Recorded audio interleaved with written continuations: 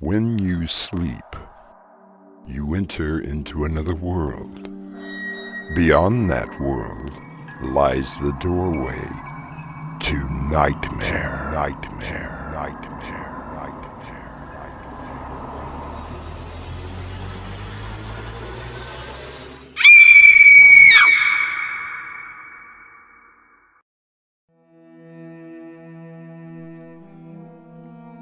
Come in. Welcome. I'm your host through the doorway to nightmare. Getting engaged to the right person can be quite a task. Yet some men and women find it easier to plan a wedding than meeting the family. Years ago, it was the custom to ask the father for his daughter's hand in marriage. The man would have to have means, fine breeding, and the best behavior. But what if the daughter was more hesitant for her fiancé to even come to her home? I just don't understand, Cynthia. I love you. And I love you, Michael. I just don't think that it's a good idea for you to meet Father right now. But we have been engaged for almost a year now. I haven't even met your family yet. You must trust me. I do. But you make it sound so mysterious, like something out of a Dickens novel. No, not Dickens. More like Edgar Allan Poe. Our mystery drama, Harvest, was written especially for Doorway to Nightmare by Winslow Swan and stars Crimson McKenzie. It is sponsored in part by Swanage Press. I'll be back shortly with Act 1.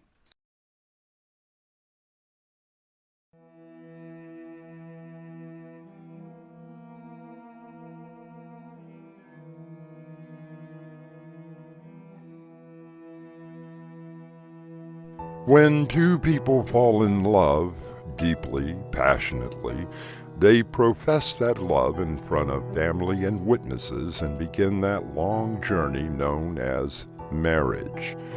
It is a custom that was meant to be for life.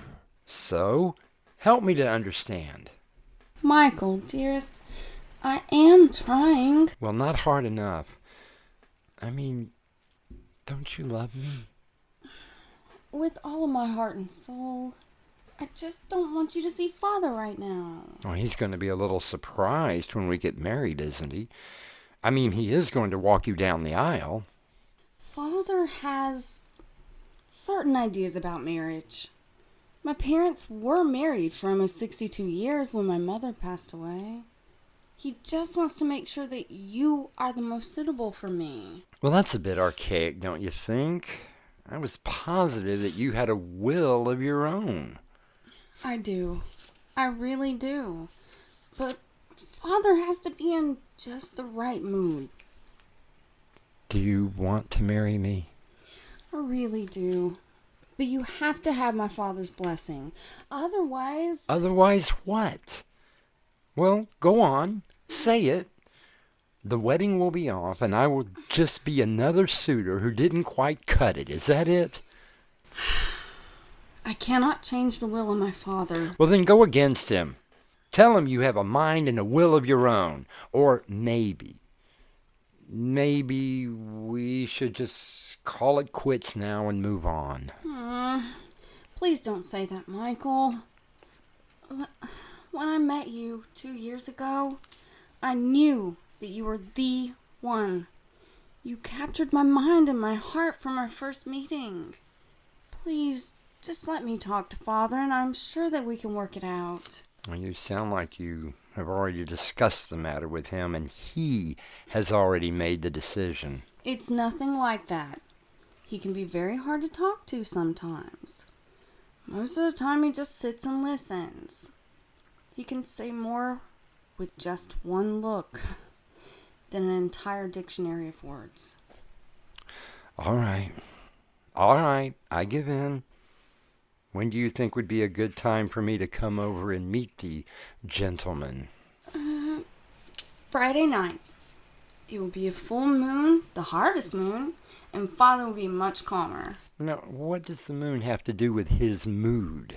There are some things about my family you don't need to know right now. Everything will come out on Friday. Okay. But you really mean Friday night? I promise.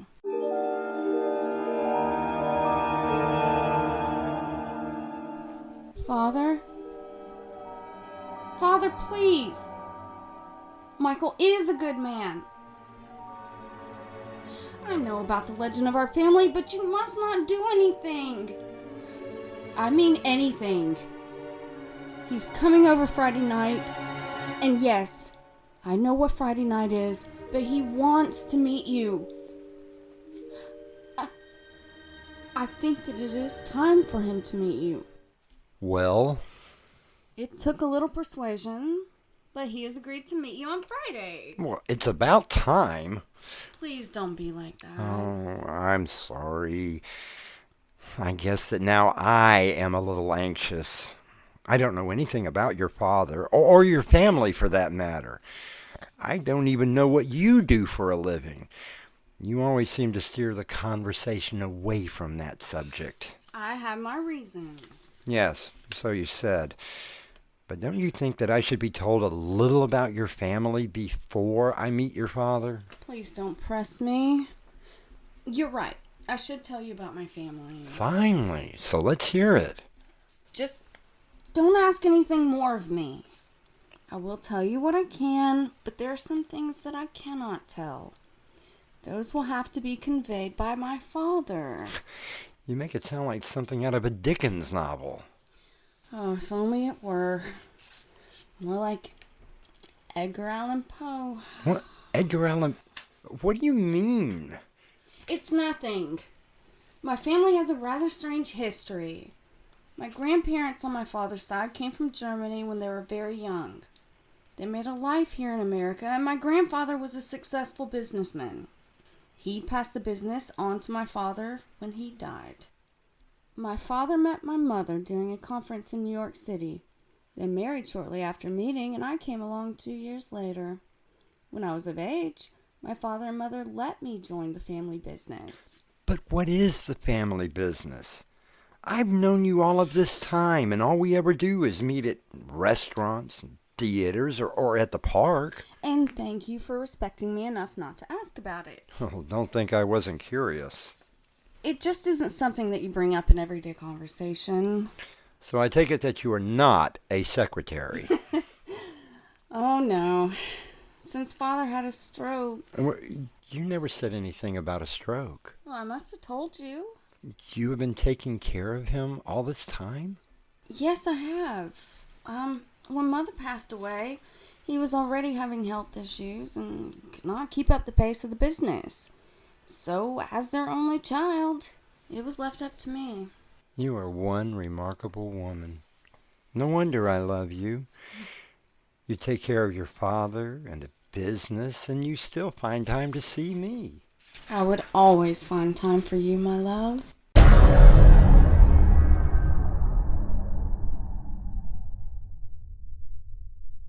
Father, you must understand. I love him, and there isn't anything that you could do or say to change that. Now, I am bringing Michael over Friday night so that we can all sit down, have a nice dinner, and I can explain everything to him. I know what Friday is. You act as if I don't know anything. Who has been taking care of you and the family business for the last year? Please don't look at me like that. I said don't look at me like that. In the days of yore, the family of the bride-to-be had to have a dowry before a man would marry their daughter. Now, it is the man who has to show he can afford to take care of the woman. But who is taking care of whom in our little story? Answers may be forthcoming when I return with Act 2.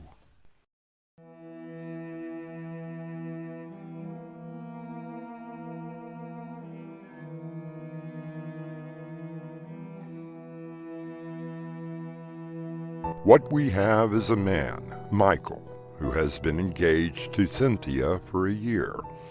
He knows very little about her or her family. He knows that he is deeply in love with her and has been invited to finally meet the patriarch of the family. It is now Thursday evening. We find the pair at a restaurant having dinner. Happy, darling? Yes. I think the steak was a little overcooked. Yes. The wine was a little bitter. Yes. I'm thinking of shaving my head and joining a cult. Yes. You haven't heard a thing that I've been saying. I'm sorry. I guess my mind was wandering. You worried about something? Of course I'm worried, Michael. I'm worried about the business, about Father, and the fact that you're meeting him tomorrow night has me frightfully worried. Well, it can't be as bad as all that. What's the old man going to do? You yourself said that he had a stroke. There isn't anything to be worried about. Yes, so you say, but what if he doesn't like you? What's not to like? I'm handsome, fit, I dress well, I have a successful law firm. That isn't the point. Well, then what is the point? Look, you keep dancing around the real issue here. What is it about your father that you don't want me to know? Nothing!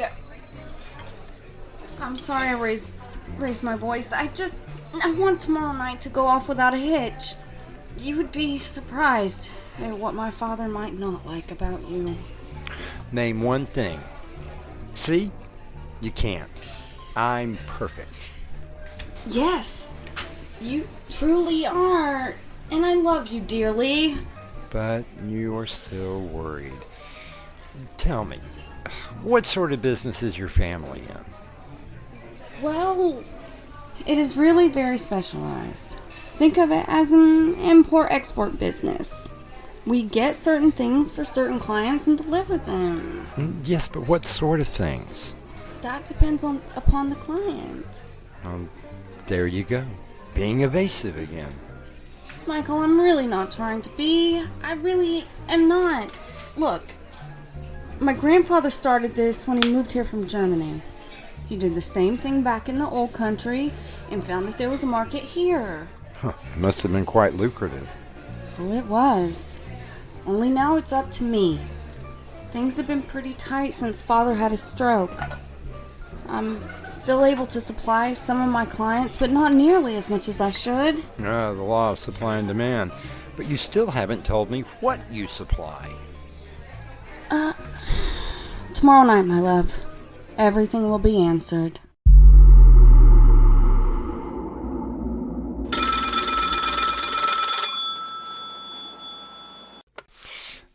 Hello? Oh, Jack, it's you. And what did you find out?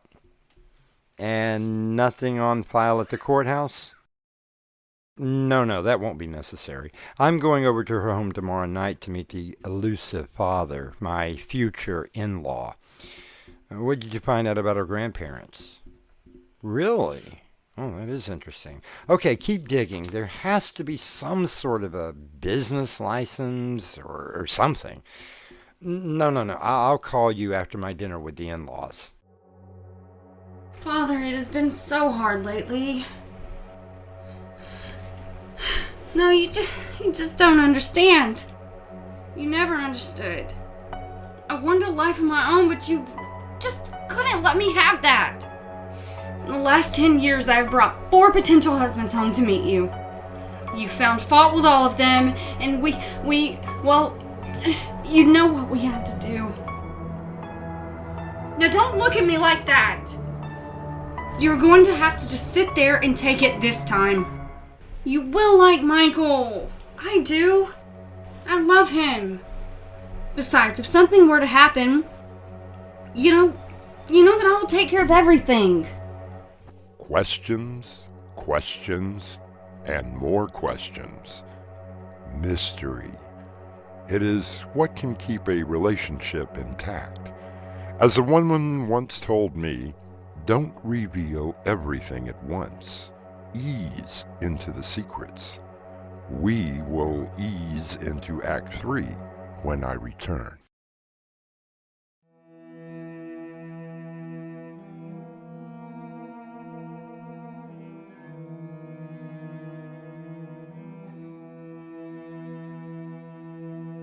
When we left Cynthia, she seemed to be having a rather one-sided conversation with her father. Michael was having a conversation with someone named Jack, presumably a private detective of some sort. It is now Friday afternoon, and Michael is preparing for his dinner and meeting with his future in-law. He is in his office finishing up last-minute business before the weekend, dictating a letter for his secretary into a recorder. The retainer will be our usual fee. Thank you again for your business with our firm. Sincerely yours, etc., etc. Miss Flanders, type that up for me and have it ready for Monday's mail. Also, see if you can find the file on the Martin case. I think I have misplaced it. There, I think that about covers everything. Wait, what's this? Jack must have left this sometime today.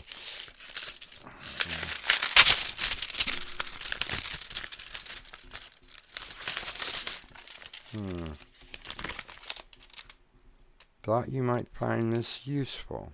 Good luck with your dinner. No. This can't be.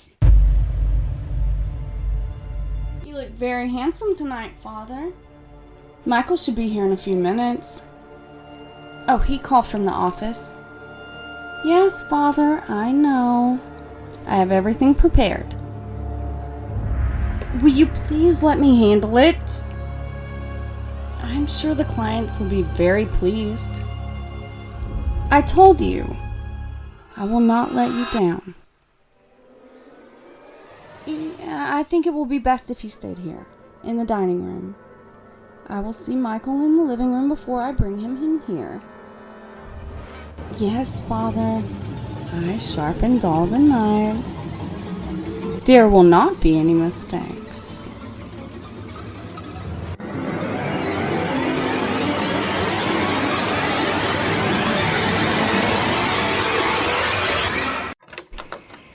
Good evening, Cynthia. Hello, Michael. Welcome to my home. You look wonderful. Do you think that we can skip the pleasantries?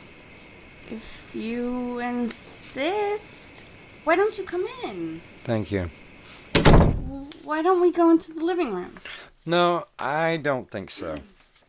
Michael, what is it? Why don't you tell me, Cynthia? You seem cold.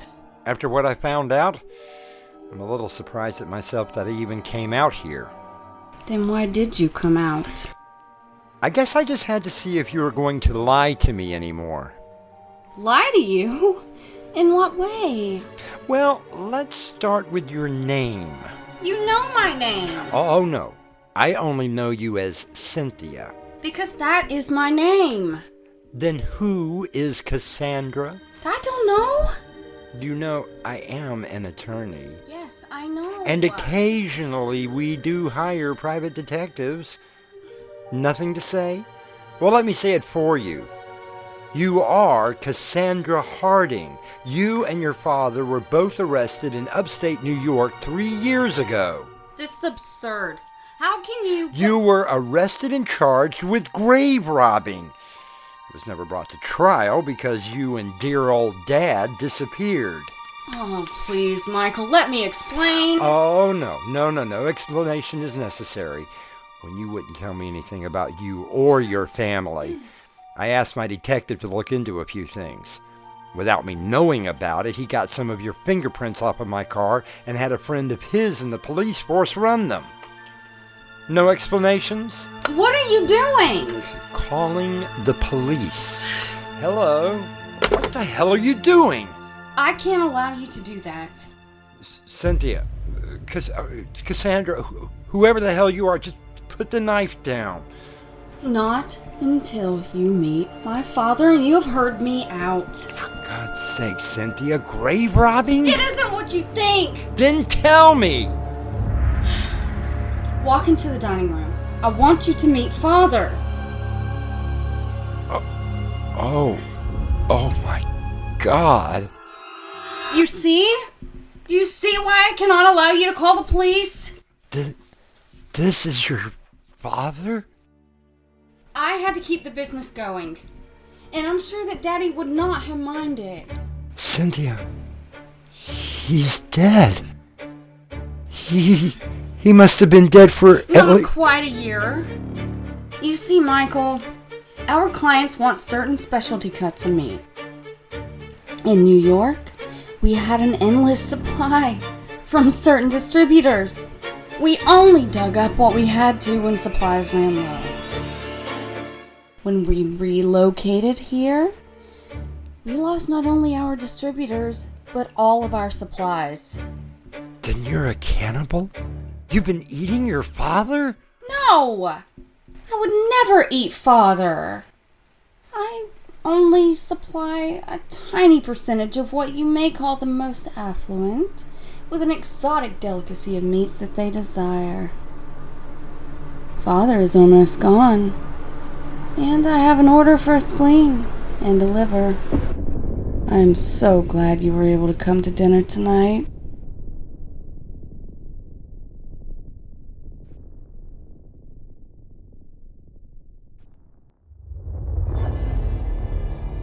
Sometimes a little mystery can be healthy for a relationship. Other times, complete honesty can be murder. For Michael, finding out the truth was the death of him. I'll be back shortly. If you are looking for a moral in tonight's play, I suppose it would be careful with whom you fall in love with. Our cast included Crimson McKenzie and Winslow Swan. The entire production was under the direction of Winslow Swan. Doorway to Nightmare is sponsored by Swanage Press. And this is your host, inviting you to return with us to the doorway into Nightmare for another adventure into the terrifying world of your imagination. Until next time, slumber peacefully. Epilogue. The butler did it.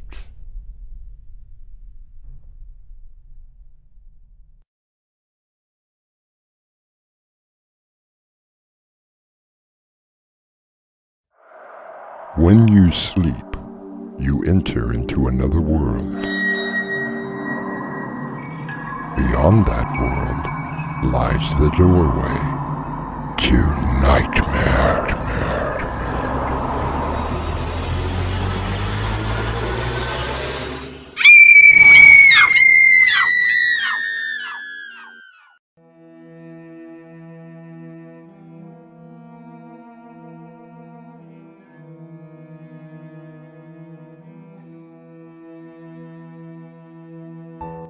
Come in.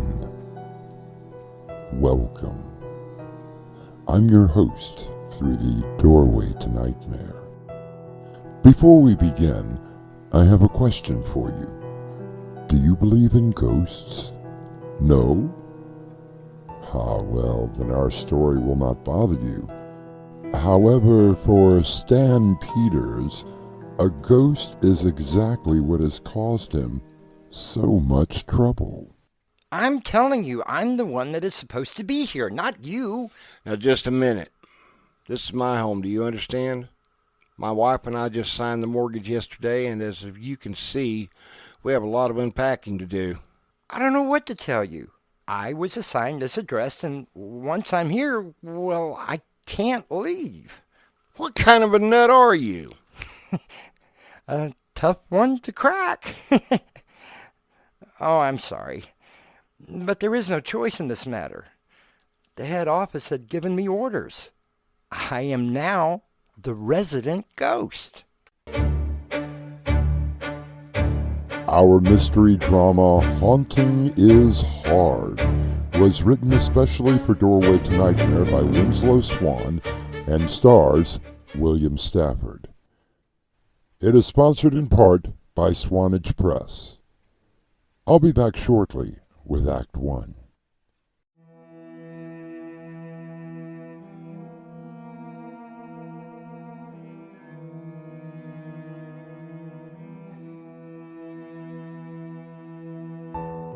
Stan Peters is in the prime of his life.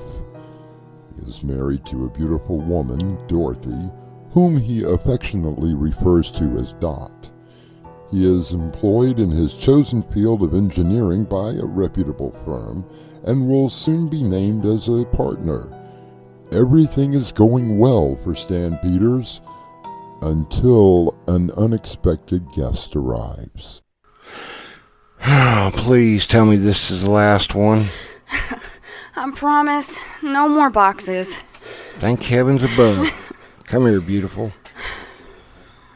Hello, husband. Hello, wife. Oh my, that was quite nice. Only nice. Oh, much more than nice. Then I will have to do better. There. How was that? I could do that for the next 3 days. Not if you want anything to eat. Oh, I'm sure that I could live off of those kisses for a long time. Oh. What is it, Dot? I don't know. Do you really think that we can afford a 30-year mortgage? Oh, honey, I told you, things are going great. Look, we have already put enough money aside to take care of at least 5 years' worth of payments if anything happened. I know, but... But nothing. I wouldn't have signed the papers if I didn't think that we could swing this. You have the house that you always wanted, so quit trying to rain on this parade. You're right. I should be thankful that the electric and water are turned on and that my darling husband loves me so much. That's my girl. Now, what do you want for dinner? I haven't the foggiest idea. Well, since everything is still packed, why don't I just run down and pick us something up? Chinese, perhaps? Sounds delicious. Want me to ride with you? I want you to sit there and relax. You did enough lifting all those boxes and bringing them inside.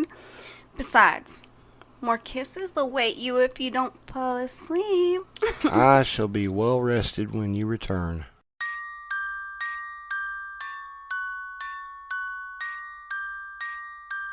Oh, Dorothy and I were happy. Everything was going so well that neither of us dreamed of any catastrophe happening. Until the doorbell, and I was introduced to Freddie Washington Davis. Yes? Oh my, is this 134 Willow Lane? Yes, it is. What can I do for you? Well, then what are you doing here? What am I doing here? I live here. Well, we'll be living here. Now, what can I do for you? Oh my, well, there's something very, very wrong. Have you lost your way? Well, no, if this is 134 Willow Lane. It is. And we are in Hutchings Corners? You are. Well, there seems to be some mistake. You shouldn't be here. I have the distinct impression that I am here. This is my house. Oh, there is some mistake. What exactly are you selling? Selling? Me? Oh, no, I'm not selling anything. And do you need directions? Oh, here, let me introduce myself. I'm Frederick Washington Davis. Very pleased to meet you. No, you don't understand. You shouldn't be able to meet me. You shouldn't be able to see me. Well, I do see you, and I have met you, and now I shall say goodbye. But you can't say goodbye. I mean, not just like that. Sure I can. It's very simple. I simply close the door and you go away. There we go. What a nutcase. It's not that simple. Hey, How did you get in here? I told you. All that you've told me is that your name is Washington Carver Jones. Frederick Washington Davis. Whatever. My friends called me Freddie. Nice for them. You can call me just plain Fred. I don't want to call you anything. I want you to get out of my house. Well, sir, you see, that's the problem. I can't get out of your house. Or rather, this house. Oh, it's all so confusing. Then why don't you explain it very slowly? It isn't that easy to explain. Try. Well, you see, sir, my name is Frederick Washington Davis. Let's skip that part. Well, you see, I died a long time ago. I beg your pardon? I died. Well, actually, I was murdered by my wife. You really need to get some help. Well, that's why I'm here. I needed to get some help, and so they sent me here. I'm not a psychiatrist. Oh, no, not that kind of help. You see, where I was before, well, the house was old and falling down, and the roof leaked, so I put in for a transfer. A transfer? Yes, to a new location. Of course, it does take some time for these things. Time? Well, with all the paperwork, you know, it took almost 75 years for my transfer to go through. So they sent me here. I don't believe this. Well, sir, you had better believe it. I am now your resident ghost.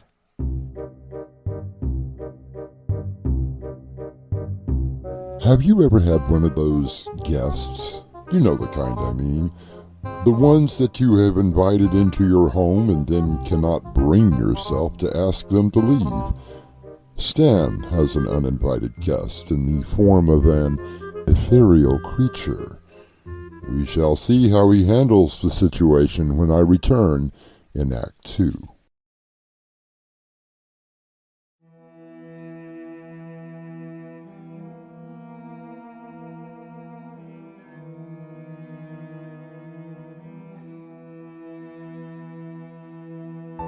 What are these, so withered and so wild in their attire, that look not like the inhabitants of the earth, and yet are not?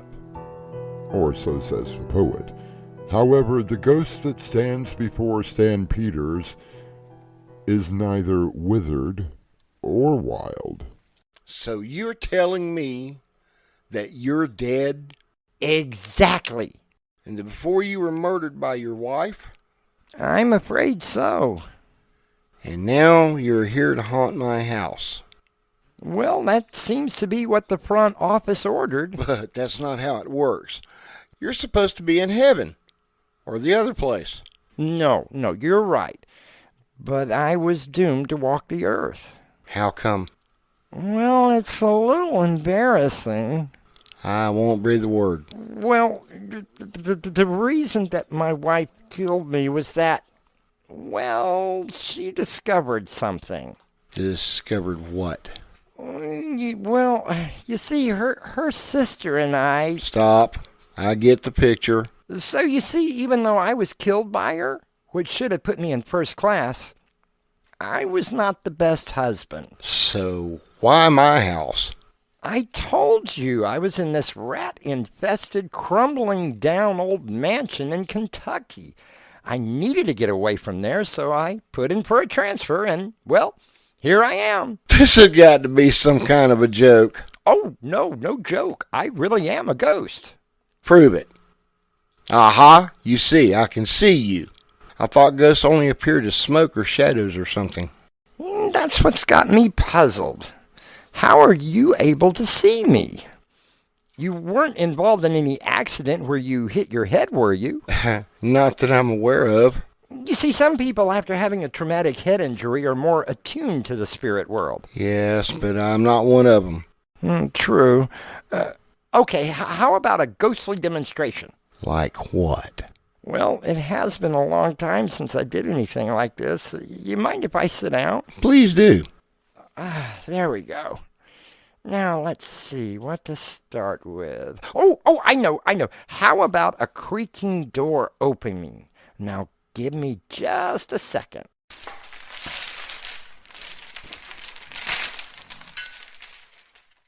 Didn't sound like a door to me. No, that was the chains. Okay. You know, in every ghost story, there is always a howling dog somewhere. Let me give that one a go. That's one strange dog. No, that's not right either. I told you it's been a long time. Pick one you think you can do. Oh, I have a great one. The fatal warning. You know, where I use a spooky voice to warn people away.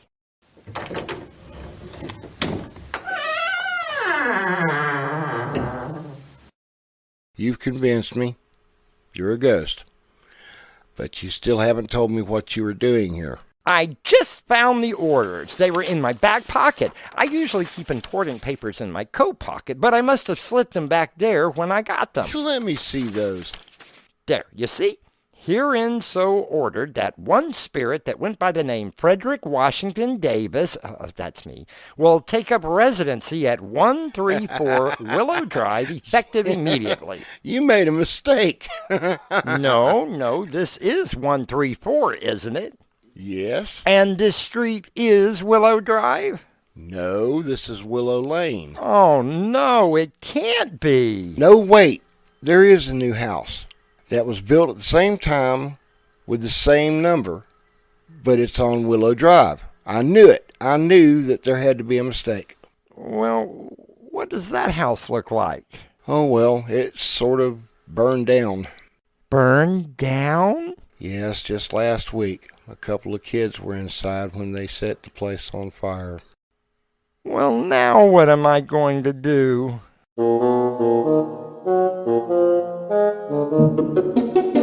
It seems our friendly but absent-minded ghost has a bit of a problem. Stan Peters also has a problem. He's thinking about what his wife will say when she returns home. I will return with Act 3 shortly.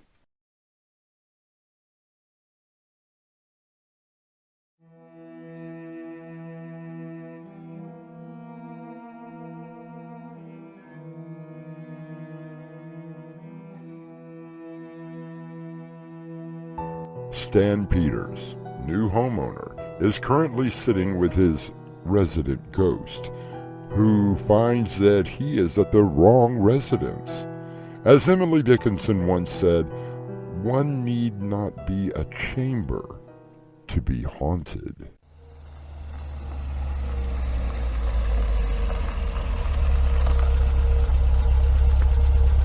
Now listen, you've got to get out of here. I just don't understand how I could have made such a mistake. My wife is home, and if she finds you... I hope you don't mind pizza. The Chinese place was going to take over an hour. Oh, who's this? You mean you can see him? Of course I can see him, silly. Who is he? She can see me too? I'm Dorothy Peters, Stan's wife. How do you do? Well, something is very wrong. She can see me. I know she can see you. I mean, first you, now her? Okay, guys, what's going on? Is this another one of your practical jokes, Stanley? Because if it is, no more kisses tonight. I only wish I knew. All right, both of you. Sit down and tell me what's going on in my own house.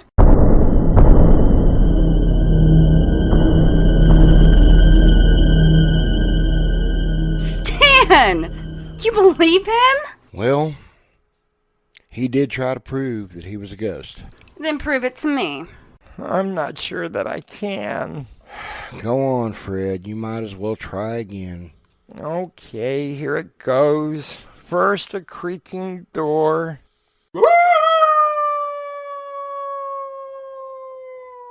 That's the dog howling. Oh, yeah, right. Okay, rattling chains.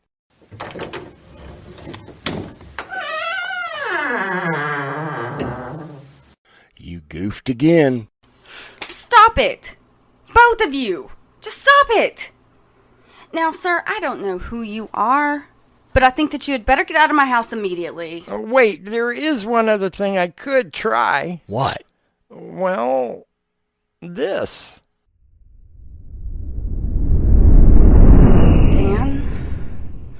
Stan, he's disappearing. He's disappeared.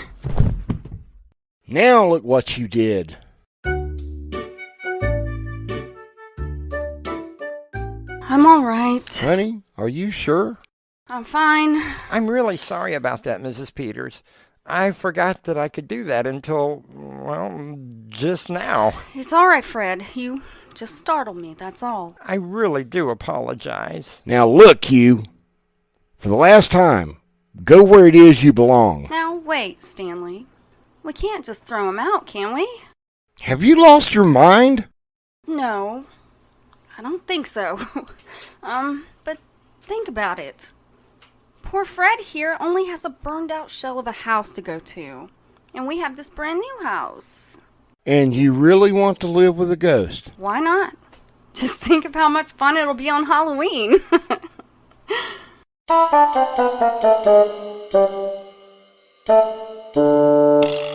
And it was. Frederick Washington Davis has now been the resident ghost of Stan and Dorothy Peters for over 10 years now. The neighbors will sometimes complain about the rattling chains and the howling dogs where no dogs are present, but even they have learned to accept it, especially when Halloween comes around. You come around as well, shortly.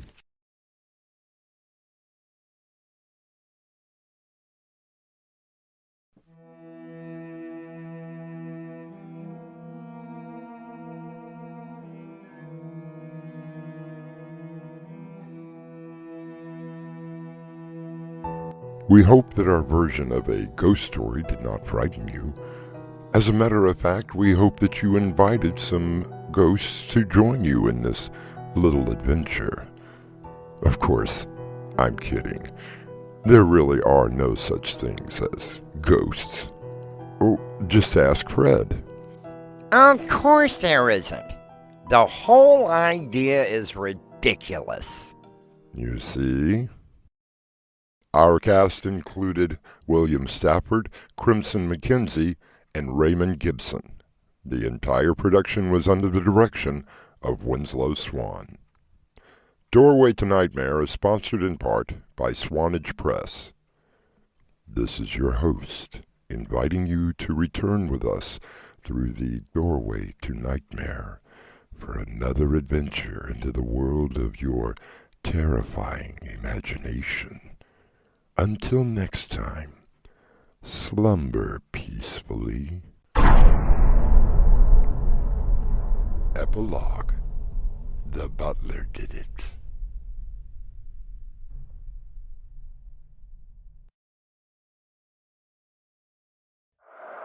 When you sleep, you enter into another world. Beyond that world lies the doorway to nightmare.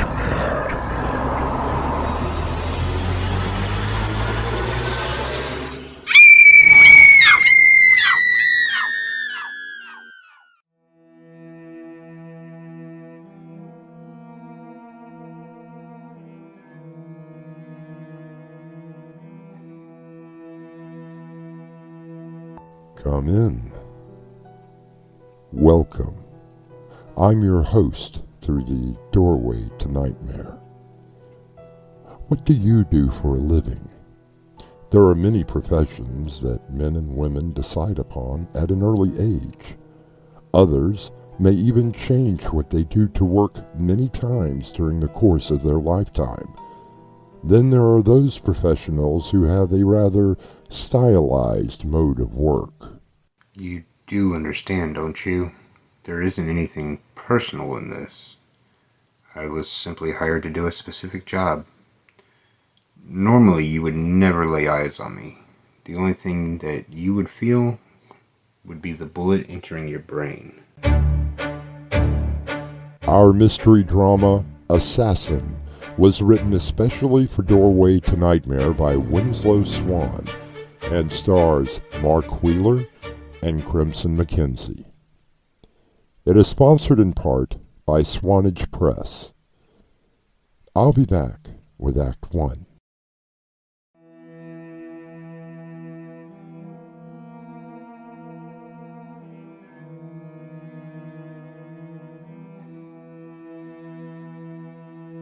There are some people who develop a special skill during the course of their lifetime, be it painting or playing an instrument. They will hone and fine-tune that skill to become the absolute best. Jonathan Carter is one of those people. He found something that he was remarkably good at, and now has become the best in his field.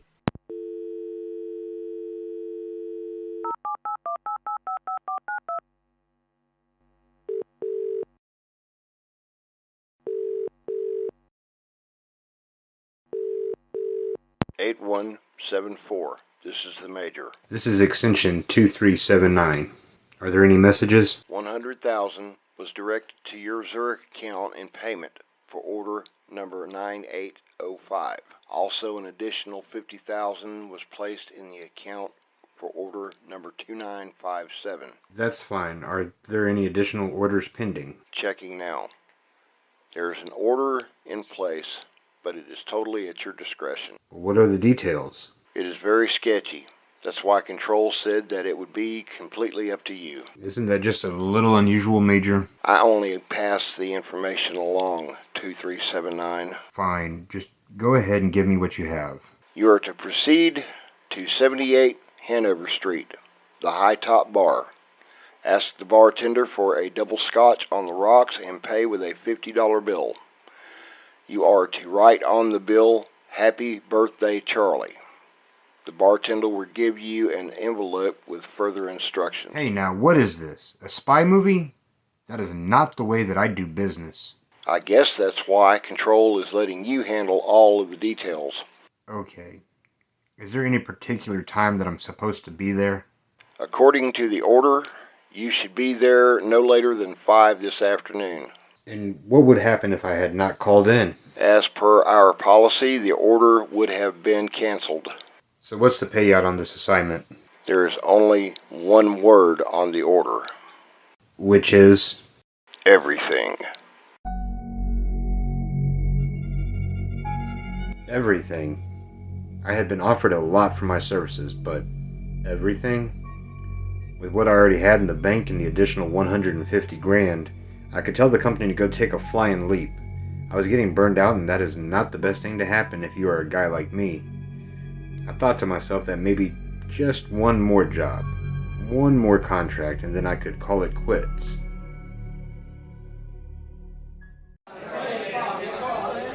I find the bar on Hanover Street. Just a little hole in the wall with a few tables, 4 booths, and a tired-looking guy serving the drinks behind the bar. What'll it be? Double scotch on the rocks. Haven't seen you in here before. Yeah, I just stopped in for a quick drink before I head home. Not many people do that. There you go. $5. Can you break a 50? Oh, yeah, I can do that. The bartender brought back my change in a long manila envelope. I tipped him another 5, and without drinking, I left and went back to my car.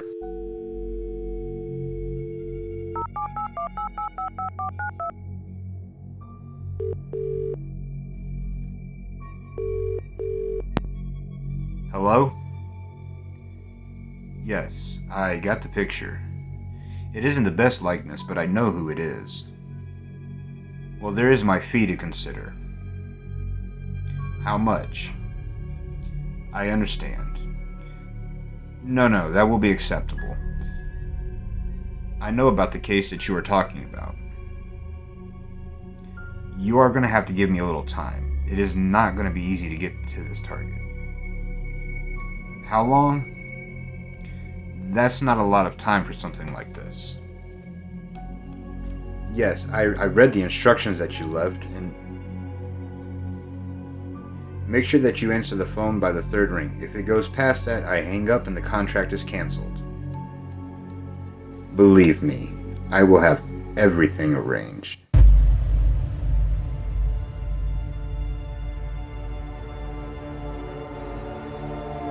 I knew about the case that my latest employer was talking about. I knew about it all too well. It had happened about 2 years ago. The target was supposed to have been some political rival. While he was liquidated, there was one more casualty. He was supposed to have been alone at the time of the contract, but somehow Intel had dropped the ball. I'm sorry about this. I understand that there was a civilian involved. Well, it can't be helped. These things do happen. That was their answer for everything, even if something went wrong. I understood my new employer's feelings when they told me how much they were willing to pay. I put aside my own personal feelings. It was time to do some planning. When a person decides on a career choice, they usually try to learn everything that they can about what they are eventually going to do for a living. But how does one decide on becoming a professional killer? The answer may present itself when I return with Act 2.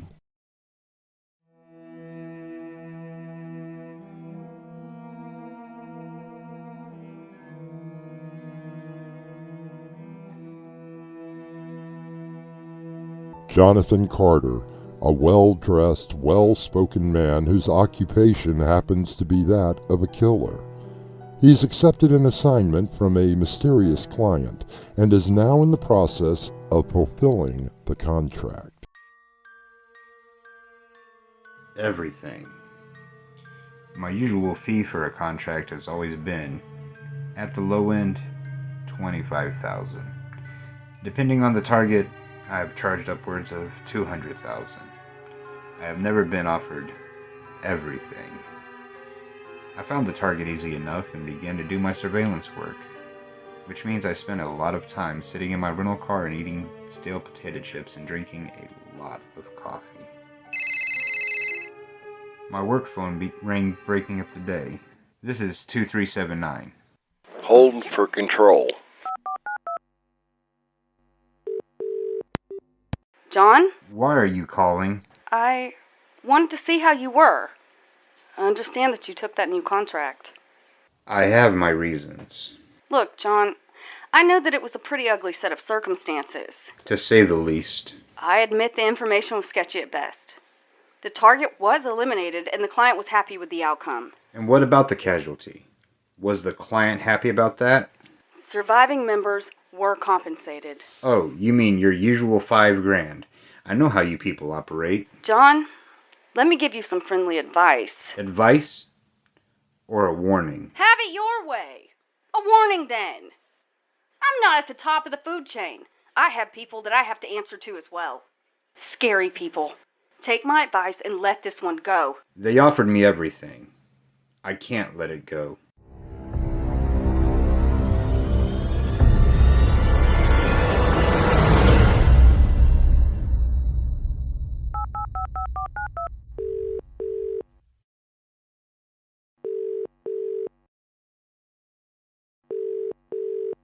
It's me.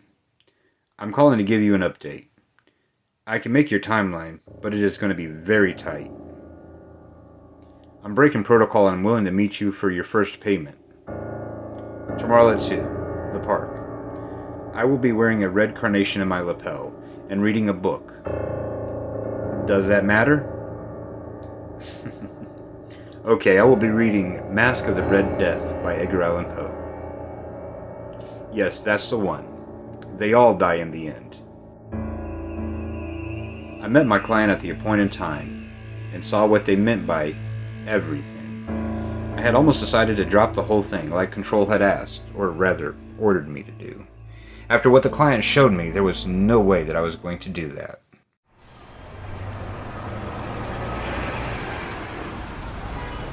That is a small caliber 22 in the small of your back. It may not kill you, but at this close range it will do a whole lot of damage. Now, get in the car and keep your mouth shut. The author Eric Ambler wrote, "The important thing to know about an assassination is not who fired the shot, but who paid for the bullet.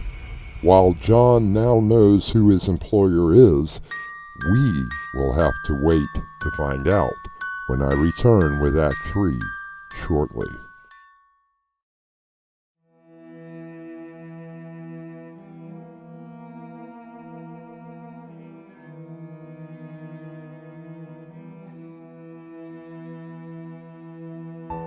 Assassin for hire, Jonathan Carter has been offered a hefty fee for his latest contract.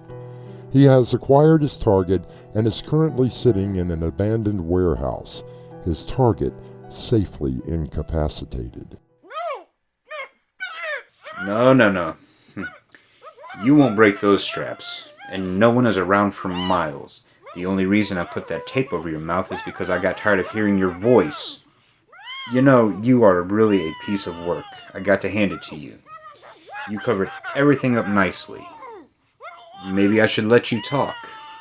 At least give you a chance to say something. Make your peace before the client gets here. Ah! Just what the hell do you think that you're doing? John! If you wanted to kill me, you could have. I could have taken you out a dozen ways this past week. My client insisted on meeting you first. John, you have to believe me. In our business, there are going to be innocent people hurt. You make it sound so clean. Our business. This time, our business is biting you in the backside. I can offer you more money. Forget it. Twice whatever the client's paying you. Twice of everything? I don't think so. Damn it, John. I kept you out of it. You know that. I know. My client doesn't know. Is this some form of reconciliation with your conscience? I suppose it is. Believe me, it won't work. You're always going to see her face in your dreams. Maybe you are right. Maybe I can never be forgiven for what I did. But I can give her this. I can give her you. That must be her. Triple! I'll triple it. We can triple her offer. We can triple it. I see you were able to find the place. Wait a minute. Wait. You? You were the client? I was only 12 years old when you killed my father and mother. I brought it. Your fee? Is this enough? $14.73. Everything I have. This will do nicely. No! It wasn't me! How do you want this done? Bullet? Knife? I want to do it. I brought Daddy's knife. No!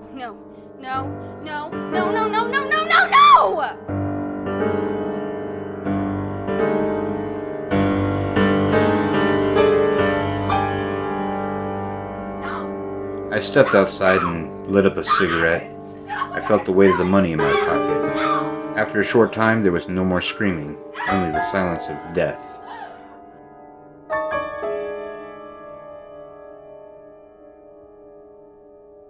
It's over. Did you bring a change of clothes? Yes, thank you. It was my pleasure. Oh, there is one more thing. What's that? You! Why? Daddy kept everyone on a file. I found that file. I found you. What makes a person a murderer, or in this case, an assassin? What driving force is within someone that they would take out their anger on another person? As the Latin proverb says, revenge is a confession of pain. I'll be back shortly.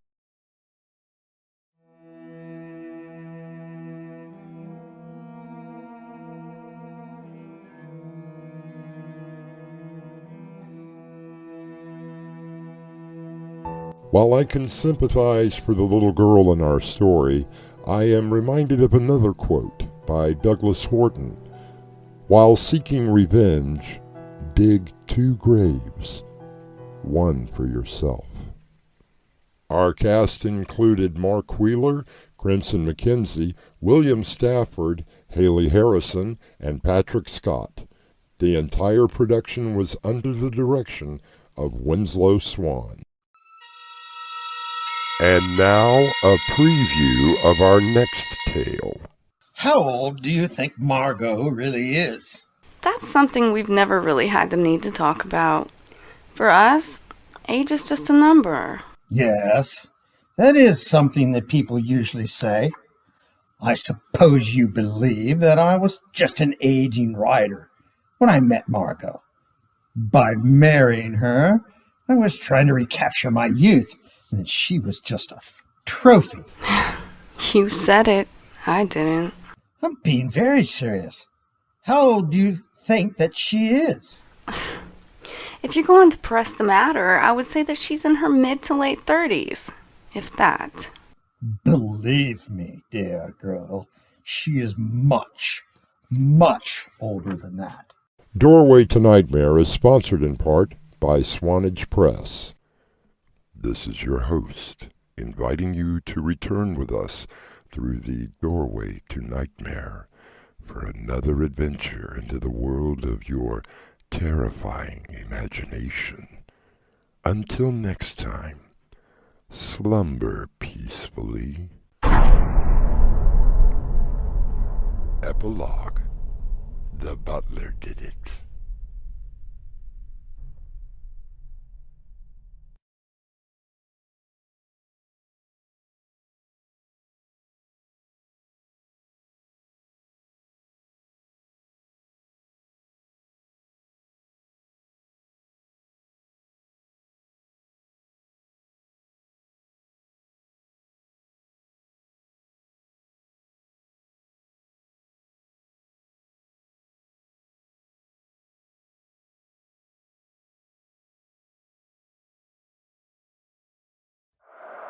When you sleep, you enter into another world. Beyond that world lies the doorway to nightmare.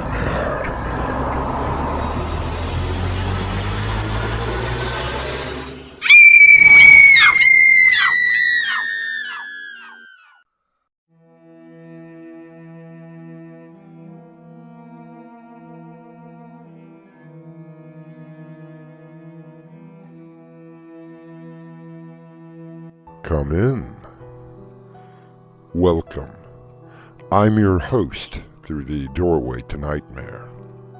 Most, if not all, writers begin their stories with a premise. The question, what if, is usually the beginning of an idea for a story. For Alex Schaefer, world-renowned writer of mystery and horror, what if has suddenly become very real. How old do you think Margot really is? That's something we've never really had the need to talk about. For us, age is just a number. Yes, that is something that people usually say. I suppose you believe that I was just an aging writer when I met Margot. By marrying her, I was trying to recapture my youth, and she was just a trophy. You said it. I didn't. I'm being very serious. How old do you think that she is? If you're going to press the matter, I would say that she's in her mid to late 30s, if that. Believe me, dear girl, she is much, much older than that. Our mystery drama, He Tried, was adapted from the short story and written especially for Doorway to Nightmare by Winslow Swan and stars Mark McLean and Crimson McKenzie. It is sponsored in part by Swanage Press. I'll be back shortly with Act 1.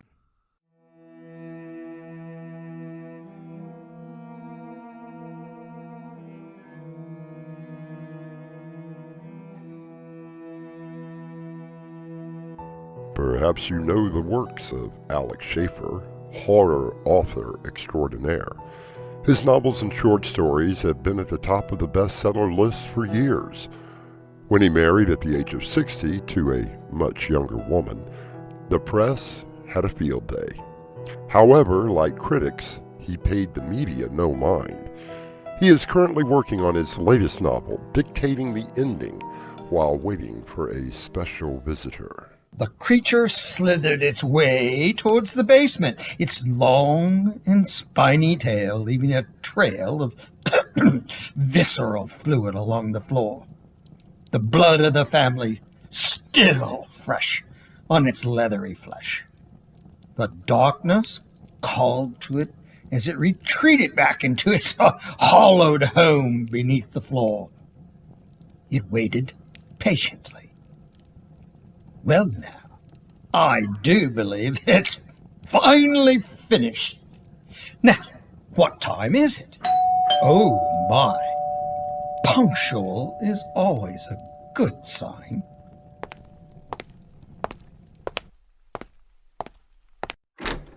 Mr. Alex Schaefer? Yes, and you must be Millicent Giddings. Won't you come in and get out of that bone-chilling cold? Thank you, sir. You may call me Echo. I suppose that we were all on first-name basis these days. So, Echo, it shall be. You have quite an impressive home, Alec. Yes, I do rather fancy it. Over here are framed works of my book covers. They were given to me by a rather ardent fan in England last year. They look, well, quite frankly, a little grotesque. Naturally. You wouldn't expect to see a handsome young man cradling a young woman in his arms on a book about a creature that devours human heads now, would you? I suppose not. But you like a drink. Scotch. Ah, my kind of person.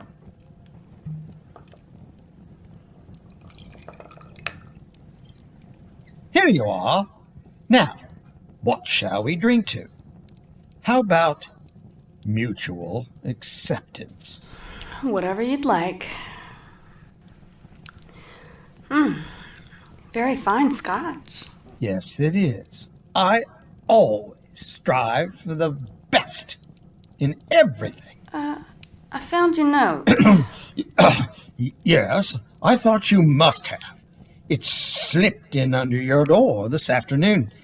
How are you getting on in Hampstead Heath? Very nicely. It's beautiful country, and the people here have been rather warm and welcoming. Since I was somewhat of a local celebrity, the people here literally bent over backwards to accommodate me. Most of it has become a bit of a tourist trap of late, usually during the so-called tourist season. I try to be on book tour or a lecture circuit. My agent is good at getting me out when I really need to get away. I find the place very peaceful here. Oh, don't you believe it? I'm positive that the tongue wagging started 10 minutes after you settled in. I was a little surprised that you even wanted to see me today. Well, since Margot is away visiting some friends, I thought that this might be the perfect opportunity for us to have a little chat. You know, get to know each other better. Can I refresh your drink? Oh, thank you. I suppose the kind of books you write transfer well to movies. God forbid. I would not allow such a thing to happen. Hollywood would get one of my stories, completely rework it where it would have no semblance of the original tale, and then use CGI, or whatever the hell it is they're calling it now, to create whatever monster I breathe life into. No, dear girl, I would never allow such a thing to happen to one of my children. I suppose most writers feel that way about their books. Think of it. They really are my children. I created them live on a printed page, and millions of people around the world cherish them. I would never agree to have them eviscerated on the screen. I understand. Now, I understand that you want to marry my wife. Well, with your permission, of course. Oh, you don't really need my permission, do you? I would have thought by now that you and Margot would have run away somewhere. Oh, don't look so surprised that I know all about the affair. Very hard to keep a secret in this part of the country. Besides, I've known all about it for quite some time. Tell me, Echo, is she just as flaccid with you as she is with me. I think that I will be leaving. It's been an interesting evening, and thank you for the drink. Are you going now? What on earth for? You happen to be talking about the woman I love. On the contrary, I was talking about my wife. It comes down to the same thing. Things usually do. Please, Echo, stay. I'm not as sinister as you may think I am. Come on. Let me freshen your drink, and we shall have a nice conversation. All right, but no more cracks about Margot. I'm warning you. I promise. No more talking about how much of a cold fish, spendthrift leech that she really is. I'm warning you, Alec. Here, have another drink, and let me ask you, can you afford to keep her? What do you mean? She's never asked me for anything. She's been taking care of me. Oh, yes. I am well aware of that. That explains some of the interesting charges that have been showing up on my credit card statements. You see, dear Echo, Margot has no money of her own. In a way, it is me that has been taking care of you. Margot also knows that in the event of my, shall we say, demise, she inherits everything. She will be extremely wealthy. Now, I'm being very serious here, Echo. Do you really think you can afford to be with Margot? You seem to be doing a pretty good job keeping her for a man of your age. I know what you're thinking, Echo. The aging rider trying to recapture some magic spark by taking for his wife a much younger woman, and her only after my money. It has crossed my mind. Well, when I found her, I felt it had been some sort of magic between us. I wonder now if there's actually a type of spell that Margot had used to entice me into marriage. Be serious. Witchcraft? Margot? How old do you think Margot really is? Oh, I don't know. Somewhere in her 30s. We have never really discussed our ages. For us, it's just a number. Yes, that is what people in both of our situations, usually someone much older, begins to have a relationship with a younger person. We tend to brush off comments made by conventional society. I can assure you that Margot was never a trophy wife to me.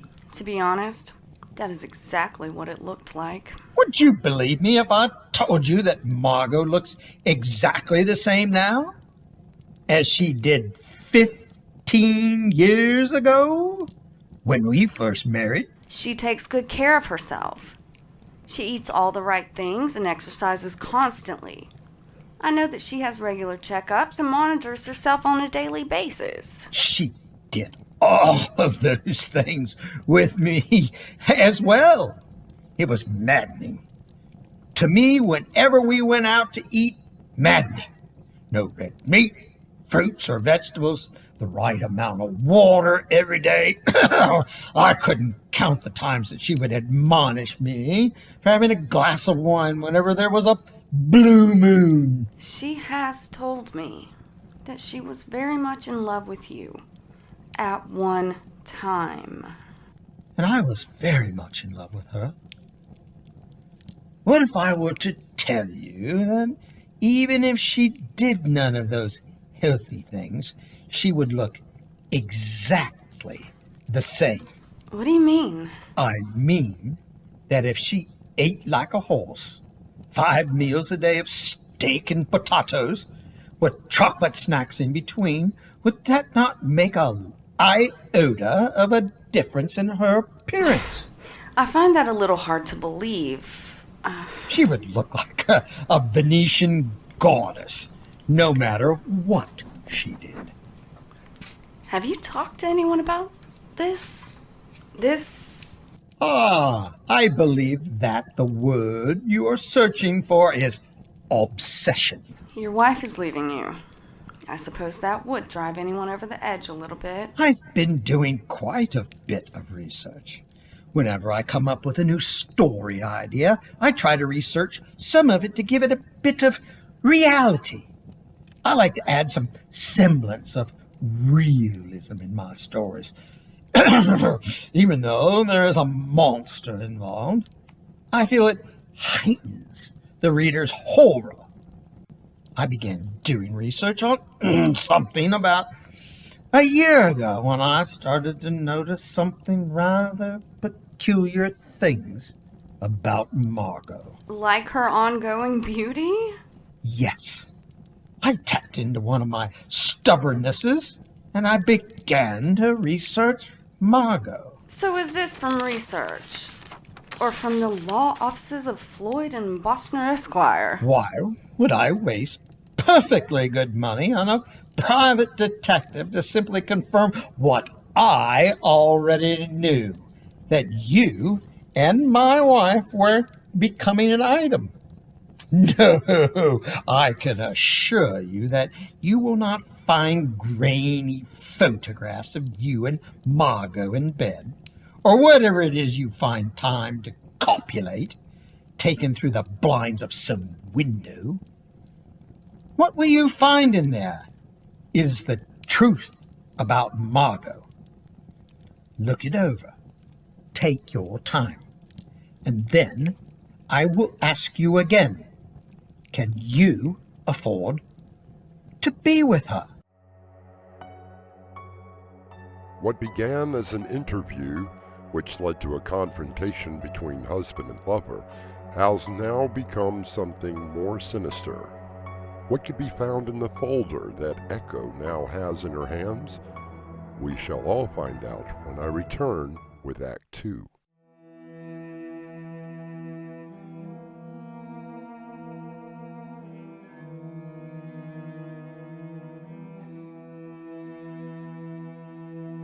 Alex Schaefer invited his wife's lover Millicent to presumably confront her about the affair. As the conversation continued, Alec hands Echo a folder of research which holds more information about Margot than even Echo wants to believe. Oh, this is ridiculous. You're not looking hard enough. All that you have here are newspaper clippings of past marriages. Look at this one, see? This is our wedding from 15 years ago. There's Margot and me cutting the cake. It was a rather grand social event. Fine. So you both look very happy. You're not seeing it. Now look at this and read it. The Brownstone Funeral Home announces services for Mr. Edward James, who passed away due to complications of an illness. He is survived by his wife, Mrs. Margaret James. Funeral services to be held at Brownstone Chapel Thursday at 2. So what of it? Look at the picture. See? That was taken at our wedding 10 years earlier. Don't you see? Margot hasn't aged one bit since. So? A lot of women seem not to age as they get older. This doesn't prove it. Keep looking. But these are just more of the same. Wedding announcements, obituaries, social articles. Look at the pictures of Margot. You poor man. Her leaving you for me has really unhinged you. I'm not crazy. I didn't say that you were, but I do think that you need a lot of help. Have you ever showed this folder to Margot? Don't be absurd. Perhaps I should. I can take this to Margot, this fabrication, and it would definitely be the final nail in the marital coffin. That was driven in me when she met you. How do you think that I even knew about you? You mean she told you about us? My dear girl, she didn't tell me about you. She gloated over it. She said our marriage had simply become a convenience for her, and that soon, very soon, I would no longer be necessary. I don't believe she said that. And this... You must have spent hours in front of that computer of yours printing this stuff up. I must say, I know an 8-year-old that can use Photoshop better than these photographs. You should really brush up on your computer skills. I don't blame you for not believing me. Oh, I believe you. I believe that you need more help than a therapist could give. It must have taken you quite a number of minutes to copy and paste Margot's picture all over all these old newspaper clippings. If my math is correct, you have articles here dating back to the early 1900s. That would make Margot around 120 years old. I'm guessing around 275, if not older. I was never any good at math. I went back as far as I could with photographs, actually going to newspapers and digging through their archives. Margot has retained the same signature. I was able to trace her all the way back to the 1700s. You're completely mad. You have really gone off the deep end. Forget a therapist. You need to go directly to a padded room. Do not pass go, and do not collect $200. Are you finished? No, but you certainly are. Wait until I explain all this to Margot. I'm sure that she already knows. I wonder if there'll be much pain. What did you say? Nothing. Why don't you come over here to the computer for a moment? They say to humor the insane. All right. What am I looking for? You do realize they cannot put anything on the internet that isn't true. My research led me not only to this country's news-gathering sources, but others as well. I've cataloged the websites to make it easier for you. You know, Alec, I have a 10-year-old nephew that created a fake website. He really had me going for a long time before he spilled the beans and told me it was all a joke. You really don't understand. This is not some game I am playing, or a joke at your expense. I'm trying to warn you. You may have a few great years with Margot. I had almost 15 myself. But in the end, she will simply find someone else, and you will be disposable as well. Don't you understand? You will die. Oh, this just gets better and better. I suppose you're now going to tell me that Margot, your wife, my lover, and soon-to-be wife, is some sort of a vampire? Perhaps she is a witch, and she'll ride here on a broomstick to murder you. I really don't know what she is. Hey, you really are serious. Your face has gone all ashen white. Let me get you another drink. Oh, thank you, my dear. I'm sorry, Alec. I just can't believe this whole story. Margot and I are deeply, passionately in love with each other. It was simply out of consideration for you that I even showed up here tonight. If it makes it any easier, I never wanted to be the other person that came between a good marriage. If it had not been for you, then it would have been someone else. I could tell that Margot was getting tired of me. After all, 15 years is quite a long time, I truly believe. Or at least want to believe. That somewhere in that black heart of hers, it hurts to see someone age when she can stay young. Again, I'm very sorry, but I just don't believe it. A few newspaper clippings and some websites prove absolutely nothing. Would you possibly believe your own eye? More photographs? Follow me to the bedroom. I'm not gonna sleep with you. Rather novel, since Margot and I have not done anything in over 2 years, but that is not what I had in mind. Well now, things have progressed a lot further. No, really. Don't judge Alec too harshly. Has he managed to cook up an elaborate scheme to get rid of his wife's lover? We shall find out what awaits in the bedroom when I return with Act 3 shortly.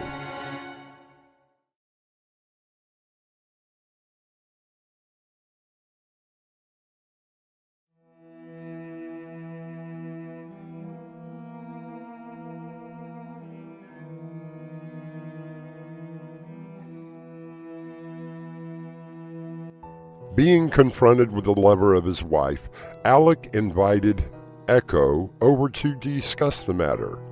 When Echo dismisses the theories that perhaps his wife is some sort of an unearthly being, he has invited her into his bedroom.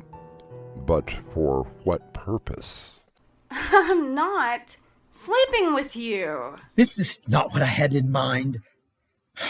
Dear girl, no, I believe that within every short period of time, Margot will be coming home. She will find me waiting for her, here, there on the bed. She will do to me whatever she did to her other spouses. I want you to be witness to it. You just want me to stand in the corner and watch? No, I want you to hide in the closet. You really are mental. You want me to hide in the closet like a common criminal and watch you two sleep? I'm sorry, I don't exactly get my jollies off watching other people. You still don't understand. I am desperately trying to save your life. If she comes in and nothing happens other than her gathering a few things and leaving, well, then I will personally call the ambulance and you can have me committed. When Margot leaves, you can quietly slip out and join her, and you two can have a wonderful life with my full blessing. What do you have to lose? At least the closet is big enough. Maybe I should have myself committed for even doing this. What a crazy old man. Just look at him. Lying on the bed, waiting. What do you expect to happen, Alec? I feel sorry for you, I really do. That must be Margot. Alec, I'm home, darling. What? That can't be Margot. My, you seem all prepared. I suppose I am. I tried to warn her. Really, I did. I know that you did. It was a valiant effort. I guess that I'm ready. I did try to warn her. Will it hurt? I mean, the pain. Will it hurt much? Exquisitely so.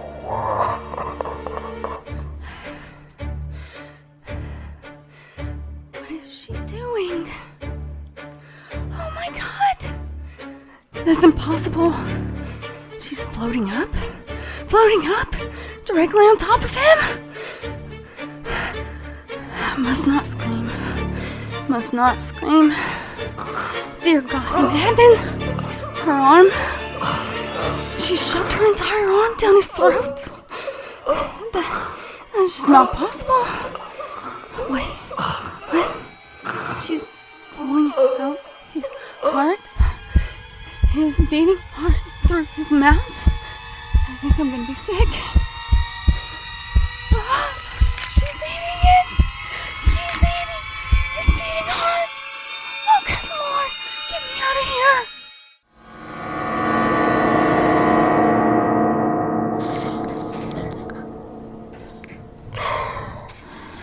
You can come out now, lover. Where's the blood? Where's all the blood? There should be blood, but he's just lying on the bed. We must really do something about that overactive imagination of yours. Poor Alec. I tried to get him to do something about his heart condition. No pun intended. What are you? What am I? I am finally and completely yours. Alex Schaefer, writer of horror fiction, has just lived out his own horror story. He lies prostrate on the bed, dead, his eyes still open wide with terror. Echo watches as her lover glares at her, and she herself realizes that same desperate fear that Alec had shown her earlier. And as the curtain closes on our little scene, I will return shortly.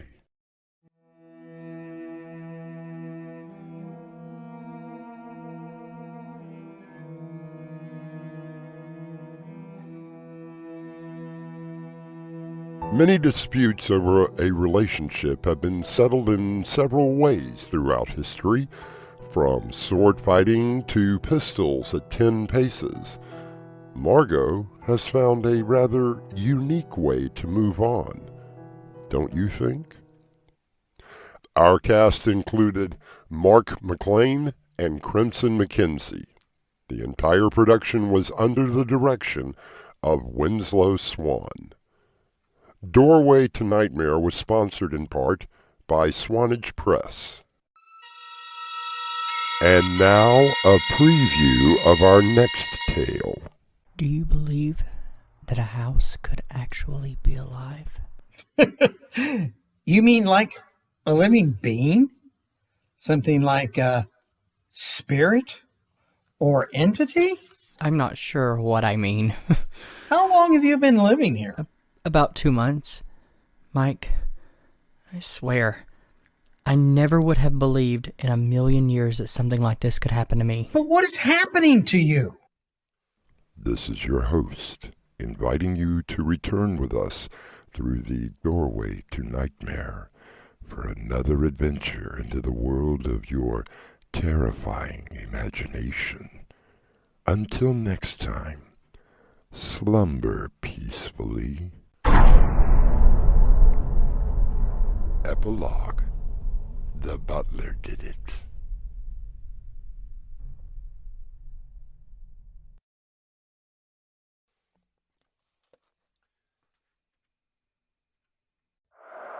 When you sleep, you enter into another world. Beyond that world lies the doorway to nightmare.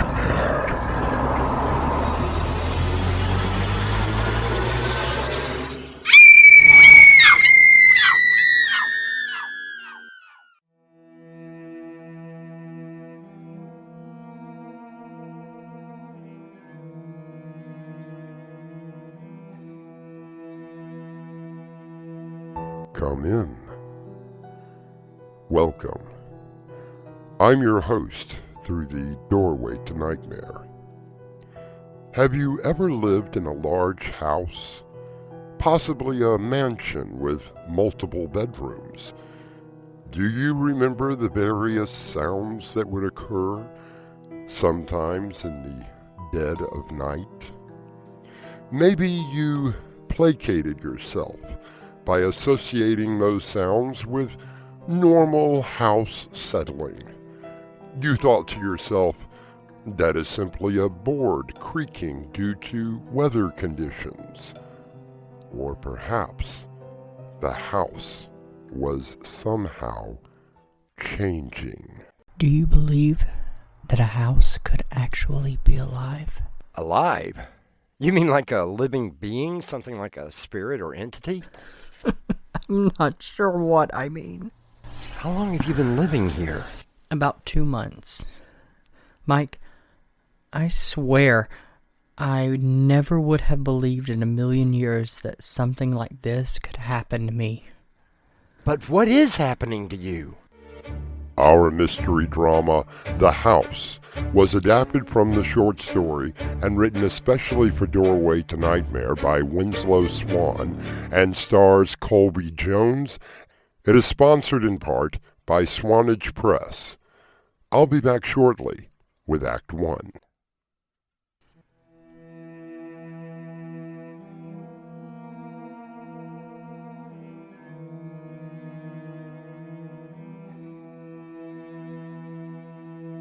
Moving into a new home can be one of the most exciting and troubling times of a person's life. There is the packing and the unpacking, the various utilities that have to be hooked up, the small items that need to be purchased for the new house. For some, it can be quite traumatic. Let's see if we can't get the rights to that novel. Yes, sir. I also have the typed letters for the producers that you asked for. They're ready for your signature. Thank you. I'll get to those this afternoon. Oh, I almost forgot. This came for you earlier today. A telegram? I didn't think that they even sent these anymore. It was delivered by a young man. I gave him a tip for bringing it. Well, I'll be. What is it? Well, it's from Joel Musgrove. Another writer? No, just an old friend. Well, what does it say? Well, let's see. Must see you immediately. If you are the friend that I believe you to be, you will come at once. Sounds desperate. Oh, no, that was one thing I never knew Joel to be. See if you can find out where the hell Clifton Corners in Kentucky is, and go ahead and print a map out for me to his address. I don't want GPS to suddenly take me into the middle of nowhere.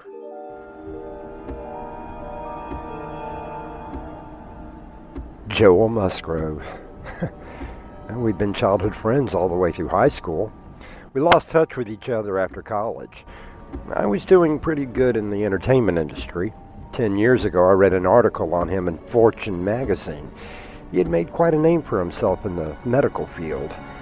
I wondered what was happening to him that made him reach out to me in such an antiquated form of communication. 8 hours of driving over mountains and through a raging thunderstorm, I finally found the house where my friend was staying.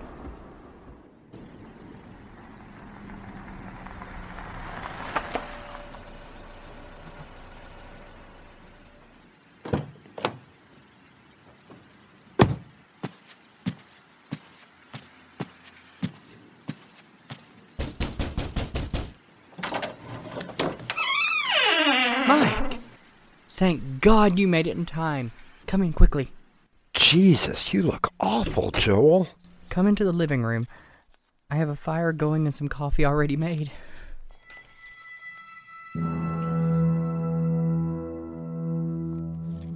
Well, this is some house you have here. Looks almost like a castle from the outside. I wasn't sure that you would be able to come. I'm very glad you did.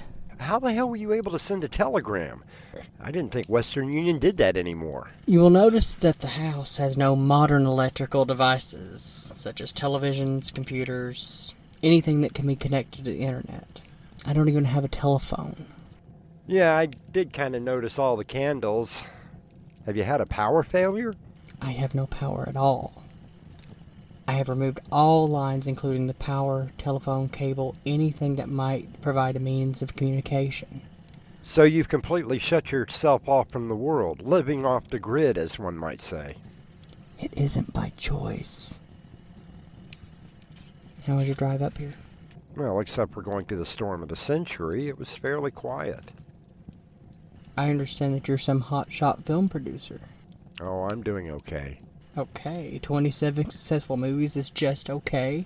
Well, you're some hotshot doctor or scientist or something, if I remember the articles correctly. That was some time ago. Hey, do you remember the time when we dismantled the principal's car? And then you put the whole thing back together again on the roof of the science building. I wonder if old Mr. Smithers ever knew that it was us that did that. Wait. What is it? Just wait. Well, what are you hearing? Don't you hear that? It's probably just as well. Joel, you look bad. Your skin is pale, you're thin, and your hands are shaking. Do you believe that this house could be alive? Are you saying something like a living, breathing entity? I don't know what I mean. Jesus, Joel, you're in a state. How long have you been here? About 2 months. Mike, I swear, I never believed in a million years that something like this could happen, especially to me. I've always had an analytical mind, and I can easily discern the real from the unreal. Remember the show that we used to watch about hunting ghosts? Oh, yeah, I remember. And the times that you pointed out all the little tricks they used to make it look real. You know that if I tell you that I cannot find a bit of evidence of a natural phenomenon taking place in this house, you would believe me? Are you saying that there is something supernatural happening here? That's why I asked you to come. It's also part of the reason I took great pains in sending you something that no longer exists. A telegram. I paid that kid who delivered it. Well, I don't understand. Why did you have to send it that way? If I didn't, the house would have known and would have tried to prevent you from coming here. No, wait, you mean something in the house? No. I mean the house itself. I believe that it's actually alive and it's trying to kill me. There are those religions that hold as part of their belief that everything has some form of a soul, that even the rocks on the ground have something that can only be described as alive. But a house that has a premeditation for murder? I'll be back shortly with Act 2.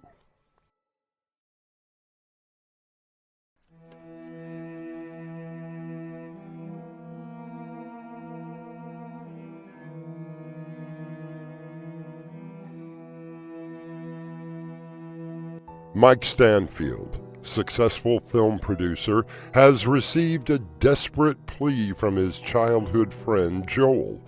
Mike finds Joel has become a shadow of himself and is seemingly in a perpetual state of fear. Joel tells Mike that his house is trying to kill him. I take it that this is dinner. I'm sorry, but this is all I have. Oh, no, it's fine. Sandwiches and some fruits. I can make do. Since I did away with electricity, I have no way of cooking. I kept a cooler filled with ice so that meats don't spoil. It meant a ride to town every other day, but I didn't mind. No, Joel, don't worry about it. This'll do nicely. Is the bedroom okay? I can't thank you enough for staying the weekend. Oh, it looks quite comfortable. So tell me, whatever made you come all the way out here to live? Tell me about this house. I need to be alone for a little while. I had been named the new chief of surgery, but after a year of fighting the insurance companies, hospital board, and basically playing a political game, I wanted a break. I was losing it, not caring for my patients and heading for a mental breakdown. So you ran away? I suppose I did. I found an ad for this house, and that was the first strange thing that happened. When I contacted the number, the owner of the house told me that he never put an ad in the newspaper or magazine. I asked him if it was for rent, and he said it was, if I wanted it. Must have cost quite a bit. Surprisingly, no. I even told him he could get 5 times what he was asking. Okay, go on. When I saw the place, I couldn't believe it. Fully furnished, everything I needed except for clothes and food. It was sheer luck. Until now. That first night, I was in bed. I had the window open because of the warm air. I must admit that it was in the middle ground of being asleep and partially awake. What did you see? Or rather, what do you think you saw? The fireplace. It was directly across from me, and I swear, I saw teeth coming out from the top and on the floor. There was something that looked like a fiery red tongue deep within it. I rubbed my eyes, and when I looked again, it was gone. Just a fireplace. Well, doctor, I believe that your first diagnosis is correct. You were half asleep, and your mind played a rather cruel trick on you. That was only the first night. The next evening I was going up the stairs to bed. I was fully awake. when I saw the staircase moving, undulating like a tidal wave. I saw horrible faces coming through the carpeting, and the screaming. I shut my eyes and put my hands over my ears to try to drown it out. And just as suddenly as it started, it stopped. Joel, have you had the water tested for lead? You know, these old houses, they still have the lead pipes and the paint, not to mention asbestos, all of which can not only make you hallucinate, but it can kill you. It didn't make my nurse hallucinate. What do you mean? She called me the next day asking if I was okay. She had been sent a message on her phone saying that I had died in a car accident. I told her it must have been a mistake, but she insisted it came from my number. That sounds like a very cruel practical joke. I was in a car accident. What? My car was in perfect order. I was driving into town when the gas pedal stuck. I managed to get it off the highway and barrel into a fence before stopping in a field. Well, did you have a mechanic check it out? Of course. He said that someone had tampered with the brakes and the gas pedal. Don't you see? They would have had to do something while I was in town. I would have lost control going home, not driving away from the house. No one comes out here. When I returned, I found tools lying all over the driveway. So you found some tools. Did you work on the car? You know me. Put me in an operating room and I know every inch of a human body. Cars are completely foreign. Well, how is it running now? I stopped driving it. I've had everything delivered, but even that's become a threat to my life. What do you mean? The delivery man was bringing groceries. When he tried to ring the doorbell, he was almost electrocuted. Joel, there usually isn't enough power in those things to do that. Later, I was almost electrocuted by a light bulb. Could it have been bad wiring in the lamp? No, Mike. The bulb itself. I went to get a bulb out of the closet to change one that had blown in my bedroom. When I took it out of the box, I felt a jolt, and the bulb exploded in my hand. Jesus. Joel, I just don't know what to say. I was receiving threatening phone calls, emails, and I started hearing strange laughter coming from nowhere. That was when I pulled out every wire I could find. Then let's get out tonight. You don't understand. This house won't let me leave. Don't you think that I've tried? Look, get up, walk to my car, we will get in, and we'll drive the hell away from here.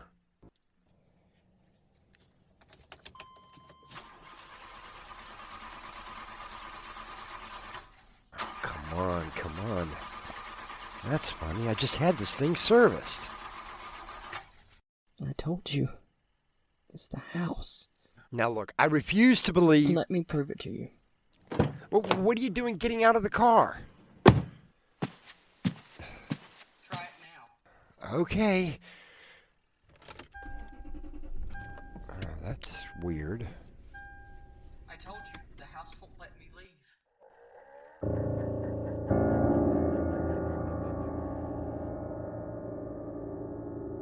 Mike looks at his friend and sees the terrified eyes. He cannot explain away what has just happened. Joel slowly walks back into the house that is apparently trying to kill him.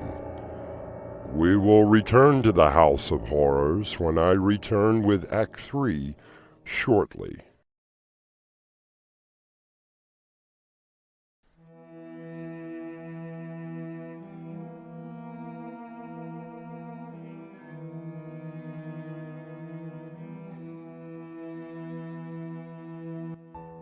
Houses come in all shapes and sizes, from single bedrooms to large mansions.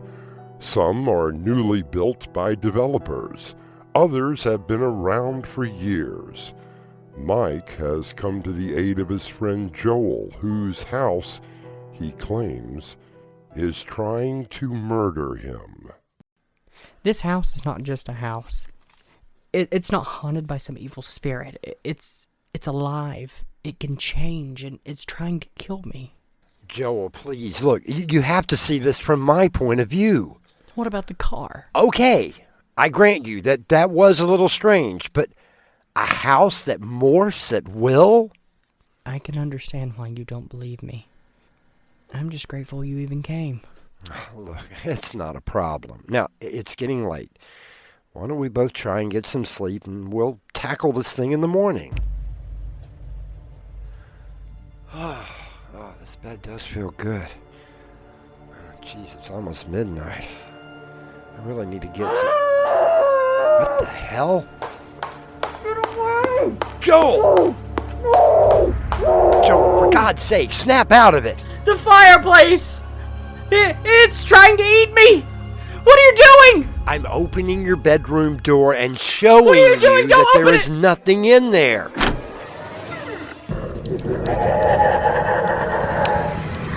in heaven, what the hell is that? Run! Get out of here! Did you see it? I never would have believed it. It looked like... I told you. I don't know what it looked like. Like the fireplace had fangs and this red tongue coming out of it. Come on, let's get the hell out of here. It won't let me leave. Come on, get to the stairs. The banister! Mike, look out! Ah! The railing! There's teeth coming out of it! It bit me! Get out while you can! Not without you, Joel! Mike! Help me! Joel, grab my hand! Joel! Oh, Jesus, the stairs! You're being eaten by the stairs! I gotta get out of here! Oh, dear Lord! The house! It's growing tentacles! Tentacles? God, the windows! They're becoming eyes! It's... Oh, Jesus, it's coming after me! It's coming after me!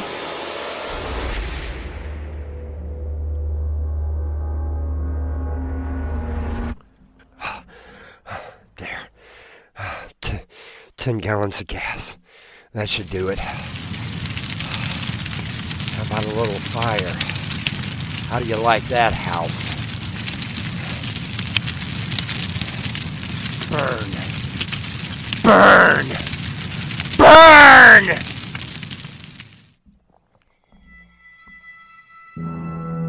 Yes, I'm calling about the advertisement about the house that it's for rent.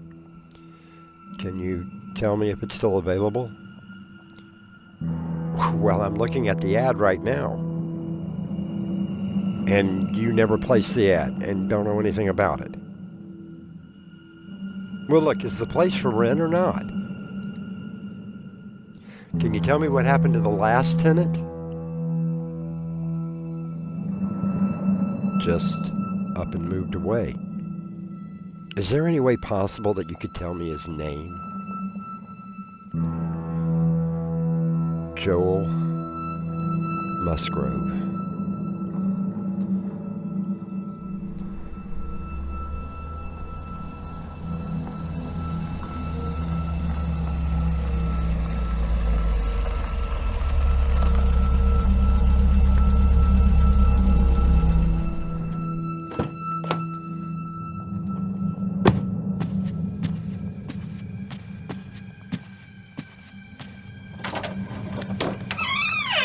Well, house, you killed my friend. Do you remember? I tried burning you down, but here you stand. There has to be something buried inside of you somewhere that protects you.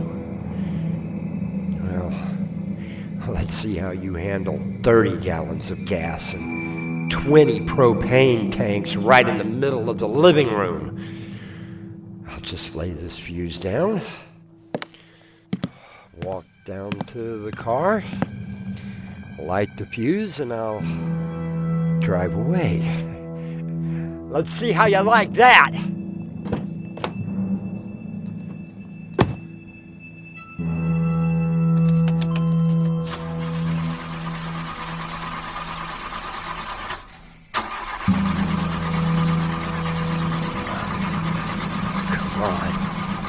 Come on!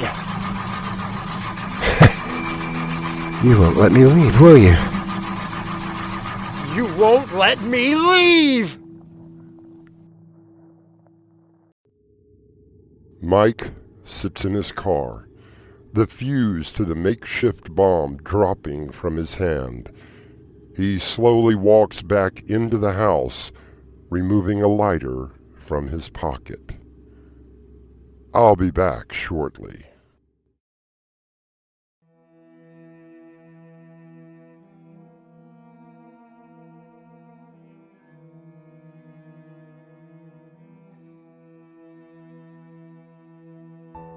If you happen to be in the market for a house, I may know of one that is available. The rent is quite low, and it is fully furnished. Our cast included Colby Jones and Crimson McKenzie. The entire production was under the direction of Winslow Swan. And now, a preview of our next tale. It's the most remarkable thing that I have seen. Stan, I can assure you that no trickery was involved. Oh, I believe you, Jacob. I examined that rabbit and I would swear that it was completely dead. There was no signs of life at all. And yet, look at it now. Doorway to Nightmare is sponsored in part by Swanage Press. This is your host, inviting you to return with us through the Doorway to Nightmare for another adventure into the world of your terrifying imagination. Until next time, slumber peacefully. Epilogue. The butler did it.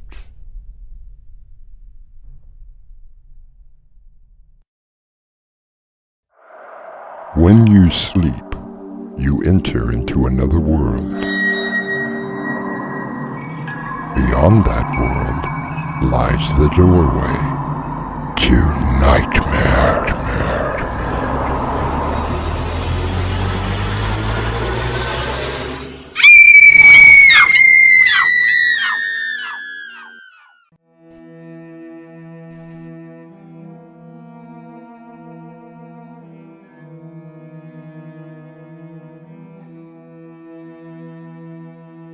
Come in.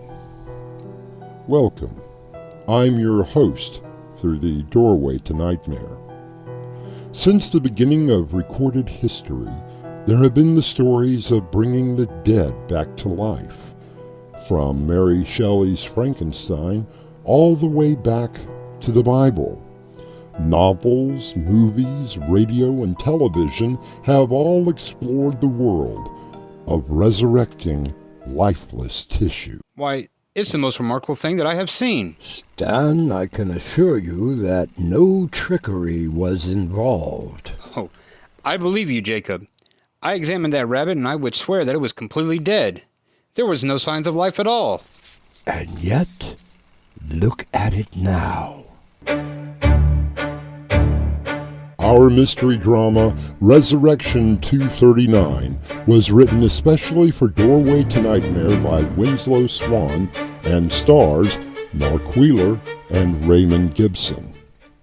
It is sponsored in part by Swanage Press. I'll be back shortly with Act 1.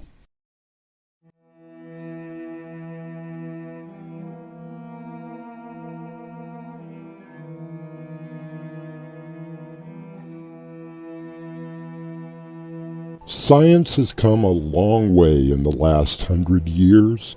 What may have killed hundreds of thousands of people long ago is now eradicated through research and the development of medicine.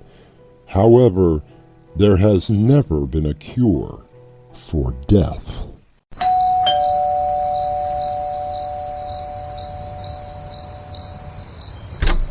Dr. Jacob Daniels. Come in, Stan, and please drop the doctor. I retired some time ago. Nowadays, I simply go by Jacob. Oh, fine with me. Thank you for inviting me. I'm certainly glad to see my star pupil doing so well. Did you have any problems finding the house? House? You call this a house? I have 2 bedrooms and a small bath. I have a kitchen that doubles as a dining room. This This is a castle. Well, perhaps it is a little large for just myself. Man, can you retire? You really retire. Here we are, the library. May I get you something to drink? Oh, no thank you. The fireplace is welcoming. It's a little chilly tonight. It saves on the heating bill. I understand that you are in research now. I just couldn't take the grind of a hospital. But then, you knew that. I was more fascinated with running experiments than carving into bodies. I do remember that. Tell me, are you happy with your work? It has its moments. Currently, I'm working on the cure for cancer. Isn't everyone? After Margaret died, I felt so helpless. I mean, what was the point of having all that medical knowledge when I couldn't even save my own sister? I heard about it through mutual friends. I can only offer you my deepest condolences. Thank you. Even though it has been 2 years now, it still hurts. No matter who the patient is, death is always hard. Not just on the family, but the doctor as well. I don't understand how you ever coped with it. By becoming a teacher. And that's something you did very well. I don't think I could have ever graduated had it not been for you. Oh, I think that you give me way too much credit. You were a brilliant student, as I recall, which is why I contacted you. Well, here I am. Stan, what I am about to ask you can never leave this room. I simply want you to hear my proposal and then think it over. Don't discuss it with anyone, not even your colleagues. This must be something really big.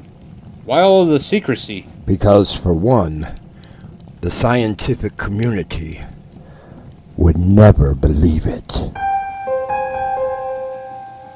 I think I will take that drink now. Here you are. I know what you're going to say. Preposterous. Monstrous. It goes against everything. I cannot believe that you're even entertaining the idea. I always knew you to be a straightforward scientist and doctor. Never dreamed that you would turn into Frankenstein. Now, I'm not talking about Boris Karloff and his magic electrodes.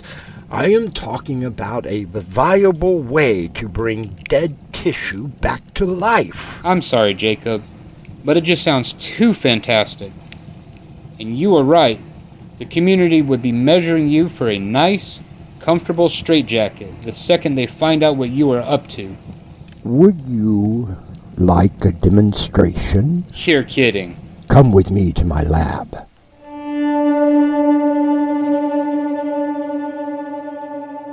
Stan, describe what you see on the operating table. A rabbit? Please examine it. Well, it appears to be normal, everyday wild rabbit, who in this case shows no signs of life. I euthanized it a week ago. It's in great condition for being dead a week. I kept it in the freezer. I brought it out just before you arrived. All right, so you have a dead rabbit. Now what? Within this test tube is a formula. I want you to watch me very carefully. I'm extracting 3 cc's of this formula into the syringe. There. Now, I am going to inject it into the rabbit. And there we are. Now what? Just wait. Holy Jesus, it's moving! The rabbit is moving! Let me put it in its cage before it gets too active. There you go, little guy. Welcome back to the land of the living. It has to be some sort of a trick. Oh, no, Stan. I can assure you... Now, wait a minute, Jacob. There are drugs that will cause paralysis, a death-like appearance. Those hoodoo people use it all the time to make others believe in their so-called magic. Which is why I asked you here. Well, one of the reasons. Stan, I want you to run every test that you can think of on that rabbit. drug, urine, CBC, toxicology, and a DNA profile. Do x-rays, anything that you can think of. Well, that's going to take some time and a lot of equipment. I have everything that you need in the lab, and I don't want you to rush. I want you to be absolutely sure of your findings. And what do you expect me to find exactly?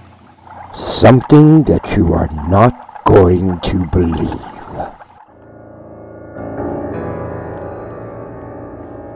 The actor Michael Landon once said, "Whatever you want to do it now. There are only so many tomorrows."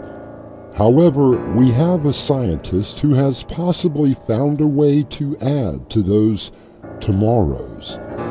I will add more when I return with Act 2.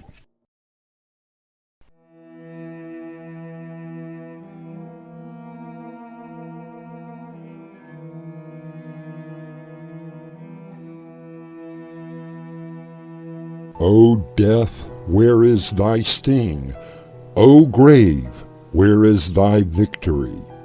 Questions asked by the Apostle Paul, who had his own answers.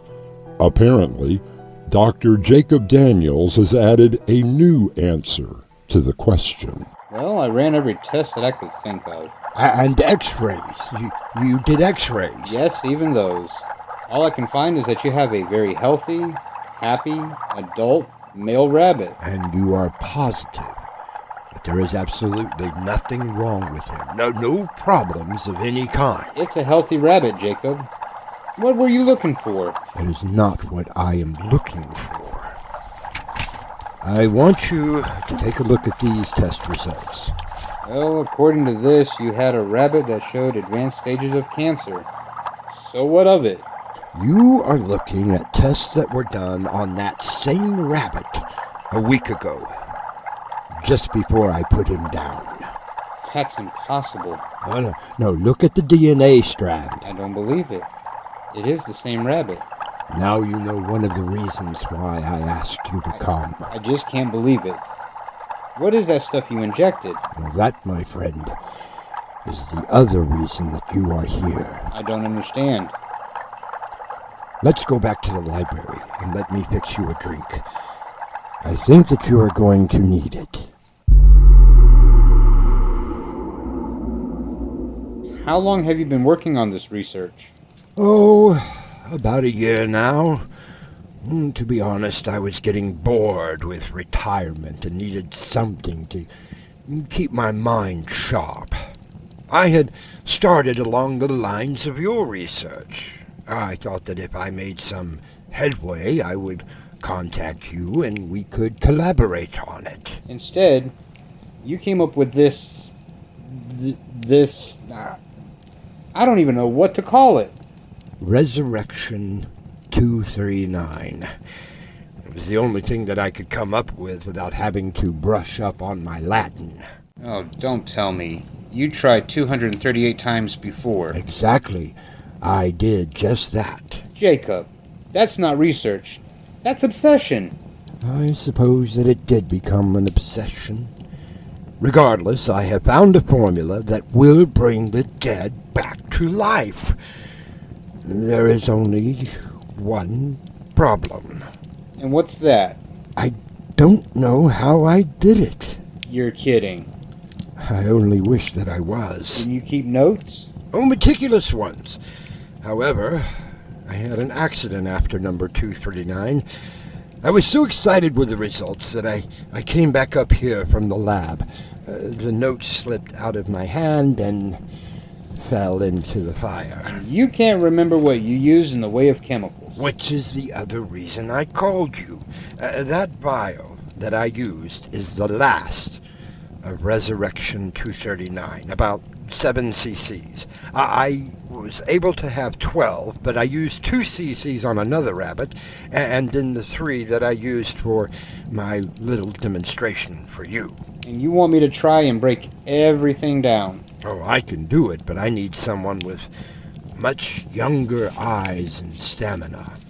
What you are telling me is that you have a formula that not only brings the dead back to life, but makes the subject healthier, even killing cancerous cells? Oh, that was a happy byproduct. Apparently the serum reawakens the cells that combat foreign bodies. Since those foreign bodies have also died with the subject, they do not reanimate and are cleared away by the healthy cells. It's fantastic. Stan, will you do it? You are either one of the most brilliant men that I know of, or one of the maddest. Perhaps a little of both.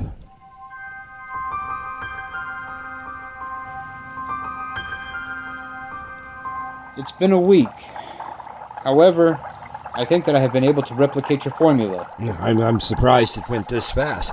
Did you keep notes? You know me better than that. I made 3 copies. Oh, splendid! Well, if you have other specimen, we can try it out.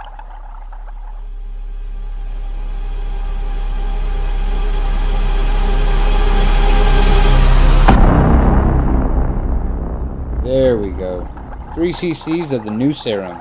Now we wait. Look! It's moving. Let me get it in the cage. You've done it!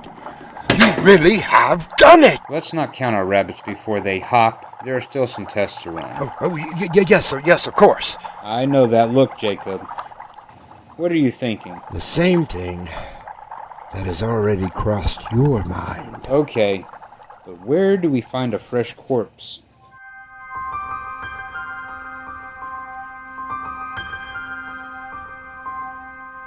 A very good question, and one that I have been waiting to hear.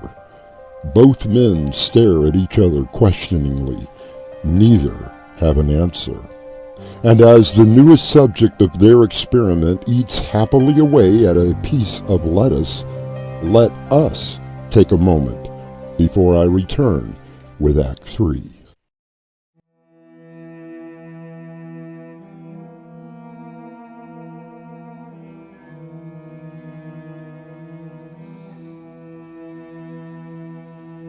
Dr. Jacob Daniels, well-loved professor of Stan Fremont, has asked Stan to help him with an experiment.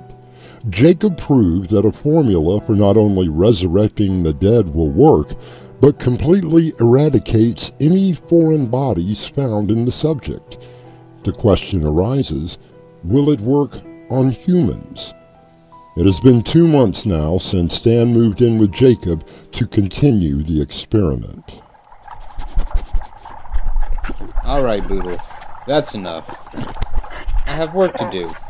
I promise that I will play ball with you later.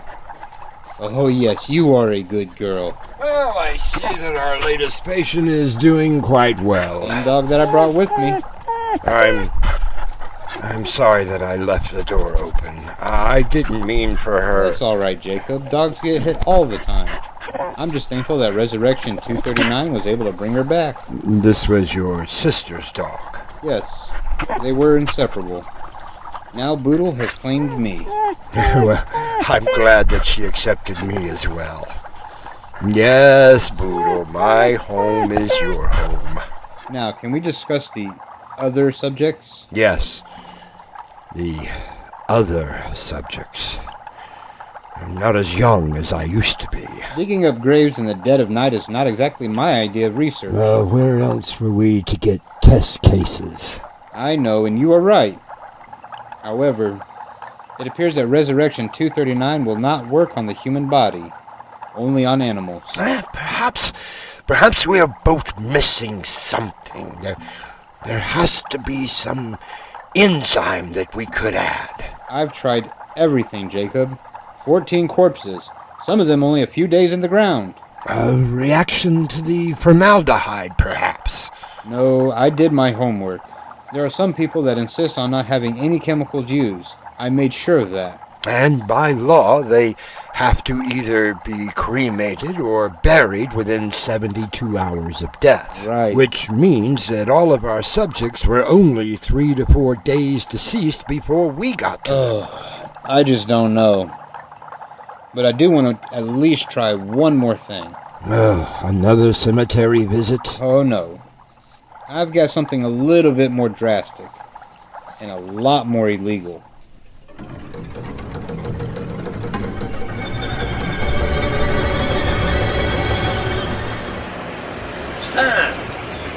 have you been all afternoon? I was getting worried. We have a new subject. Died this morning. Suicide. Stan, how were you able... Well, I have a friend in the coroner's office. I asked, and for the right amount of money, I received. Digging up graves is bad enough, but this... what if someone comes looking for their deceased loved one? This one was homeless, living on the street. So, what do you think? She's very beautiful. How long dead? Just a few hours. She shot herself. They dug the bullet out. Do you think that our serum will repair any damage as well? It will be very interesting to see.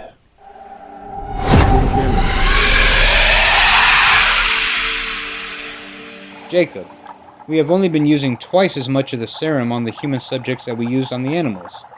Since this one is so fresh, why don't we try 3 times as much? We can always try.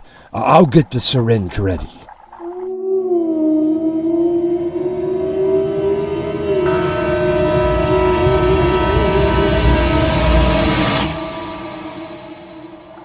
Well, there we go. That should do it. So how long do you think it will take? Well, with the rabbits, it only took a few minutes. Well, you know, human circulatory is much more complex. We just have to wait and see.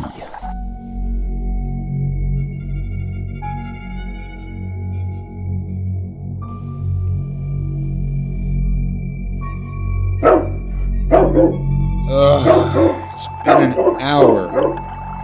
And no sign of anything. Are you sure that the heart monitor is hooked up correctly? The leads have a good contact. I've checked 3 times. Well, it was worth a try. There's a heartbeat. Getting stronger. I can feel a pulse.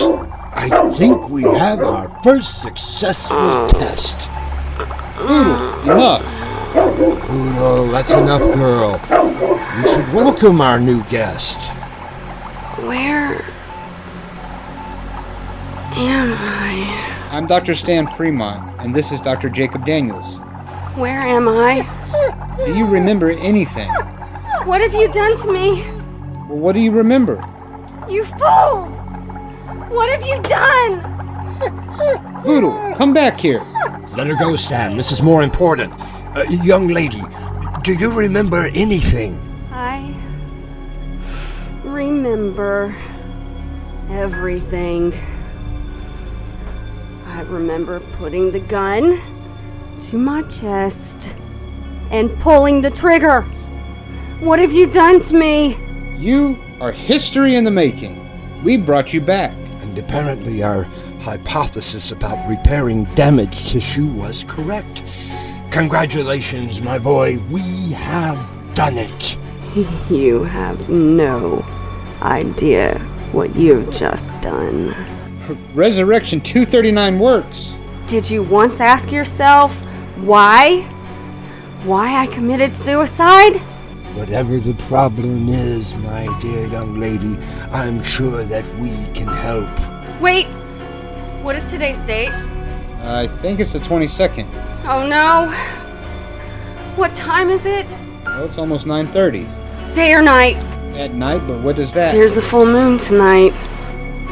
Don't you understand? I shot myself with a silver bullet. I didn't want to kill anymore. Now you've brought me back?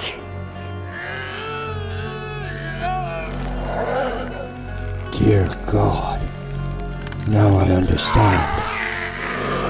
Jacob, is she really a werewolf? The other subjects, Stan, the dead bodies that we dug up, were all human. This girl, a werewolf, has mutated cells that are part animal. You should have left me dead. And now I am very, very hungry.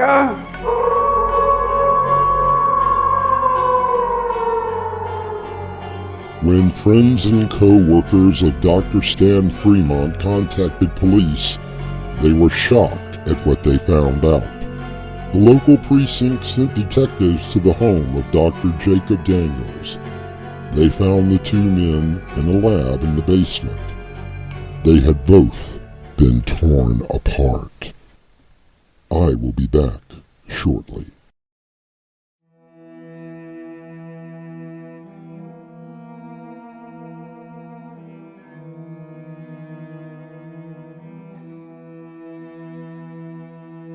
Scientists are sometimes called dreamers. They come up with fantastic ideas and try to create something that will eventually help all of humankind. It was the dream of Stan and Jacob to eradicate not only cancer, but death itself. However, the laws of nature have to be obeyed. Our cast included Mark Wheeler, Raymond Gibson, and Crimson McKenzie. The entire production was under the direction of Winslow Swan. And now, a preview of our next tale. Now look, Fred, I don't want to argue with you. Dot and I have to get away for a little while. But what am I supposed to do? Well, what did you do when you were at the other house? Well, nothing really. I mean, no one ever came around. I really got lonely, and I was a little scared. Fred, all that I'm asking for is a couple of weeks vacation. You mean away from me? Yeah, not really. Look, you'll have the whole place to yourself. Maybe you can practice some of those tricks of yours. It just won't be the same.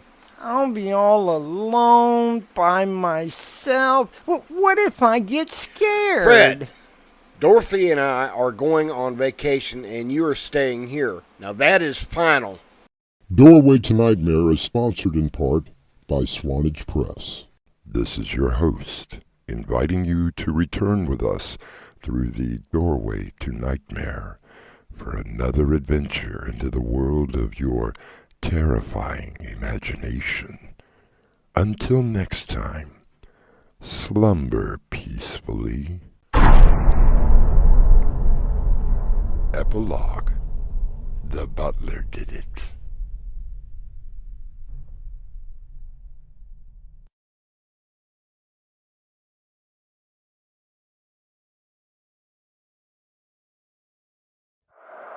When you sleep, you enter into another world. Beyond that world lies the doorway to nightmare.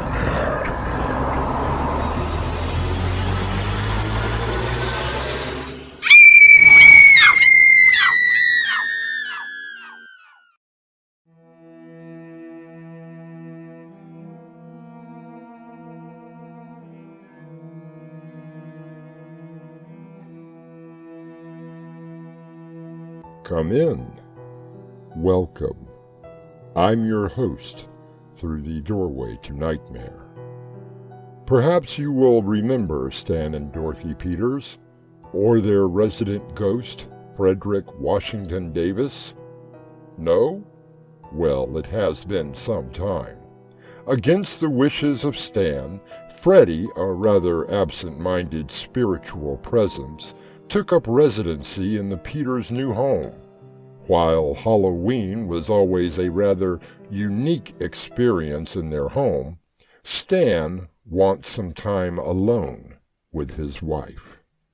Now look, Fred, I don't want to argue with you. Dot and I have to get away for a little while. But what am I supposed to do? Well, what did you do when you were at the other house? Well, nothing really. I mean, no one ever came around. I really got lonely, and I was a little scared. Fred, all that I'm asking for is a couple of weeks vacation. You mean away from me? Yeah, not really. Look, you'll have the whole place to yourself. Maybe you can practice some of those tricks of yours. It just won't be the same. I'll be all alone by myself. What if I get scared? Fred, Dorothy and I are going on vacation and you are staying here. Now that is final. Our mystery drama, Haunting Takes a Holiday, was written especially for Doorway to Nightmare by Winslow Swan and stars William Stafford and Crimson McKenzie. It is sponsored in part by Swanage Press. I'll be back shortly with Act 1.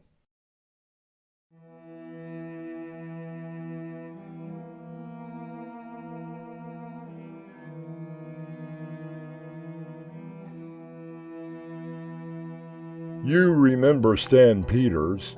A small mistake on the part of a friendly but absent-minded ghost named Frederick Washington Davis has put him and his wife living in a haunted house. Of course, his wife Dorothy had some say-so in the matter. It's been a little over a year now since Fred became the resident ghost at 134 Willow Lane, and the Peters are getting ready for a much-needed vacation. Did you pack the extra socks? I thought we were going to the beach. We are, but you want to wear shoes when we go out to dinner, don't you? Yes, I packed extra socks. Now, let me see. Oh, the reservations! Did you make the reservations for the hotel? What a trip that would be. We got all the way there and... I made them last week. I have the confirmation number right here in my wallet. I love you. I love you too, Dot. And I love both of you. So, where are we going? We are going away for vacation. You are going to stay here. Now, Stan, don't be too hard on Fred. Too hard on Fred? Listen, I've put up with him for a year now. I don't mind waking up in the middle of the night to rattling chains and dog howls, but this is our vacation. So what am I supposed to do? I really don't care what you do. You'll have the entire house to yourself. Really, Fred? It is supposed to be our vacation. Both Stan and I have been working very hard lately, and, well, we kind of need a break. Like, from me? Yes. No, not really from you, Fred. I have a wonderful idea. Why don't I come with you? Fred, I'm warning you. I promise I won't get in the way. I don't think that's a good idea. Oh, don't worry, Fred. We'll be back in a couple of weeks. Come on. Maybe by then you will have perfected that fatal warning of yours. I've really been working on it. Work harder. The last time you tried, it sounded like Mickey Mouse on steroids.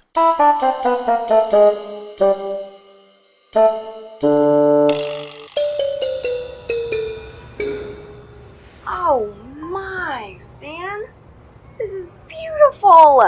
Only the best for my wife. Yes, sir. How may I help you? We're the Peters. Reservation, I believe? I'm sorry. There doesn't seem to be anything on the computer. Stan, you did make the reservation, didn't you? Well, of course I did. I told you I have the confirmation right here. Here. Let me see. Oh, why, yes. Here it is. Mr. and Mrs. Stanley Peters. The honeymoon suite. That's why I couldn't find it. The honeymoon suite? Surprise.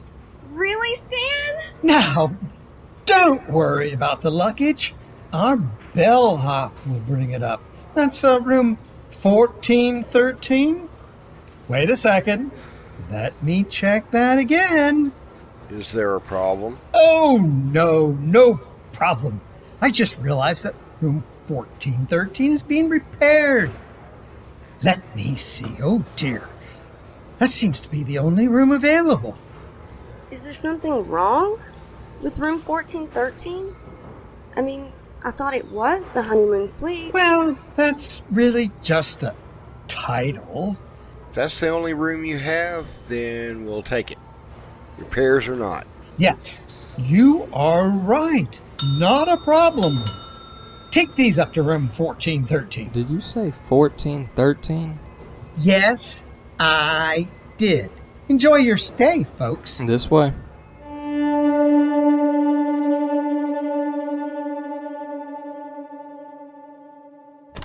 Well, guys, here it is.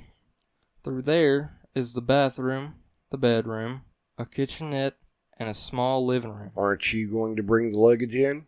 Well, if it's all the same to you, would you mind if I just left it at the door? Oh, I'm sure that we can manage. Thank you. Thank you, ma'am.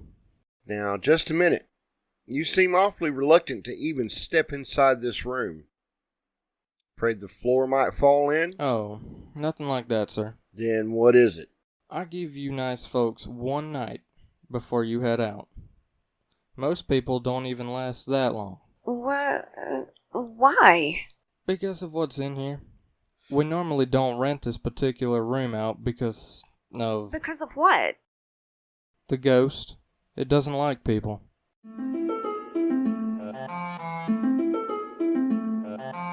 I must confess, I have always wanted to stay in a hotel that had a reported ghost problem. I'm not sure how much sleep that I would get, but it would be interesting. For Stan and Dorothy, a ghost is something that they are already used to. Or are they? I'll return with Act 2 shortly.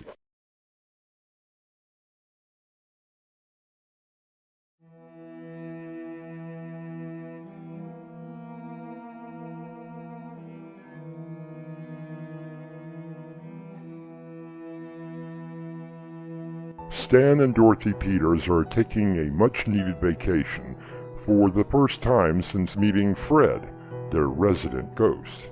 However, they have been told of another ghost that possibly inhabits their hotel room.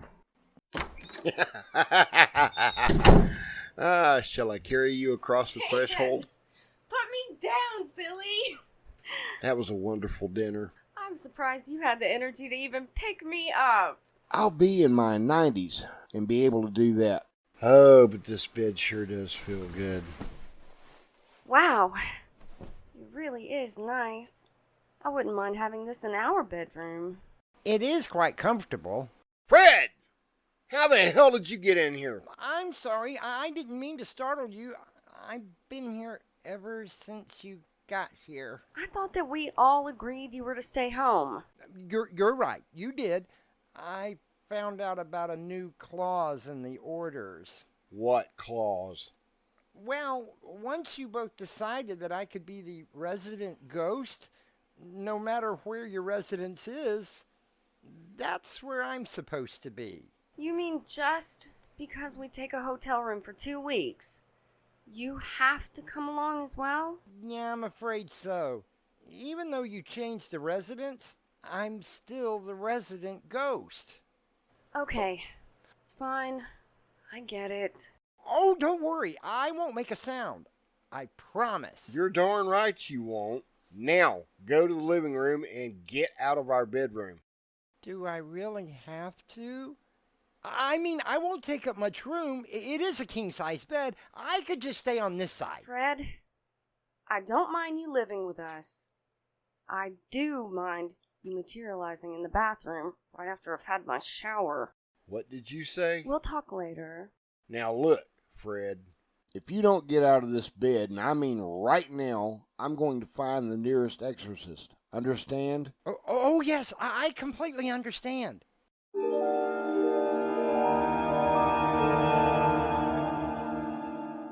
Gee, it sure is dark in here. That shadow by the window looks a little darker than the rest of the room. Oh no.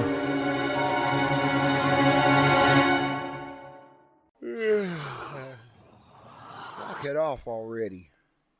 It's 3 a.m. That isn't me. What are you doing back in the bed? I heard something in the living room.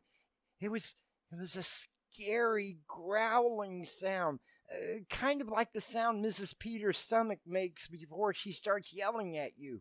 Dot doesn't yell. We have discussions. They're very loud discussions. But then after she eats something, everything is quiet again. Stan, you're snoring again. No, Fred's working again. It isn't me, I swear. Fred, you're supposed to be in the living room. I got scared. Scared of what? Yourself? Who's that? I think the question should be, what is that?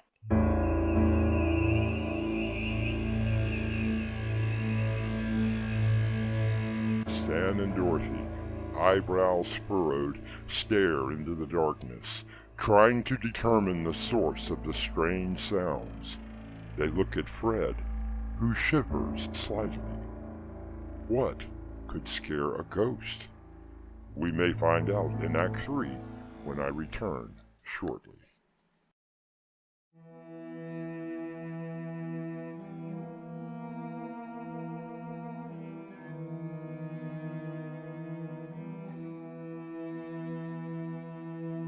The sole purpose of Stan and Dorothy Peters taking a vacation was to get away from their resident ghost.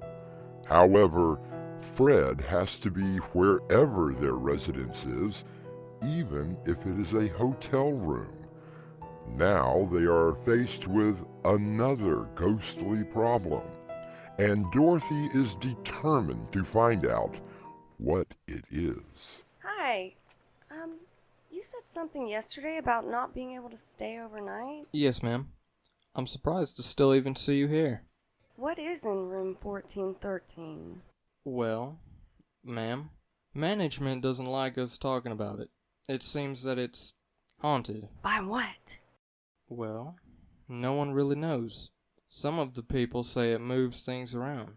Others say it screams and moans. I don't think that anyone has actually seen it. I think I know someone who has.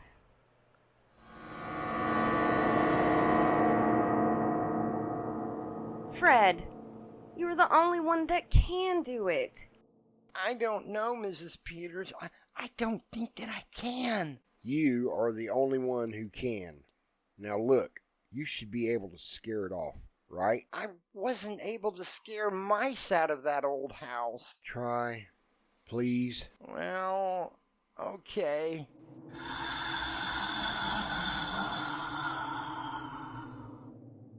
Now look, you. I'm coming in there, so watch out. No, sorry, couldn't do it. Not going Fred, in there. Come on. You can do this. Okay, I'll try. Beware. Be prepared to meet your fate. Beware. Hi. How did you get your voice to do that? What? How did you get your voice to do that? I can only moan and move things around. That was pretty cool. Who are you? Oh, I'm Sally. A little girl? Fred, you were afraid of a little girl? Well, she wasn't so little last night. How did you get here, honey? Oh, I was assigned here. To be honest, I really don't like it here. I wish they would move me somewhere else. Dot, what are you thinking? Well, at least Fred could. No, absolutely not. But Stan, she's just a little girl. She's a ghost. We already have one. It's all right. I don't mind staying here. Stan, how can you be so cruel? Me? I agree with Fred. Stan, she's just a little girl. I wouldn't be in any trouble. I promise. That's what Fred said. Well, sweetie, do you think that the head office will allow it?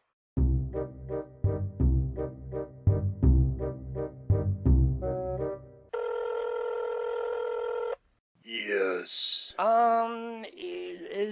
This is 645-8391? What can I do for you? Well, is this the party to whom I am speaking with? Whom did you want to speak with? Well, sir, are you alive? I really do not wish to get into that. Well, we have a question about a little girl, Sally. Is she the unhappy spirit at the hotel? Right. How did you know? We always watch out for the younger ones. Well, is there any way that she could be transferred? Not unless the paperwork has been approved.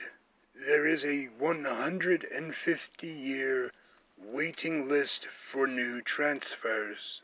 Give me that phone. Now listen, you. This little girl needs some place to go to, and we want her to stay with us. Now, you do whatever you have to do and let her come to our place. Do you have any idea who you are talking to? Look, you sent Fred to a burned-out house, and we took him in. That was your mistake. Don't make me hire a medium to hunt you down. That's my husband. Oh, well, they could have my badge for this, but I will do my best to expedite things.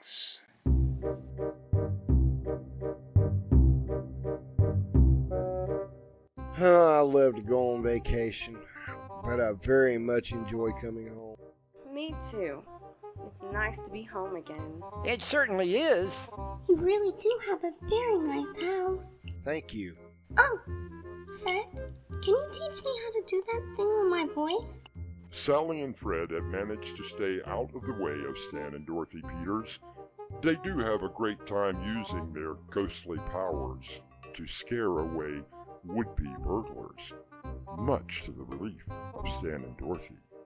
Halloween is still quite fun, and I will return shortly.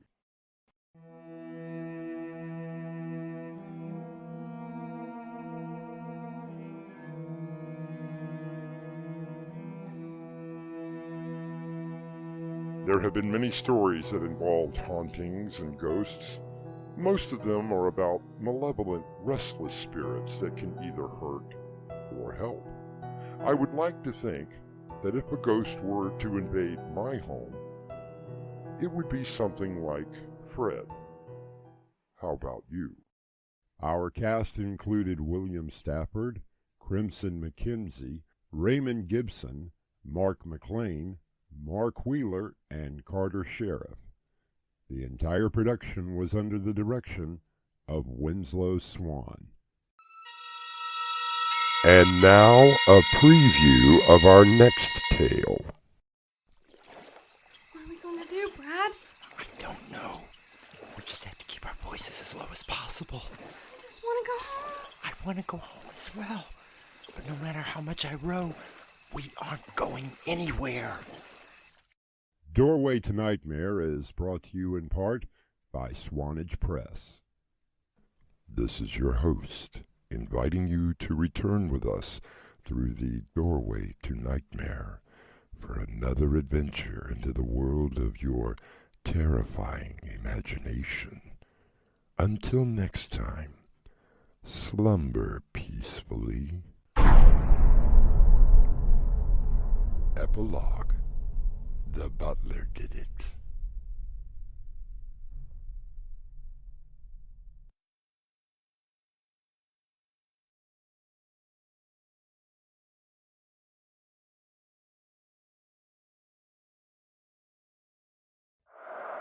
When you sleep, you enter into another world.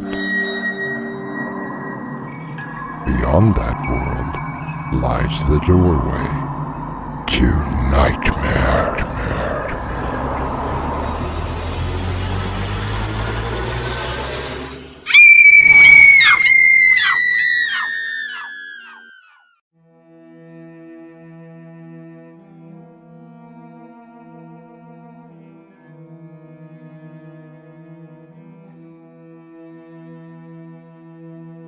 Come in.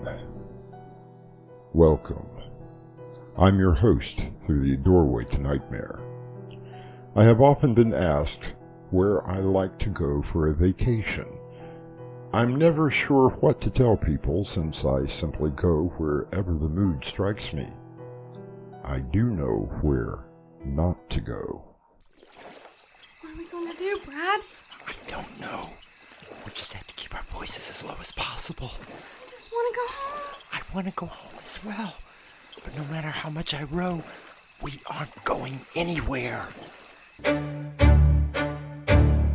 Our mystery drama, Don't Go to Echo Lake, was written especially for Doorway to Nightmare by Winslow Swan and stars Crimson McKenzie and Raymond Gibson. It is sponsored in part by Swanage Press. I'll be back shortly with Act 1.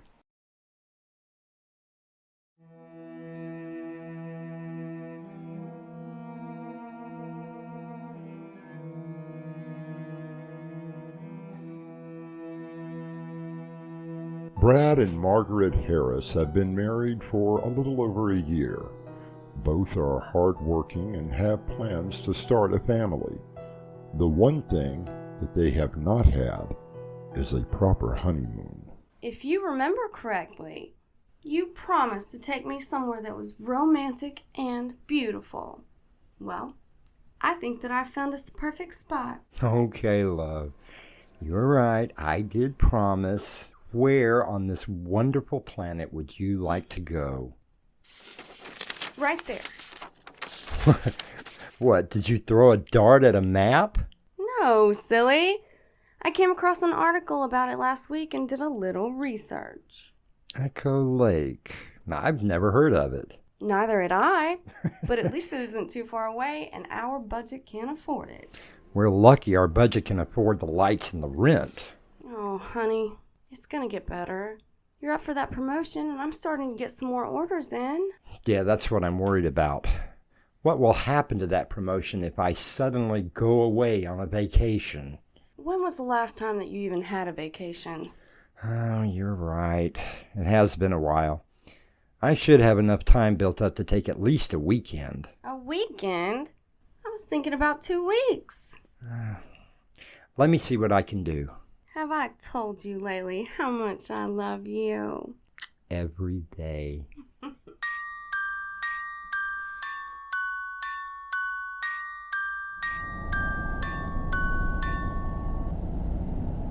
I have no idea where we're at. The map says we should be coming up on Whispering Pines in about a mile. There's not a sign to be seen in the last 10 miles. Think of it this way. The isolation may do both of us some good. Ah, there it is.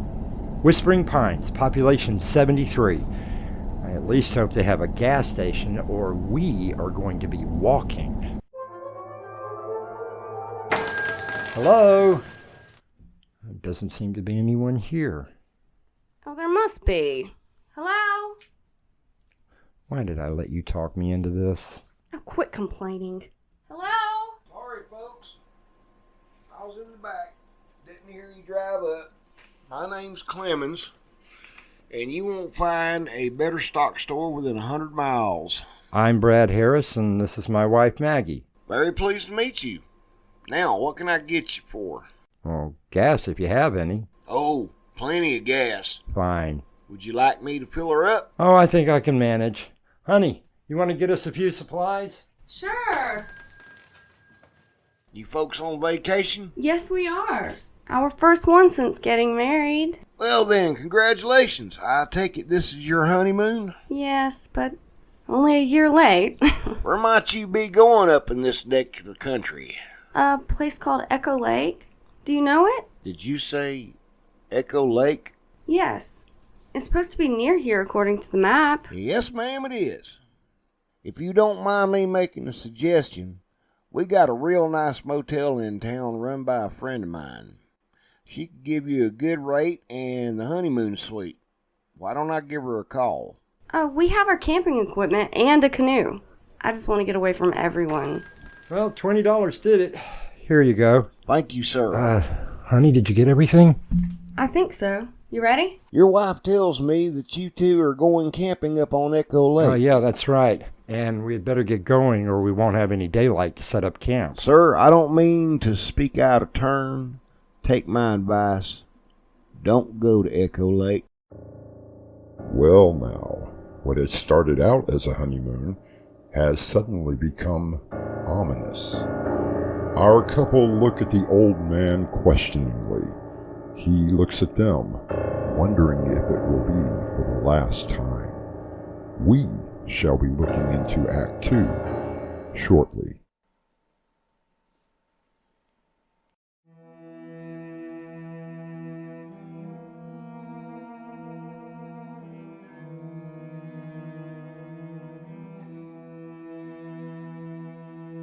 Brad and Margaret Harris are taking their honeymoon after being married a little over a year.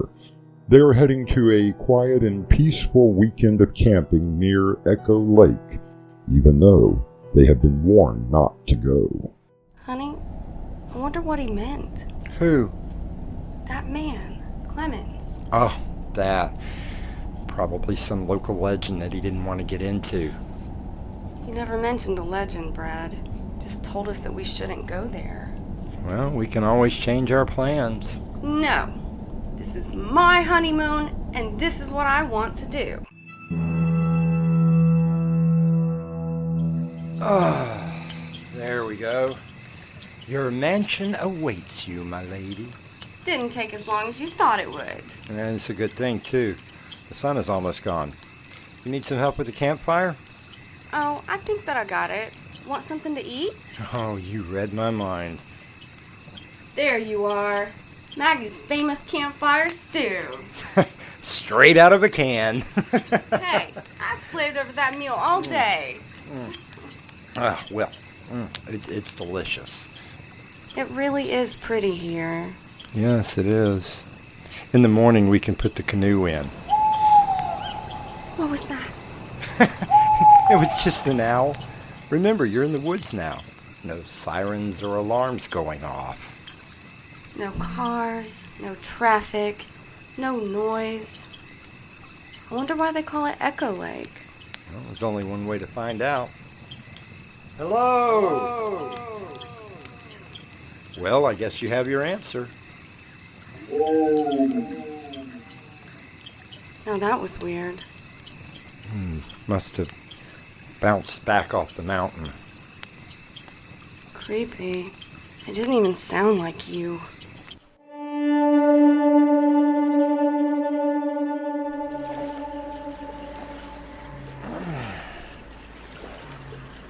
Do you want to go all the way to the middle? Sure. It is such a lovely day. Peaceful, not hot. I hope you brought lunch. By the time I get to the middle, I'm going to need some energy. Of course I did. What's the matter, Maggie? Just thinking about that echo last night. It still gives me chills. I grant you it was weird, but it was just an echo. Why don't you try one? I'm not sure that I want to. Go on. Hello? There, you see? What was that? I don't know. Brad, I'm scared. Well, there's nothing to be scared about. You know we may not be the only people out here. It's probably just some kids trying to scare us. Oh my. I must have drifted off. You did. Well, why didn't you wake me up? You look so peaceful, babe. Peace. What the hell was that? Let's go back to shore. Yep, good idea.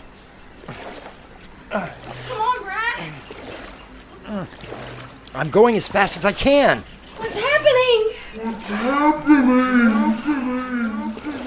I'm trying. The canoe isn't going anywhere.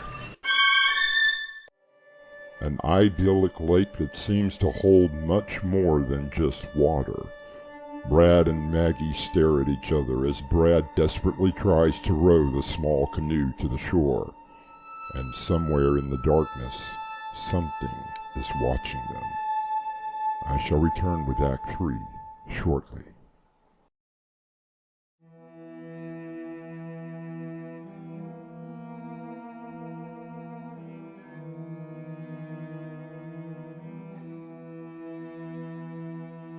Going to the mountains and hearing your own voice echo back to you can be a peaceful thing.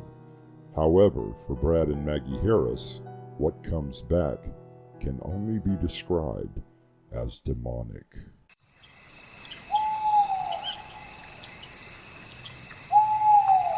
Brad, Yes? hold me. What do you want from us? If this is some sort of a prank, it's not funny. Make it stop! Maggie, hold on. What does it want? Hey, wait a minute. What is it?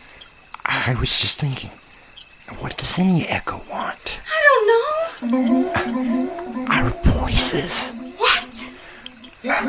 Don't you see? An echo is just a voice that comes back to you. If we don't give it a voice, maybe it will go away.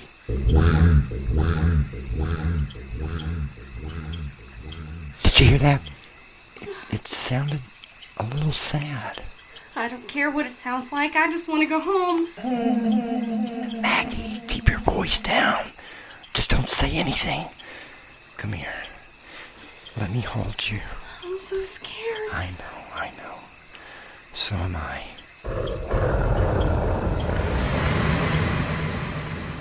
I love you, my dearest. I love you too. Brad. I know. I'm going to try and get us to shore.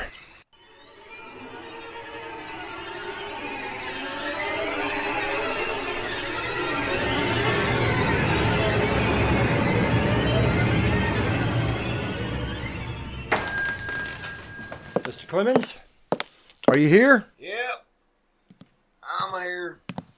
I'm glad to hear that you made it back from Echo Lake. Mr. Clemens, what was it? Well, ma'am, really don't know. I do know that last time anyone went to Echo Lake, they came back, but not all in one piece. You folks have been the first ones out there since Johnny Mills went out there 10 years ago. Well, what happened to Johnny Mills? Well, Johnny was a singer. Good voice, too. He had a shot at a record deal when he decided to take some time off and go out there. And? They found him a few days later in a boat bobbing about, floating in the lake. His throat was ripped right out. Doc said his vocal cords was missing. Some said it was a bear, some a mountain lion. I just say, don't go to Echo Lake. Brad and Maggie decided to take Mr. Clemens up on his offer for a stay in the hotel. The room was nice and quiet. The owner made sure that they had a very good meal every morning and evening. They browsed the local shops and bought a few souvenirs. When it was time, they went home. But they never forgot Echo Lake. You don't forget to come back and join me shortly.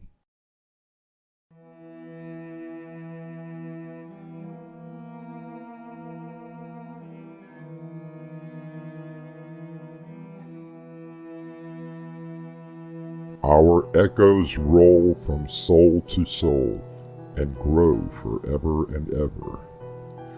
I wonder if Sir Alfred Lord Tennyson ever had the chance to go to Echo Lake. Our cast included Crimson McKenzie, Raymond Gibson, and William Stafford. The entire production was under the direction of Winslow Swan. And now, a preview of our next tale. I didn't kill him! You planned it. You put the poison into his drink. He was an inhuman son of a... He was a living being, and you murdered him. Make it easier on yourself. Oh my God. And just tell me what happened.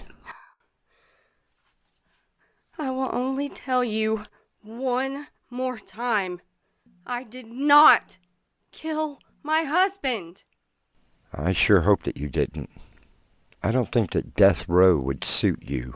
Doorway to Nightmare is sponsored in part by Swanage Press. This is your host, inviting you to return with us through the Doorway to Nightmare for another adventure into the world of your terrifying imagination. Until next time, slumber peacefully. Epilogue. The butler did it.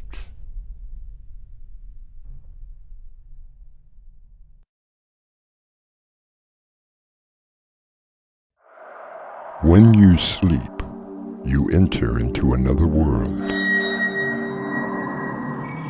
Beyond that world lies the doorway to nightmare.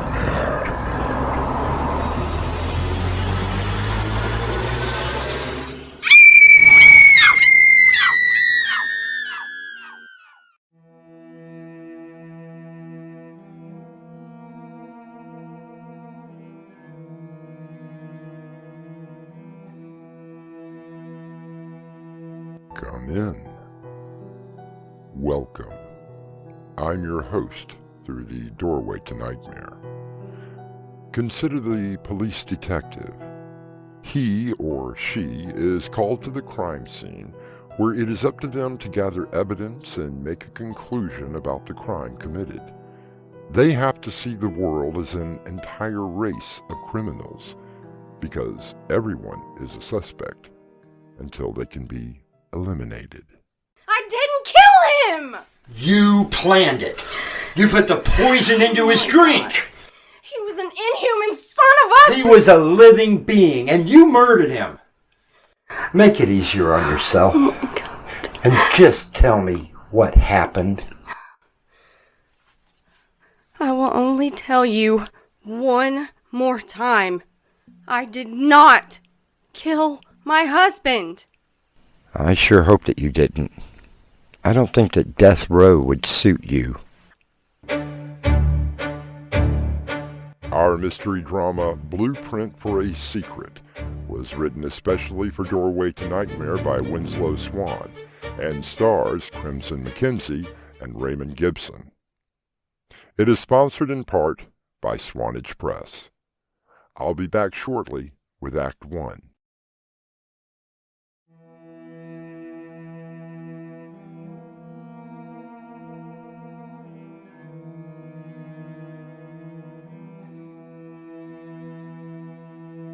Murder. The very word seems to send chills down a person's spine. I have never known anyone who was a victim of the crime. However, we have all known the killers. Watching the news on a daily basis, you can come into contact with some of the most heinous perpetrators of the act. But as Ambrose Bierce once wrote, there are 4 kinds of homicide: felonious, excusable, justifiable, and praiseworthy. Testing 1, 2, testing. Detective David Ross, badge number 4859, interviewing Mrs. Sharon Parchek, case number 83402, in her home. Also present is Officer Mackey and Detective Millard. Mrs. Parchek, could you please state your name and address for the record?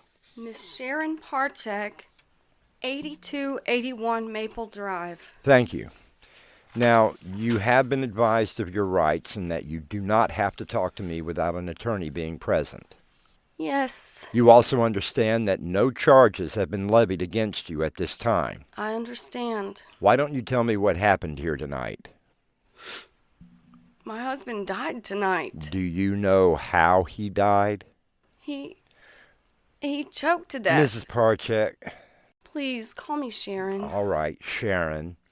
According to the Emmy's preliminary report, he was poisoned. Do you know anything about that? No. All that I know is we were sitting down for dinner. He opened up a bottle of wine, poured his glass, took a drink, and began choking. I called the ambulance, but by the time they arrived, he wasn't breathing anymore. You said he opened the wine? Yes. He always opened the wine for dinner. considered himself an expert. He'd select the right wine with what dinner we were having and open and pour my first glass. Did you ever try to help him? When? When he began choking. Of course. As soon as I noticed, I jerked his arm in the air and shook it, as one does if someone's choking, or at least that's what my Grams used to do for us. I see. Well, tell me, how was your marriage? What do you mean? Well, were there any problems? Our marriage was perfect.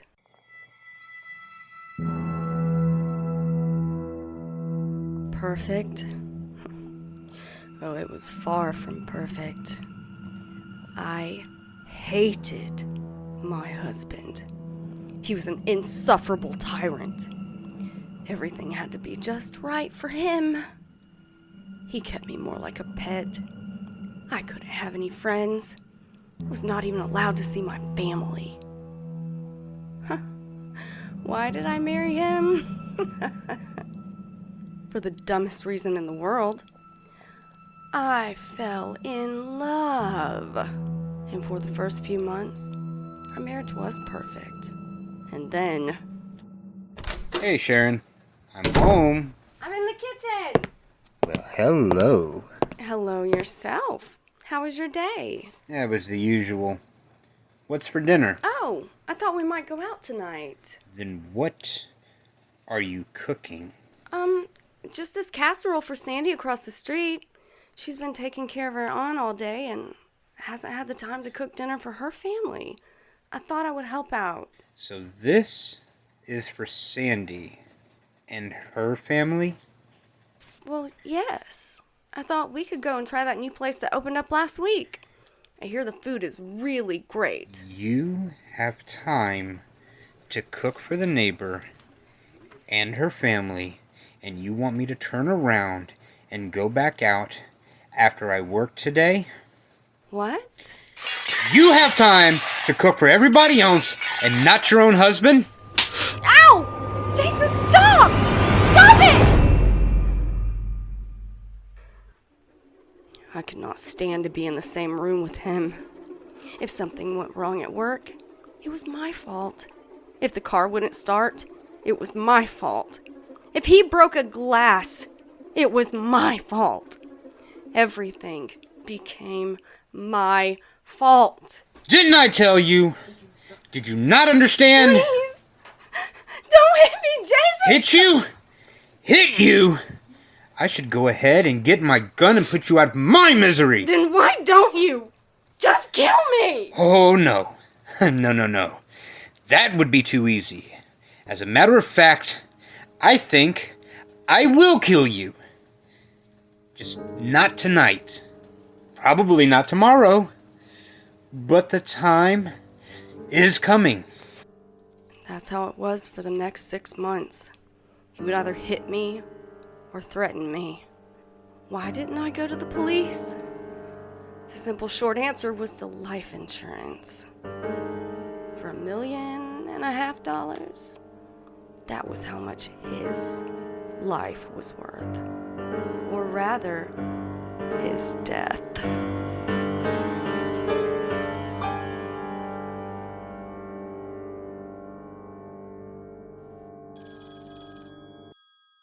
Well, that's probably the office. I told them where I was if they needed me. Please answer it. I don't really want to talk to anybody else. Hello? Yes, this is Detective Roth. Are you sure? You ran the test twice. On all of them? No, thank you. I'll pick up the report in the morning. Mrs. Perchek, do you know of anyone that may have wanted to see your husband dead? I can't think of anyone. Everyone liked him. Why do you ask? That was the lab on the phone. We took all of the wine bottles from the basement. They just let me know what the test results were. What did they find out? All of the bottles contained poison. Strychnine, to be exact. Mrs. Perchek, Why did you kill your husband?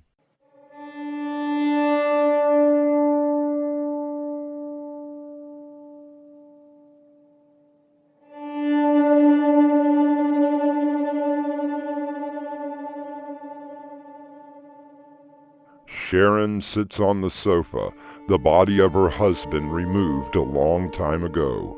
Her face is stoic as the detective has just accused her of murder. We will find out her answer when I return with Act 2.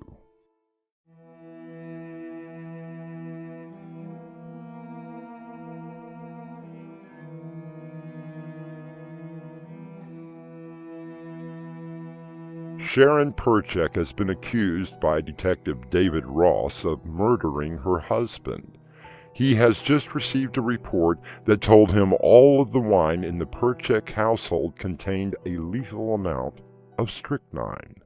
I find that both vulgar and insulting. Find it however you want. The fact is that every single bottle of wine contained poison. Wine does not turn to poison. It had to have been added. Why would I want to kill my husband? Oh, he was cheating on you. There was another woman, life insurance. I really don't care. I just want to know how you did it. Detective Ross, if I were going to poison my husband, I don't think that I would have to spoil every bottle of wine. Okay, let's try this. Who else would have a reason to want your husband dead? How would I know that? Unless what? Jason did have an indiscretion. Only once, though. What sort of indiscretion? It was at a dinner party last month. Oh, Jason had just had a little too much to drink. So what happened? He made a pass at Frank Johnson's wife, Emily. And what did your husband do exactly? Like I said, Jason had just had a little too much of the wine, and he tried to grab and kiss her in the kitchen. Frank walked in on them, and while Emily was trying to fend him off, Frank, well, he hit him. So Mr. Johnson hit your husband? Not a full punch, mind you, but enough to get the point across. Oh, I see. Jason made some remarks about the wine that was being served, and Frank said that it was better than the poison he tried to pass off. Mr. Johnson called your husband's wine poison? We had the Johnsons over for dinner, and the wine that Jason had picked out had gone bad. He didn't know it and was a little embarrassed about it. Do you think that Mr. Johnson would have come in and poisoned all of the wine with strychnine? Well, he did come over quite a bit. Quite a bit. Every chance he could get. Every time that Jason was away.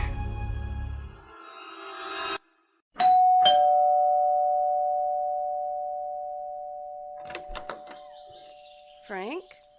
Where's Emily? She's at her sister's for the weekend. I just thought I'd come over and say hi. Well, why don't you come in? I just poured myself a drink. Would you like one? Oh, thank you. Glass of wine? Yeah, that would be fine. So, did you really just come over to say hi? No. How long do we have? Jason won't be home until late. We have all afternoon. Great. You look so good. Thank you. Wait, what's that bruise? You know what it is. Damn, you should really do something about that. What do you suggest? Call the police, for one thing? I hate what he does to you. I'm not wild about it myself. However, he knows practically everyone. They'd all stand up for him. I could kill him. I could really kill him. Would you, Frank? Would you really murder my husband? Oh, well, that's just something that someone says. But if it came down to it, would you kill him? Ask me afterwards. So Mr. Johnson threatened your husband? Like I told you, He was upset that Jason had made that pass. He came over, had a drink, and I think perhaps he may have already been drinking, and said that he could kill him. I see. So without you knowing about it, he could have used a syringe to inject the poison into the wine. I suppose he could have. Perhaps I need to ask Mr. Johnson a few questions.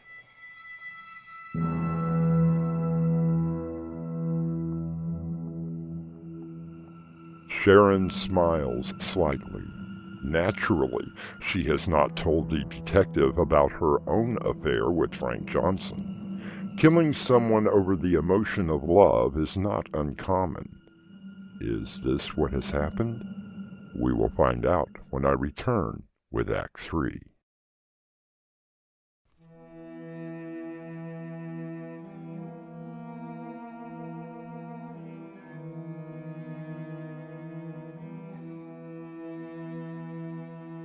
Sharon Perchek, abused wife of Jason, has just given Detective David Ross a possible suspect in her husband's murder, one Frank Johnson.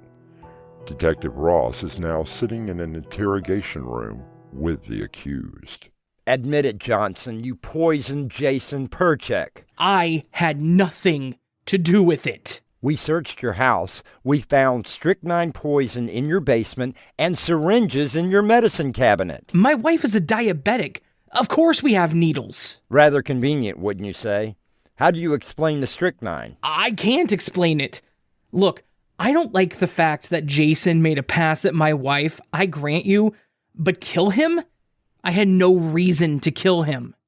Maybe you found out that it was more than just a pass. What is that supposed to mean? Well, maybe you found out that your wife was running away with Jason.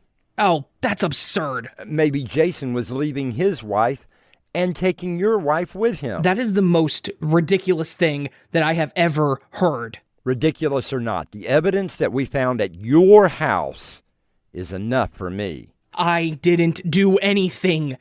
Sharon, she's the one that you need to arrest. Oh, I think that the widow of the man you murdered has been through enough.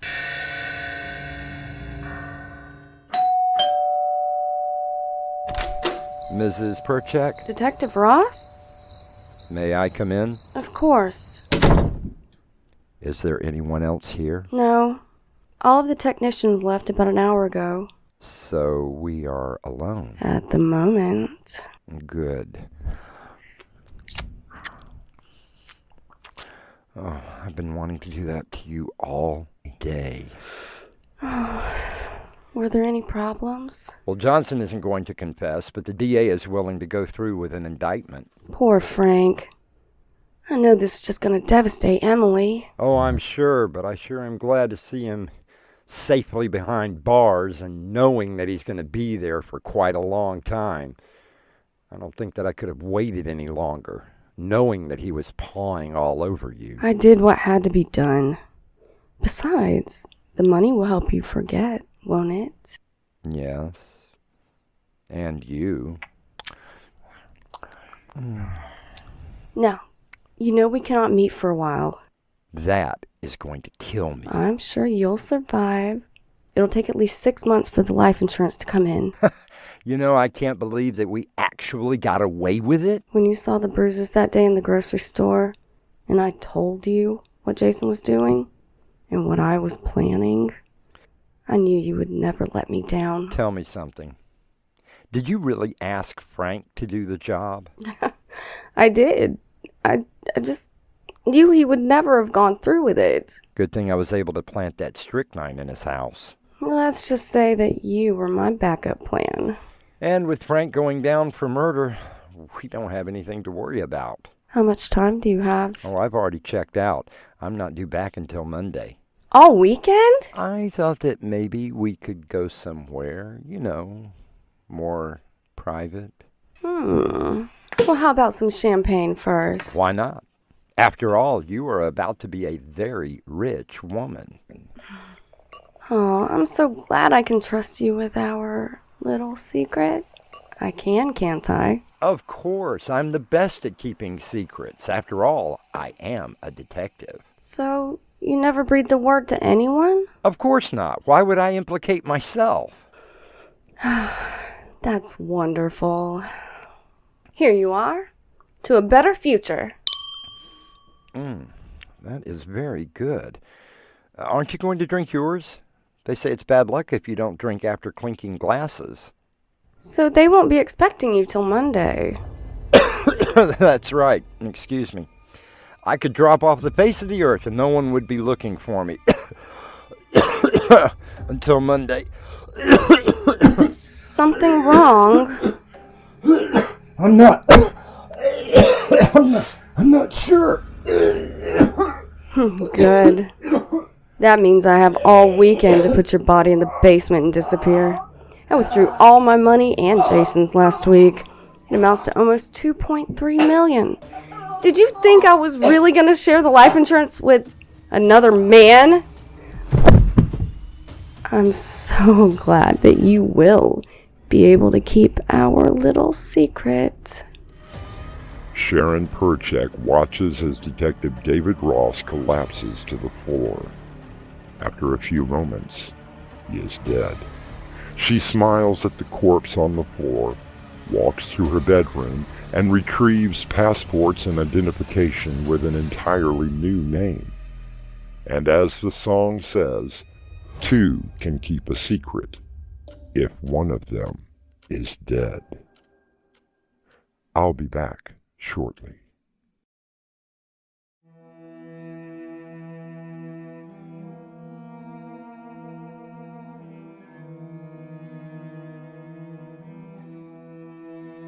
They say that there is no such thing as a perfect crime. I like to believe that there are perfect crimes, and the reason that they are perfect is because no one knows about them. Our cast included Crimson McKenzie, Raymond Gibson, Mark Wheeler, and special appearance by Raven Adams, who appears courtesy of the YouTube channel as The Raven Dreams. And now, a preview of our next tale. Why don't you tell me what happened? I simply took a picture. That was all I did. And the old woman just died from that. Bill, I swear to you, she was not an old woman when I took the photograph. That was my model, Karen. Jason, you're crazy. I've met Karen. She wasn't 25 years old. The woman lying on your floor, according to the ME, is at least 97. And I'm telling you that an hour ago, that was Karen. Doorway to Nightmare is brought to you in part by Swanage Press. This is your host, inviting you to return with us through the Doorway to Nightmare for another adventure into the world of your terrifying imagination. Until next time, slumber peacefully. Epilogue. The butler did it.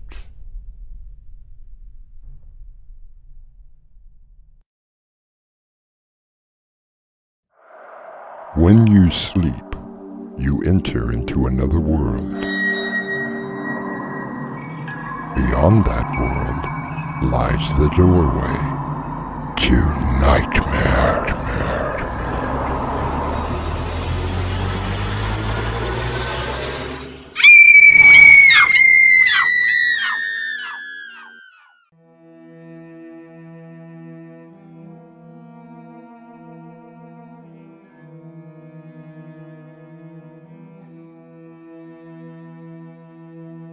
Come in. Welcome. I'm your host through the Doorway to Nightmare. There once was a time in this country, possibly around the world, where photography was a very special talent. Oh, everyone would snap a picture of family or friends, but there were a select few who made it a career. Of course, now in the digital age, taking a photograph is as easy as pointing your phone at a subject and pressing a button. Why don't you tell me what happened? I simply took a picture. That was all I did. And the old woman just died from that. Bill, I swear to you, she was not an old woman when I took the photograph. That was my model, Karen. Jason, you're crazy. I've met Karen. She wasn't 25 years old.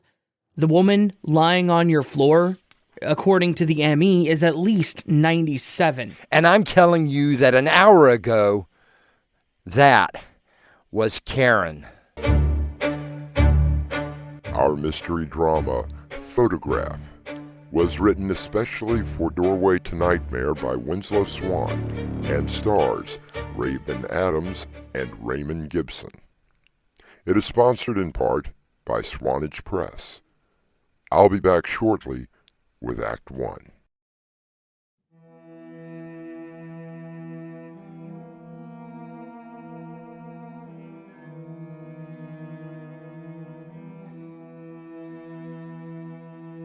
Meet Jason Graham, accomplished photographer who still uses that antiquated form of expression known as film.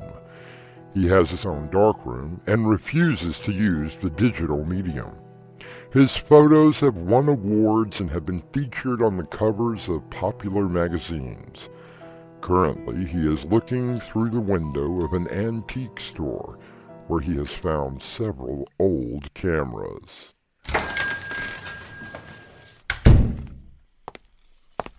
Hello? Yes, sir. May I help you?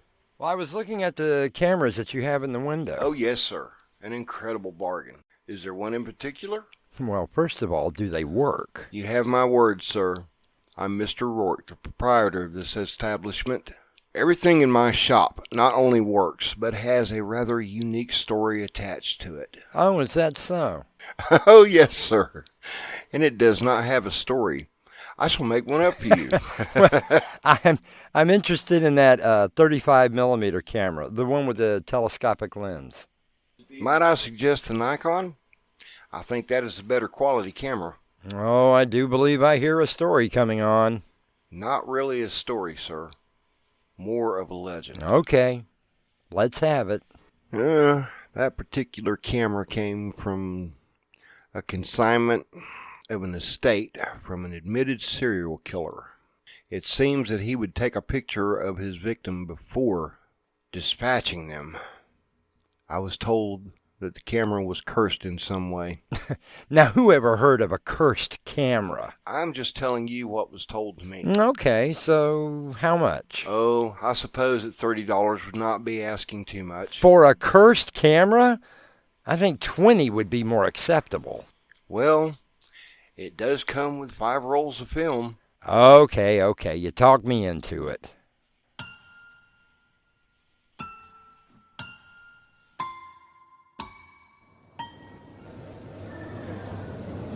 Hey, Jason. How was the world's leading photographer? Oh, not bad, Bill. How's the world's leading detective? Well, maybe not the world's leading, but definitely the finest in the precinct. Modesty does not become you. I'm okay. Well, Bill, you seem a little down. It's the Myers case. You know, we caught that guy dead to rights. We found the murder weapon, his DNA, all over it with the victim's blood. And the whole thing gets thrown out of court because of one typo on the paperwork. Oh, man, that's tough. So what are you going to do? Nothing we can do. The judge threw everything out. That little weasel gets away with murder. We just have to watch. Well, you know what they say. Justice is blind. Yeah, and deaf, and dumb, and has a wooden leg. So how's the photography going? Oh, not bad. I was going to see if Karen wanted to model this afternoon when she gets off work. 6 hours on her feet. And you want her to stand and pose? Hey, I pay well. I sure hope so. Hey, Jason. What can I get for ya? Oh, I don't know. A great pose for the next issue of Photo Weekly, maybe? How about a cup of coffee? And that will work, too. Say, listen, Karen, no kidding. Are you up for some shots this evening? How could I say no to you? How do you do that? Talent and my massive charm. and fancy camera work, I think that the chemicals in that dark room of yours has finally gone to your brain. Hey, don't put down my dark room. It's probably the only one left in the entire city. Still won't come into the 21st century, will you? Film is more pure. Right. Well, have fun with Karen. Okay, that's right. That's right. Now turn your head just a little. Yeah, great. All right, don't move. Okay, purse your lips. Just a little bit. Oh, that's great. Now throw your hair back. Oh, it's fantastic. Have you got enough? My feet are killing me. Oh, just a few more. Okay, there. Don't move. Oh, that's perfect. Oh, there. Oh, that should do it. Do I get a copy of these? Hey, don't I always? Hey, what's this? It's a bowling ball, Columbo. What do you think it is? Well, I know it's a camera, stupid head. I mean, it just looks, well, ancient. Oh, I think it was made around the 70s, maybe. I found it in an antique store earlier today. I even got some film to go with it. You sure it's any good? Well, I've only taken a few shots with it. I'm not really sure if it even works. Here, try it on me. I'll sit here looking all dapper and demure, and you can take the shot. Okay, let's see. Let me get you in the right light, and there. Awesome. So when will you develop the role? Oh, I can do it now. Like I said, I took a few shots on the way over here. Oh, like what? Oh, well, let me see.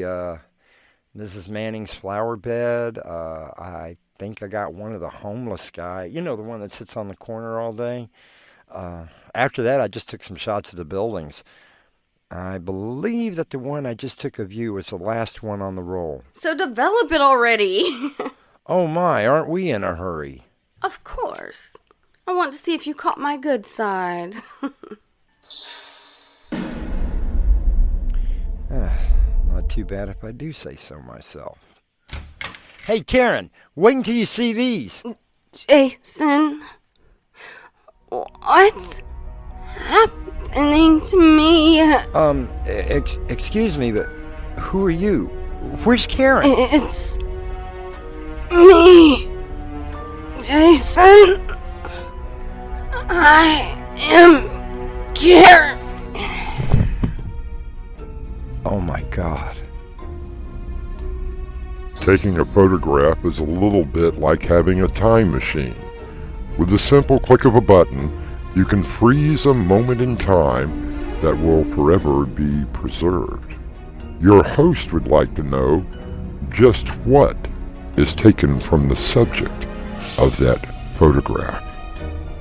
I will return with Act 2 shortly.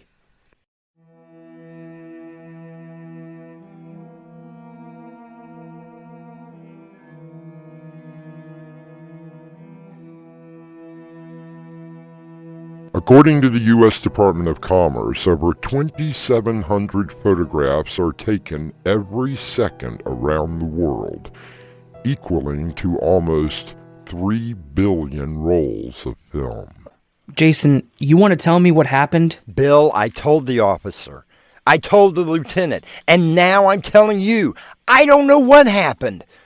I left Karen out here to develop that roll of film, and when I got back, there was this old woman. You mean Karen just let in some old woman off the street and she picked that moment to die? I've never seen her before in my life, I swear. Okay, I believe you. The big question is, where did Karen go? Well, I assumed she went home. No, I just came from there. Her roommate said that she never got back there. Oh, well, you know Karen. Maybe she went to a nightclub or something. On a Tuesday night? I don't think so. Bill, are you charging me with something? According to the medical examiner, the woman died of natural causes. There's nothing natural about this. I mean, why my apartment?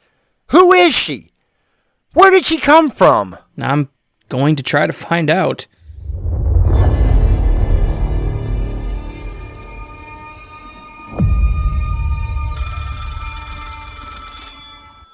Detective Stanton.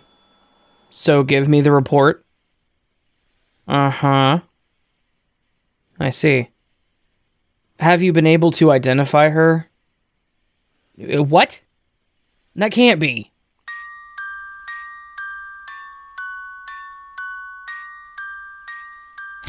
Oh, hey, Bill. What's up? Mind if I come in? Well, sure. So, what brings you around? You still have those pictures from last night? Oh, yeah, I got them right here. Why? Have you been anywhere today? No, I've been working right here. Why do you ask? I'm just looking at something, and it's... well, it's weird. Well, what are you looking at? This picture of Karen. This is the last one you took? Yeah, that was the last one, and I just put the new roll of film in today. The ME called a little while ago. We've identified the woman who dropped dead in here. Oh, well, finally. Great. So who is she? It's Karen. Bill. Now, that's impossible. Karen had a little trouble a few years ago, and her fingerprints were taken. They're an exact match to the old woman that died here. So what are you saying? I don't know yet. Where did that camera come from? Oh, yeah, I got it at an antique place over on Hammond. Maybe I should go and find out a little more about that camera.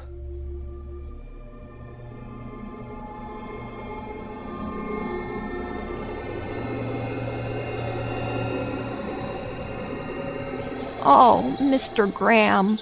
Hello, Mrs. Manning. How are the roses coming along? Oh, I'm so mad I could spit nails. Well, why? What happened? Dead. Every single one of them. When? Last night sometime, I'm guessing. I came out this morning to water them, and they'd all died. Wilted down to nothing. That's just weird. Do you still have that picture that you took of them? I really would like to have a copy. At least I can see what they looked like.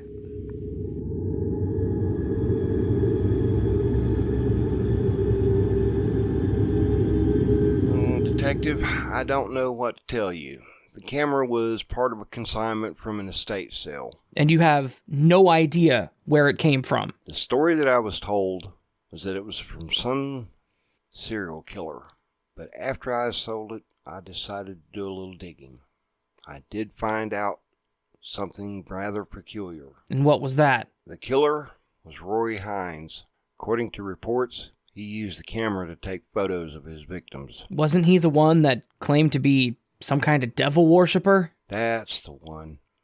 The one peculiar thing about him was that the ME said all of his victims died of natural causes. What finally happened to him? I believe that he died of old age in prison. Old age? I thought he was only about 40 years old. He was. But when they found him, he looked like he was 100.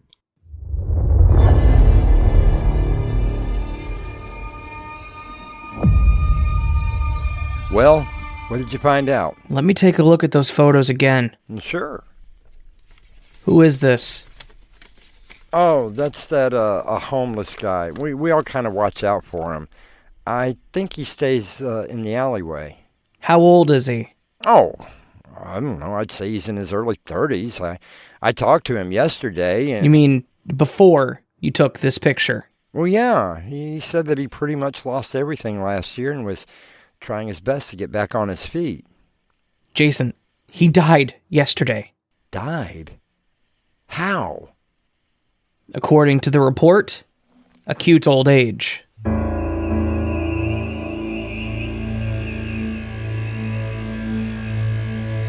There are still some cultures that believe by taking a picture, you can capture the soul of the subject. While most people find this a rather silly concept, I like to keep an open mind. Stealing a soul is one thing, but a person's life? Something to consider until I return with Act 3.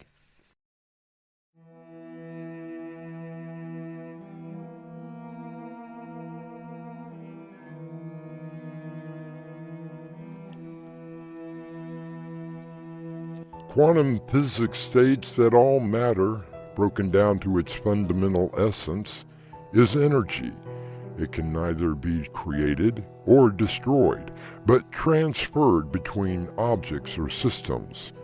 When shooting on film, light emanates off the subject and the energy is consumed by the process. If the film absorbs the light, and the light includes a piece of the subject's energy, could the film be capturing their soul? I'm sorry, Bill. It's just too fantastic. Have you taken any more pictures? Not with that camera, no. You can't take the film out and just develop one, can you? No, unfortunately, you have to use the entire roll. Why? What are you suggesting? Just an experiment. Like? Okay. Take a picture of, say, that plant in the corner. Develop the photo and see what happens. Well, I do have another roll of film, so I suppose I could sacrifice one roll.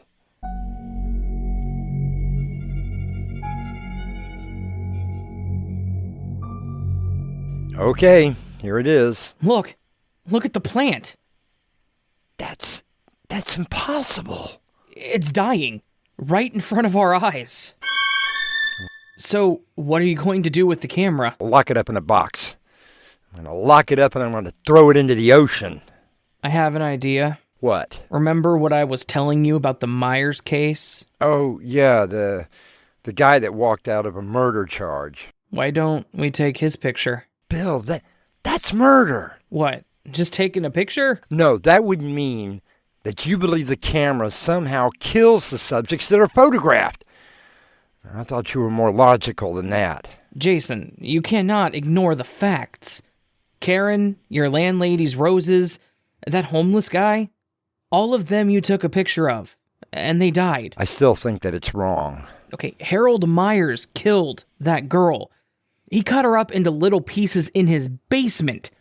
He practically laughed at me when the judge set him free. Here's the camera. You do what you have to do.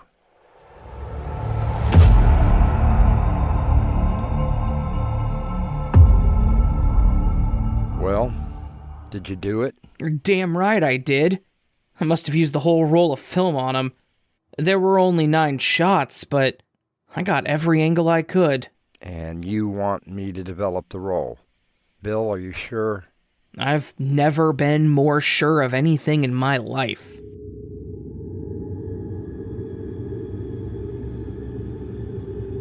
Okay, Bill. Here are your photographs. I'm gonna call the station. I had a patrol car keep an eye on Mr. Myers. I'm sorry, Bill. I really am. What are you talking about? Hey, what's this photo? You know, Bill, there's a certain power when you take a photo. I suppose that capturing a moment in time is sort of like taking a drug. What are you talking about? Well, when I handed you the camera, I accidentally snapped a photo of you as well. Perhaps it was justifiable karma. And that's why there were only 9 more shots on the roll. Jason, what have you done? I'm sorry, Bill. But I happen to know of a few more people who could use a bit of justified karma. Detective Bill Stanton crumbles to the floor, his aged hand still clutching the photo of himself. Jason takes the camera, reloads another roll of film, and heads out the door. I will head back here shortly.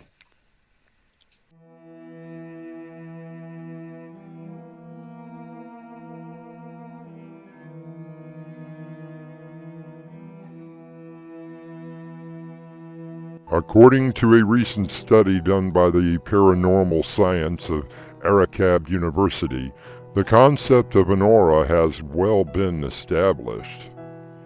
As the study proclaims, a camera takes away bits and pieces of that aura. And having said that, people who are constantly photographed tend to live empty and aimless lives. Our cast included Raven Adams, Crimson McKenzie, William Stafford, Julia Sanders, and Raymond Gibson. The entire production was under the direction of Winslow Swan. And now, a preview of our next tale. Mr. Reynolds, My name is Detective Charles Grayson. I want you to know that this entire interview is being recorded. I understand, but I don't know why I'm here. You are being charged with robbery. I've never broken the law in my life! Now calm down, Mr. Reynolds. Do you recognize these? That must be the money from my apartment floor. Well, it came from that bank that you were at yesterday. There's no video evidence of you actually robbing the bank. We just want to know how you did it. Doorway to Nightmare is brought to you in part by Swanage Press. This is your host, inviting you to return with us through the Doorway to Nightmare for another adventure into the world of your terrifying imagination. Until next time, slumber peacefully. Epilogue. The butler did it.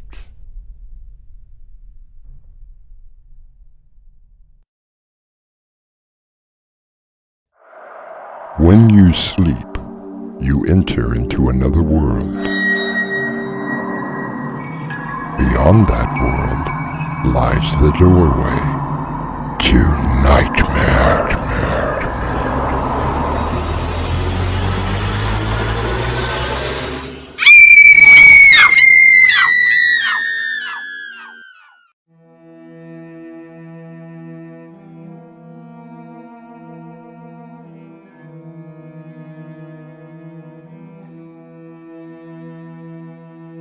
Come in.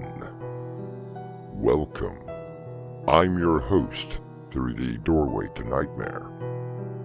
Have you ever wanted to have just one wish come true? Perhaps you wanted to be someone famous, or simply have enough money to live out an entire lifetime. I like to think that most people would like to have at least one wish granted to them.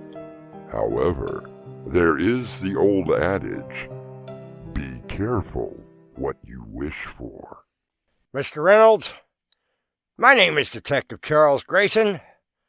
I want you to know that this entire interview is being recorded. I understand, but I don't know why I'm here. You are being charged with robbery.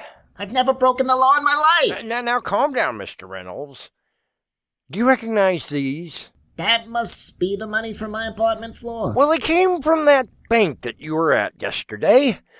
There's no video evidence of you actually robbing the bank. We just want to know how you did it. Our mystery drama, One Wish, was adapted from the short story and written especially for Doorway to Nightmare by Winslow Swan and stars Kyle Glass. It is sponsored in part by Swanage Press. I'll be back shortly with Act 1.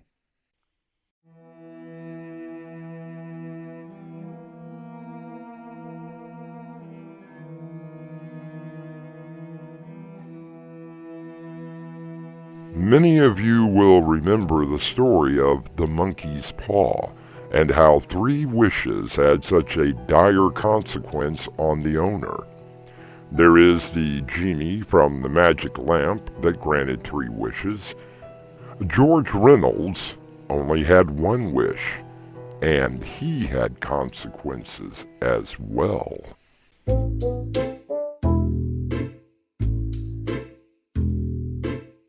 You're telling me. I guess the old saying to be careful what you wish for holds true.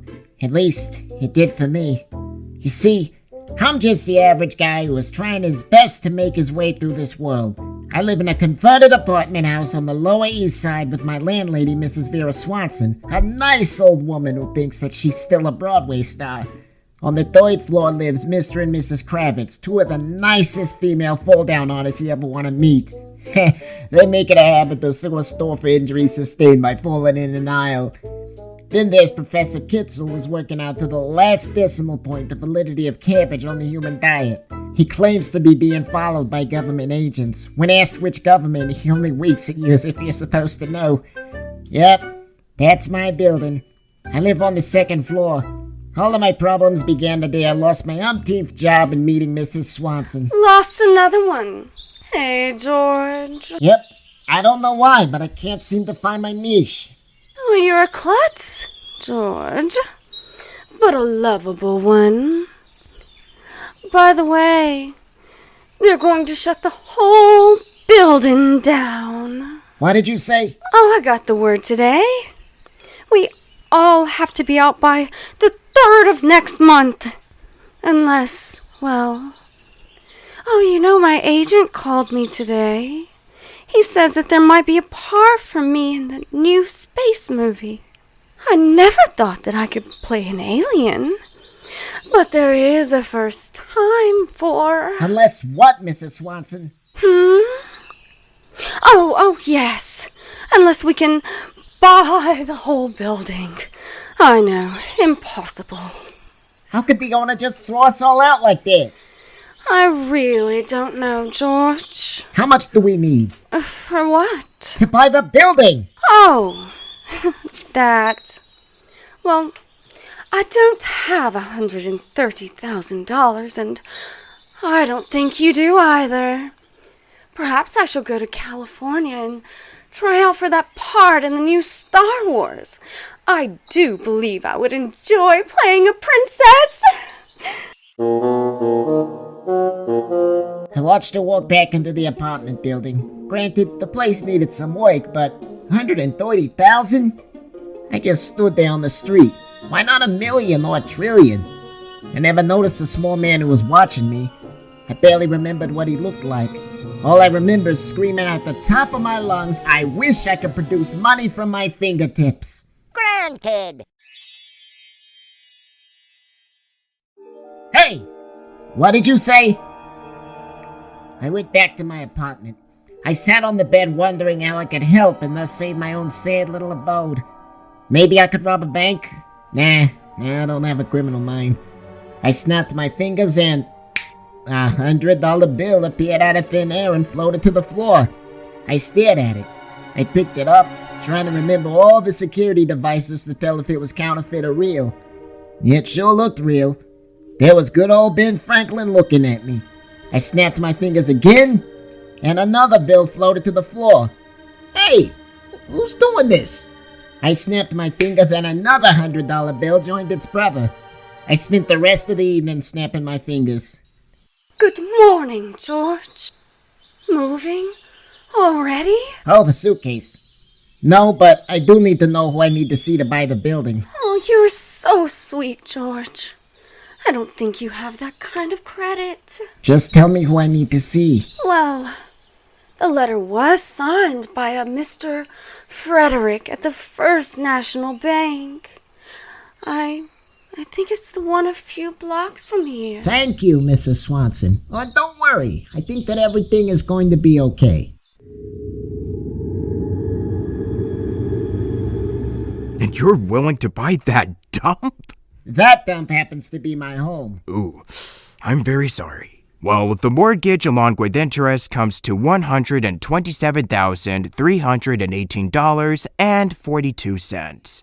I'm pretty sure that there is no one in that building, including yourself, that has that kind of... I think that this will cover it. Oh my!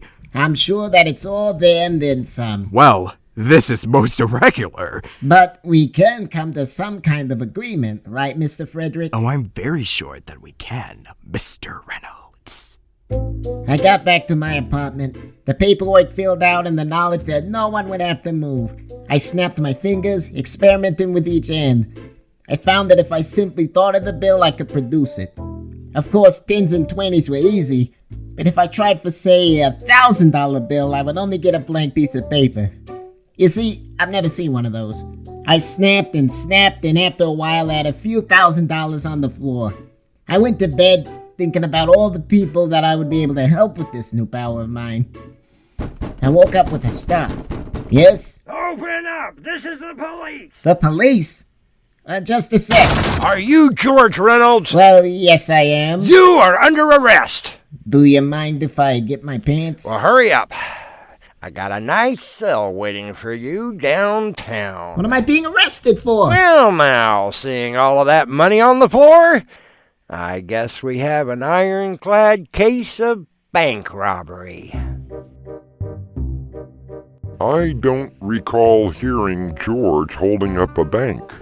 Do you? But then, how would you explain a pile of cash in the middle of your floor? Perhaps explanations will be forthcoming when I return with Act 2.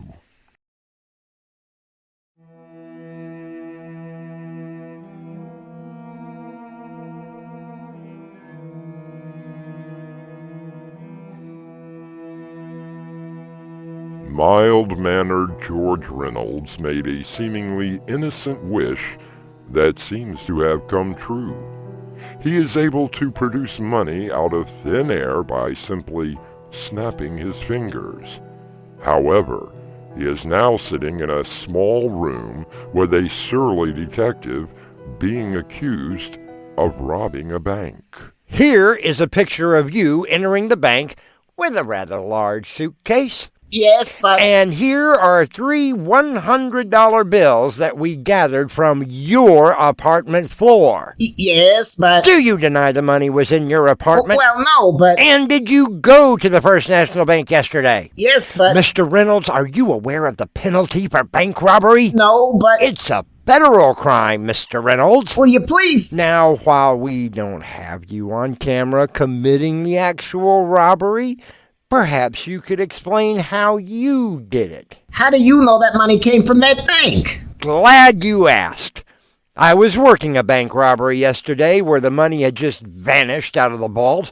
Then you waltzed in there with the exact amount of cash that had disappeared. Well, being the detective that I am, I put 2 and 2 together. And came up with 5. Look, I know that you're never going to believe me, but I swear I did not rob the bank. Right, sure you didn't. You just snapped your fingers and the money appeared. Well, now that you mention it. Hey, give me that. That bill came from out of this evidence envelope. How the hell did you do that? Are you some kind of a magician? No, not a magician. I don't know how it happens. I just snap my fingers and... Now stop that! See, I can do it all day long. I said to stop that! Now look, Mr. Reynolds, what you are doing is impossible. No, just highly improbable.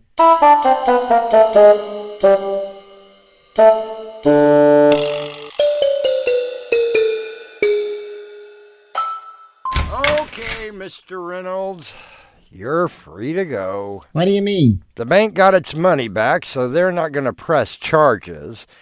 And if I were you, I don't think I would be snapping my fingers anymore. Do you have an explanation for what happens? Well, maybe when you snap your fingers, you produce a bill, but, well, that bill has to come from somewhere.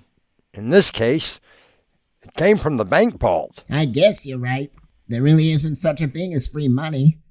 Well, it was a neat trick. Just do me a favor. Oh, anything. Don't snap your fingers anymore.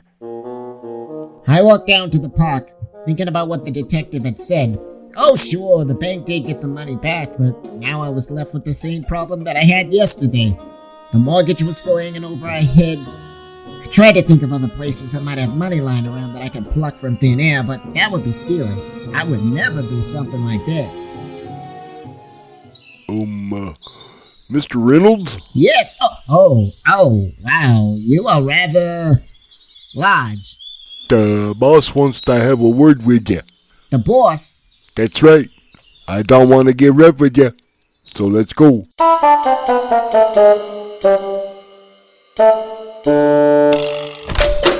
Gal, why don't you wait outside while George and I have a little chat? Sure thing, boss. You call that Abe Gall? Oh, he's just a big kid. Of course, I only call him Gall for short. His name is really Goliath. Appropriate. Now, George, would you like something to drink? Coffee? Tea? Professor Kitzel, would you mind telling me why you sent the man with the hairy knuckles to get me? Oh, George, I just wanted to talk to you. I don't think that you and me have ever had more than a nodding acquaintance. Okay, but you could have knocked on my door at any time. Forgive me, George. I just thought it might be better this way. Now, why don't you tell me what happened to you today? Well, not much. I was arrested. Really? Oh, the police dropped the charges. But why were you arrested? I don't think that you'll believe me. Let me be the judge of that. George begins to tell his tale of woe to the aging professor, who sits smiling and nodding, anxiously waiting to hear the outcome. We shall hear the outcome when I return with Act 3.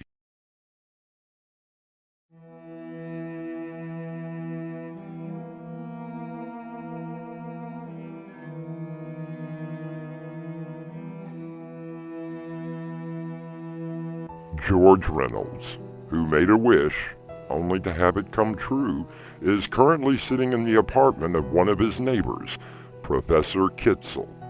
He is hoping to find some solace in the fact that someone might believe his story.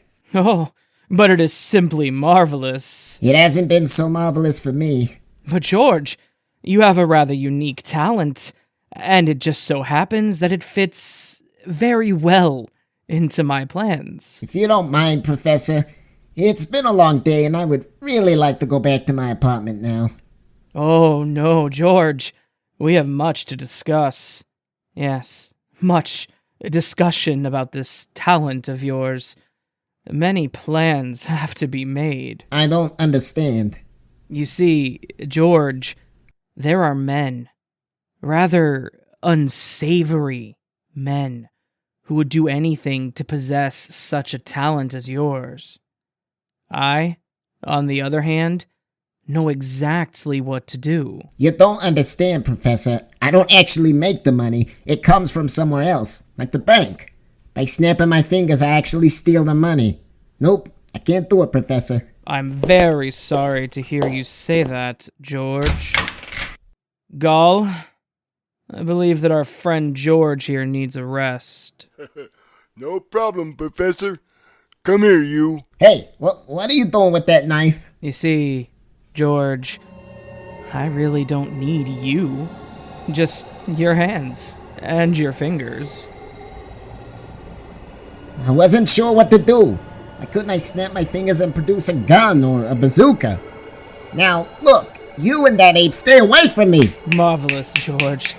Now stop that, and let's be reasonable about this. Just stay back! Throwing money at us is not going to stop us. Slipping on the money isn't helping either. I wonder if I could do rolls and quarters. Hey, let me out. Ouch! Bullseye! Go! Get off of me! George, stop it! Stop it! Well, Mr. Reynolds, we meet again.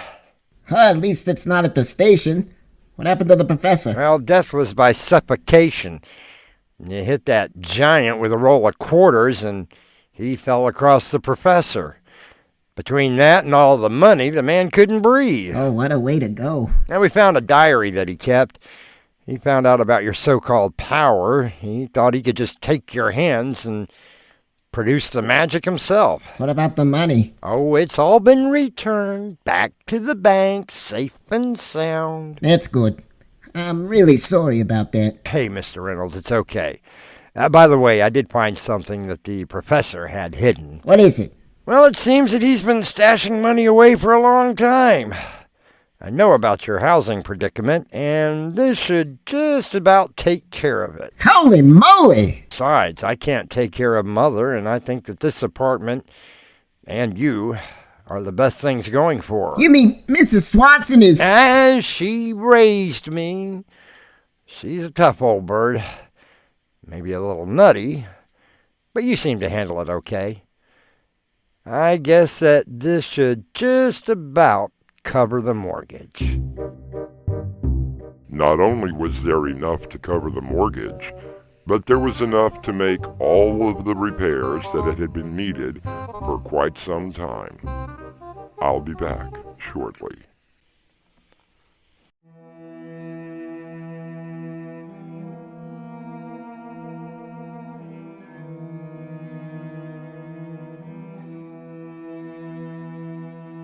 Does George still have the power? Well, sometimes he forgets and will snap his fingers. He tries to only imagine $1 and $5 bills now, and he is very careful not to be near a bank. As for the little man who granted the wish, George hopes to never see him again. Our cast included Kyle Glass, Crimson McKenzie, Robert Jackson, William Stafford, Raven Adams, and Raymond Gibson. The entire production was under the direction of Winslow Swan. And now, a preview of our next tale. Okay, we have a caller on line 7. You are live and welcome to the show. They are already here. Well, we are talking about the so-called lights in the sky that so many people are seeing tonight. So, caller, what do you mean that they are already here? I'm telling you. They landed a long time ago. They've been setting up for... Hello? Are you still there? They are already here.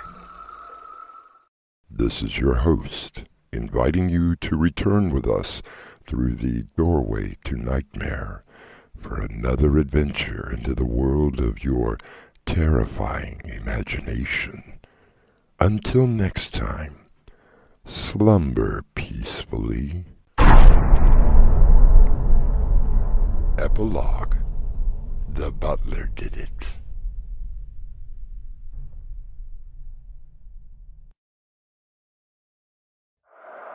When you sleep, you enter into another world. Beyond that world lies the doorway to nightmare.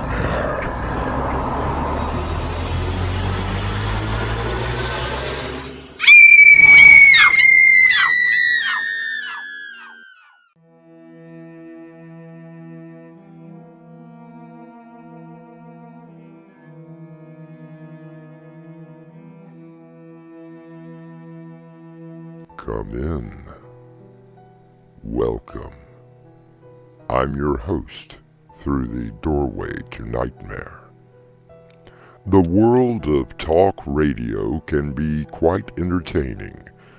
From the latest Hollywood gossip to political viewpoints, it is a plethora of opinions and feedback.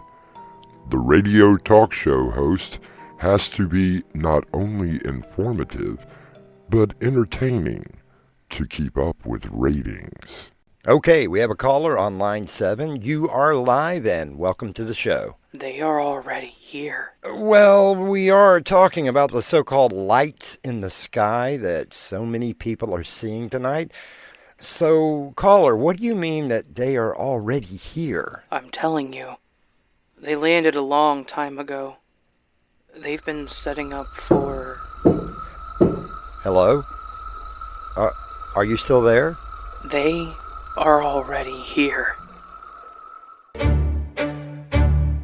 Our mystery drama, The Caller, was written especially for Doorway to Nightmare by Winslow Swan and stars Raven Adams. It is sponsored in part by Swanage Press. I'll be back shortly with Act 1.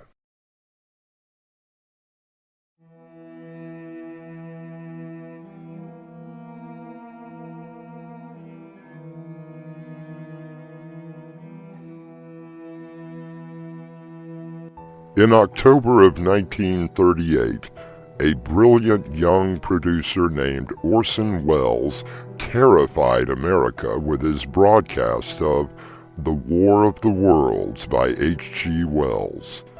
Martians had come to invade and destroy, and within the space of 1 hour, police lines were flooded and panic ruled the streets.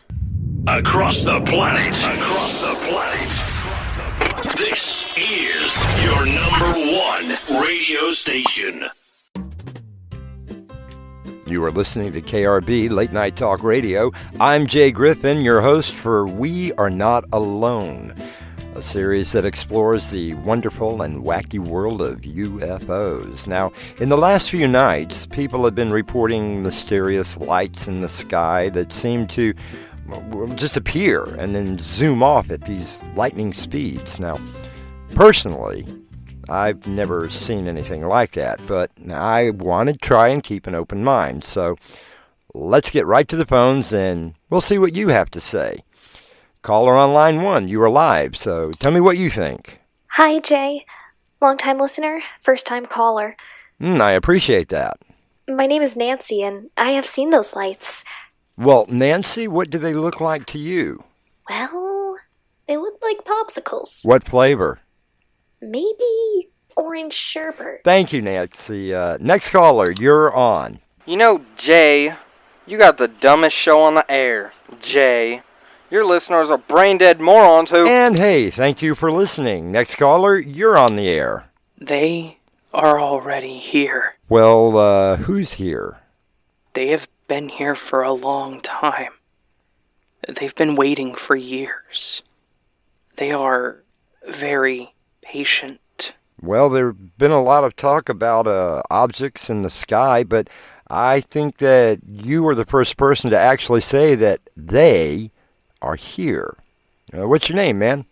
Just call me Max. Okay, Max, how do you know that they are here? Look around, man. They've been coming for years.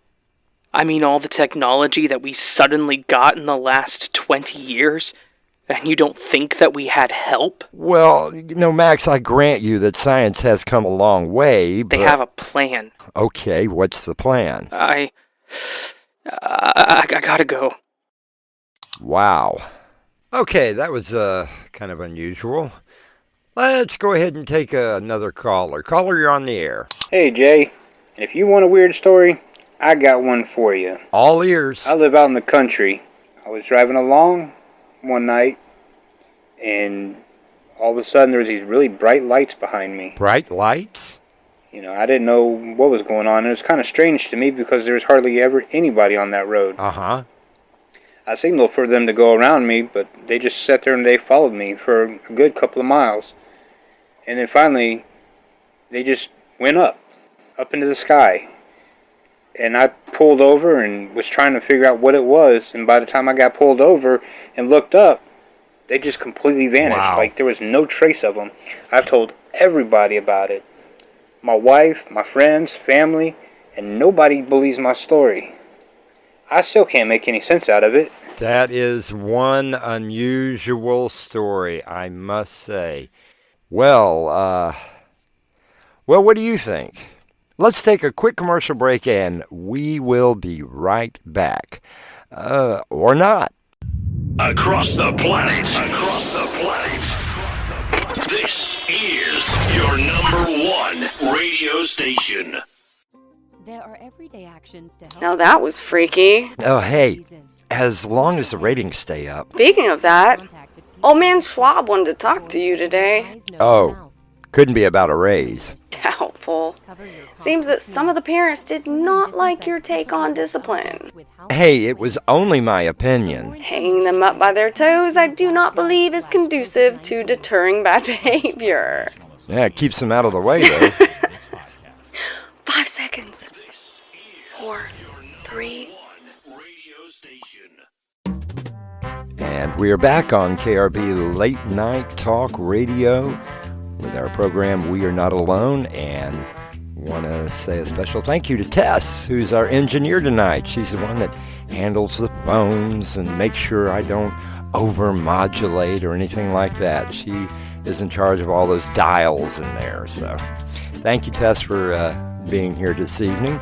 Now, our topic is We Are Not Alone. And let me just tell you what our government says. Oh, wait. They don't know either. They have all this video footage from pilots and ships, and they have no idea. Now come on, people, wake up. Let's get to the phones. Caller, you're on the air. They want you to see them. Hey, Max. Haven't heard from you in about 3 minutes. How's it going, kid? I had to move. I'm calling from a payphone. You mean you actually found a payphone? That right there is amazing in itself. I don't want to use the cell phones. They monitor those. Who monitors? What, the government? No, the aliens. Don't you understand? They've been here, just waiting for the right time. And so tonight is the right time. Yes! They are getting ready. Well, listen, Max, do you think they can wait until after the show? Wait, I see one. I gotta go. Wow. Now, all I can say is wow. All right, next caller, you are on with Jay. Hi, Jay. I'm Linda. Well, how are you doing tonight, Linda? I think that I know Max. Really? From where? When I was on board the ship. Oh, you mean like a cruise ship? No, the alien ship. You see, I was abducted last January, and Max's voice sounds very familiar. Oh, so did they perform experiments on you? No, they were getting me ready. Getting you ready? Ready for what? I have to go. And our next caller, you are on the air. Hey, Jay, it's me. Leo, our friendly neighborhood police officer. And it's just as weird out here as it is on your show tonight. There goes another one. I'll call you back later. Looking forward to it. And, you know, I just thought of a quote that Einstein had. A question that sometimes drives me hazy. Am I or are the others crazy? Why don't we go ahead and take another break? You are listening to Jay Griffin on We Are Not Alone on radio station KRB Late Night Talk. Across the planet. This is your number one radio station. Late night talk radio can be most interesting at times. It is amazing the sort of people who stay up to hear the most archaic bit of entertainment that is on the air. And yet, they do. I'll be back shortly with Act 2.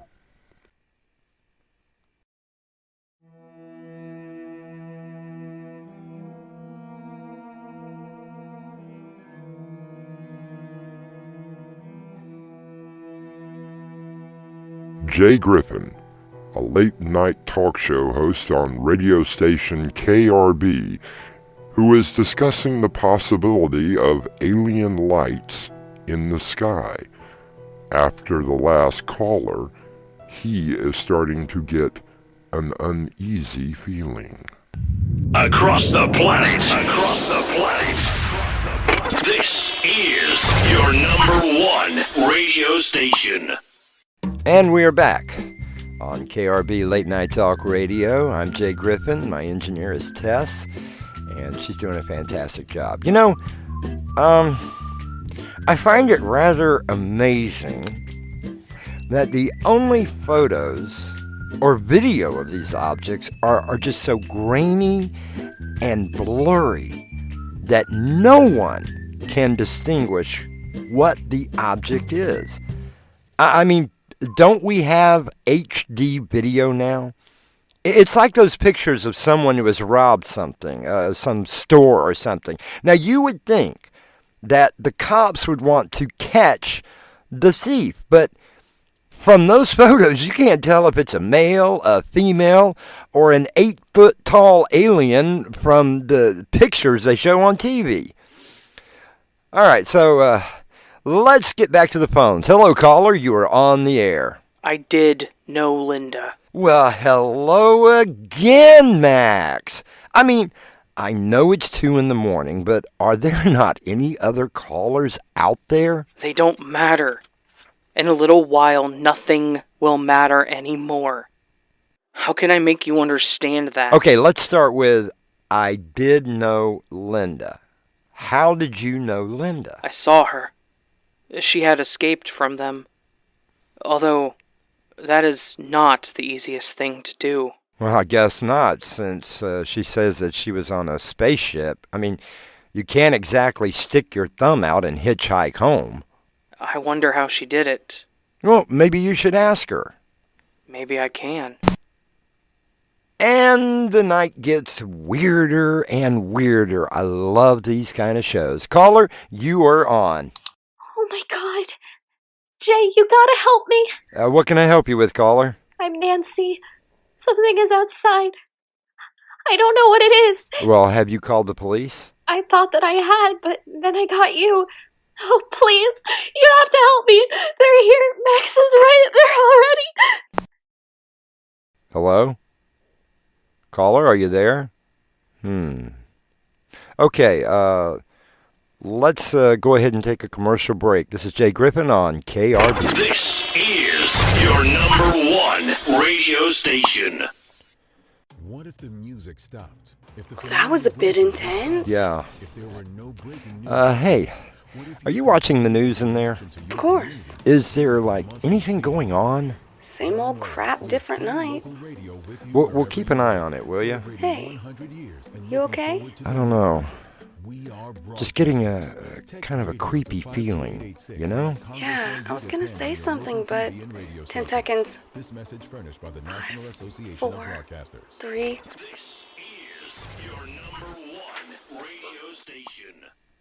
And we are back. You're on KRB. This is Jay Griffin on We Are Not Alone. Let's just go right to the calls. Caller, what's your name? Hey, Jay.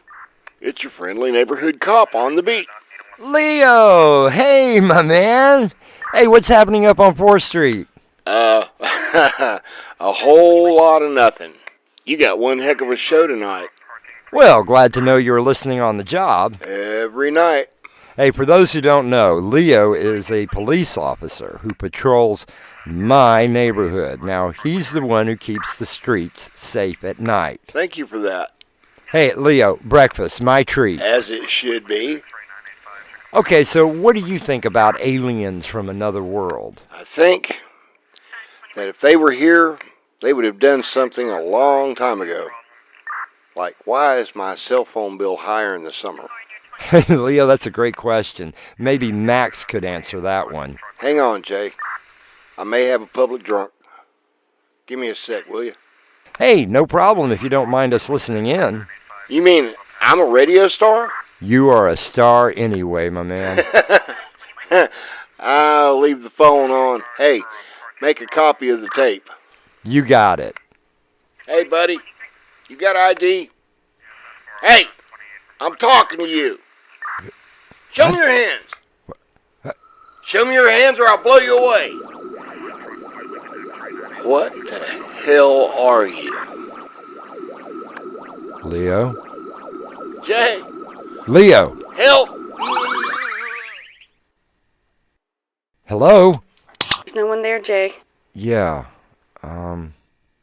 Okay, let's just take another caller. Hello? I told you. It's starting. Max, what do you know? Everything. I'm on the move. Okay. All right, let's just stop and back up a second. I'm not sure if someone is trying to pull one over on Jay Griffin, but I think it's gone just a little too far. All the phone lines went dead. They're what? Hello, caller. You're on. Caller, what's your name? It's no use. There's no one on the line. Okay, let's just stop. Tess, our beautiful engineer, is going to check and make sure we don't maybe have a broken phone line or something's disconnected somewhere. Let's just go ahead and take a commercial break. This is your number one radio station. Tess looks at Jay through the window of the production room. She shrugs her shoulder, and Jay sits in his chair, staring at the dead phone. We shall stare into Act 3.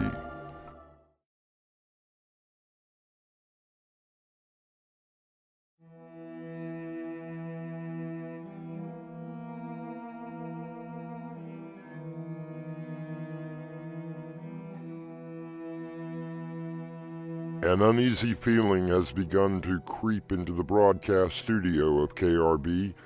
Jay Griffin has been trying to call someone for the past 10 minutes without any luck. The phones are dead, Jay. Yes. Yeah, but are we still on the air? Oh, okay. All right, so I'm going to give out my cell phone number. If anyone is out there, please give me a call. 555-0929. Tess, can you patch my phone into the board? Does a cat have an ass? Does a bear... I will take that as a yes. Okay. So, listen, we have had a lot of strange phone calls tonight. Tess, is there anything on the news? I just realized something. What's that? The news channel's been showing the same story over and over for the past half hour. What story? Something about a bright light over the center of the city? Hang on. It's getting towards the end of... Holy... Tess, what is it? I never noticed it before. The camera just stopped filming. Like it got swiped away by something. Then the whole loop starts all over again. So for the past hour, you've been watching the same news story over and over? Jay, I'm getting a little frightened. Can someone please call me? Huh. This is Jay on KRB. You're on the air. It's me, Linda. Oh, are you okay? Yes, Linda. Wow. Any idea what's going on? I don't know. I'm at my neighbor's place. Jay, they are all gone. What do you mean, gone? Just gone. I've checked all the bedrooms. There's no one here. I'm scared. Have you at least called the police? I can't get through to them. Wait. I don't think I'm alone. Oh, God. Oh, hi. I remember you. Wait, you told me I was the chosen one when you picked me up. No, stop! Stop! No, stop!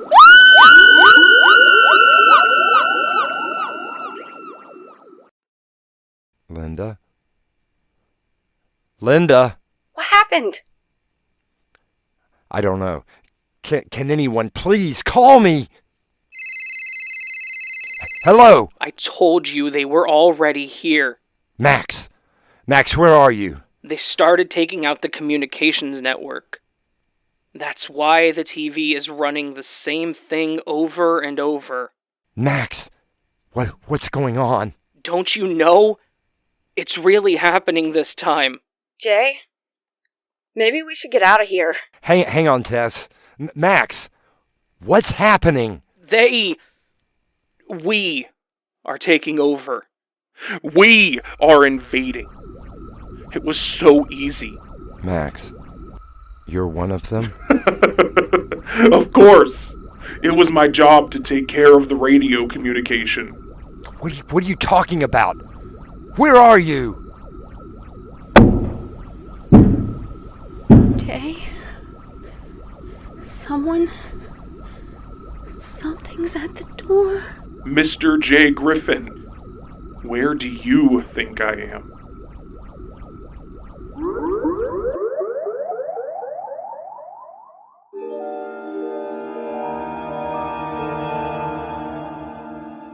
Jay and Tess look at the door to the broadcast booth in horror as it begins to melt away. Within a few moments, the station goes off the air. I will be back shortly.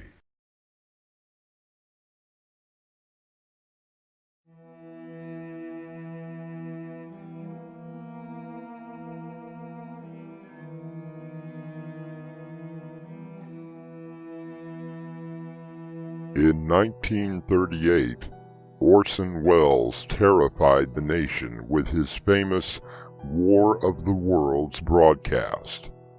Many said that something like that could never happen again. Yet, it did. And not just once, but 3 times. Right here in this country. Don't believe me? Look it up and wonder, would you be fooled? Our cast included Raven Adams, Crimson McKenzie, Raymond Gibson, Julia Sanders, Minerva Faith, Carter Sheriff, Mark Wheeler, and William Stafford. The entire production was under the direction of Winslow Swan. And now, a word from our producer and director, Winslow Swan.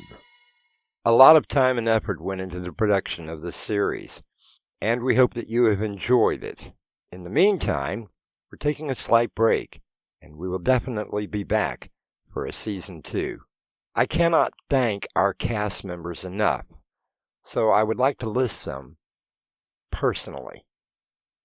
Thank you very much to the voice talents of Crimson McKenzie, William Stafford, Mark Wheeler, Carter Sheriff, Colby Jones, Mark McLean, Raven Adams, Kyle Glass, Patrick Scott, Julia Sanders, Minerva Faith, and Robert Jackson, without whose help this series would not have been made.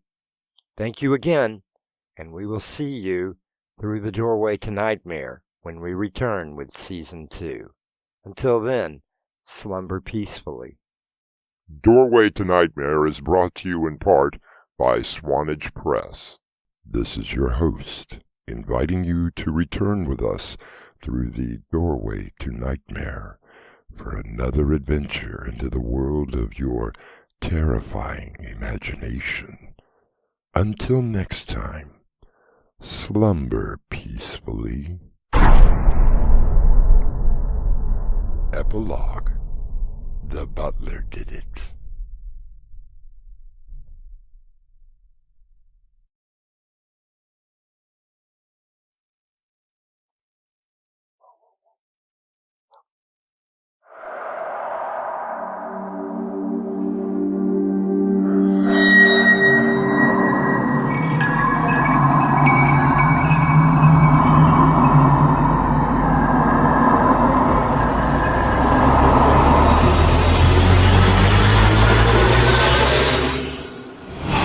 The Telltale Heart by Edgar Allan Poe.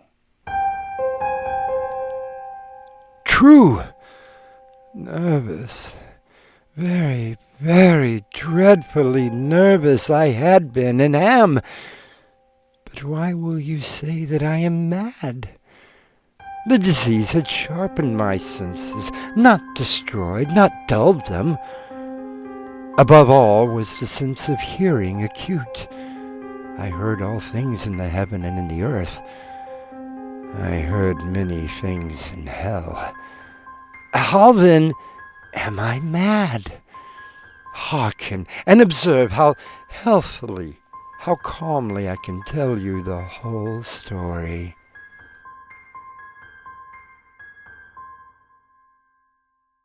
It is impossible to say how first the idea entered my brain, but once conceived, it haunted me day and night. Object there was none. Passion there was none. I loved the old man. He had never wronged me. He had never given me insult. For his gold I had no desire. I think it was his eye. Yes, it was this. He had the eye of a vulture, a pale blue eye with a film over it. Whenever it fell upon me, my blood ran cold, and so by degrees, very gradually, I made up my mind to take the life of the old man, and thus rid myself of the eye forever. Now this is the point. You fancy me mad. Madmen know nothing. But you should have seen me. You should have seen how wisely I proceeded, with what caution, with what foresight, with what dissimulation I went to work. I was never kinder to the old man than during the whole week before I killed him. And every night, about midnight, I turned the latch of his door and opened it, oh, so gently.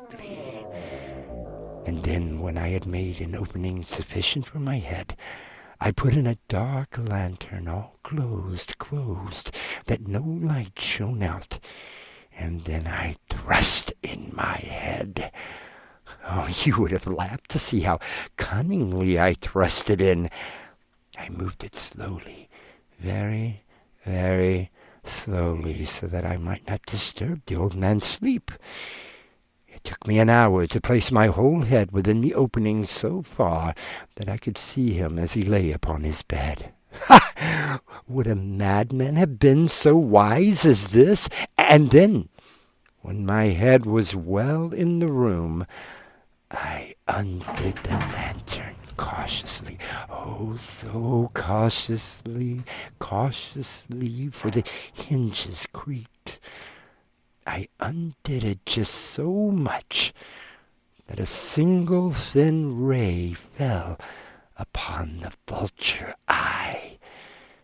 And this I did for 7 long nights.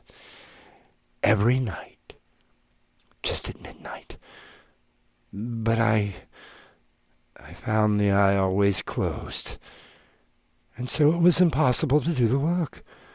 For it was not the old man who vexed me, but his evil eye. And every morning, when the day broke, I went boldly into the chambers and spoke courageously to him, calling him by name in a hearty tone and inquiring how he has passed the night.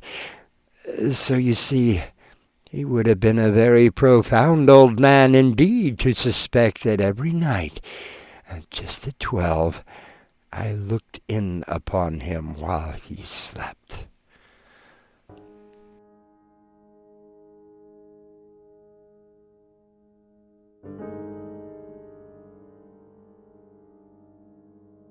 Upon the 8th night, I was more than usually cautious in opening the door. A watch's minute hand moves more quickly than did mine. Never before that night had I felt the extent of my own powers, of my sagacity.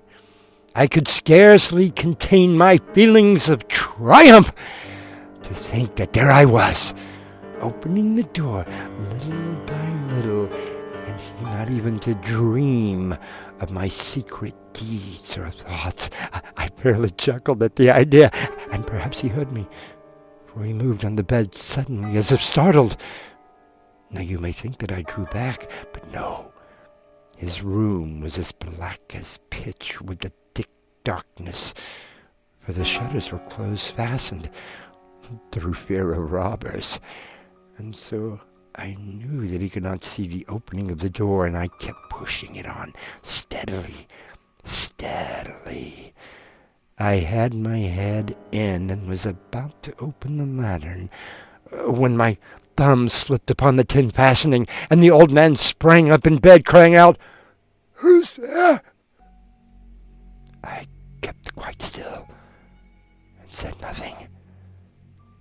For a whole hour I did not move a muscle, and in the meantime I did not hear him lie down.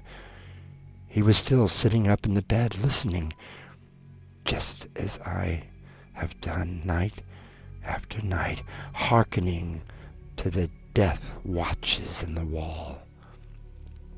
Presently I heard a slight groan, and I knew it was the groan of mortal terror. It was not a groan of pain or of grief. Oh, no! It was the low, stifled sound that arises from the bottom of the soul when overcharged with awe. I knew the sound well. Many a night, just at midnight, when all the world slept, it has welled up from my own bosom, deepening with its dreadful echo the terrors that distracted me. I say I knew it well. I knew what the old man felt, and pitied him, although I chuckled at heart. I knew that he had been lying awake ever since the first slight noise, when he had turned in the bed. His fears had been ever since growing upon him. He had been trying to fancy them causeless, but could not. He had been saying to himself, "It is nothing but the wind in the chimney. It is only a mouse crossing the floor.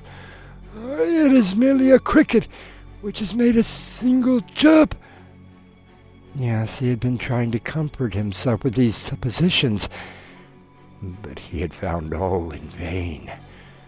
All in vain, because death, in approaching him, had stalked with his black shadow before him and enveloped the victim. And it was the mournful influence of the unperceived shadow that caused him to feel, although he neither saw nor heard, to feel the presence of my head within the room. When I had waited a long time, very patiently, without hearing him lie down, I resolved to open a very, very little crevice in the lantern. So I opened it. You cannot imagine how stealthily, until at length a simple, dim ray, like the thread of the spider, shot from out the crevice and fell full upon the vulture eye. It was open, wide open, and I grew furious as I gazed upon it. I saw it with perfect distinctness, all a dull blue, with a hideous veil over it that chilled the very marrow in my bones. But I could see nothing else of the old man's face or person, for I had directed the ray as if by instinct, precisely upon the damned spot. And have I not told you that what you mistake for madness is but over-acuteness of the sense? Now I say there came to my ears a low, dull, quick sound, such as a watch makes when enveloped in cotton. I knew that sound well, too. It was the beating of the old man's heart. It increased my fury as the beating of a drum stimulates the soldier into courage.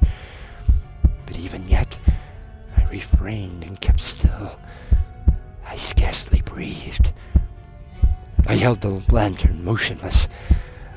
I tried how steadily I could maintain the ray upon the eye. Meantime, the hellish tattoo of the heart increased. It grew quicker and quicker and louder every instant. The old man's terror must have been extreme. It grew louder, I say, louder every moment. Do you mark me well? I have told you that I am nervous, and so I am. And now at the dead hour of the night, amid the dreadful silence of that old house, so strange a noise as this excited me to uncontrollable terror. Yet for some minutes longer I refrained and stood still, but the beating grew louder. I thought the heart must burst, and now a new anxiety seized me.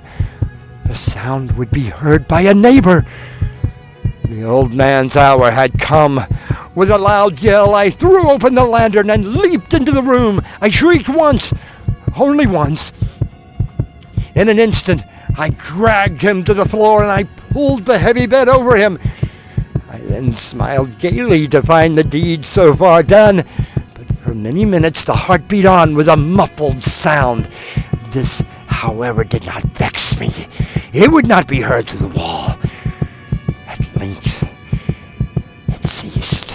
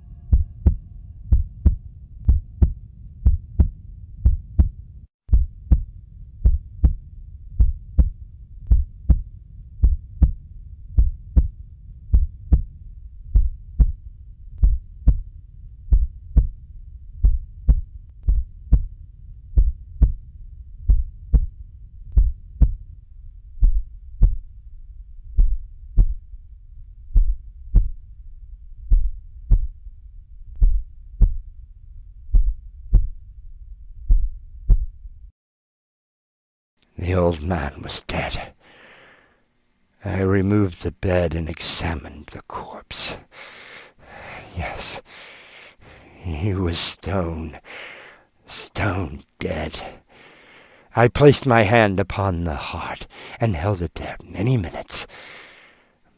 There was no pulsation. He was stone dead. His eye would trouble me no more.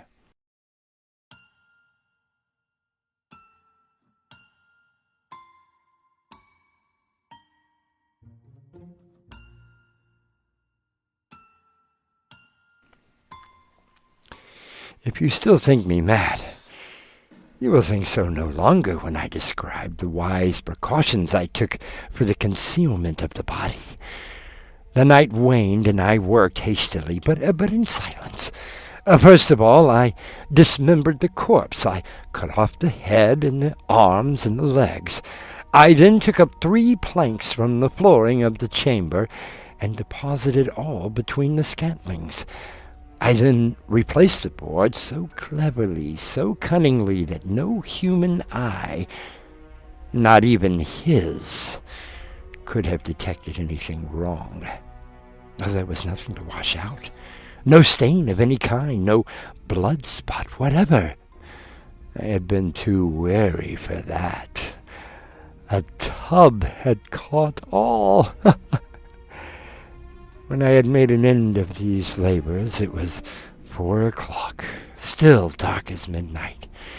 As the bell sounded the hour, there came a knocking at the street door. I went down to open it with a light heart, for what had I now to fear? There entered 3 men who introduced themselves with perfect suavity as officers of the police. A shriek had been heard by a neighbor during the night. Suspicion of foul play had been aroused. Information had been lodged at the police office, and the officers, had been deputied to search the premises. I smiled, for what had I to fear? I bade the gentleman welcome. The shriek, I said, was my own, in a dream.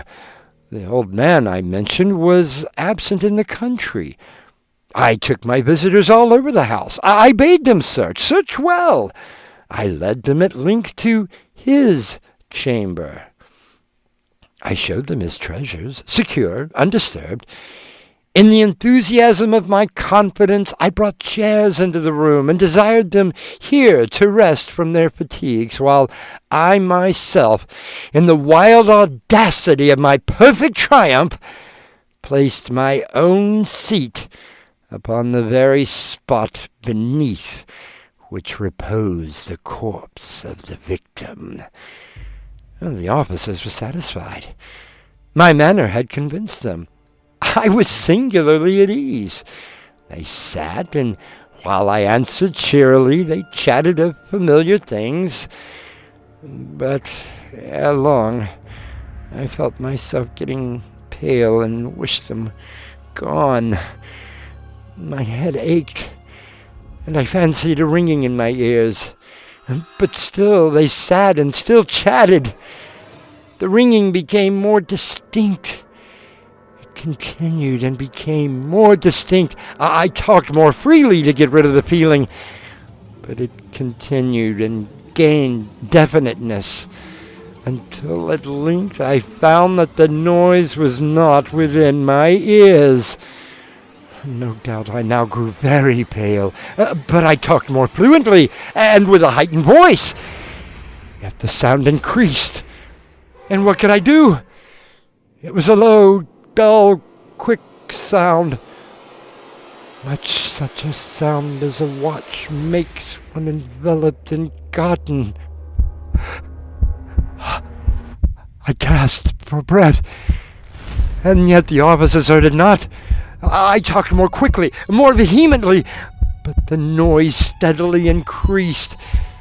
I arose and argued about trifles in a high key and with violent gesticulations, but the noise steadily increased. Oh, why would they not be gone? I paced the floor to and fro with heavy strides, as if excited to fury by the observations of the men. But the noise steadily increased. Oh God, what could I do?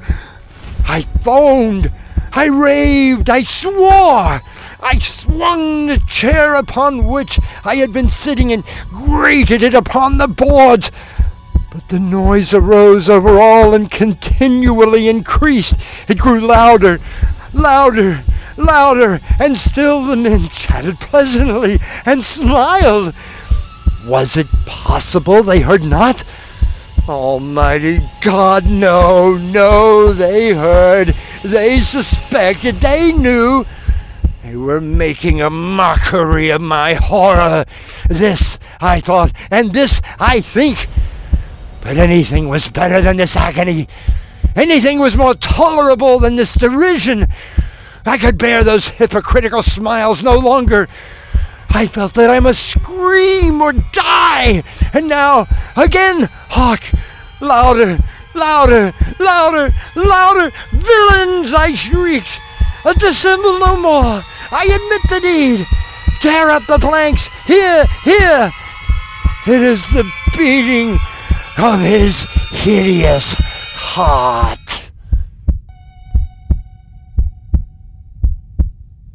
This is your host, inviting you to return with us through the doorway to nightmare for another adventure into the world of your terrifying imagination.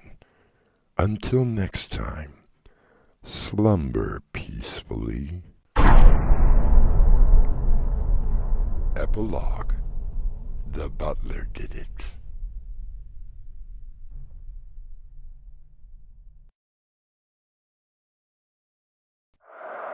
When you sleep, you enter into another world.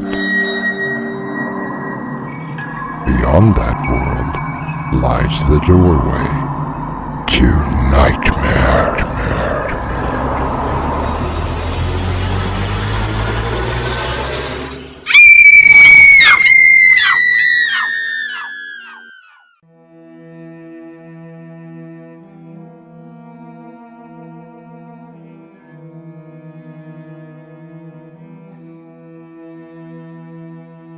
Come in.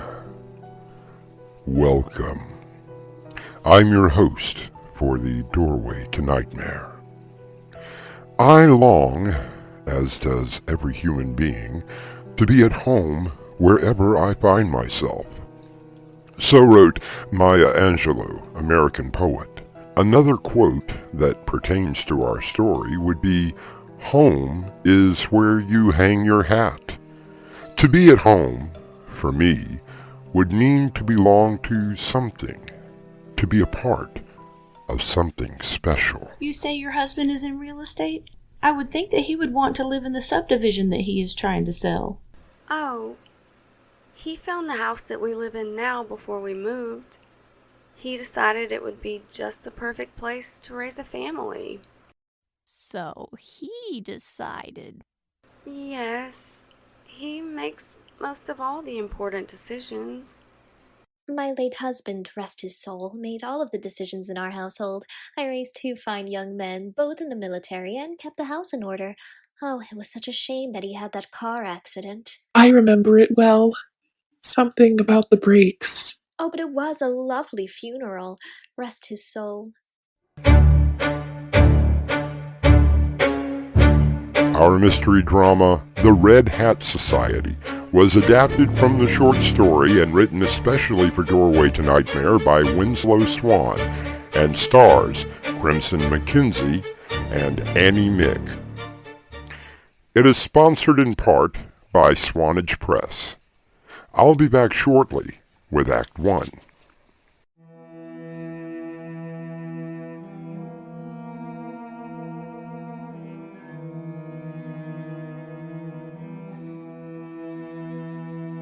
Moving to a new location can be somewhat traumatic to most people. There is, of course, finding a place to live, getting to know people, and the simple task of fitting in. Why, yes, I have 2 sweet little kittens. I love lasagna. Oh, I like to I just can't stand it when people disregard me. I can't stand gum chewers. And I'm the Widow Nix. Very pleased to have you here. Ladies, I now call this meeting of the Red Hat Society to order. Let's begin with the Widow Terrence reading the minutes from our last meeting. At our last meeting, we discussed the bake sale that raised a little over $300 for the new music room at the high school. Widow Nick suggested a haunted house Halloween party as a possible fundraiser to be held this October for the Veterans Fund. The motion was carried and the Widow Nix was named as chairman for that committee. That was the only new business that was discussed, and we adjourned the meeting. Thank you, Widow Terrence. Now, before we open the floor for any new business, I would like to introduce a special guest, Mrs. Laura Daniels. Oh, please. That's not necessary. I'm thankful you invited me to come, Mrs. Dale. She's been my next-door neighbor for the last 6 months. Oh, did you buy the Oldfield place? Yes. It's a little larger than what I wanted, but my husband insisted. Do you have any children? Not yet. My husband wants a large family. I would settle for one healthy child. Children are overrated. They're all born defective. As children. Would it not be more expedient coming out as 18-year-olds and knowing everything? Teenagers already know everything. Now, before we overwhelm our guest, why don't we introduce ourselves? Of course, you know me, the Widow Dale. Oh dear, well, I'm Widow Terrence, the secretary, although I don't know why. I'm the Widow Johns. I'm the Widow Stiles. And I'm the Widow Nix. Very pleased to have you here. I'm the Widow Adams. Thank God. All right, ladies, let's get on with our meeting.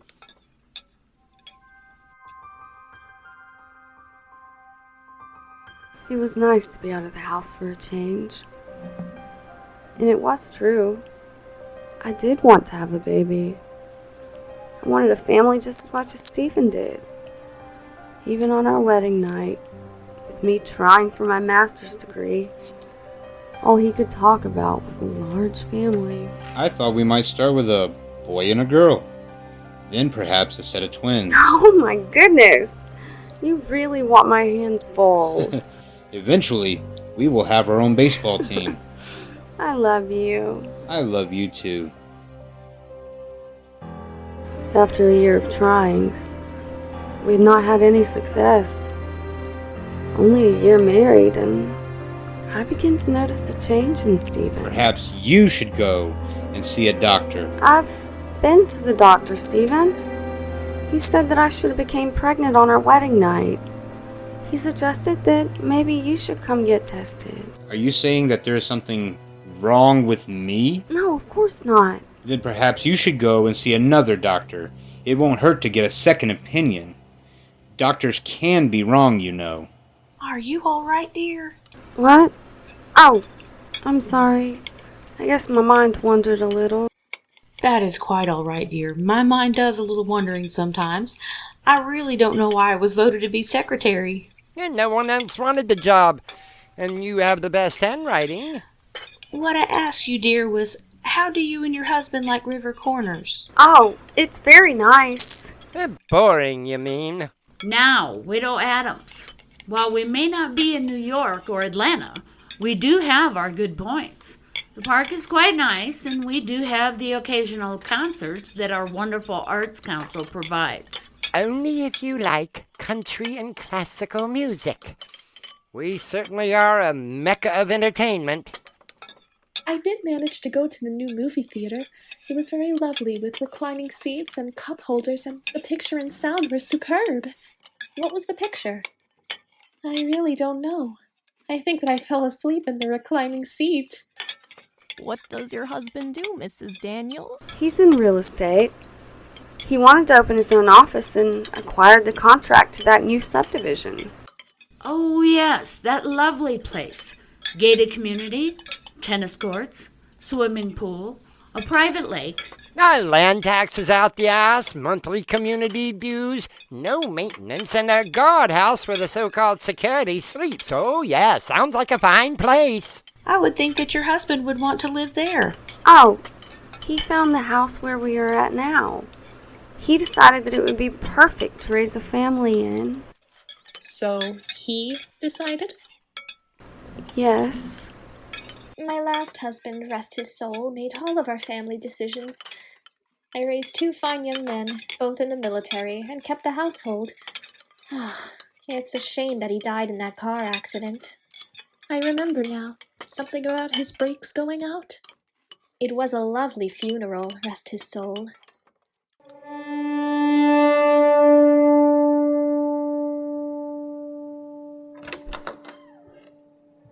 Laura, you home? In here. I have a surprise for you. Oh, I have one for you as well. We are moving to Rivers Corner. Where? Oh, you are going to love it. Plenty of fresh air, lots of things to do, and the best part, I have already found a house. Steven? I wonder if we could talk about it first. Nothing to talk about. I have already arranged everything. The closing papers were signed, and I thought it would take at least a month to pack everything. That's when the movers will come. Next month. It's just that this come as a surprise. Well, of course it has. You know I love to surprise my beautiful wife and the future mother of our children.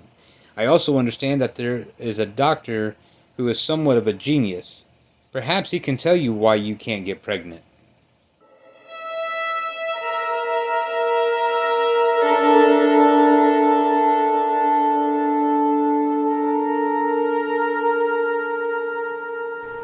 I was overwhelmed. Steven didn't even want to hear my news. I looked at the letter that I'd received just that morning. With my master's in forensic science, I had been offered the job as head of the department for the local sheriff's office. An impressive salary, my own department, my own office, all of it slipping away. I saw my degree gathering dust in a box in some small town that I'd never even heard of, 2 billion miles away from the nearest forensic lab. And I hated him for it. Albert Einstein once said, "If you want to live a happy life, tie it to a goal, not to people or objects." It seems that Laura has unwillingly tied herself to her husband. Perhaps the ladies of the Red Hat Society can help her untangle the knot.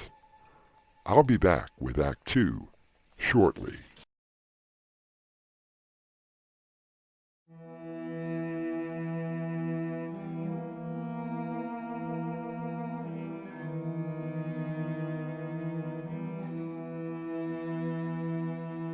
Stephen and Laura Daniels have recently moved to the small town of Rivers Corner. Stephen wants a large family. However, Laura has not been able to conceive, even though there is nothing wrong with her physically, according to the many doctors that she has seen. Her neighbor, the widow Dale, has invited her to join the Red Hat Society. So tell us, Laura, has your husband been doing well in his real estate business? So far, he has not sold the first house in the 6 months we've been here. Things are getting pretty tight. Are you employed, dear? Oh, my husband would rather I not work. That was what my husband told me, rest his soul. He thought that the woman's place was in the home. Not for me, mind you. I built up my own business, and damn whatever he had to say. You do make the best cupcakes, dear. Oh, I suppose that he was still trapped in those societal rules that he had seen as a child. Rest his soul. What happened to him? Fell off the roof. Slipped on the ladder and broke his neck. Rest his soul. It was a terrible accident, but these things do happen. It was a lovely funeral. Rest his soul. At least it was over quick for him. My poor Harry, rest his soul. burned alive when the house caught fire. They said it was a faulty gas line, and you know how he loved his cigars. So, you really are all widows. So why do you think we call each other that, girl? You see, my dear, I started this society 3 years ago. I was lonely after my dear William, rest his soul, passed away 2 years ago. There I was in that lonely old house with my pension and a hefty life insurance policy. I decided that there must be other lonely women in this town with the same problem, so I began contacting certain ladies who might want to have a monthly luncheon and perhaps help each other. I'm so sorry about your husband. My husband was a complete narcissistic know-it-all, royal pain in the lower region. I also threw a party when he passed. Rest his soul. If you don't mind me asking, how did he die? Fell into the lake while he was trying to catch the big one. I tried to warn him not to wear those slick shoes. Rest his soul. It was such a lovely funeral. I so wish that my Richard had a lovely funeral. Rest his soul. We had that memorial service for him, remember? I'm sure that he would have appreciated it. Rest his soul. Oh, you can't have a proper funeral without a body. Besides, the explosion took care of that. Explosion? It was a most tragic accident. Someone had taken some dynamite and... Martha! Oh, yes. There was a ruptured gas line in the car. My poor Richard turned the key, and that was the end of that. Rest his soul. Widow Terrence, did your husband die in an accident as well? Oh, heavens no, dear. He passed after a rather short battle with cancer. He was in so much pain, rest his soul. Tell us more about your dear Stephen. There really isn't any more to tell. He loves me. He provides a good home and is very caring. He really does love me in his own way. Will you excuse me? I thought that I might find you in the ladies' room. There, dear. There isn't anything to get upset over. I'm so sorry. You've been so nice to invite me to your luncheon, and here I am with morbid curiosity about your husband, and I don't even own a red hat. Oh, my dear girl, you have absolutely nothing to be sorry about. I brought you here for a specific reason. I wanted to show you that you are not alone. We help each other out. What made you think that I needed any help? I have lived next door to you ever since you arrived. You don't think I know you need some help? I still don't know what you mean.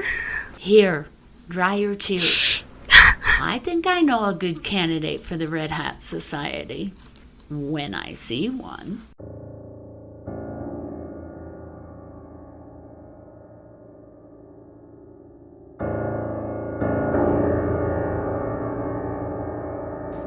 I am getting the distinct impression that River's Corner is not the healthiest place to be if you are a married man.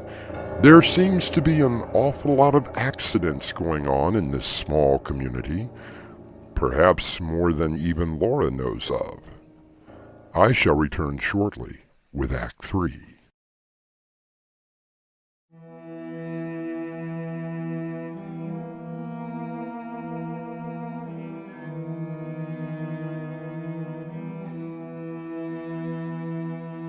Six elderly ladies have formed what they call the Red Hat Society. Each of them are widows. Each of them, once a month, dress in their finest garments and don a dark red hat. They meet in the back room of a local restaurant to discuss potential fundraisers and helping each other out. Laura Daniels has been invited to their meeting. But what are the ladies' motives? Is everything all right? Yes, everything is fine. Laura just needed a moment to herself. I'm fine now. Splendid. We were all a little worried. No, it's okay. Shall we continue? I have a question. The chair recognizes the widow Terrence. Laura, has your dear Stephen made sure that you were taken care of? I'm not quite sure what you mean. Well, how do I put this delicately? In the event that you found yourself facing the world on your own, has your dear husband provided for you? Oh, for Christ's sake, does your old man have a life insurance policy? Oh, yes, we both do. That was another decision that Stephen made very early in our marriage. He said that it was the best thing to do, and it would help when we had children. Which you don't have yet.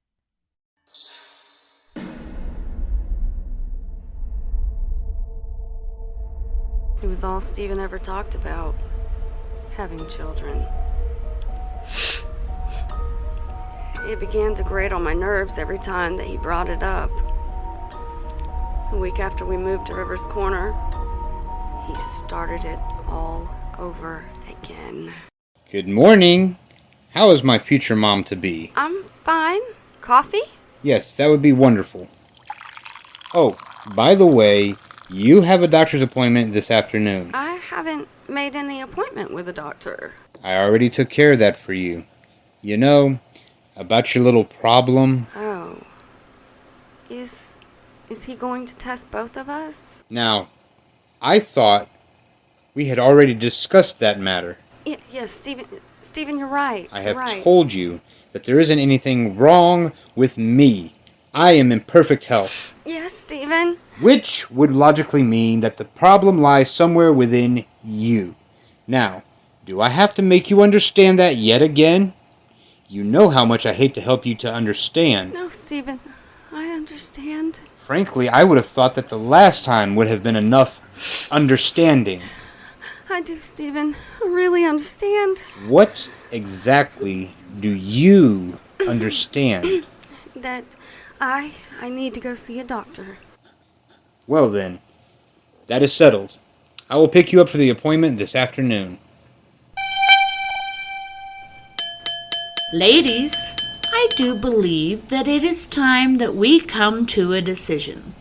Laura, would you please wait outside for just a moment while we discuss some personal society business?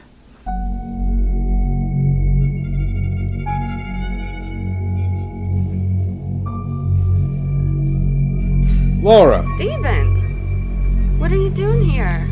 Quite obviously having lunch. Did you call that other specialist yet? I was going to this afternoon. Must I do everything myself? Please, Stephen. Not in public. I can't speak to my own wife in public? Please, just lower your voice. I will call the doctor for you, yet again, and I expect you to be home when I arrive. Do you understand that? Yes, Stephen. I'm almost finished here. Yoo-hoo! Laura! We're ready, dear. Please, Stephen. You're hurting my arm. Is that how you talk to your husband? Please let go. No, please let go. I'll be there soon. May I please go back to lunch? Of course. Anything for my darling wife.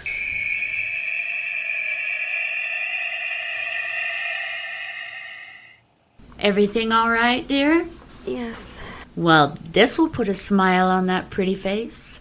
It is by unanimous decision that you should become a full-fledged member of the Red Hat Society. Oh, my. Here you are, my dear. What's this? Why don't you open it up and find out, dear? Such pretty wrapping paper. Oh, my. A hat? A red hat? I picked it out, dear. I hope that it fits. Oh, thank you. Thank you so much. Now, ladies, we only have one more piece of business to discuss. Who would like to volunteer the arrangement of Stephen Daniels' accident? Rest his soul.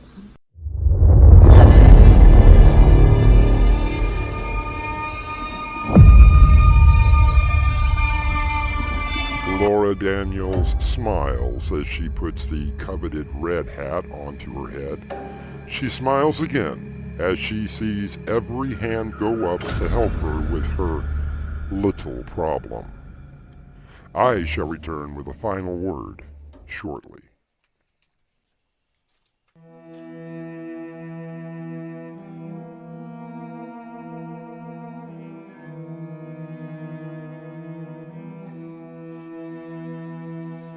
Stephen Daniels' accident happened a week later. As I understand it, he was inside one of the new homes that he was trying to sell when the ceiling collapsed on top of him, crushing him to death. It was a lovely funeral. At least, that is what the widow Dale told me. Rest his soul.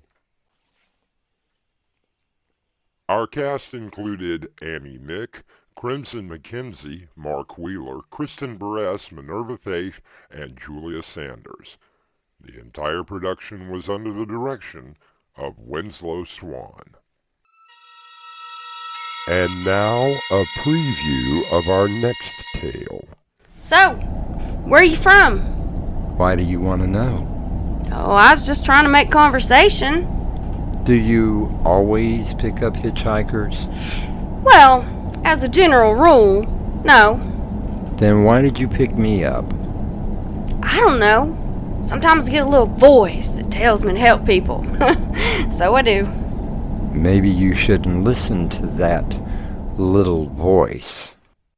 Doorway to Nightmare is brought to you in part by Swanage Press. This is your host, inviting you to return with us through the Doorway to Nightmare for another adventure into the world of your terrifying imagination. Until next time, slumber peacefully. Epilogue. The butler did it.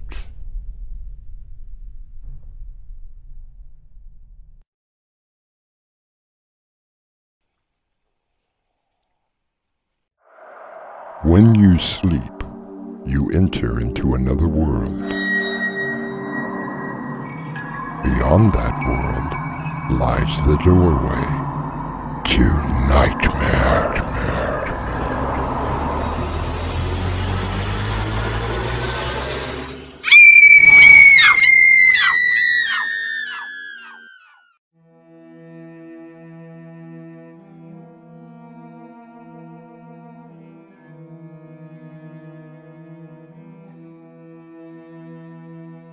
Come in. Welcome. I'm your host through the Doorway to Nightmare. Many years ago, hitchhiking was almost the norm for certain travelers. According to them, it was a great way to see the country. It is not as common as it used to be, but on occasion, it still happens. So, where are you from? Why do you want to know? Oh, I was just trying to make conversation. Do you always pick up hitchhikers? Well, as a general rule, no. Then why did you pick me up? I don't know. Sometimes I get a little voice that tells me to help people. So I do. Maybe you shouldn't listen to that little voice. Our mystery drama, A Dangerous Game, was written especially for Doorway to Nightmare by Winslow Swan and stars Crimson McKenzie and Winslow Swan. It is sponsored in part by Swanage Press. I'll be back shortly with Act 1.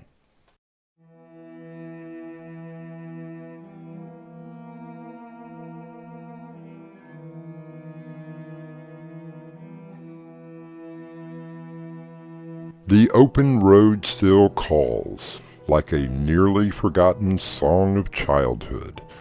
Perhaps Carl Sagan began his journey by hitchhiking. To see a complete stranger on the side of the road and make the conscious decision to pick them up is something that can be thrilling and dangerous. Yes, Daddy, I got plenty of gas. No, I won't have to stop again for a while.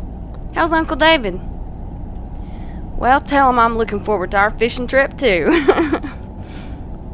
No, Daddy, I just got this one job to do, then I'll be there.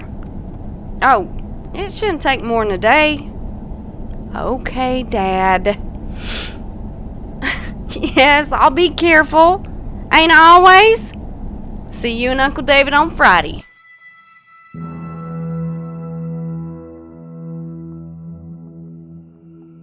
Such lonely country. Not a sign of a store. Nothing. Why did I come this way? Wish the radio worked. Oh. Now what's he doing out here?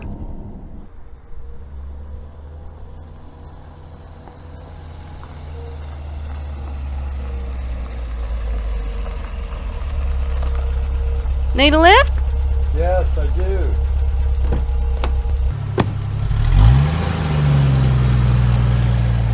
How far are you going? As far as I can. My name's Claire. Claire Browning. I'm Todd. Just Todd? Just Todd. Well, how long were you out there, Todd? Just a couple of hours. You from here? No, Atlanta. Oh!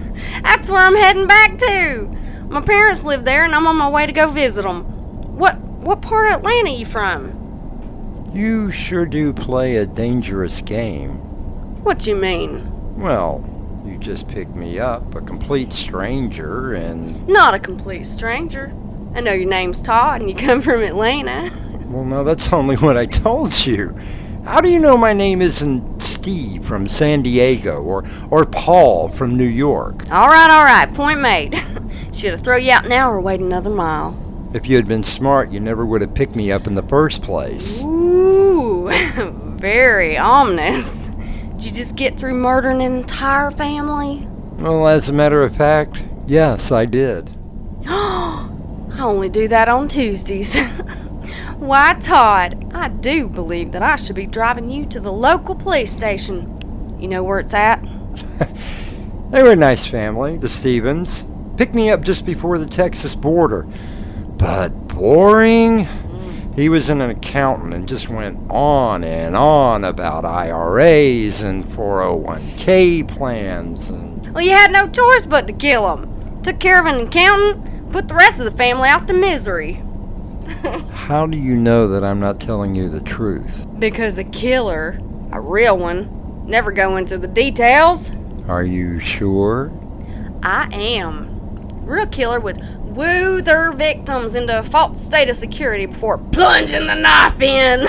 Oh, no, I hate knives. Oh. Too much blood. No, I prefer the old-fashioned way of clenching my hands around their necks. Oh, too much work for my taste. And I'm a small girl, small hands. And if you don't do it right, they may not die. I see your point. Well, how do you feel about guns? Oh, well, they're okay if you're in a hurry. My kind of killer. Like to take your time doing things, don't you? I have never been known to rush things.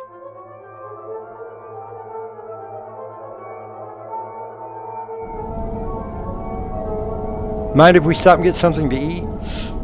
I was just gonna ask you the same thing. Hopefully there's something at the next exit. I need to take a bathroom break as well. No, Daddy. I'm still in Texas. Well, yes, I'm being careful. What? And you saw this where exactly? Oh. Well, you know you can always trust the internet. I'm sure a killer is lurking on the roadsides, just waiting to be picked up by the police. No, Daddy. I ain't picked up anyone. You know me better than that. Or does he? And something else has been said that has even me a little worried. Claire seems like a level-headed young woman who would never purposefully put herself in danger, but it seems that perhaps she has. We shall know more when I return with Act 2.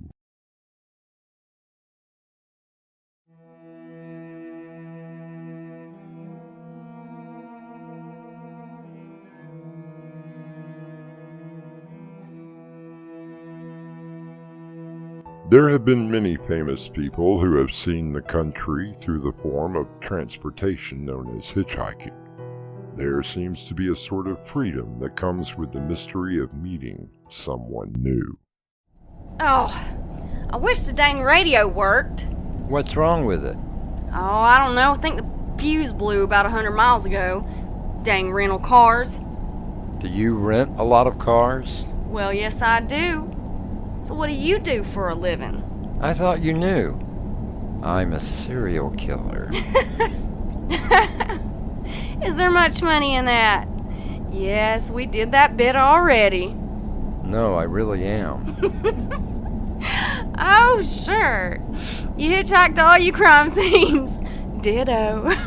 It just so happens that the car I took from my last victim broke down. I'm surprised you didn't pass it. Oh my goodness, was it a Ford? My daddy swears by him, but everyone I've had's done me wrong. How'd you do it? How did I do what? Well, how'd you kill your latest victim? Oh, that. Actually, it was a family. So you weren't lying before? I never lie. Okay. So how'd you do it? They weren't home. So I broke in and hid until they came in. I listened to them, happy, talking about their day. Typical family. 2 teenagers, mother, father. Patient, are we? Where'd you hide? I was in the hall closet, crouched behind some boxes. Must have been pretty cramped. You'd be surprised how long I can stay in one position. And they didn't hear you? I'm very quiet. Well, I can see that. All right, go on. What happened? Well, they were starting dinner. I heard the mother in the kitchen. The kids were setting the table. Dad was watching the news. I listened to them sit down. They said grace. Imagine it. They were praying for the food they were about to receive, not knowing that death was waiting for them, that I was waiting for them. So how'd you present yourself? What do you mean? Well, I mean, you didn't just jump out and say, "Hi, I'm your serial killer." Please say a different prayer, because you're really going to need it tonight. I waited until they went to bed. You broke into someone's home, hid yourself, just waited all day, part of the night just to kill them? Well, that's pretty much it, but I tell it better. Did you rape the wife? I beg your pardon? Well, come on. You're a pretty good-looking guy. I don't suppose you have any problems in that department. I was curious, wanted to know if you had sex with a woman before you killed her. And why do you want to know?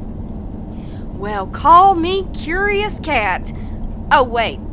Don't tell me you had sex with her after you killed her. No, of course not. Oh, my. Thank God. Oh, my. Oh. Did you have sex with the father? Oh, first I'm a necrophiliac and now I'm gay. Hey, don't take offense. Some of my friends are gay. How did this conversation even start? Curiosity, perhaps, and I might have initiated it. Remember? Fine. Why don't you tell me what you do for a living? Oh, haven't you guessed? I'm a serial killer as well. Oh, of course you are. You still haven't told me how you killed him. You really want to know? Yes, I do. I'm always looking for some new and interesting ways to dispatch someone. Well, my way is neither new or interesting. So? I stabbed them to death. All of them? Yes, after I slit their throats. Now I know you're lying. And why do you say that? Because earlier you said that you didn't like blood. Oh, okay, so I shot them. Once. Right in the head. But you told me you like to strangle your victims. Maybe I should strangle you. Well, that's a possibility. I mean, I have seen your face. You just haven't admitted to killing the entire family. And you just don't appear to like me very much. I think that maybe you should pull over. Do you really want me to do that? Yes, I think it would be better. for both of us. Things are beginning to get a little tense on this cross-country drive. Claire begins to eye her passenger a little closer as she continues to drive down the highway. We shall continue with Act 3 shortly.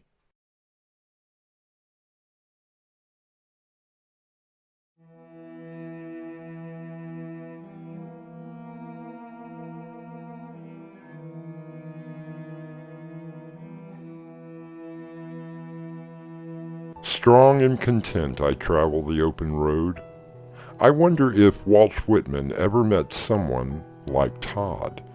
Claire has been treating the whole situation as a sort of joke until Todd tells her to pull over. Now, why'd I want to pull over? Because I told you to. You're about as threatening as a small kitten. Stop laughing at me. Oh, Todd. If this is the way you kill people, you're doing such a great job. Stop laughing at me! I can't help it. There's no way that you kill people. Pull this damn car over now or I will gut you like a fish. Oh, my. What a big knife you have. If you don't pull this car over right now, I swear... All right, Todd. All right, Todd. Chill. Breathe.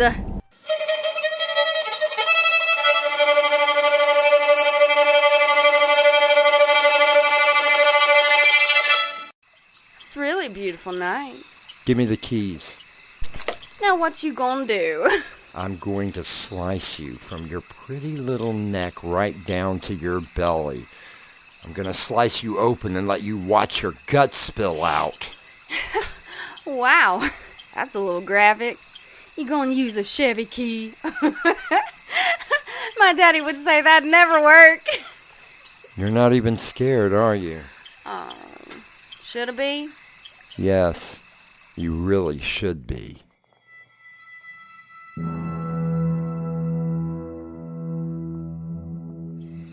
Yes, Daddy, I'm fine. No troubles at all. I still got that job to do, but I promise I'll call you as soon as I'm finished. Yeah, you give Uncle David a big hug from me. Yes, I love you too.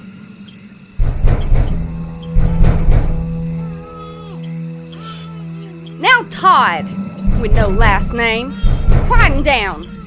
I got a phone call to make. Hi, it's me. Oh no problems. No, not really anyway. Oh, I picked up a hitchhiker. No, I'm not charging you for this, and you just make sure that you're in New York City tomorrow. Go out, make yourself seen. Go to restaurants, bars, clubs, one of those 24-hour gas stations. Make a show of it. Make sure you keep your receipts. You gotta have a solid alibi, hun. Oh, don't worry. That target will be taken care of by your deadline. What? Oh, the hitchhiker? Oh, I think I got a little time to have some fun. No gun. I got a knife. Or at least a Chevy key. Oh, I'm sorry. That's an inside joke. I'll call you after the job, hun. All right. Now, Todd, don't be so dang impatient. You got all night to die. You know what they say. Patience a virtue. And you really should take care of your knife. You got blood stains all over it. Don't worry. After I'm done with you, I'll make sure that it's completely clean.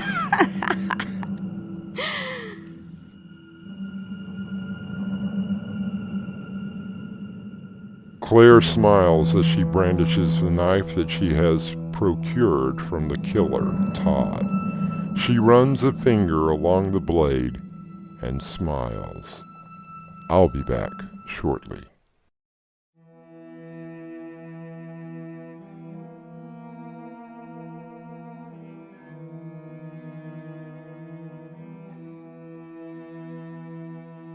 In the words of Carl Sagan, the open road calls softly. You just have to be careful while traveling. Our cast included Crimson McKenzie and Winslow Swan. The entire production was under the direction of Winslow Swan. And now, a preview of our next tale. Oh, aren't the trees lovely this time of year, Elliot? I only came out here because I thought I might be able to talk some sense into you. The breeze, like a lover's kiss. It is simply a matter of a signature. All you have to do is sign the divorce papers. But isn't it just lovely to take a walk through the woods? Are you going to sign the papers or not? Did you ever love me? Even for one precious moment? Just sign the papers, please. Not even for one solitary moment? Not even for one moment. Doorway to Nightmare is brought to you in part by Swanage Press.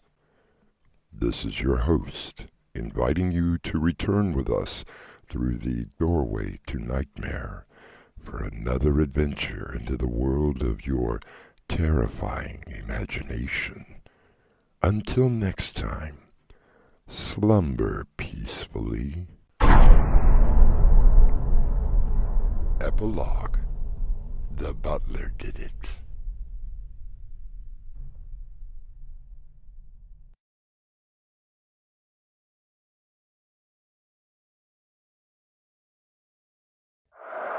When you sleep, you enter into another world. Beyond that world lies the doorway to nightmare.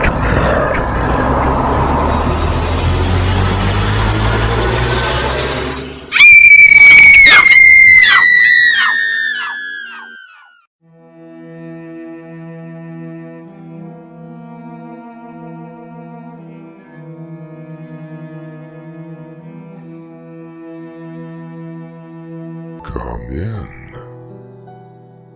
Welcome. I'm your host through the Doorway to Nightmare. John Burroughs once said, "I go to nature to be soothed and healed, and to put my senses in order." Personally, I find a casual walk through the woods to be peaceful and calming. The rigors of the city float away on the breeze. There are those, however, who would rather have their souls in turmoil. Oh, aren't the trees lovely this time of year, Elliot? I only came out here because I thought I might be able to talk some sense into you. The breeze, like a lover's kiss. It is simply a matter of a signature. All you have to do is sign the divorce papers. But isn't it just lovely to take a walk through the woods? Are you going to sign the papers or not? Did you ever love me? Even for one precious moment? Just sign the papers, please. Not even for one solitary moment? Not even for one moment. Our mystery drama, The Woods, The Wonderful Woods, was adapted from the short story and written especially for Doorway to Nightmare by Winslow Swan and stars Crimson McKenzie and Raymond Gibson. It is sponsored in part by Swanage Press. I'll be back shortly with Act 1.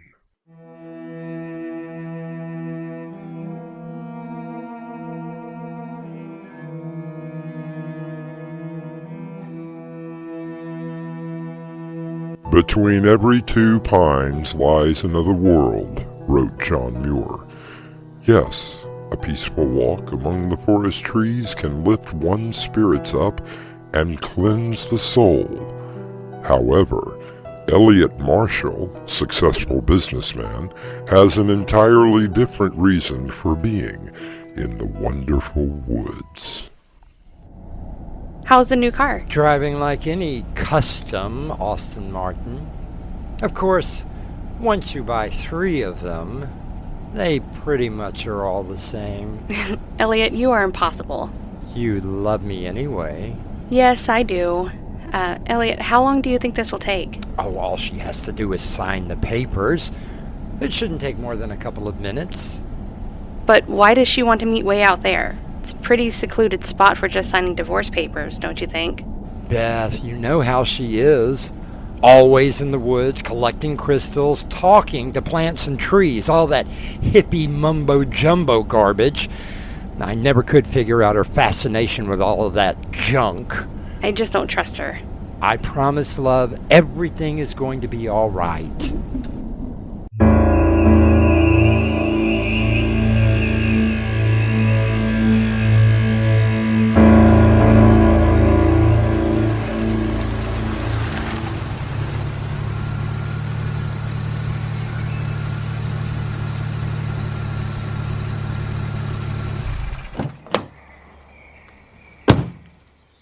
What godforsaken place? Rachel, where are you? I'm over here, Elliot. You picked a hell of a place to do this. Elliot, it's a beautiful place, a wonderful day. Well, I'm here. I brought the papers. I thought that maybe Come walk with me, Elliot. Rachel, I don't have time. Well, you've already made time for today. Okay, Rachel. Anything to move this along.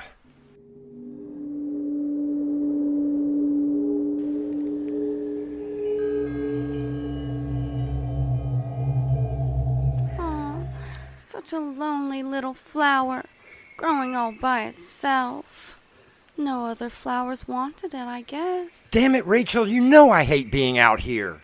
Yes, I know. Your custom-made suit tells me that. I suppose they don't fare well out here. No, they don't. Just sign the papers. They're back at the car. One little signature, and then we can get on with our lives. Seems like you've already managed to do that. So, how is the business going? The business is going well. We just appropriated 3 new contracts. You mean you stole them, don't you? I won't dignify that with an answer. Yes, Rachel, the business is going quite well. Oh, that's so nice, Elliot. Look, I came all the way out here because you said that we should talk. Well, I don't want to talk. I want you to come back to my car so that you can put your signature on the dotted line. I've been more than fair with the settlement. Doesn't the sun look so beautiful through the trees? It makes such funny shadows on the path.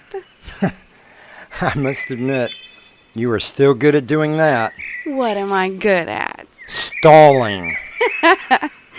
Is that what I'm good at, Elliot? Every time that we needed to discuss something important, you found such great ways to divert the subject. Oh, look! A butterfly! Just sign the damn papers!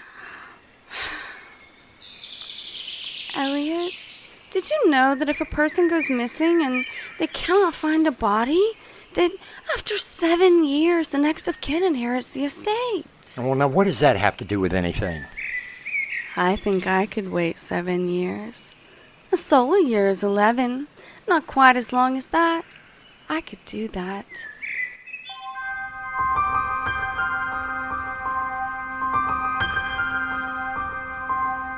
Rachel smiles as Elliot feels a growing sense of fear. She turns and continues her leisurely stroll through the woods, the wonderful woods. You stroll back here when I return with Act 2.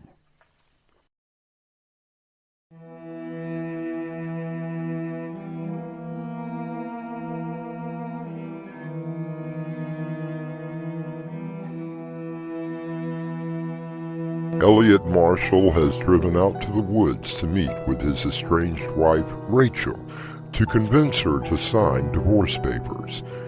Things have taken a rather ominous turn as we join the unhappy couple walking deeper into the woods. Where are we going, Rachel? You should really get out more, Elliot. It would do your health, heart, and soul so much good. And what was that crack back there about anyway?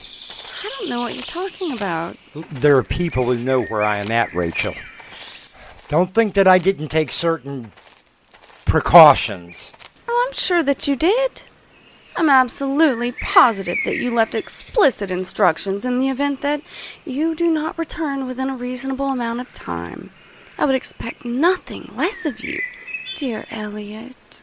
Well, at least we understand each other about that. Just like I was absolutely positive that you told all those vicious lies about me. That was very naughty of you, Elliot. I don't know what you're talking about. Don't try to deny it, Elliot. You spread those rumors about me, telling everyone that I was crazy just because I liked to walk in the woods. And naturally, you added how I was screwing around on you, while we both know that it was you that was cheating. By the way, how is dear, sweet Queen Elizabeth? This is not about Beth. I think that I am being more than fair giving you a quarter of all of the assets. But I want it all, my love. Then take me to court. You would have to prove anything that you say about me, and I don't think that you can do that. Oh, sweet Elliot, that could possibly be true. Look, if it was your intention to bring me out to this desolate spot to kill me, bury my body somewhere, it won't work. Too many people know that I am here with you. Oh, precious. I have no intention of killing you. When I took you as my husband, I thought that it would be forever. Just like so many others, I was wrong. People grow apart, Rachel. It happens. 7 years. It is a long time, but I have waited much longer. Look, you have just as much money as I do. More. Is that the only reason you married me in the first place? All right. I admit it. And why not? You have enough for several lifetimes. My attorneys did some checking on you. I'm sure that they did. And what did they find out? How old did you say that you were? Why don't you tell me? With the research that they did, they put you at around 347 years old. Now, we both know that that is impossible. I look rather well for a woman pushing 400. I would have to be a vampire, or possibly a witch or sorceress. I was named after my grandmother. Maybe what you laughingly call your attorneys made a mistake. Maybe you are a witch. Elliot, don't be absurd. If I were a witch, don't you think that I would have been able to cast a spell over you and make you stay with me? I didn't say that you were very good at it. Oh, Elliot, you always could make me smile. Can we please stop this and just go sign the papers? Did you know that I own this entire section of the woods? No, I didn't. But then I didn't know about the villa in France, or the castle in England, or the several thousand acres on the East Coast. Hell, I should be suing you for support.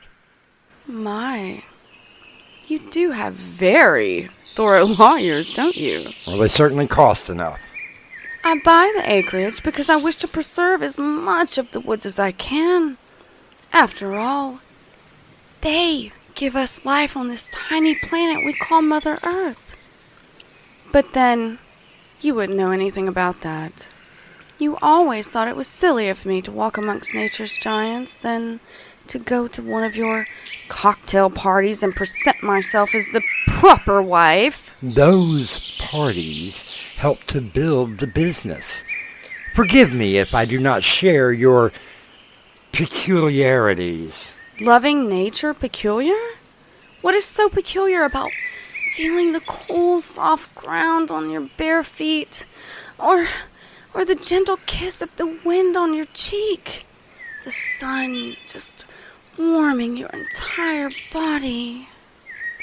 You know, there was a time when I thought the little hippie act was cute.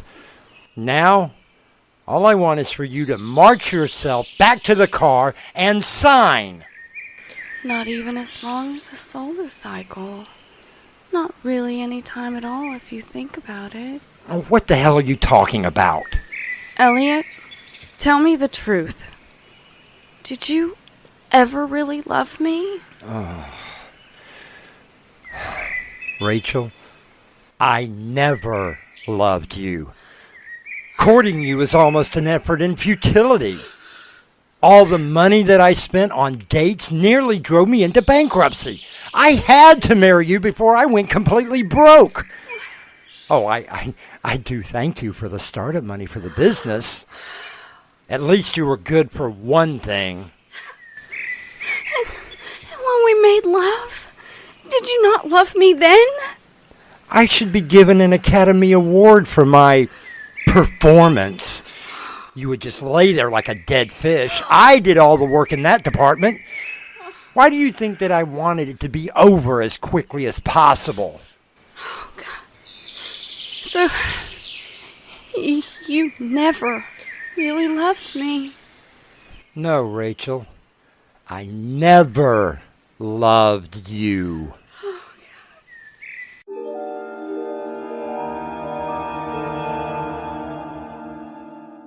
'Tis better to have loved and lost than to never have loved at all.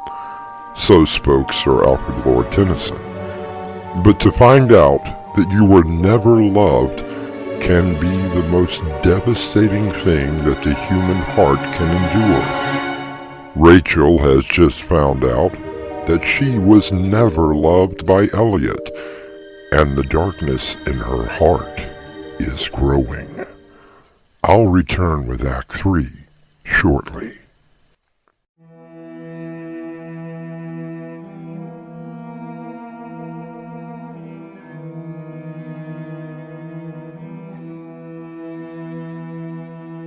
Elliot met his estranged wife, Rachel, in the woods that she loves so much, ostensibly to finalize their divorce. Rachel has just found out that Elliot never loved her. The news has come like a slap to the face. Her eyes grow cold and hard, and she points at Elliot and screams, You never loved me? I gave you my heart, my soul, and you never even wanted me? Oh, quit being hysterical. Did you honestly think for one moment that I ever loved you? No, I suppose not. I guess it was just simply wishful thinking on my part. You are plain, unrefined, and in general, a constant bore. Only 7 years. Where did that come from? You never loved me. You never loved me. But you will always be with me. Looks like a storm's coming. Come on, let's get back to the car. Oh no, Elliot. Look around you. This is the perfect place for you. A small clearing in the middle of the woods. Yes. A perfect spot. Rachel, what are you doing? Oh my God. My feet. They're sinking into the ground. I can't get them out. My feet are buried in the ground. I can't move them. What the hell is happening to me? My legs? Something is crawling up them. Oh, yes. Is that vines? It feels like Bark! What are you doing? You never loved me! You never loved nature! Now you will become a part of something that I love!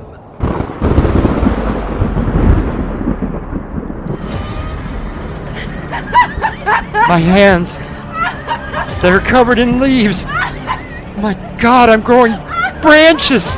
Rachel, please stop. I loved you. I've always loved you. I never want to leave you. Oh God, my legs they're covered in tree bark. Please, Rachel, forget about the divorce. I swear, I swear, I'll stay with you.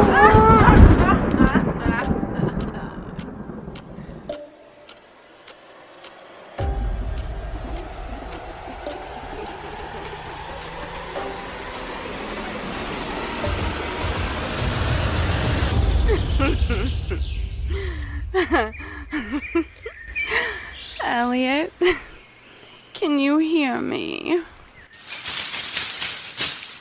I've given you a wonderful gift, Elliot. You will now have a greater appreciation for nature. You're now part of the woods, the wonderful woods. You will remain here for a bit, feeling Mother Earth giving you the life force that you needed. You will feel every bird, squirrel, bug, and animal that makes its way to you. Imagine the staccato beat of a woodpecker as it pecks into you. The termites as they bore into you, feeding off of the marrow of your your bark, your wood. You will feel everything, from the rain, the sun, to the scratches of bears and squirrels that will make their home inside of you. Welcome to hell, Elliot.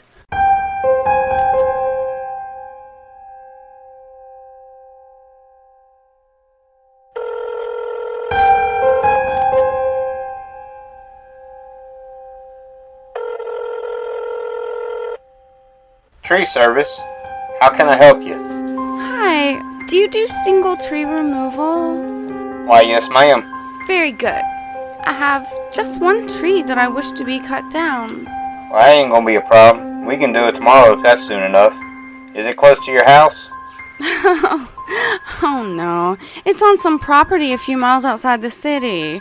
I have a friend who's going to be using the wood to make me a wardrobe. Would that be possible? Well, just give me the directions and we can deliver it to your friend. Now, do you take it all the way down to the roots? Like a stump removal so that it gets everything? Ma'am, when we get done, you won't know that a tree had ever been there. Okay, excellent. Just have them bring the paperwork and I shall be happy to sign on the dotted line. A few months later, a beautiful oak wardrobe was delivered to the home of Rachel. She keeps it clean and dust-free. She has been known to speak to it, gently, almost lovingly, as if it were someone that she knew intimately. I'll be back shortly.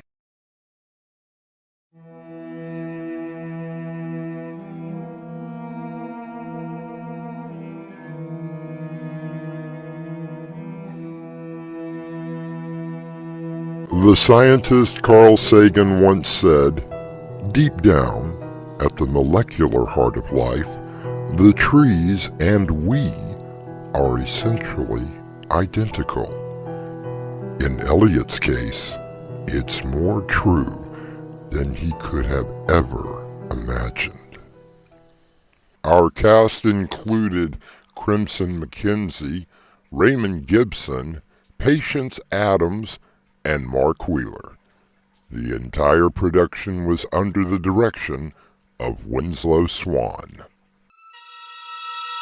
And now, a preview of our next tale. I'm never going to pass. No, Fred. You have to think positive, hon. Okay. I'm positive that I'm going to fail. Fred, you've been practicing for over a month now. You've almost got it all together, so just don't worry. But if I fail... You are not going to fail. But if I do, that means that I will have to leave. Doorway to Nightmare is brought to you in part by Swanage Press. This is your host, inviting you to return with us through the Doorway to Nightmare for another adventure into the world of your terrifying imagination. Until next time, slumber peacefully. Epilogue. The butler did it.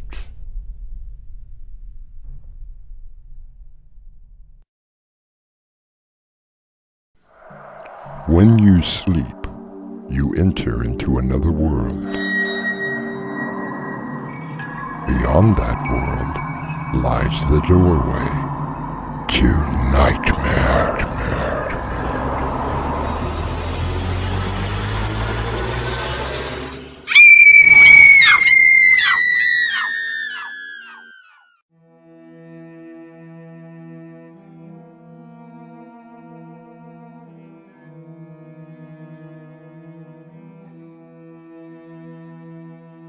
Come in.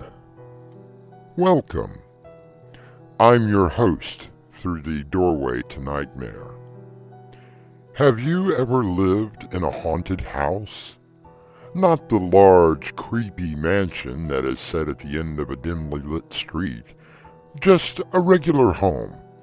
Perhaps where you grew up and felt that there was something more than just brick and mortar. I'm never going to pass. No, Fred. You have to think positive, hon. Okay. I'm positive that I'm going to fail. Fred, you've been practicing for over a month now. You've almost got it all together, so just don't worry. But if I fail... You are not going to fail. But if I do, that means that I will have to leave. Our mystery drama, Haunting Takes a Test, was written especially for Doorway to Nightmare by Winslow Swan and script edited by Crimson McKenzie. Our cast includes William Stafford, Crimson McKenzie, Raymond Gibson, and Annie Mick. It is sponsored in part by Swanage Press. I'll be back shortly with Act 1.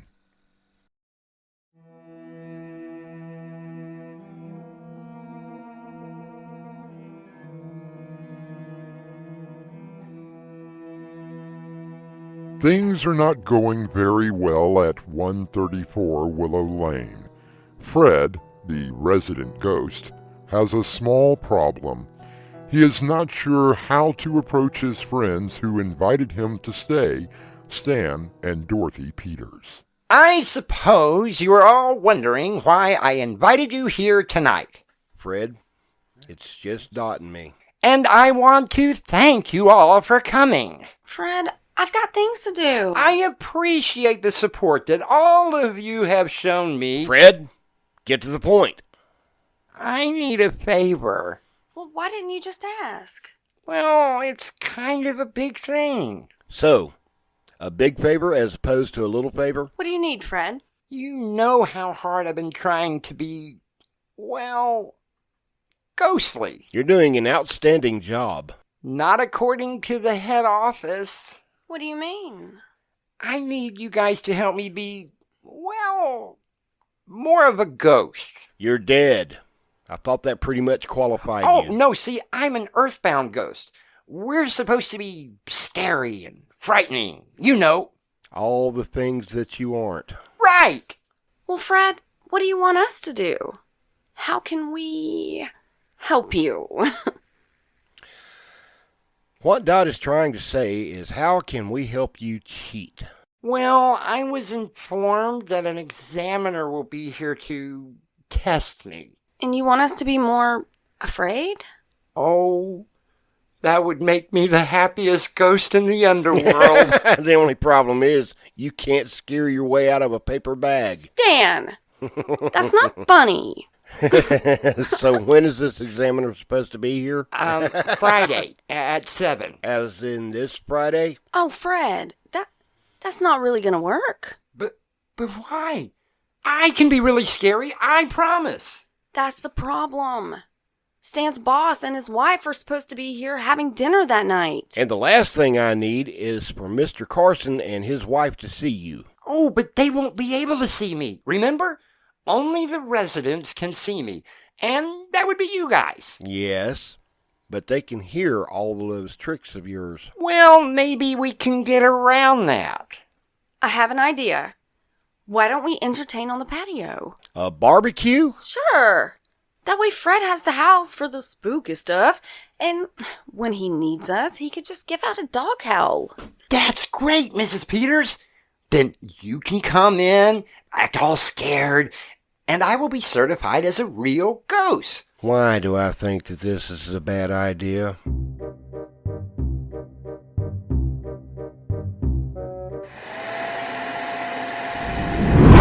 Mrs. Peters, what are you doing?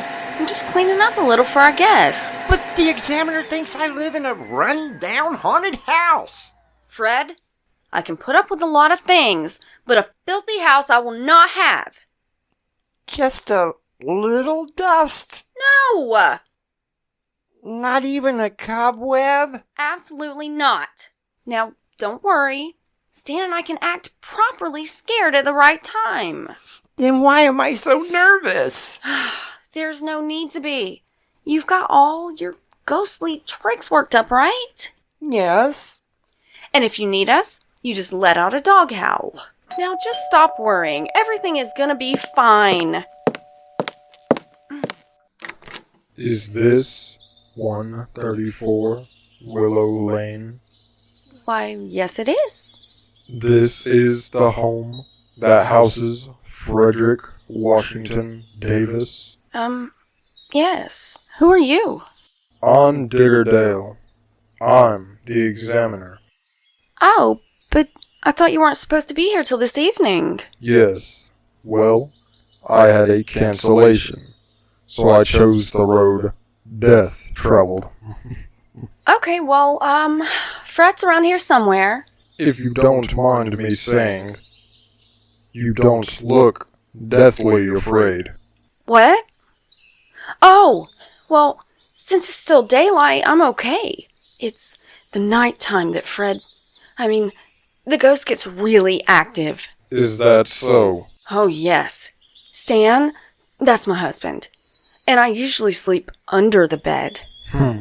Well, since you can see me, which is highly unusual, I suppose that you can see the ghost as well? Practically all the time. Mrs. Peters, I did the dishes for you, and I was able to put most of them away. Fred? But I couldn't find where you put the big pan, and Fred! Since I didn't think that you would need it tonight, Fred! This is, Mr. Digger Dale, your examiner. What? Boo? Nice try, Mr. Frederick Washington Davis.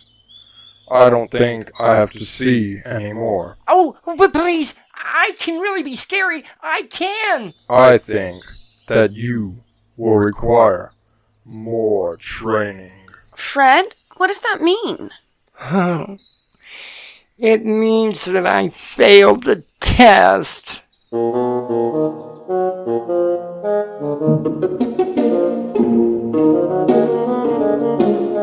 Poor Fred. Things are not going the way that they had planned. So, what does that mean for our friendly resident ghost? We shall find out when I return with Act 2.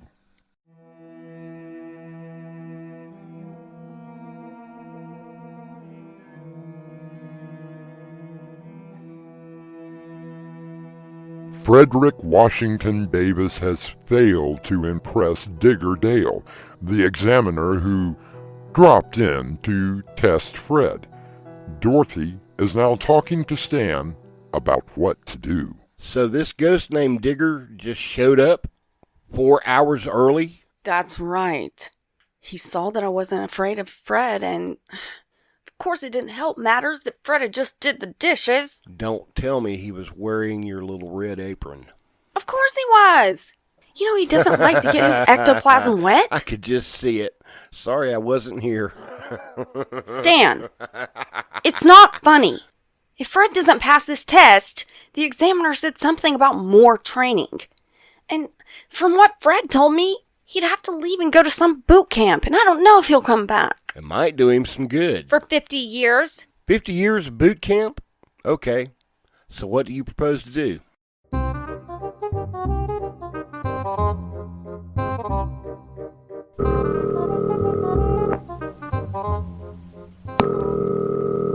Yeah. Hi, I'm Dorothy Peters, and... Not Fred again. I'm afraid so. What has he done this time? Well, he failed some sort of test. Digger showed up early again. Yes, and I don't think that it's fair. Fred wasn't at all prepared. Well, that is sort of the point. Now, come on. Can't you guys give him another chance? Like, a do-over? And when would you want this do-over? Tonight, in about 2 hours. Fred is a very special case here. If it were not for the new rules, he wouldn't have to have an exam. However, I will see what I can do.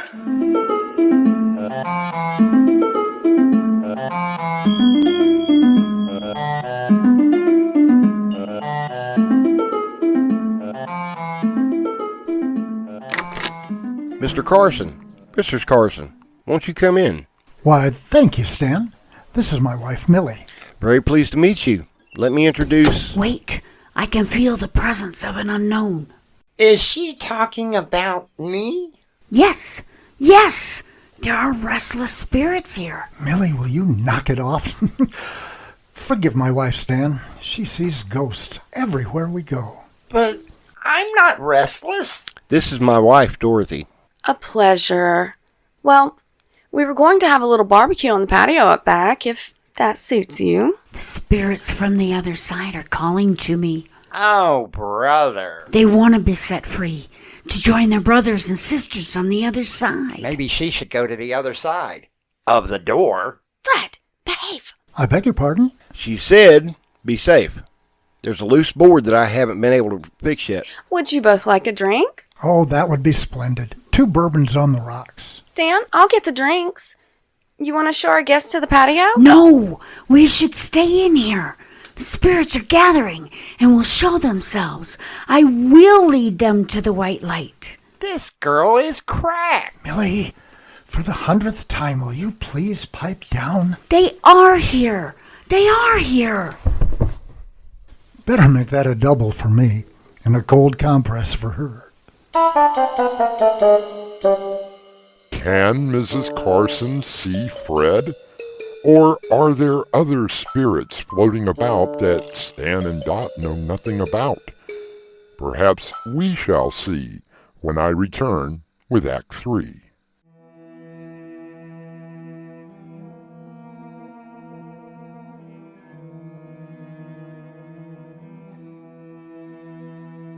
Stan and Dorothy Peters are facing 2 problems in one night.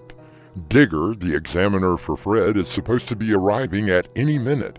Stan's employer, Jack Carson, and his wife, Millie, have arrived for dinner. Millie Carson is currently recovering from a faint. They are all sitting on the patio now, eating dinner. Do you feel better, Mrs. Carson? Much better, dear. Thank you. The evening air has done a world of good. You must forgive my wife. Ever since we took that ghost tour on the Queen Mary, she's been seeing them everywhere. But I do see them, Jack. Yes, but not in our bathroom or in Stan's home. Now control yourself. By the way, Mrs. Peters, wonderful dinner. Aw, thank you, Mr. Carson. And you have such a lovely home. It took some doing, but we managed, Mr. Carson. Oh, just call me Jack. After all, we are about to be partners. You mean? Oh, Stan! Your promotion? Well, only if Stan wants the job. Means a lot more work and responsibility. Oh, I definitely want the job. Jack? That's fine, my boy. I didn't know you had a dog. Oh, we said yes to dog sitting. Tate must be getting lonely. Let me grab some more wine. Wonderful girl, your wife. She really is. I was lucky to have... What was that? I'm not sure. I'll be right back. I know what it is. Please, Millie, don't say it. This house is haunted, Jack. I know it. Will you stop that? Now, Stan is a great man who someday might have my job. We don't want to lose him. And if you keep this up, he may decide to go somewhere else. If you would only let me have a seance. No. Now that is final. Sorry, everyone. Everything's okay. Is your wife all right? Oh, yes. She's fine. Well, what was that scream? Oh, I saw a spider. Stan knows how much I hate spiders. Are you sure it wasn't a ghost? Millie, I warned you. Oh, I think I left the oven on. I'll be right back, guys. Now, Mr. Carter, about this promotion, will there be... I'll be right back. They must have a ghost. Fine, there is a ghost. Look, there's one behind you now. No, I'm not. Stop trying to scare me. I'm telling you that this young couple have a ghost. Everything's fine, everybody. Tate saved me from the spider. She really hates spiders. Knock it off! Stan, I'll go. No, you won't. I'll go this time. Now, I have had just about enough. My wife screamed twice. That should be enough to show you that Fred is really a ghost.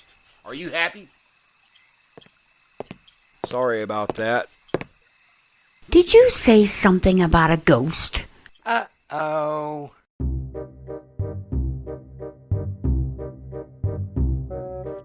Thank you, Mrs. Peters, for the wonderful dinner. Oh, you guys are very welcome, Mr. Carson. I hope that we can do it again soon. I'm sorry for my previous behavior.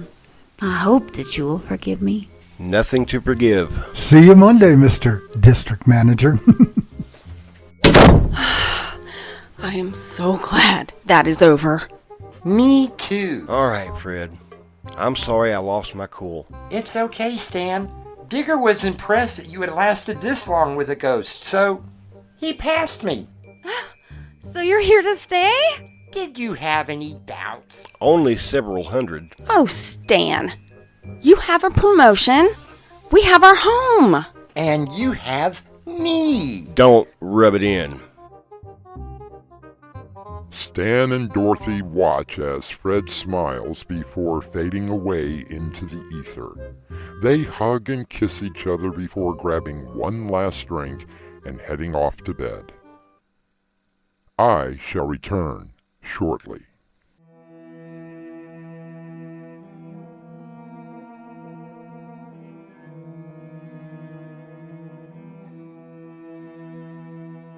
I'm sure that you will agree that there are many advantages to having a resident ghost living with you.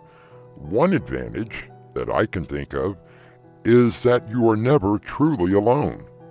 Or perhaps that is a disadvantage. Our cast included Crimson McKenzie, Raymond Gibson, William Stafford, Carter Sheriff, Mark Wheeler, Annie Mick, and Dave Arkhipov. The entire production was under the direction of Winslow Swan. And now, a preview of our next tale. Next week we present a rather special production, a sort of play within a play. It'll give you a chance to hear what we do and go through to make these plays for your enjoyment. And it'll also give you a bit of an insight into myself, Winslow Swan, as well as Crimson McKenzie, William Stafford, and Brenna Faith. Won't you join me next week? This is your host, inviting you to return with us through the doorway to nightmare for another adventure into the world of your terrifying imagination. Until next time, slumber peacefully. Epilogue. The butler did it.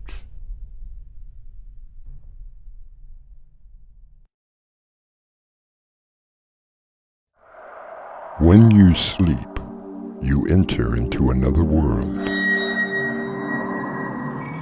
Beyond that world lies the doorway to nightmare.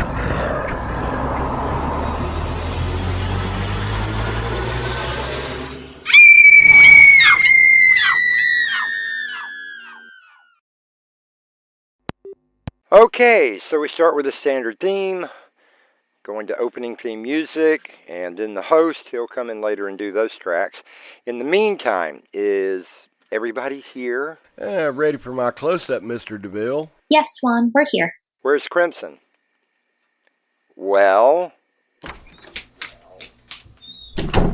I'm here. I'm here. I'm here. Thank you for gracing us with your presence. Sorry I'm late. Well, almost late. I'm here. He's in a mood today. Sorry, the mic didn't pick that up. What?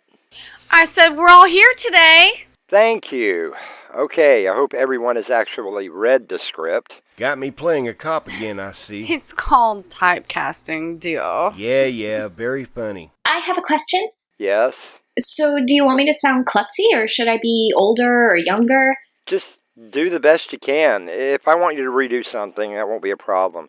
Okay, and Brenna, apparently there's a filter or something on your mic. Don't worry about it.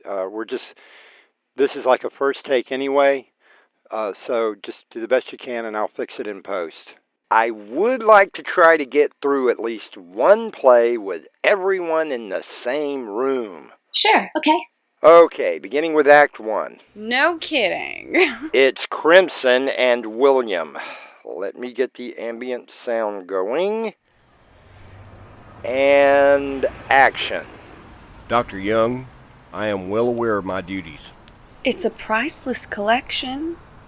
Are you sure? I mean, absolutely sure. All of the security measures are set up correctly? I've been doing this for over 20 years. Everything that you asked for is in place. Laser grids, silent alarms, extra officers. Motion detectors? You did get the motion detectors, didn't you? Yes, ma'am. Everything is installed and tested yesterday. I can't believe the museum acquired such an artifact. Hey, Swan. Yes, cut the tape. Should I be more excited with that line, or just sort of matter of fact? Yeah, more excited. Okay. I can't believe the museum acquired such an artifact. Something like that? Yeah, that works. Okay, let's pick it up from Willie's line. Rolling tape. Yes, ma'am. Everything was installed and tested yesterday. I can't believe the museum acquired such an artifact. What exactly is it? Oh, it's only a ceremonial Mayan statue. It's supposed to hold an evil spirit inside that possesses the living and destroys everyone around it. Destroys? How? Oh, the usual way. Ripping hearts out, decapitation, tearing bones out one by one. As long as it stays put, I'm okay with that. Okay, cut it. Who the hell came in? Some guy delivered a package. He just left. I mean, what's the point in turning the red light on outside the door if anyone is just going to walk in? Wow, he must be having a bad day. Want me to open it? No, it's probably for whoever has the studio next. Don't have to bite my head off. I'm sorry, the mic didn't pick you up. What did you say? Oh, I said we're ready when you are. Okay, let's pick it up from your line, Crimson. Brenna, you enter in right as she finishes her line, but walk up to the mic. Got it. Okay, roll tape. Oh, the usual way. Ripping out hearts, decapitation. Swan, can I just say cutting the heads off? Oh, sure. Cut, edit here. And we are still rolling. Oh, the usual way. Ripping out hearts, cutting heads off, ripping the bones one by one. I get the picture. Dr. Young, the artifact just arrived. I had them put it in the lab. Thank you. It's Janice. Right, Janice. Janice Wyatt. I'm your research assistant. What happened to Nina? She had a class today, so she asked me to fill in. Okay, well, let's go see our new acquisition. And music cue. Okay. Everyone happy with that? Was that okay? I mean, I can do it again. You were fine. Well, unless someone isn't happy, it sounded fine to me. Why aren't we doing this like we usually do? What do you mean? Well, you do everybody separately and put it all together. What happened with that? I just wanted to do one play with everyone together. That way you could react off of each other. Okay, just asking. You will notice that he's not in this one. Maybe he should come down here and try this. Stand up all the time, reading lines and trying to act. Crimson, the mic keeps going out on you. What did you say? I said we're ready to keep going. Okay, second scene. Inside the museum, and this will be all three of you. Brenna, there should be some paper down there for a sound effect of opening a box. I don't see any. Oh, please don't tell me I forgot it. Okay, you didn't forget it. Oh, very funny. Damn. Why can't we just open the package that's here? Because it isn't ours? Well, the address has Doorway to Nightmare on it. Really? Oh, okay, well, we can use that. So just tear the paper off and open the box? Yeah, that'll be it. I set up a mic on the table to make sure that we get the sound. So just open it as close to the mic as you can. Slow and careful, or should I just rip it open? Oh, you decide. Okay, people, we only have the studio for another couple of hours, so let's see if we can get through this thing. Ready when you are, Mr. DeVille. Okay, rolling tape. First line is Crimson. Janice, just be really careful when you open that. Okay, Dr. Young. This is kind of exciting. Sort of like Christmas. Oh, my. What a horrible looking thing. It's not going to win any beauty pageants. Maybe for most gruesome. Hey, Swan! And stopping tape again. Yes, Crimson? There really is an ugly looking statue in the box. And? Well, that's kind of weird, don't you think? We deal in weird, remember? This is a horror show.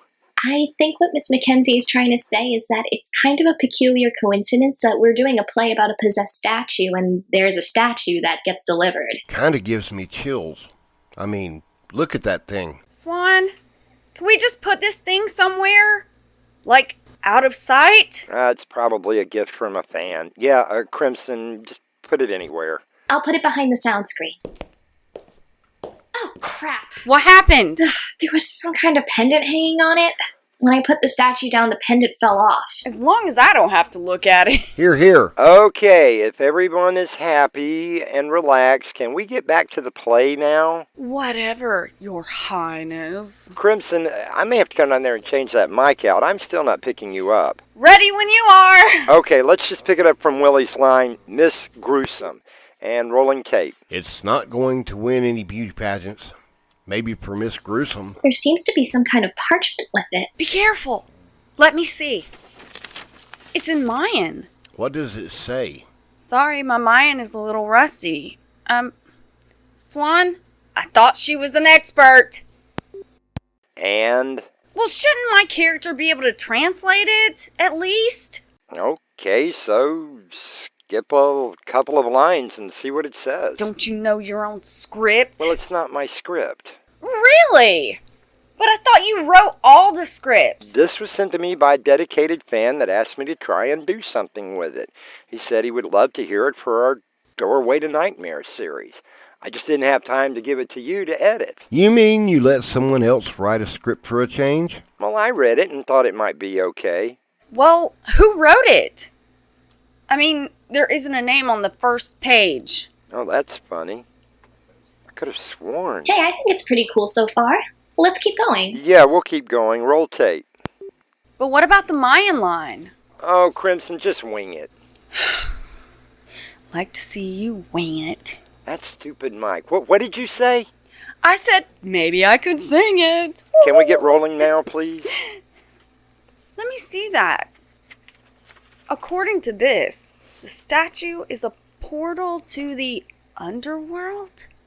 A demon can be let loose to destroy someone's enemies. There's a warning. Isn't there always? What is the warning?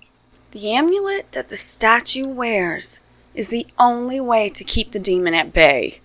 It should only be removed when the proper incantation is invoked. Make sure that thing's necklace is on at all times. Got it. Janice, I think we can move the statue to the display case, but just please be careful. Don't worry, I will. Damn! What happened? The amulet broke off. Yep, made in China. Crimson, you have the next line. Crimson? Hey, Crimson! Give her a second, Swan. She's white as a sheet. You okay? I'm okay. Just had a cold chill. You need anything? No, I'm okay. Just a little deja vu. When Willie said his line, it was the same thing that he had said about the statue down here. Hey, that's what's written. I said it okay, didn't I? Oh, you were fine. It just sent a chill right through me. Oh, then the rest of this should be great. Okay, I think that was the end of Act 1. Now, music cue, host cue, commercial, Act 2, cue theme, cue host, and we move on, good people. And Willie, I think you had the first line. Yes, boss. I got it. Do you want this part a little more forceful? Yeah, Brenda, that should be fine. Crimson, are you sure you're okay? Yeah, I'm good. Let's just get through this so I can go home. Okay, rolling tape. So, what happened to that amulet? Janice, did you see where it went? I've looked everywhere. I can't find it. Well, it didn't just walk away. Oh, I hate to think what the underwriters will say. It's just a stupid necklace. I mean, amulet. I'm sure it'll turn up. Did anyone else hear that? Maybe it's the plumbing. Sure, that's what it was. They will spend $2 million on a security system, but not $5 on a new pipe. At least the statue is safe now. Opening is tomorrow, and I understand that tickets have sold out. More food. What did you say, Janice? Nothing. You mean people's paid money to come and see this? This thing? That's what we're here for.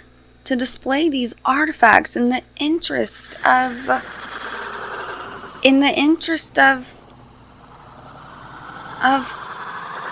Swan, are you picking anything up? Oh, what do you mean? You mean you didn't hear that? I thought I heard something too. Well, hang on. Let me back the tape up.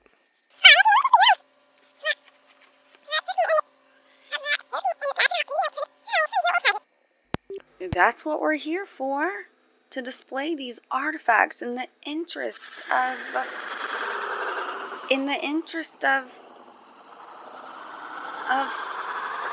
Swan, are you picking anything up? Okay, that was weird. I got something stranger. What? Take a look at the script. Well, what is it? Part of the script is missing? What do you mean missing? Like, the rest of the pages are blank. Blank?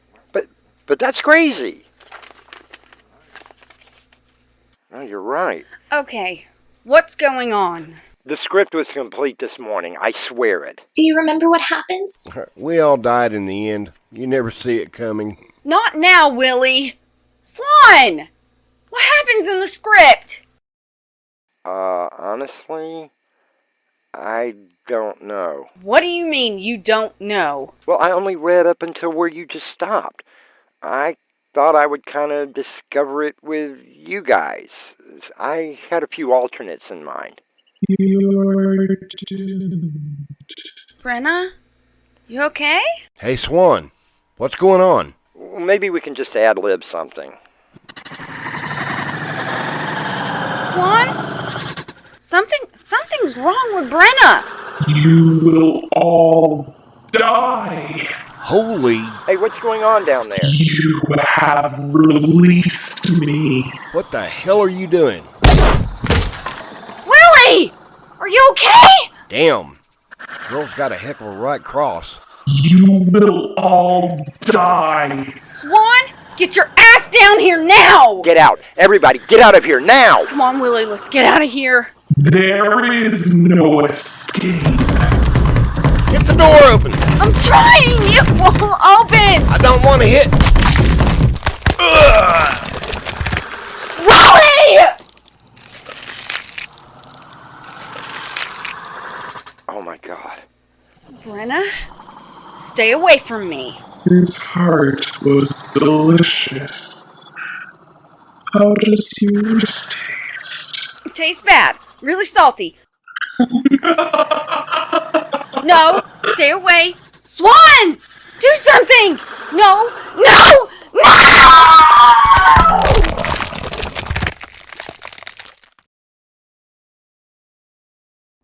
Crimson?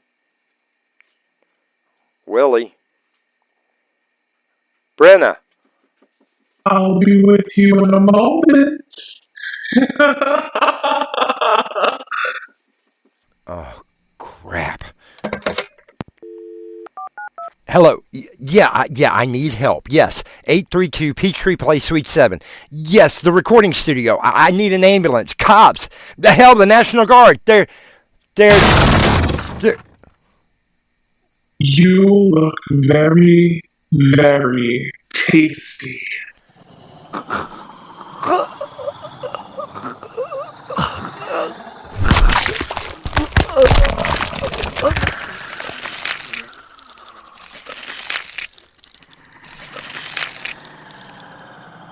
Which one of you is next?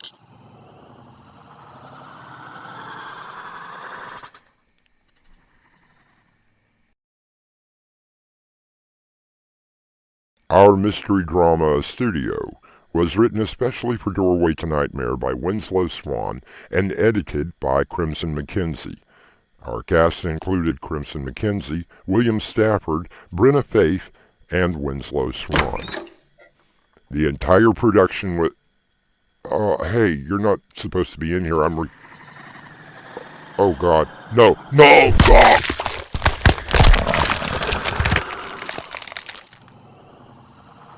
Which one of you is next?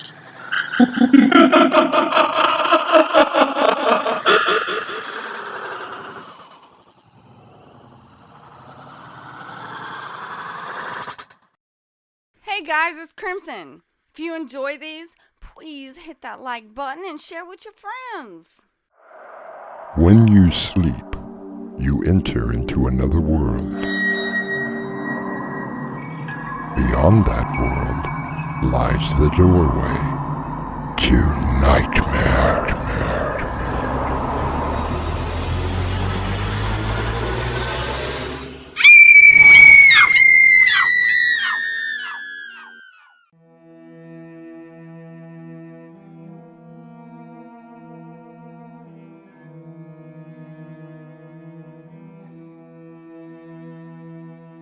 Come in. Welcome. I'm your host through the doorway to nightmare. Einstein once said that games are the most elevated form of investigations. Ah, the wonderful world of games. We play them as children, and even though we grow older and the games become more sophisticated, we still play.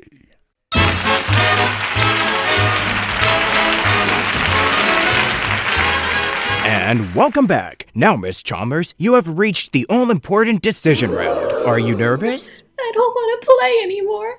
But you have the chance to win $1 million. That is life-changing money. I just want my husband. And you could possibly see him again if you make the right decision. Our mystery drama, Decisions, was written especially for Doorway to Nightmare by Winslow Swan and edited by Crimson McKenzie, and stars Robert Jackson and Brenna Faith. It is sponsored in part by Swanage Press. I'll be back shortly with Act 1.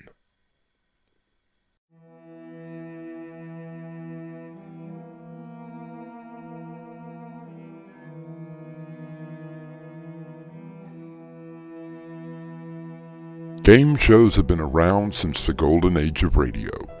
It was a chance for ordinary people to appear on the air. Even in those early days, game shows were exciting. Hearing the contestants pondering the answer to a question in hopes of winning a prize.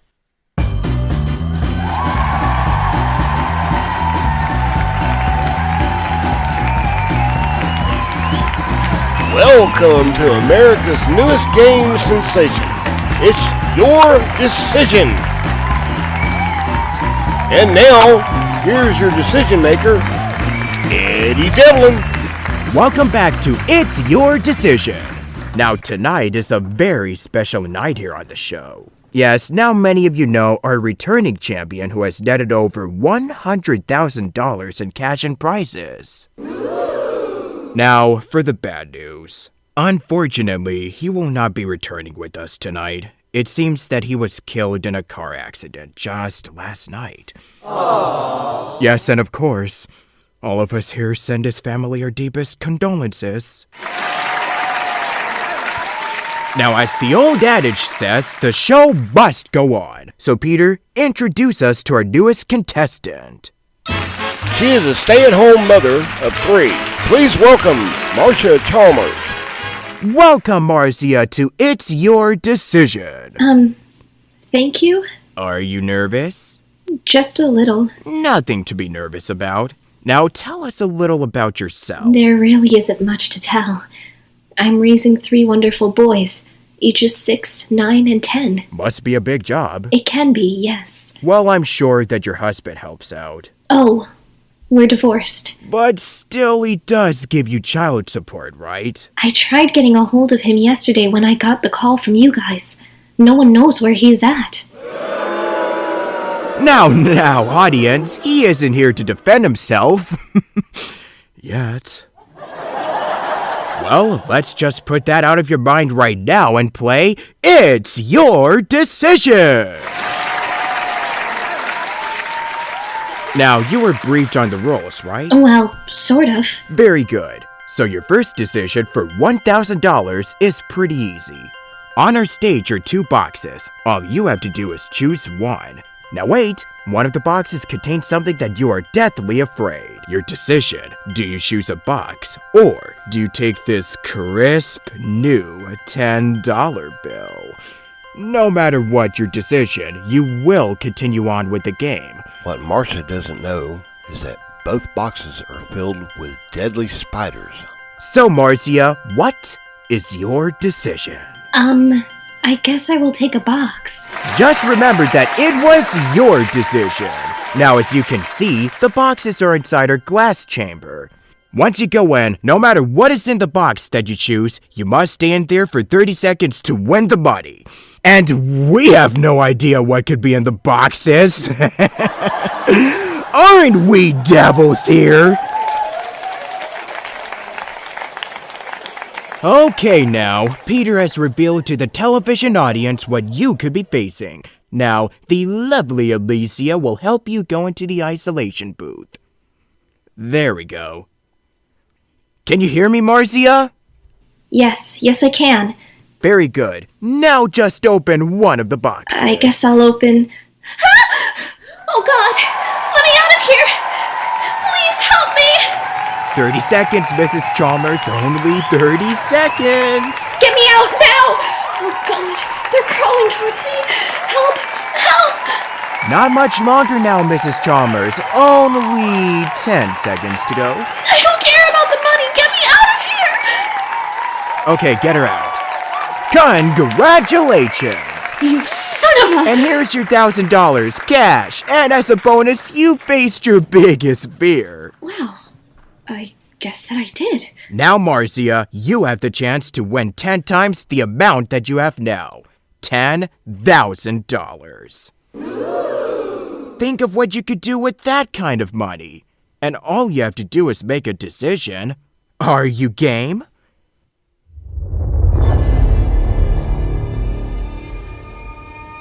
There have been several game shows in recent years that have put people in perceived harm's way.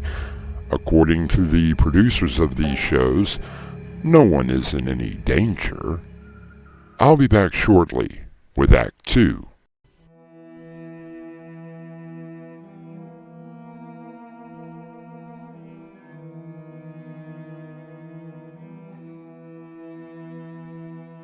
Statistically, over 80,000 people take an online test to appear as a contestant on a game show. And it is surprisingly easy to become a contestant. Welcome back to It's Your Decision, brought to you by Perkins Mortuary, worldwide distributors of high-quality burial needs. Now, once again, here's Eddie Devlin. Thank you, Peter, and thank you to our wonderful studio audience. Now, Marcia Chalmers has just won $1,000 with a chance to win 10 times that amount. Yes, now, Marcia, tell us, you are a single mother raising 3 boys. Yes, I am. So who is at home with them now? Oh, my sister, Adrian. She really loves her nephews. I bet she does. So your sister, you completely trust her with your kids? Of course I do. Why wouldn't I? Oh, just asking. Now let's get to your next decision. Now, we understand that you went to college. Yes, I did. And you majored in what? Well, I didn't finish. Oh, I see. I married, and then the kids came along. In other words, you married the deadbeat dad who has run out on you, leaving you in abject poverty. I'm doing okay. My kids eat, we have a home, and... Now, Mrs. Chalmers, it's okay. You have a lot of friends here, right, audience? You see? Now just think what $10,000 could do right now. Better home, new clothes, possibly a new car. And all you have to do is make a decision. Are you ready? I guess so. Fantastic! Now here's the challenge. We found out that while you were in college, you had to do something to make some extra money. I don't remember. Well, you were paid $500 to appear in, let's say a type of movie. Remember now? How did you... Oh, we have our ways! Aren't we devils? Now, here is your decision. On our big screen is that video. Yes, we found it. We will show 30 seconds of the video, and I think it's the only 30 seconds that we can show. Or we can eliminate one of your children. Wait a minute, what did you say? I think that you heard me. We can watch the video that you made in college for 30 seconds, or we will kill one of your children. Raise that curtain! Let's welcome our special guests, Marcia's children! Marcia's children are safe in our soundproof lounge, but the man standing behind them is one of our assassins. He has orders to shoot one of Marcia's children if she makes the wrong decision. You monster!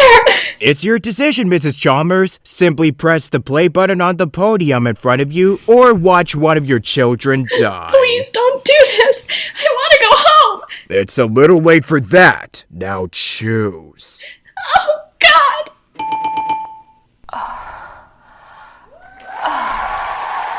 I've seen a lot of these, but this is a masterpiece. Is that 3 men and 2 women? Oh, Mama, how are you still able to walk? Please, I'm begging you, stop this! You still look quite good, too. Maybe you could do another video. I know of several producers who would kill to tape you. Wink, wink, nudge, nudge. Ain't I too much, folks? Stop it! And 30 seconds. Stop the video. Congratulations! You have won $10,000. I should kill you.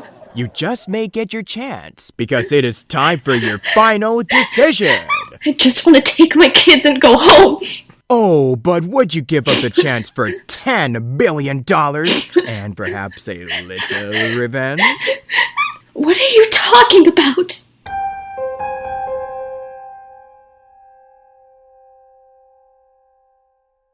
Decisions.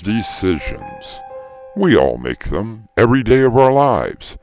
I've never made a decision that I could not live with. Marcia has perhaps made a decision that could possibly cost her her life. You make a decision to return for Act 3 shortly.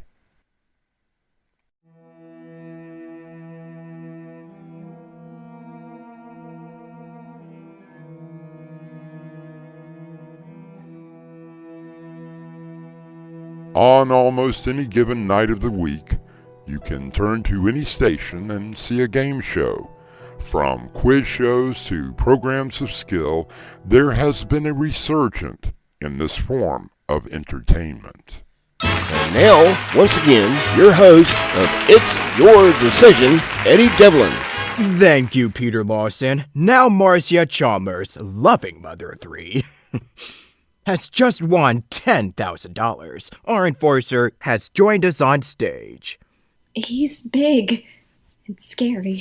He should be scary. I bet he has killed over 80 people in his career. Which is why he is here. I don't understand. It's quite simple, Mrs. Chalmers. You have one final decision to make. Make the right decision and you will walk out of here with $10 billion!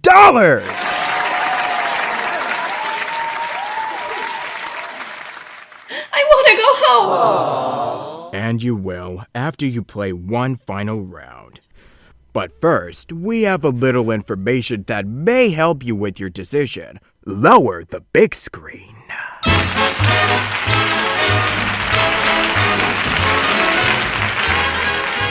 Now, your sister, the one you trust with your children. And you do, don't you? She would never hurt them. Are you so sure? Let's roll the tape. Stupid little brats. Should have been aborted. I'll beat the hell out of them if they even so much as sniffle. Now, lover, where were we? That was a bit of an eye-opener. Now your husband, who owes quite a bit to you. Let's see what he's up to. Roll the tape. There he is. Is that a new car dealership? Why, it looks like he is buying a brand new car. Looks very expensive. The bastard! Okay. Now, Mrs. Chalmers, you have a decision to make. First, let's open the curtain. Oh my god!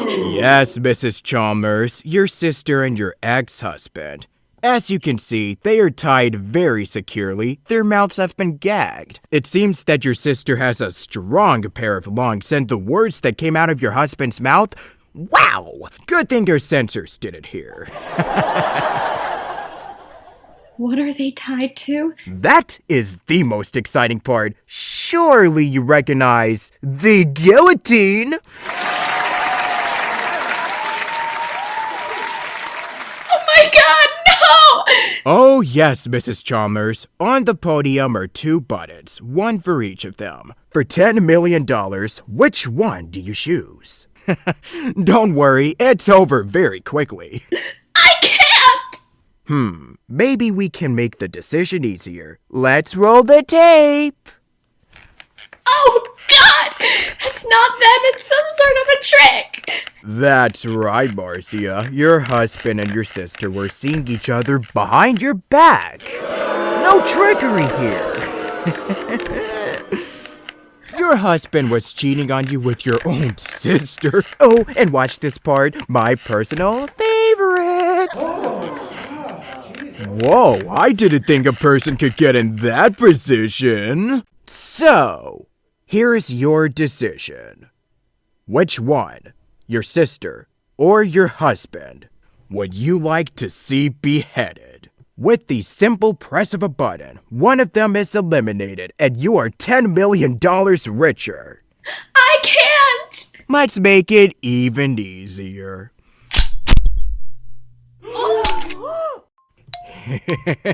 I just love this part!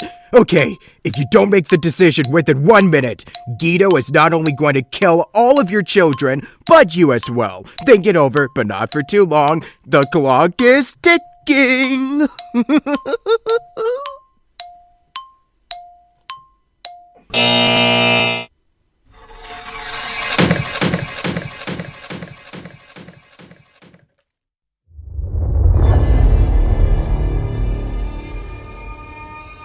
Faced with that decision to make, at gunpoint, what would you do? It is a question that you should ask yourself, just to find out what kind of person you really are. Ponder it before I return shortly.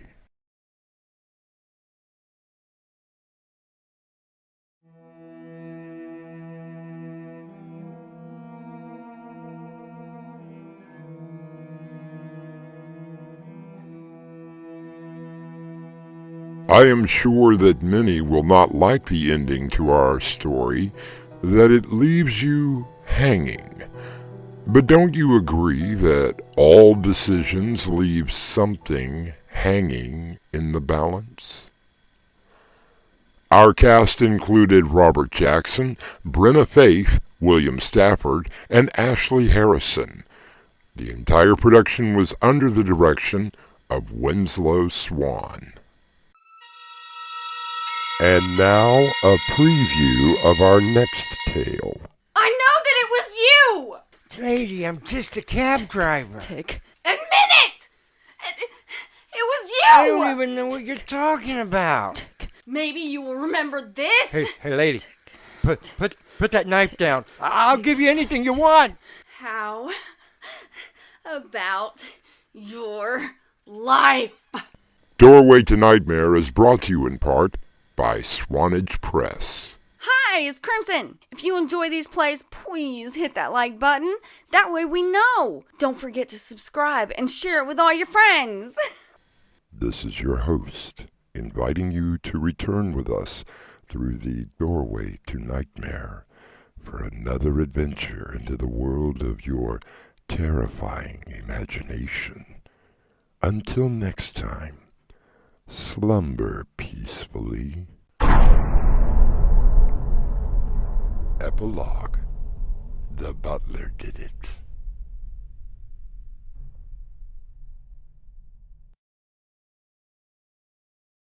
Hi, it's Crimson. If you enjoy these plays, please hit that like button. That way we know. Don't forget to subscribe and share it with all your friends. When you sleep, you enter into another world.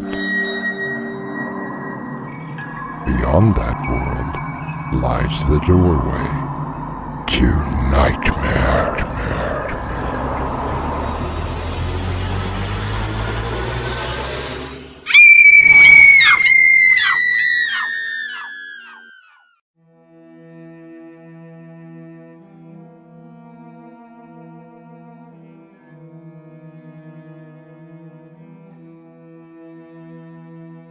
Come in.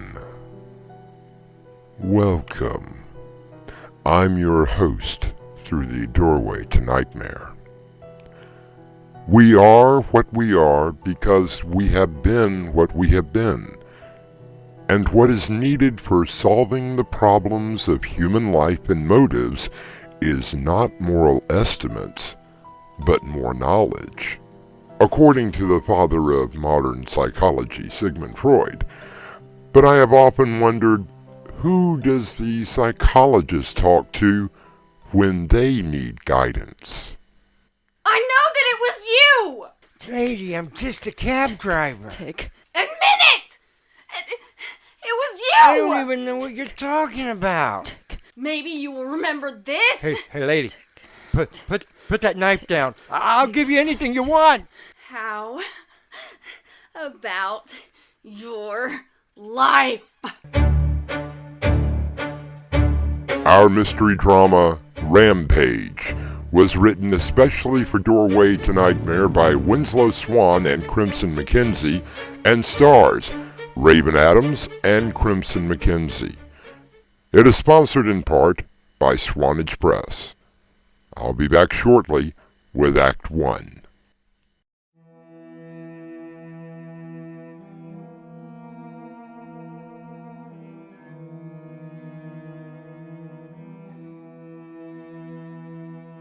There are some people who feel the need to talk to someone about problems in their life. They seek out a sympathetic ear, some guidance to whatever is going on. A psychologist will listen and try to help them through the difficulties of life. However, there are those that cannot take life anymore and decide to take matters into their own hands.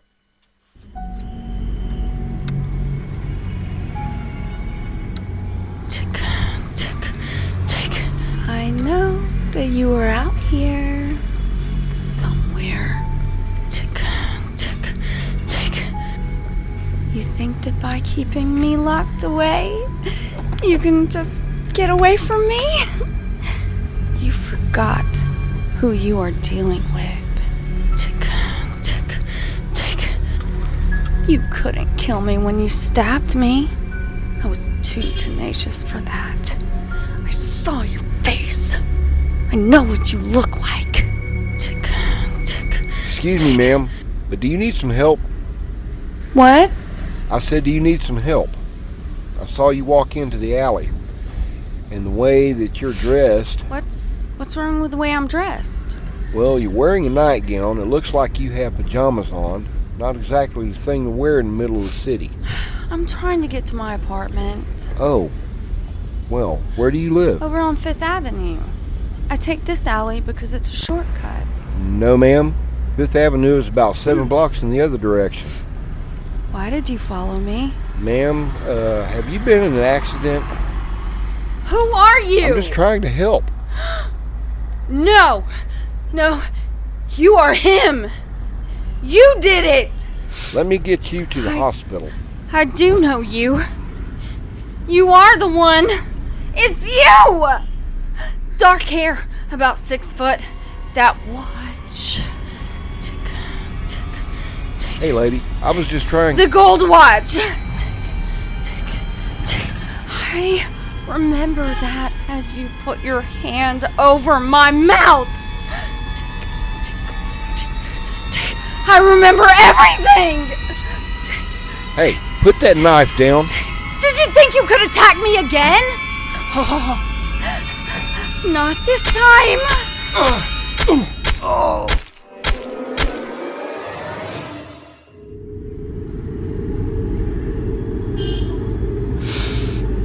I know that you were out here. You attacked me, tried to kill me.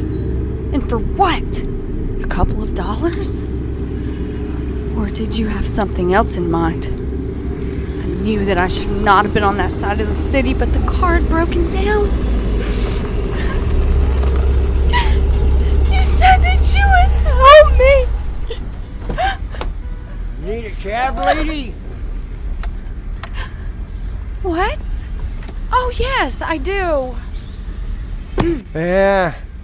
Where to? I'm not sure. Hey, are you okay? Maybe you need to go to the hospital. Yes, the hospital. I do need to be at the hospital. Which hospital? I'm sorry? Lady, we got 4 major hospitals here, not to mention the 7 private ones. Which one do you need to go to? I'm not sure. Say, you don't look so good. Are you hurt? Why do you ask that? You got blood on your gown and on your hands. Someone attack you? Yes. You did. Me? I'm just a cab driver. You know what you did to me? You know that you left me to die in that alleyway. I remember. Dark hair, about 6 feet. That flippin' watch. Lady, I think you need some You didn't help. think to change your clothes? You thought I was dead, didn't you? Now look, I'm just a cab driver and... No, it's you. I recognize your face. Hey, now, lady, Admit it. Admit what you did. put that knife down. I can never forget that watch. Look, you can have all the money. And you do it again. Tick.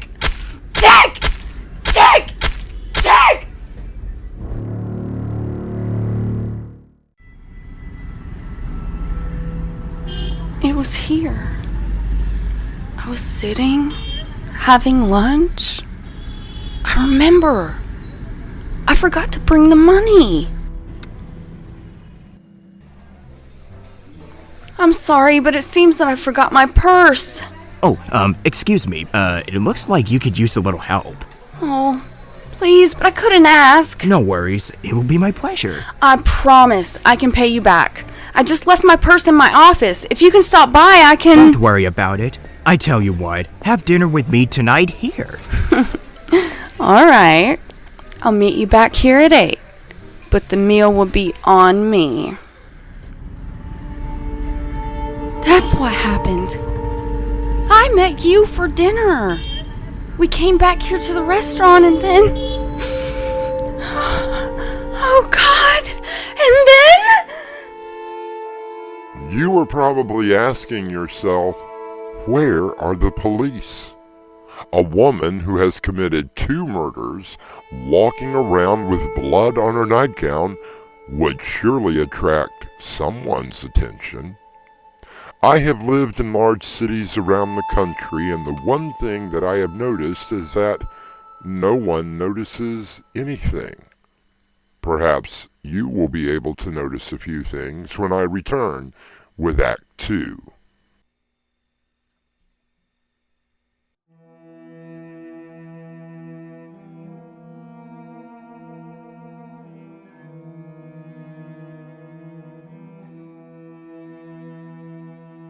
The pendulum of the mind oscillates between sense and nonsense, not between right and wrong, so says Carl Jung.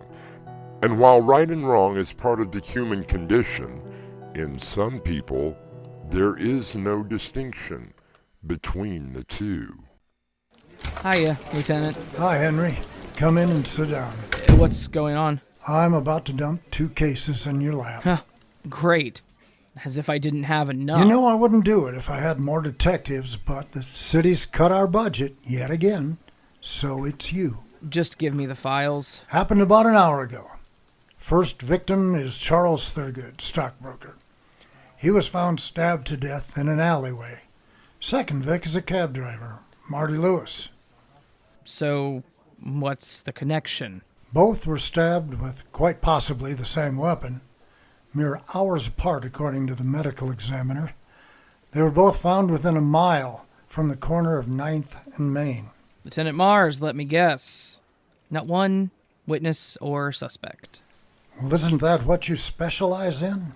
How did you know? Well, it wasn't robbery. According to the report, the guy still had his wallet, his watch, cash, and car keys on him. Whoever did this really hated this guy. You were the first officer on the scene? Yes, sir. Officer Stewart. The cab had been sitting on the corner for a while. I was just coming out of the coffee shop. I walked up to it, saw the victim, and just called it in. And no one saw anything. We canvassed everyone here, but you're right. No one saw anything. Story of my life. Okay, so how much was taken? Nothing, sir. All the money was still in the till. Let me guess. Multiple stab wounds to the face and neck. Yes. I knew Mac. He was a great guy. Sometimes he would offer to give a lift, even if the person didn't have any money. Sounds like a pretty good person. He was, sir. I just hope that you catch whoever did this. Me too, Officer Stewart. Me too.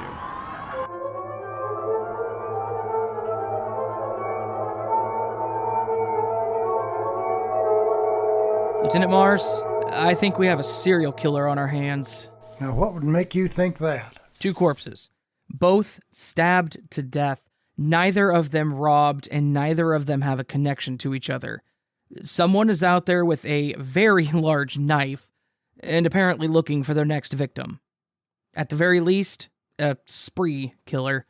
2 bodies, same MO, both DOA, and they both quite favor one another. Let's not talk like that. The last thing I need to do is send the city into a panic. What does the brain people say? They're giving me a profile of a white male, 30 to 40, schizophrenic, probably homeless, who's had something very bad happen to him. He may not kill again, but the chances are pretty high. He's tasted blood, and he wants more. Great. Well, isn't that helpful? I just can't believe that no one saw anything.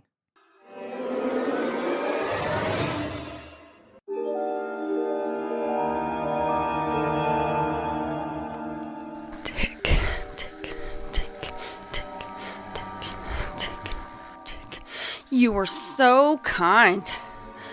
You wanted to drive me home. You wanted to have a drink. What did you do? You dragged me into a filthy, dirty alley and tried...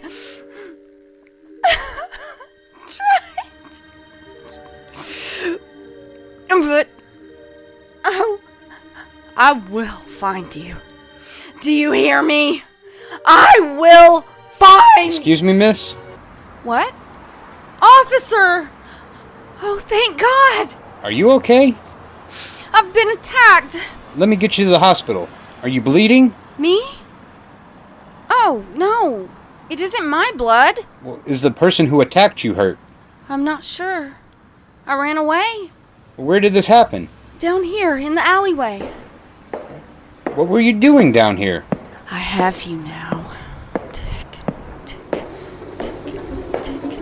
Did you say something, ma'am? You won't get away with it! That watch! It gives you away every time! Why can't you just leave me alone? Tick! Tick! Tick! Tick!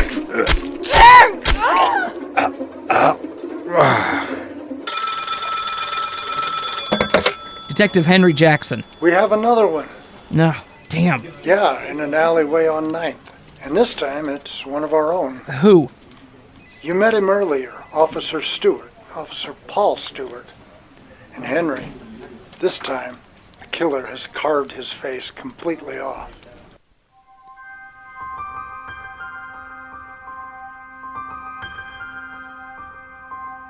Detective Henry Jackson slowly puts the phone down. He heads out to the latest murder crime scene, dreading to see the aftermath. I suggest we take a short pause before we get into the aftermath of Act 3 shortly.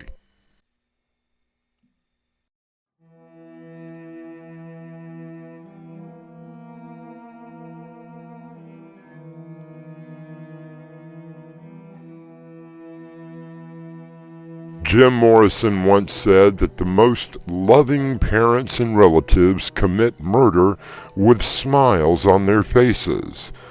Our Lady in the Nightgown seems to have no qualms in dispatching her victims. He never even had the chance to pull his weapon. The only blood that wasn't his was on his wrist and his watch. I'm hoping that we get a fingerprint analysis. He's only been on the force for about 2 years. I'm the one that has to go and tell his family that I'll do it, Lieutenant. Right now, let's concentrate on who might have done this. What are you looking at? Maybe nothing. You see that woman over there? Who? The homeless one? Yeah, maybe she saw something. They talked to everyone out here. I just want to ask her. You never know. Yes, I see you. walking across the street. Tick, tick, tick. You were dressed in that dapper business suit that night as well. I'm so glad that you met with me tonight. You are a very wonderful lady. Oh, I'm no one special. Well, I beg to differ. Well, now, if you are finished. My, that is a very handsome watch. I got it as a gift this evening at the promotion party. Promotion? Yes, I was promoted to lead investigator. Quite an honor. Now, why don't I walk you to your car? Why, thank you, kind sir. You are a gentleman. Oh, my car is over here. Will you look at that? What? It's the darndest thing. You should really see this. What do you see? This. Oh, God! A knife? Please don't hurt me! Don't be silly, darling. I'm not going to hurt you. I'm just going to kill you.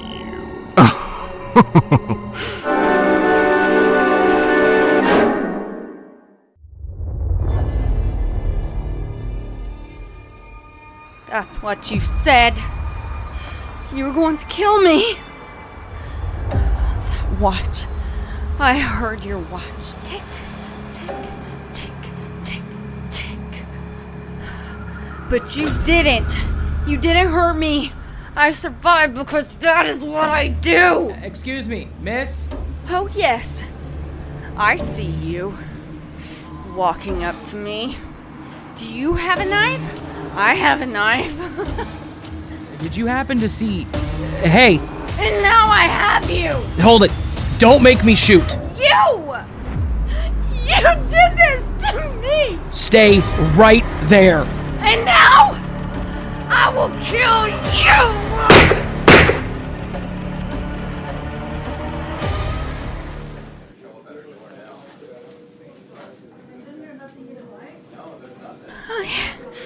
I have to find him. I have to. You are going to be okay. I'm giving you something to calm you. No, I have to find him. Do you know what day it is? Of course. It's Thursday. Can you tell me your name? I'm Abby.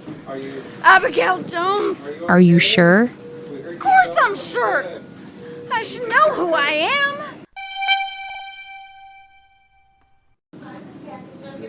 Any idea who she is? Waiting for the doctor. Don't worry, it was a righteous shoot.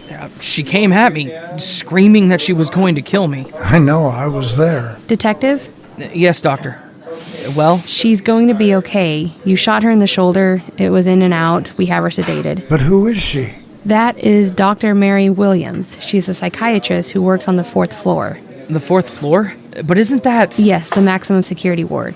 She left work 2 days ago and no one has heard from her since. Until now. So what happened? She spent the last decade or so listening to traumatized victims and their horror stories, doing what she could to try and help.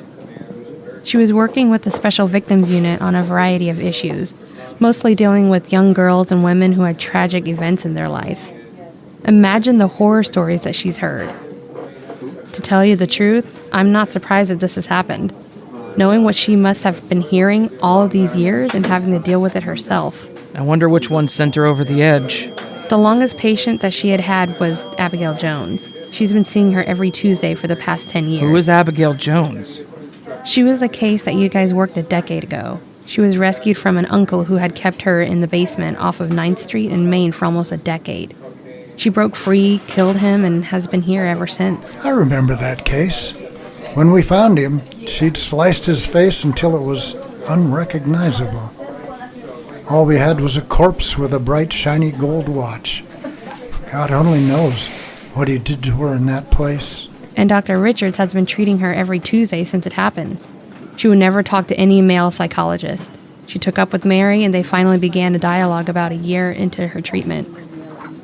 Before that, all she would say was, "That watch, I see it, I know it, I will find you, you won't hurt me again."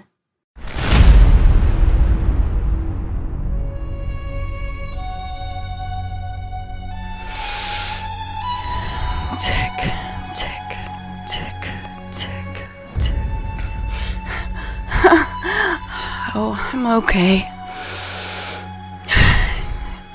Even through the medication. Tick, tick, tick, tick, tick. I'll rest here for a little while. Tick, tick, tick. And then I must get back to work. Tick, tick, tick. I will find you. I will find you. And I will kill you. This time! Tick, tick, tick. Who knows what can drive a person past the point of insanity? And who does one talk to when all they do is listen to the problems and insanity of others? For Dr. Mary Williams, only she could know the answer to that question. Tick, tick, tick, tick, tick, tick. Tick, tick, tick.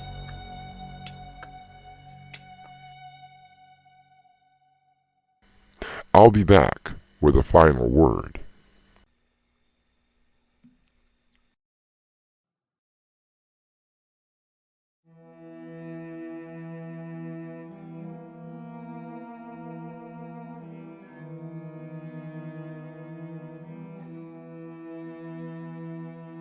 Listening seems to be a dying art. There are those who seem to be born listeners, but I have often wondered, who do they talk to if they are only listening? Our cast included Crimson McKenzie, Raven Adams, Dave Arkhipov, William Stafford, Robert Jackson, Winslow Swan, Patience Adams, and Mark Wheeler. The entire production was under the direction of Winslow Swan. And now, a preview of our next tale. It's just another ghost, Fred. What can you possibly be afraid of? It's not the ghost. It's who it is. Fred, how bad could it be? Oh, you two have been so nice to me, and I don't want to cause any trouble. What kind of trouble? I just know that she is going to find me. Who? My wife. Doorway to Nightmare is sponsored in part by Swanage Press. This is your host, inviting you to return with us through the Doorway to Nightmare for another adventure into the world of your terrifying imagination. Until next time, slumber peacefully. Epilogue. The butler did it.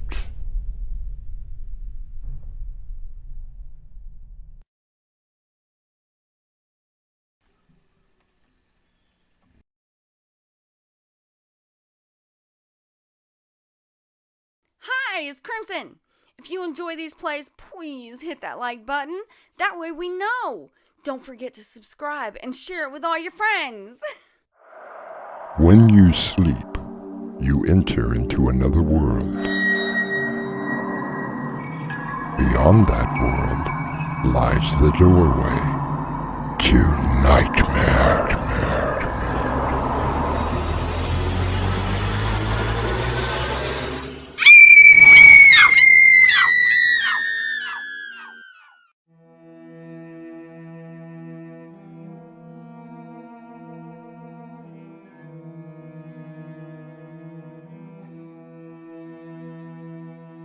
Come in. Welcome. I'm your host through the Doorway to Nightmare. Halloween. The very word conjures up images of ghosts, pumpkins, witches, and of course, a haunted house. To visit a haunted house, one that has been created by someone, can be fun and exciting.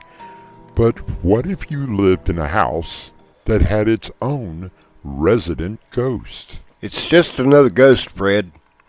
What can you possibly be afraid of? It's not the ghost. It's who it is. Fred, how bad could it be? Oh, you two have been so nice to me, and I don't want to cause any trouble. What kind of trouble? I just know that she is going to find me. Who? My wife. Our mystery drama, Haunting Gets Haunted, was suggested from a story and edited by Crimson McKenzie and written especially for Doorway to Nightmare by Winslow Swan. Our stars, Crimson McKenzie, William Stafford, Raymond Gibson, and Annie Mick. It is sponsored in part by Swanage Press. I'll be back shortly with Act 1.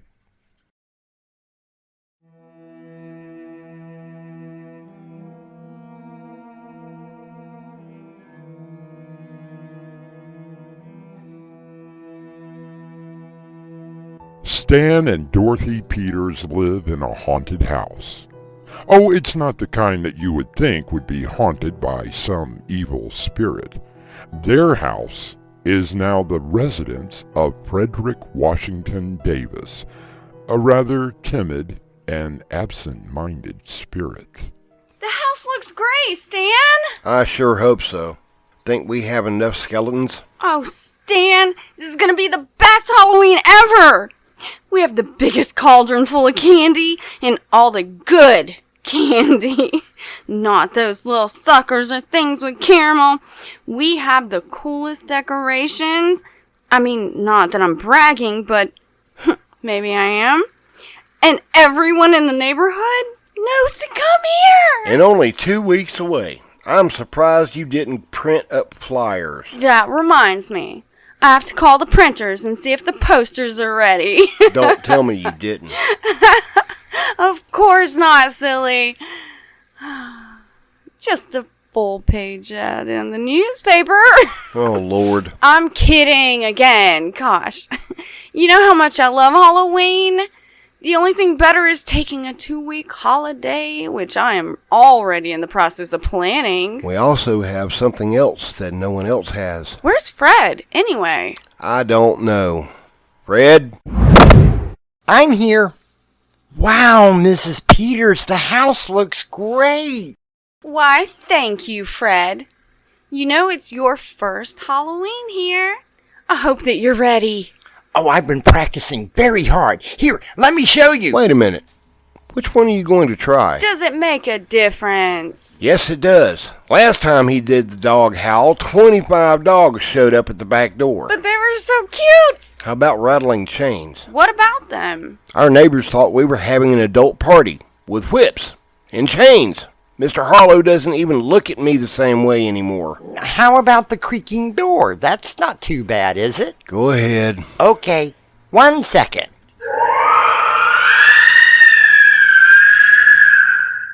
What the hell was that? Oh, I'm so sorry, Mrs. Peters. That was a banshee scream. Fred, I warned you.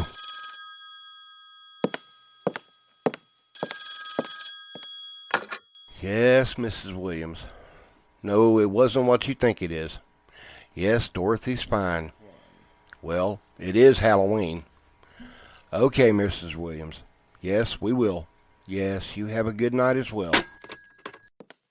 Everything okay? Define okay. What happened? Mrs. Williams from across the street said that she fell off her sofa when she heard Fred here. She called to ask if you were okay.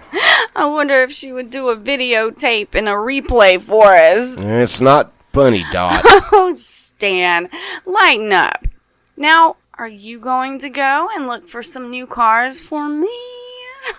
Oh, could I come with you? I thought you were supposed to stay in your residence. As long as I'm with one of you, I can go anywhere. Next time Dorothy goes somewhere, you can go. Well, I'm going somewhere, all right, but I'm going to draw a hot bath with some bubblies, a few candles, and a nice glass of wine. Fred, get in the car.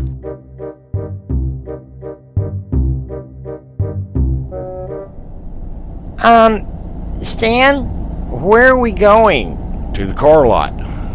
Dorothy's going to need a car, and I told her that I would look around for something nice for her. No, I mean, why are you going down this street? It's just a shortcut, Fred. What's the matter? Well, I think... Frederick Washington Davis! What the heck was that? I think that was my wife. Okay. We can look at cars tomorrow. Let's just get off this road and get back home.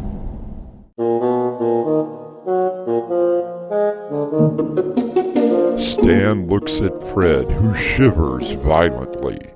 Could a ghost be scared of another ghost? We will find out when I return with Act 2.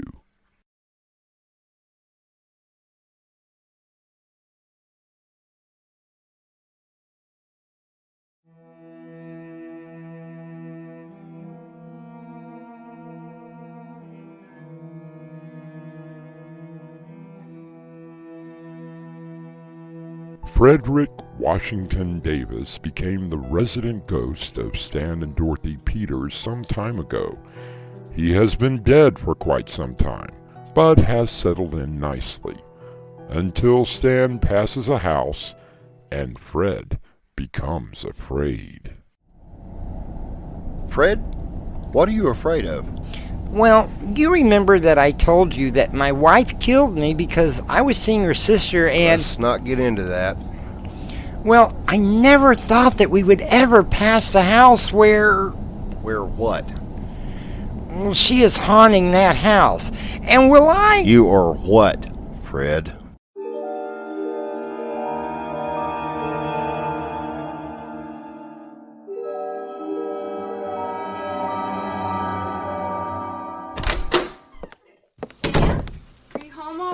Yes, honey. What? Why are you back so early? Well, it seems that Fred has not told us everything about this ghost business. Fred, are you here? I'm here. Well, then materialize already. I'm scared too.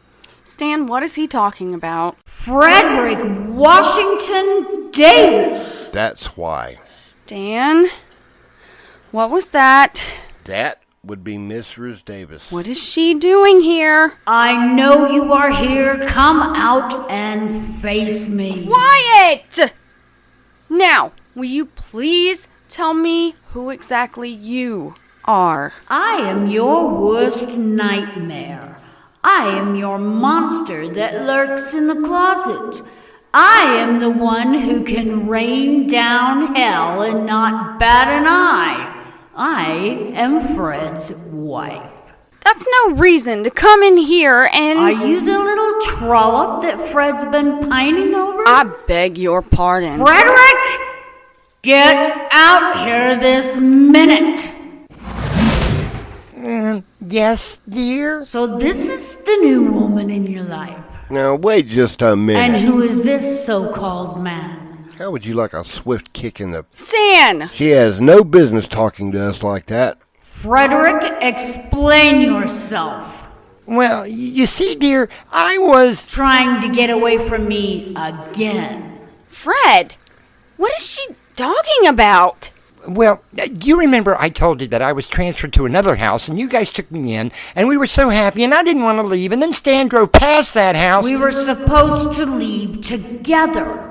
But since Frederick did not include my name on the orders, I was left behind. Again. What do you mean, again? This makes the 4th time that he has tried to run away from me. Do you blame me? But we were married, and that is not going to happen.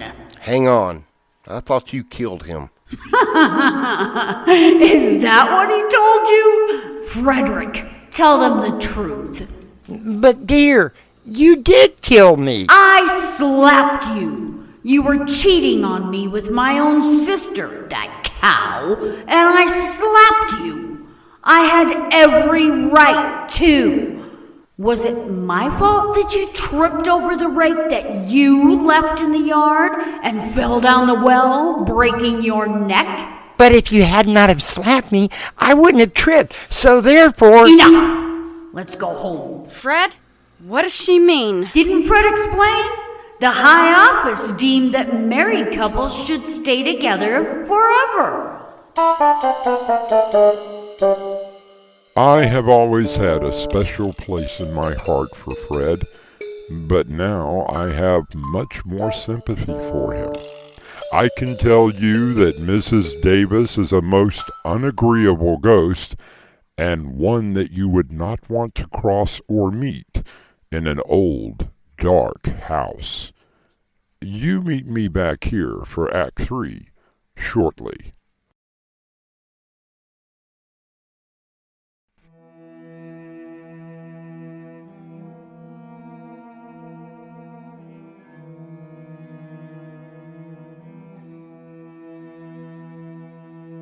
Frederick Washington Davis has been found by his deceased wife, Mrs. Davis. Apparently, he has been trying to get away from her for a long time. Stan, what are we gonna do? About what? We can't let Fred go with that shrew! Keep your voice down. She may be floating about. Well, I don't care. How could Fred have ever married that woman? Well, it was spring, and the hollyhocks were growing, and the chickadees were singing. Aw, Fred, that's so sweet. After the first night, I was arrested a dozen times for picking up hollyhocks and throwing them at chickadees. Why didn't you just leave her? Oh, it was a totally different time way back then. Leaving a woman, no matter how bad she was something that a man didn't do. Stan, think. We have to do something. I'm afraid that I don't have a choice. Stan. Fred, it's time you stood up to your wife. What are you, a ghost or a mouse? Squeak, squeak, squeak. Now cut that out. Stan is right. You have to stand up to her. But you saw her, and that was when she's in a good mood.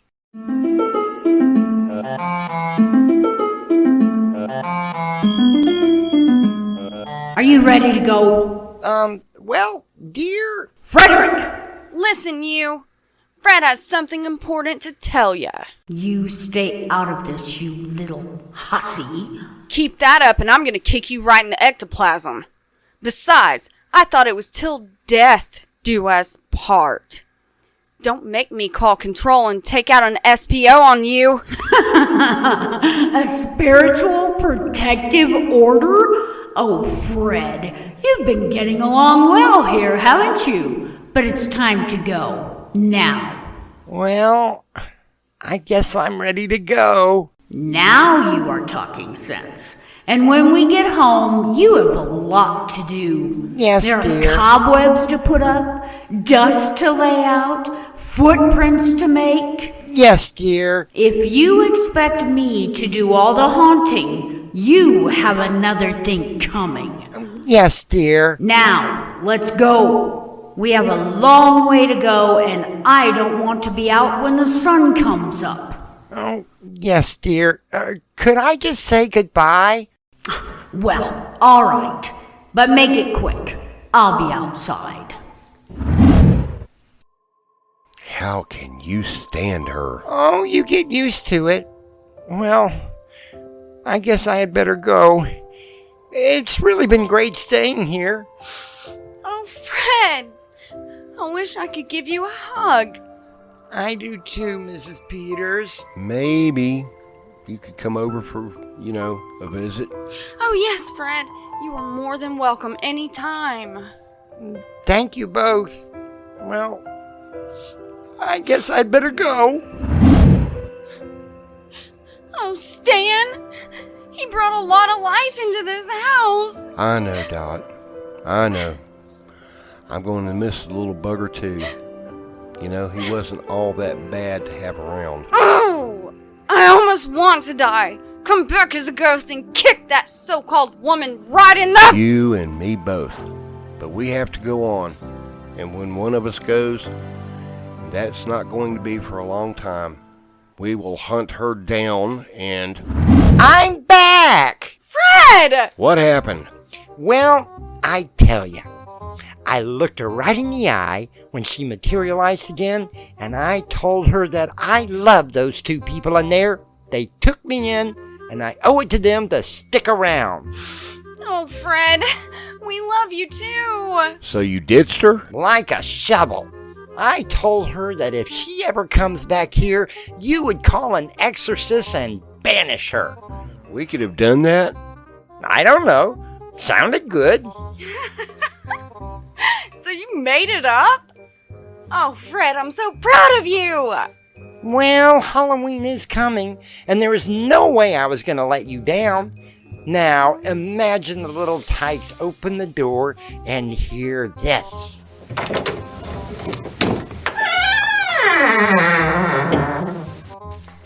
Are you prepared to meet your fate? Beware. Beware. This is gonna be the best Halloween ever! And it was. Stan and Dorothy never heard from Mrs. Davis again. And Fred? Well, he is still working on his bag of tricks and hopes that by next Halloween, he will be ready. You be ready too when I come back shortly.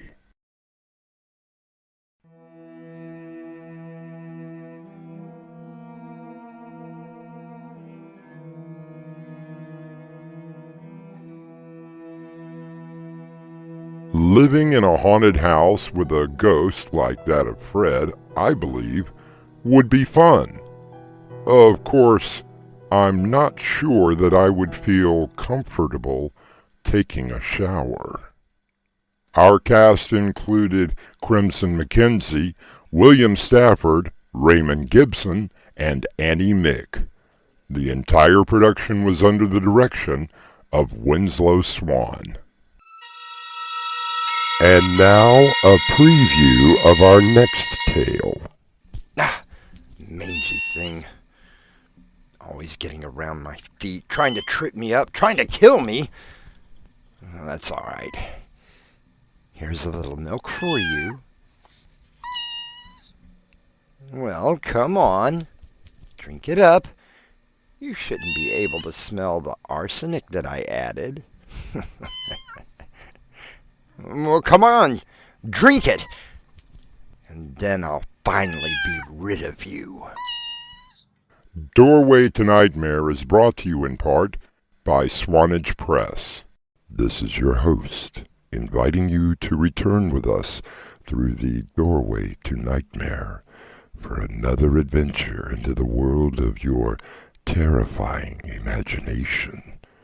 Until next time, slumber peacefully. Epilogue. The butler did it.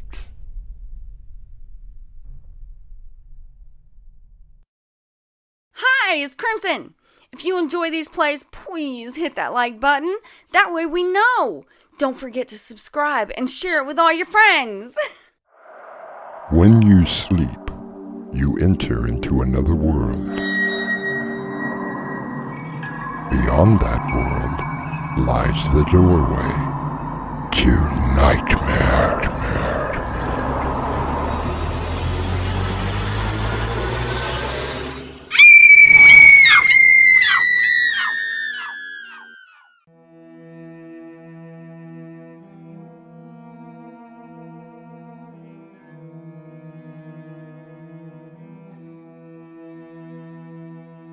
Come in. Welcome. I'm your host through the Doorway to Nightmare. What greater gift than the love of a cat, asks Charles Dickens. It has been said that cats choose the people that they want to be with, and not the other way around. Mangy thing. Always getting around my feet, trying to trip me up, trying to kill me. That's all right. Here's a little milk for you. Well, come on. Drink it up. You shouldn't be able to smell the arsenic that I added. Well, come on, drink it, and then I'll finally be rid of you. Our mystery drama, Here Kitty Kitty, was written especially for The Doorway to Nightmare by Winslow Swan and edited by Crimson McKenzie. Our stars include Winslow Swan and Crimson McKenzie. It is sponsored in part by Swanage Press. I'll be back shortly with Act 1.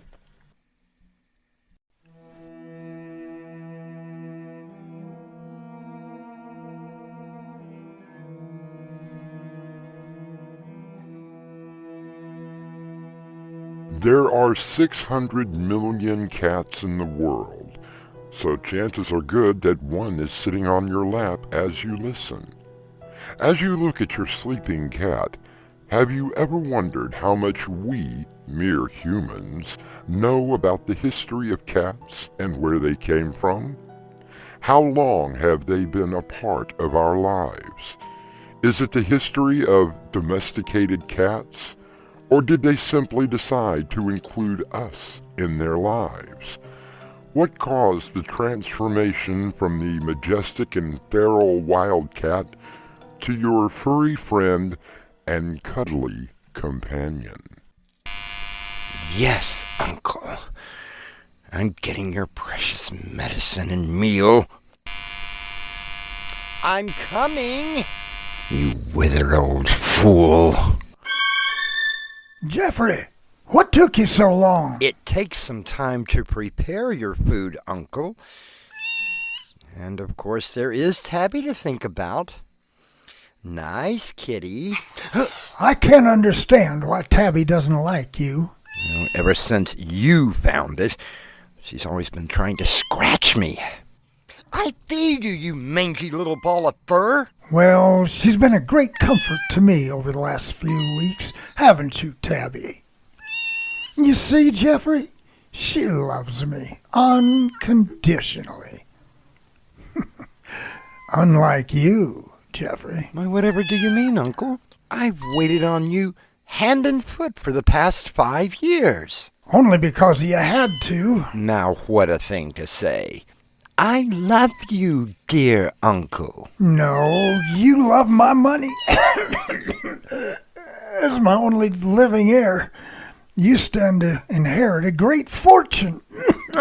The thought never entered my mind.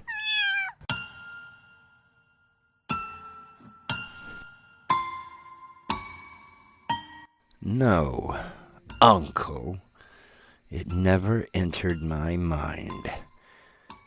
I get a penance for taking care of you. 5 years of washing your laundry, cooking your meals, cleaning you. And for what? A measly $1,000 a month. And you? Where did you even come from?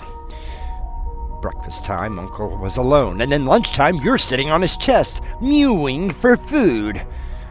Go on, get out of my way. Hey, watch it! You mangy little piece of... If I didn't know better, I would say that you tried to kill me. Where is he? Where is that worthless nephew? I'm here, Uncle. I have your late-night snack. You don't have to pretend with me, Jeffrey. Your mother and sister did you no service in making you up. Of what, Uncle? Did she ever get any help from you? Her brother? I watched her work her fingers to the bone while she sent me to school. Coming here to fix dinner for me just so that she could get to her second job just to make ends meet. And now you take care of me. That's a rather bad cough you have there. Seems to be awfully hot. Why don't we open this window? What you need is some fresh air. Jeffrey! What are you doing? It's the middle of winter. Yes, Uncle. Yes. Just breathe in that nice, fresh, clean air. Now, stay here with your master, you worthless piece of fur. Jeffrey, my deepest condolences. Thank you, Mr. Walters. You have been a good friend to my family for years. As well as your uncle's attorney. 5 years you took care of the old man. Isn't that right? Oh, it was a cross that I was honored to bear. There is a special place for people like you, Jeffrey. Mr. Walters, I hate to bring it up, but what about the will? Oh, I don't think that there will be a problem. Probate should be fairly simple since you're the only heir. This house, the business holdings, stocks and bonds, you should be quite well off. Well, how long do you think? Oh, I would say just a few weeks. The coroner was satisfied that your uncle died of pneumonia. Shame, too. He was such a decent old man. But what am I supposed to live on while the will goes through probate? I'm sure the court will allow you some of the money until everything is finished. Oh, there is one thing. What's that? Your uncle had me come over a couple of weeks ago while you were out. He added a codicil to the will. What are you talking about? Well, in the event of your uncle's demise, the kitten that he had found shall remain in this house. Remain? Are you serious? And you will take care of it until its own demise.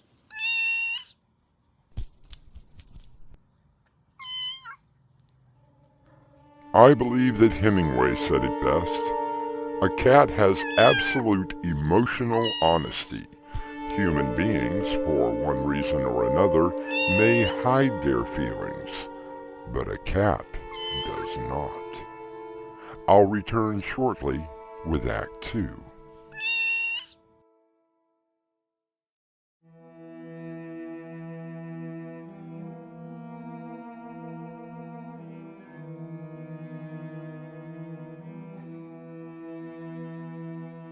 It has been said that there are cat people and dog people. Jeffrey does not seem to be a cat person. Oh, filthy little beast. You should have died with my uncle. Oh no, instead he's still making my life miserable, shackling me to you.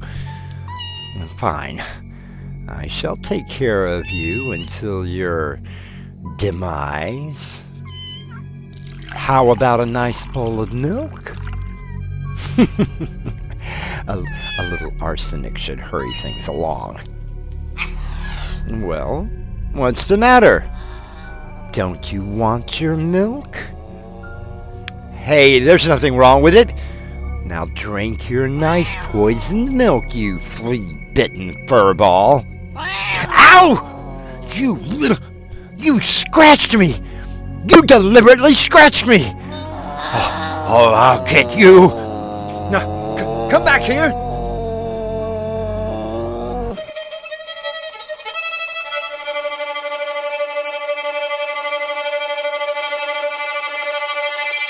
Wow! This place is huge! Yes, it is. And you, sweet Alice, make it even more beautiful. Oh, I bet you say that to all the girls.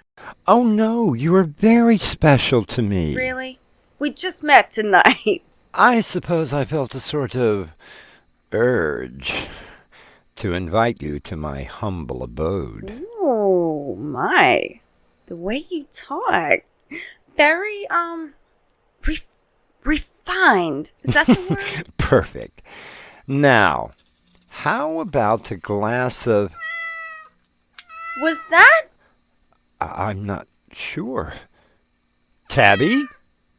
Is that you? Oh, you have a cat? Oh, I adore cats. Well, it was my uncle's before he passed on. Yeah, kitty, kitty, kitty. Where's the little precious? What the... That's not Tabby. Oh, he's so big. No, you don't understand. Tabby was just a kitten. This is definitely not a kitten. I don't understand it. Last night, that was a kitten. Well, maybe it's just a stray. Just someone else's cat that came in. Oh, no, it's Tabby. See the bell? The markings. That's Tabby. But Jeffrey, that's a full-grown cat. I'm telling you, that is Tabby.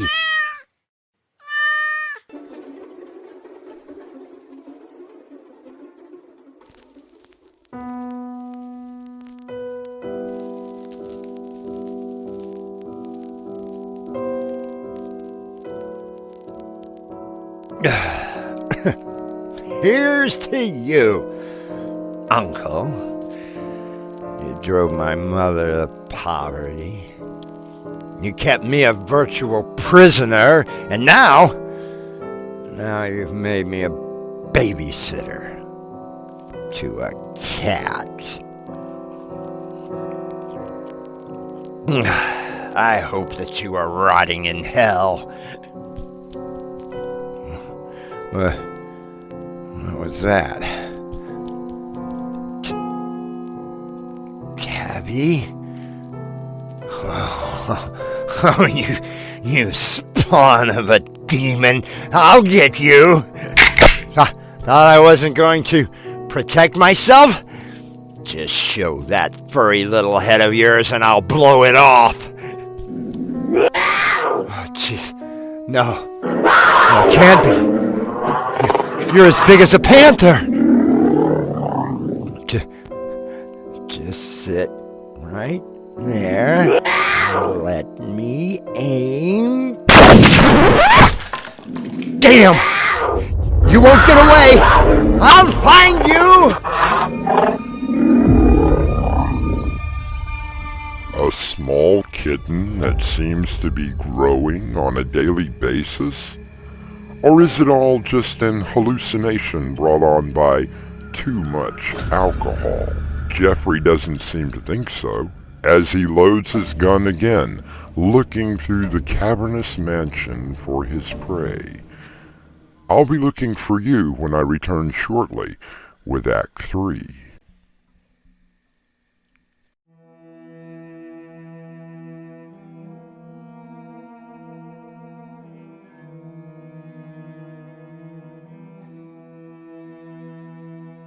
She sights a bird, she chuckles, she flattens, then she crawls. She runs without the look of feet, her eyes increase to balls. I wonder if Emily Dickinson ever had a cat like Tabby. Oh, thank you. Come in, Mr. Walters. Jeffrey, you don't look well. Is there any way that we can break that codicil? I don't understand. Oh, must I stay here and take care of that wretched cat? Well, you're not much for animals, are you, Jeffrey? Oh, on the contrary, I adore animals. It's that cat that I cannot stand. Well, as the attorney on record, I suppose that you could take the kitten to a shelter. Oh, thank you. Thank you. Of course, you would have to give up your uncle's fortune. Oh, damn that man! I don't understand you, Jeffrey. It's just a harmless little kitten. Harmless? It's tried to kill me on several occasions. Now, Jeffrey, I think that you're letting your imagination run away with you. I didn't imagine that kitten growing to the size of a leopard in 3 days, did I? Oh, come now. Do you really expect me to believe that? Oh, I'm not sure what to believe myself. Look, why don't you take a trip? Get out of this house for a while. But won't I be derelict in my duty to take care of... I'm sure that you could find someone to check in on the kitten while you're away. Maybe you're right. Of course I am. And don't worry so much. After all, it's only a kitten. Hello, yes? I'm checking on my reservation. That's right. I will be leaving in the morning. And I have the stateroom booked. Excellent. Now, will someone be able to come and pick up my luggage?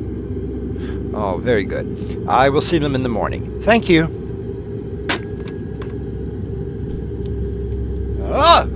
Oh, you wretched little beast. Where are you? You're close. I can hear you. Fortune or no fortune, you die tonight.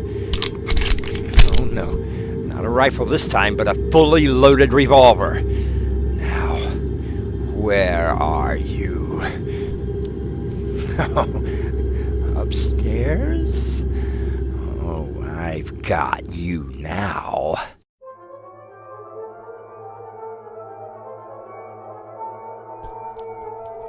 I can hear you.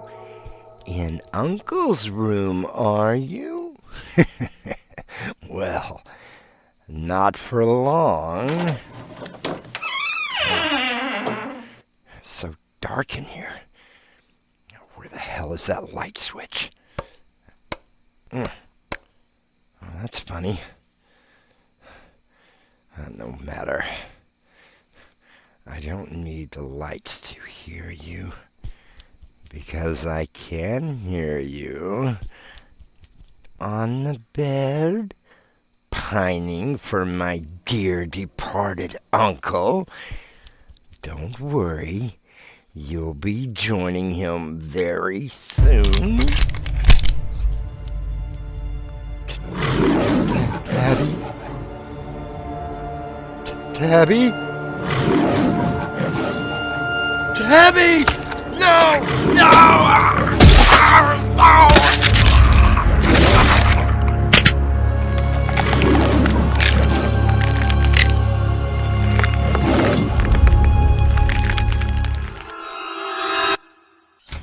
Jeffrey? Jeffrey? Your door was unlocked?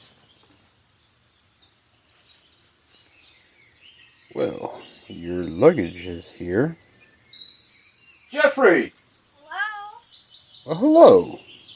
And who might you be? Hi, I'm Alice. I thought I might come and see how Jeffrey was doing.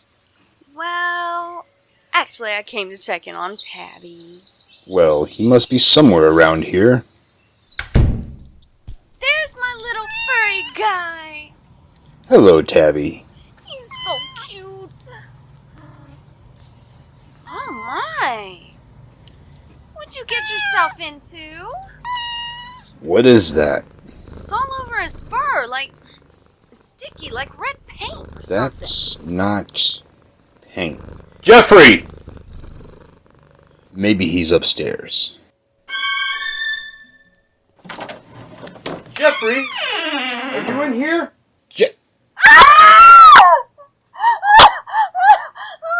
Oh, God!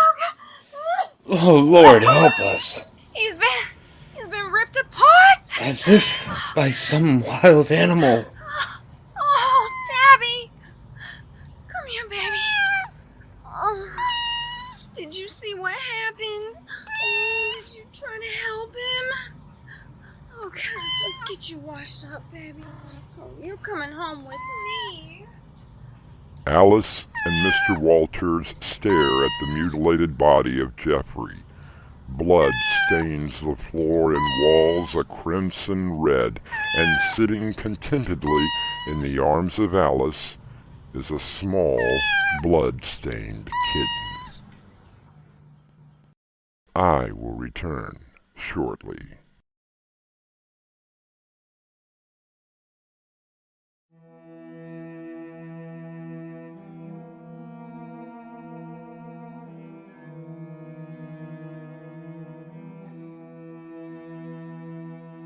As you have been listening to our tale, are you alone? Is there a furry little creature that purrs away, sitting relaxed in your lap? Remember the words of author Kristen Cast. Cats choose us. We do not own them. Our cast included Winslow Swan, Dave Arkhipov, Crimson McKenzie, and Mark Wheeler. The entire production was under the direction of Winslow Swan and edited by Crimson McKenzie. And now, a preview of our next tale. There has to be some kind of a connection. Did you ever stop to think that maybe we're dealing with an ordinary run-of-the-mill psychopath? You better hope not, Ferraro. He's bound to slip up sometime, and when he does, I'll be there to catch him. I wouldn't count on it. Doorway to Nightmare is brought to you in part by Swanage Press. Hey guys, it's Crimson. If you enjoy these plays, please hit that like button. That way we know. Don't forget to subscribe and share it with all your friends. This is your host, inviting you to return with us through the Doorway to Nightmare for another adventure into the world of your terrifying imagination. Until next time, slumber peacefully. Epilogue. The butler did it.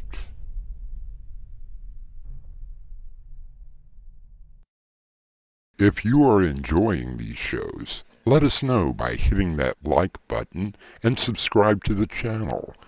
And if you have a comment, feel free to leave one of those as well, if you dare. When you sleep, you enter into another world. Beyond that world lies the doorway to nightmare.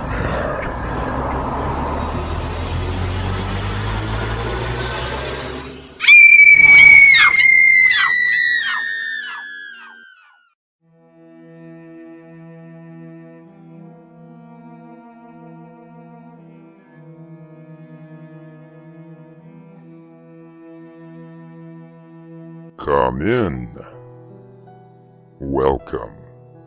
I'm your host through the Doorway to Nightmare.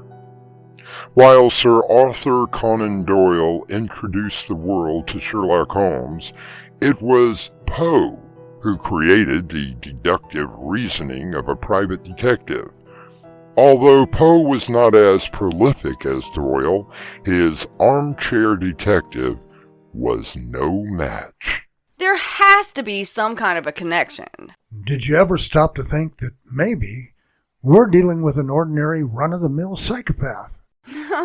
You better hope not, Ferraro. He's bound to slip up sometime, and when he does, I'll be there to catch him. I wouldn't count on it. Our mystery drama, The Casebook of Sidney Chase, was written especially for Doorway to Nightmare by Winslow Swan and Crimson McKenzie, and stars Crimson McKenzie and Winslow Swan. It is sponsored in part by Swanage Press. I'll be back shortly with Act 1.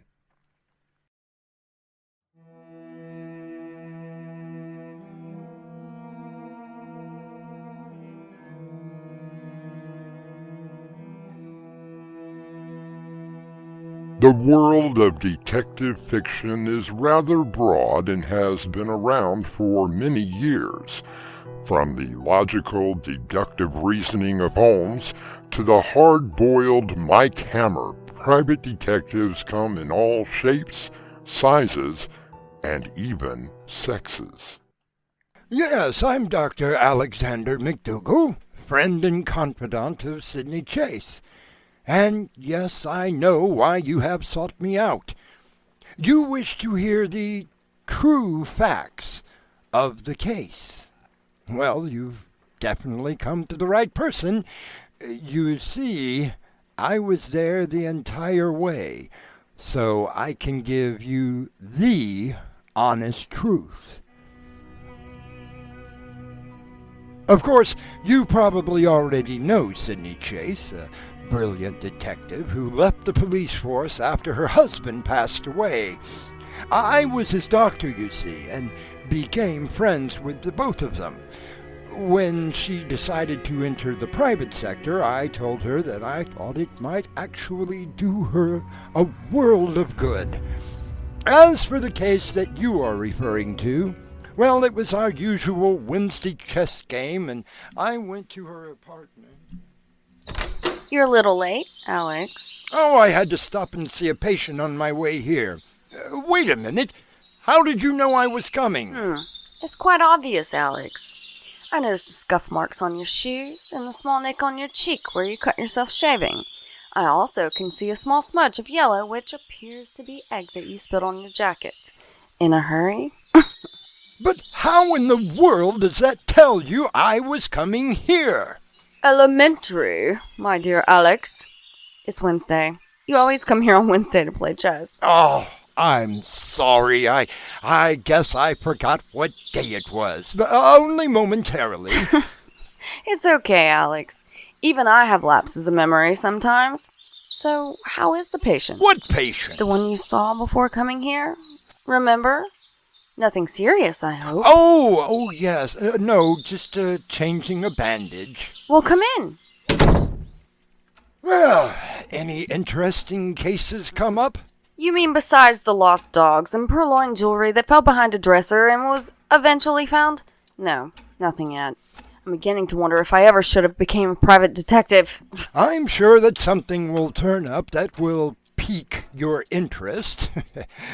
Besides, you've only had your license for 3 months. You can't expect cases to fall out of the sky. It would be nice if one were to knock at the door, at least. Would you get the door while I fix us something to drink? Your usual? Oh, yes, that's fine.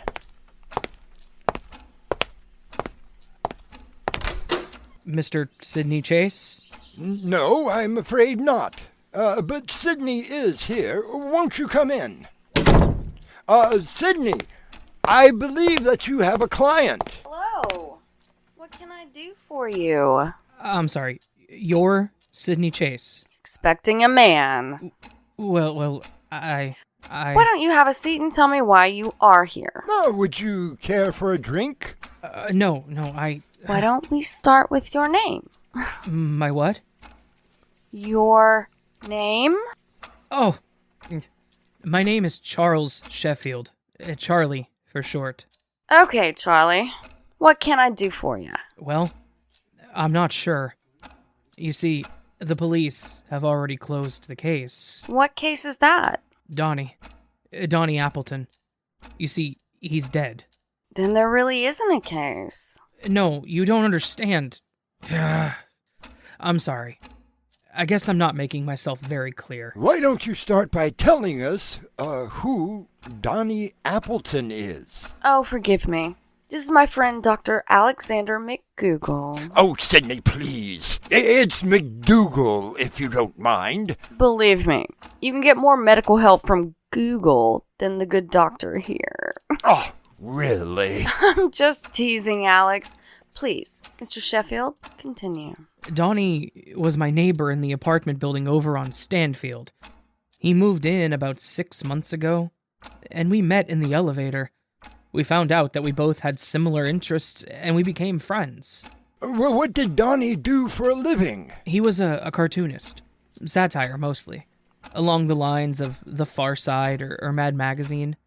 Pretty funny stuff, too. Did he make a good living doing that? Well, that's just it. He was about to. What do you mean? He had just signed with a publishing firm who had gotten him a deal with a national newspaper chain. His cartoon was to premiere next week in the Sunday edition of about 100 papers, with more signing on. He even showed me the advance check for $10,000 that he had received. Quite an impressive sum of money for drawing cartoons. That's what I had said.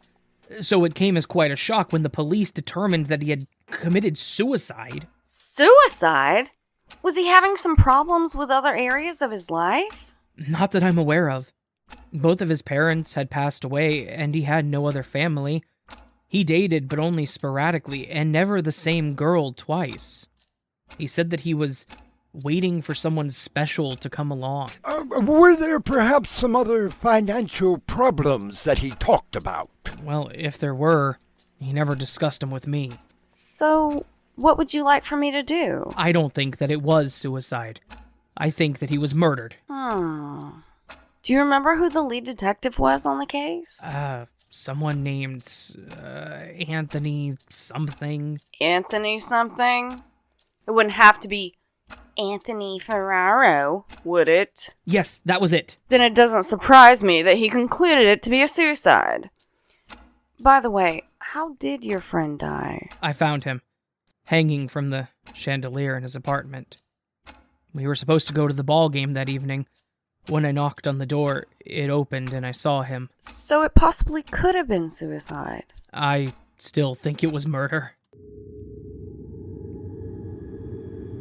So, Sydney, what now? Oh, I'm definitely gonna look into it. Especially since old Ferrari closed the case. Oh, you don't think that Ferraro will mind? Of course he will. Which makes it all the more fun. Why do you call him Ferrari anyway? Because he jumps to a conclusion faster than a Ferrari goes from 0 to 60.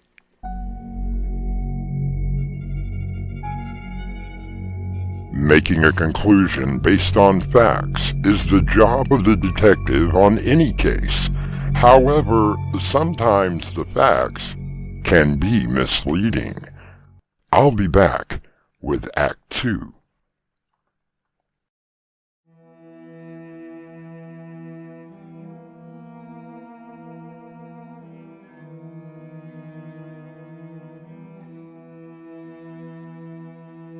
Sidney Chase, former detective for the police department and now a private detective, has taken on a case of an apparent suicide.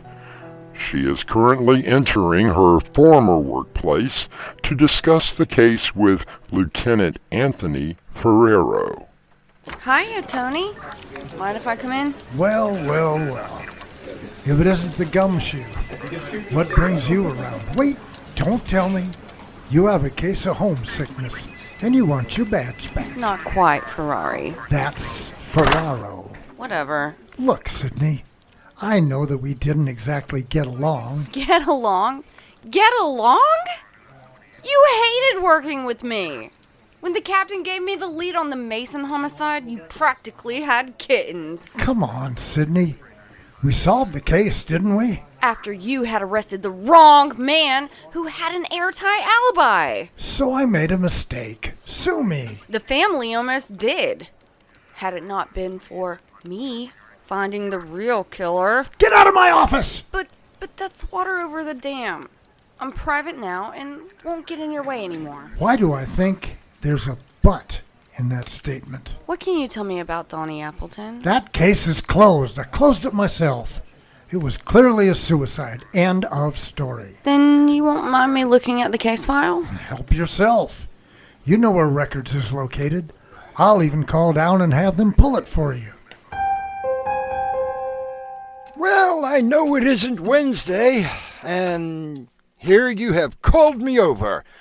What was the big emergency? Look at this photo, Alex. Sydney, are these crime scene photos? Yes, they are. How were you able to get them out of the precinct station? The keeper of the files owed me a favor. Dare I ask? I kept his brother out of jail. Oh, never mind. Now, what am I supposed to be looking at? Oh, come on, Alex.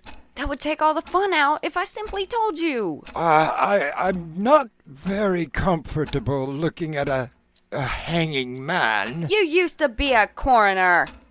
How does that bother you? I saw them on a table as I was about to perform an autopsy. I didn't go and get them. Pretend he's on a table then. Besides, it's not the body that you should be looking at. I'm still not quite sure. Wait a minute. Do you see it now? I think so. Tell me what you see. Well, it's what I don't see that has me confused. Exactly! Have you talked to Ferraro about this? Not yet. I have to get this file back to my friend in records in the morning. Then I will talk to Tony Ferrari. Oh, he's not going to like this. So what else is new?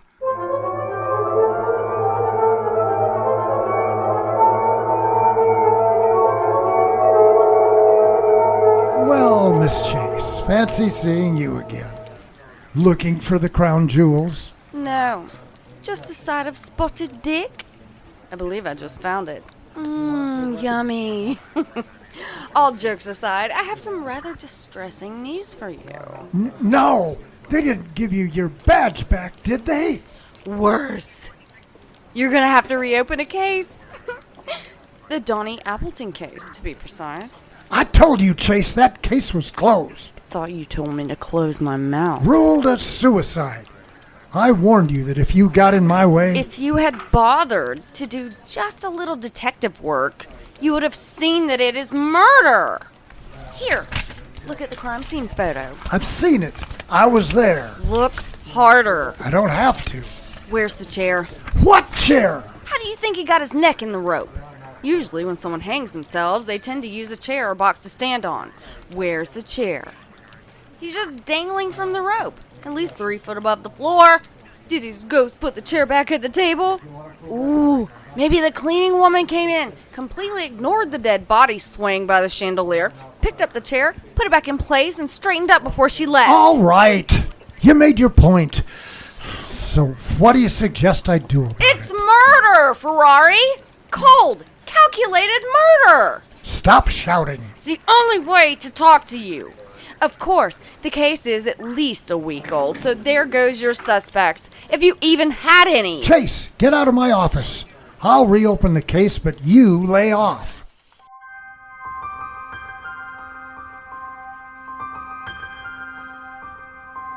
First suicide, now murder? Sydney Chase smiles as she leaves the lieutenant's office.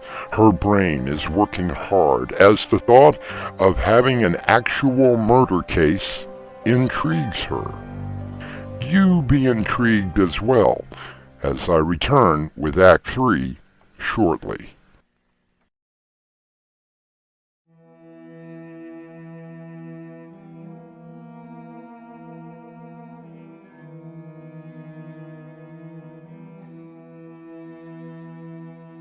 Private Detective Sydney Chase has been hired by Charles Sheffield to look into the death of his friend, Donnie Appleton. Suicide has now become murder. Well, Sydney, how are you planning to start your investigation? Well, I proved that it was murder. I talked with Charlie and he gave me a very short list of names of people that may or may not have known Donnie. So... What sort of motive would someone have for killing him and making it look like a suicide? That, dear Alex, is the million-dollar question. With no family and no heirs to an estate, there really isn't a motive. Well, from what Charlie told us, he seemed to be a pretty easygoing man. You don't think that someone had it in for him, do you? For what purpose? I could understand if he had a partner in this cartoon business, but he didn't. Are we sure about that? Charlie couldn't have known everything about the man. He had just met him, 6 months ago. You're right about that. Maybe Charlie is the killer. Just doesn't make a whole lot of sense. Charlie would not have benefited from Donnie's death. That we know of. Besides, I checked on my client. He isn't hurting for money at all. He bought his apartment outright 3 years ago. His credit's good and all of his bills are paid up. So what would have been his motive? Now, I suppose you're right. So where does that leave us? Right smack dab on square one and nothing.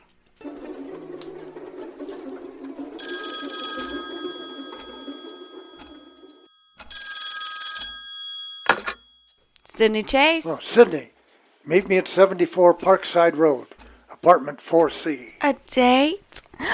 Why, Tony, are you sweet on me? Damn it, Sydney. No, it's not a date. Then why should I come to 74 Parkside Road? Look, Chase, I'm tired, very tired. I took what you gave me on that Appleton case upstairs, and it was reopened. Well, that's one way to apologize. I'm not apologizing. Just get your ass down here. Again, why should I? Because we've got another apparent suicide, hanging victim, and no chair close by. Is that enough of a reason for you? Just make sure you get plenty of pictures. And I want the lab people in here pronto. Hi, Tony. Oh, you made it. And who is this? Oh, I'm Alex McDougal. He's my associate. I see you already cut the body down. Medical examiner hasn't arrived yet. Why don't you let Alex take a look? He is the doctor. Oh, yeah? Well, Doc, take a look. Well, it's been a while, but I will try. Okay, we have a white male, about 30, contusion around the neck from what looks like a rope burn. Oh, wait a minute. Lieutenant, this man was definitely murdered. Look here, where the rope burn is. You can see a second ligature mark across the neck. That is mechanical strangulation. This man was strangled first before he was hanged. Are you sure? Well, from just a first look, I would say yes. Tell the MA to let me know ASAP. If there are any defensive wounds to the body, run the fingernail cuttings for DNA, everything. He may have tried to fight back. I do know how to do my job, Sydney. Who is he, anyway? Mr. Frank Marshall. Name ring a bell? I should say so. Excuse me, but I'm a little lost. Who is Frank Marshall? Oh, no one really. Until yesterday, when he hit the lottery. And someone kills him today. You think that the murder of Donnie Appleton and Frank Marshall are connected?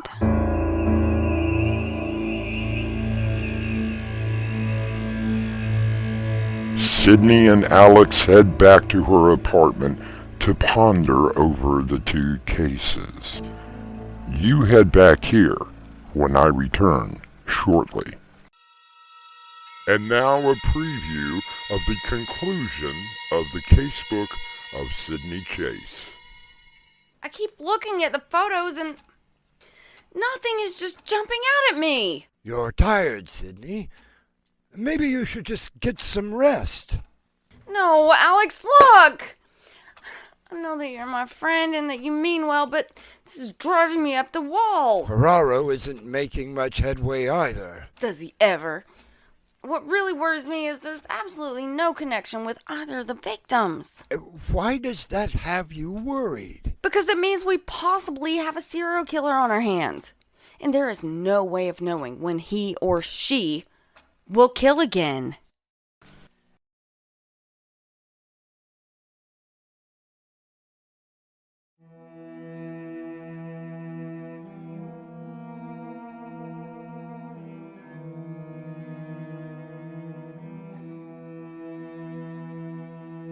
The writers of detective fiction are probably some of the greatest criminals that never were. They have to think up crimes for their detectives to solve. A rather fun way to make a living, don't you think? Our cast included Crimson McKenzie, Winslow Swan, Dave Arkhipov, and Raven Adams. The entire production was under the direction of Winslow Swan, and the story was edited by Crimson McKenzie. So did you like the story today? Yes, I did. Well, why don't you hit that like button? I think I will. Would you like to hear more stories? I sure would. Then why don't you hit that subscribe button? Can I share it to all my friends? Would you please? Oh, thank you. Doorway to Nightmare is brought to you in part by Swanage Press. This is your host, inviting you to return with us through the Doorway to Nightmare for another adventure into the world of your terrifying imagination. Until next time, slumber peacefully. Epilogue. The butler did it.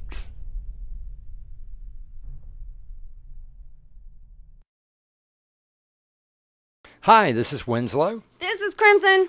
And if you like what we're doing, hit that like button. And if you want to hear more, subscribe. When you sleep, you enter into another world. Beyond that world lies the doorway to nightmare.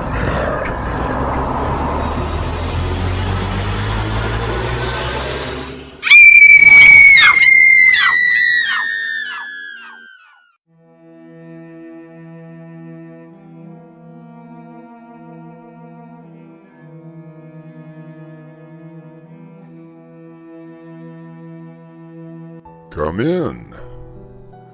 Welcome. I'm your host through the doorway to nightmare.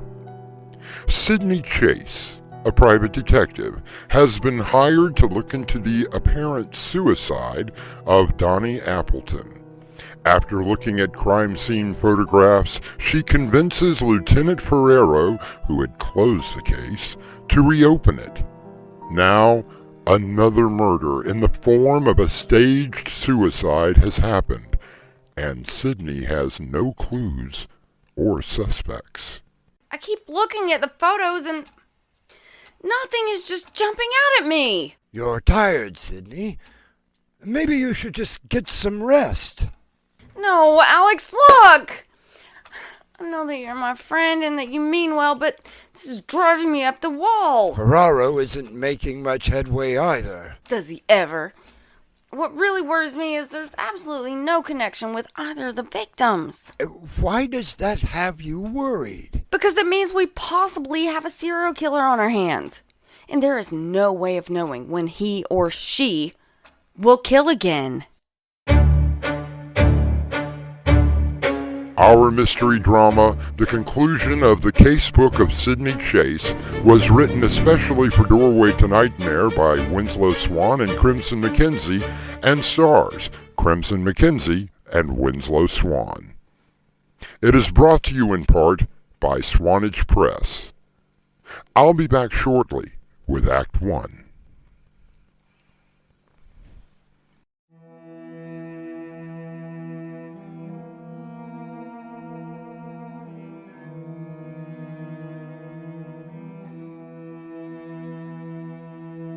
It takes a rather unique individual to become a detective. It requires patience, investigative rigor, and higher ethics. In addition to being exposed to highly dangerous people, the process of solving a case can take weeks, months, or even years.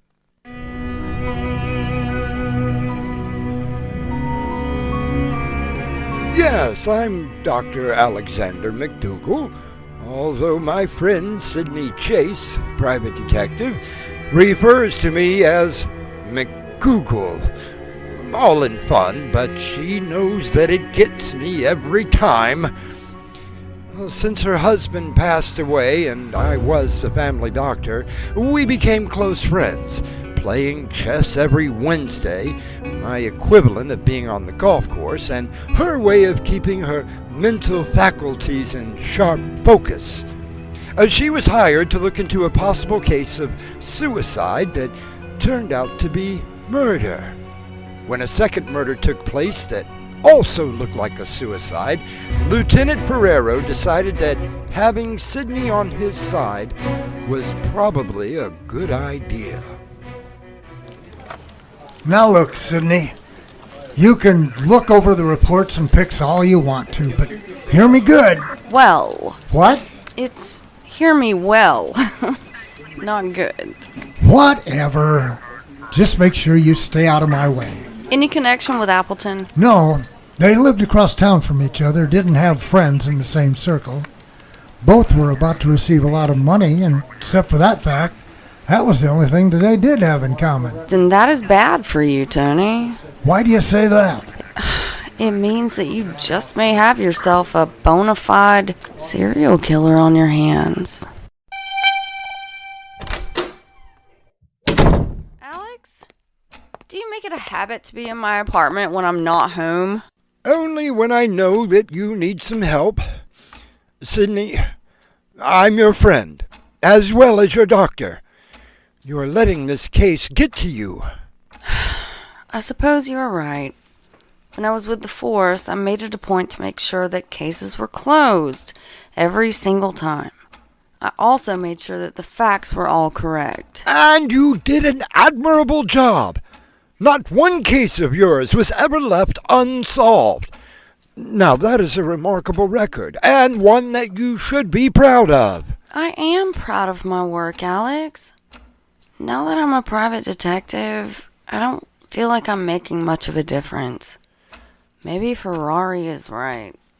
I should get back on the force. I'm not going to give you any sage advice, other than you should do what makes you happy. If I don't have to work with Ferrari again, that would make me happy. And you know that he will be wherever you are assigned. The very reason that I don't go back to the force.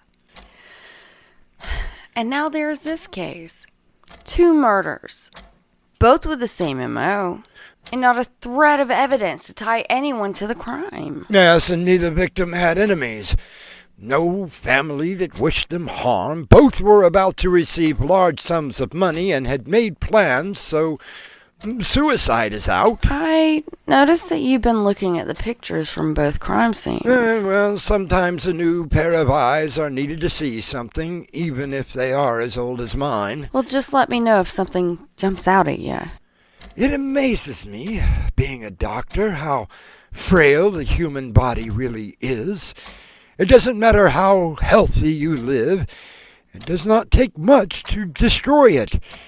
Even something as simple as too much caffeine can do it. Why do you say that? Oh, I was just being philosophical about the situation. No, I mean about the caffeine. Oh, that. Well, I was looking at the photos and noticed that cup of coffee in both of them. Where? Well, in the background on the table in the first one, and in the second one on that bookcase. Okay, so both victims enjoyed their coffee? Yes, but they are both from the same place.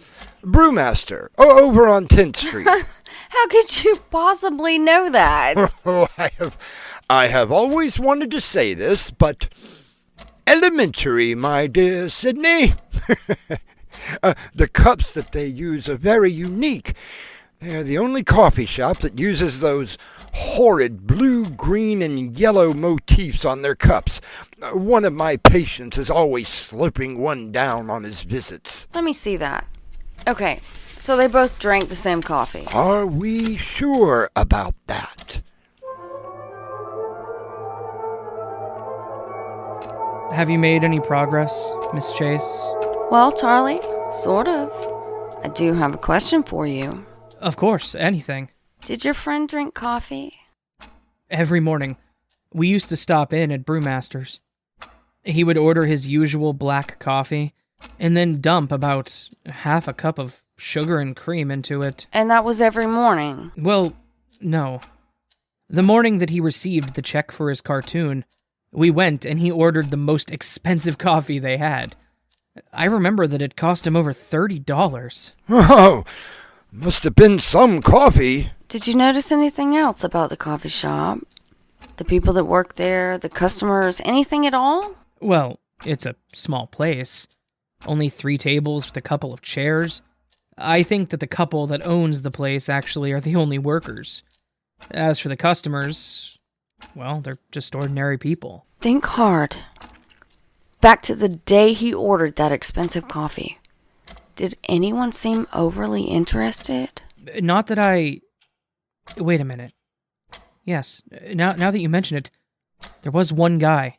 What did he look like? Oh, ordinary. Short hair, brown, I believe, wearing a t-shirt and jeans. Funny, though, he didn't have a computer. Why is that funny? Well, most people go there because of the free Wi-Fi. This guy, he only had a notebook and a pen. Oh, that's not so unusual. I still use a notebook and pen. Still, Alex, it's worth noting. Now that I think about it, that guy was in there almost every day. He always had headphones in, maybe listening to music and writing, perhaps. Maybe one of those artist people, but he didn't really look like one. Kinda gives me the creeps. Always looking up, staring, but when you looked back at him, he looked away. Always sitting at the same table.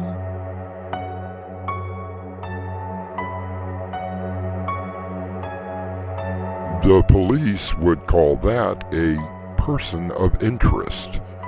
Sydney perhaps has some other ideas. I'll return shortly with Act 2.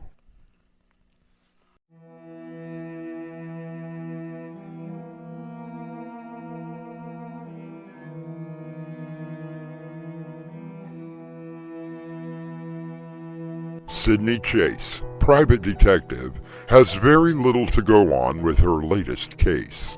Her friend Alex McDougall, retired doctor, has been tagging along and helping her out. Both are now in the office of Police Lieutenant Anthony Ferrero. So what do you want me to do? Don't you find it remotely interesting that both victims went to the same coffee shop? And how do you know that? Look at the photos! See? Right there. Okay, so they both drank coffee. What does that prove?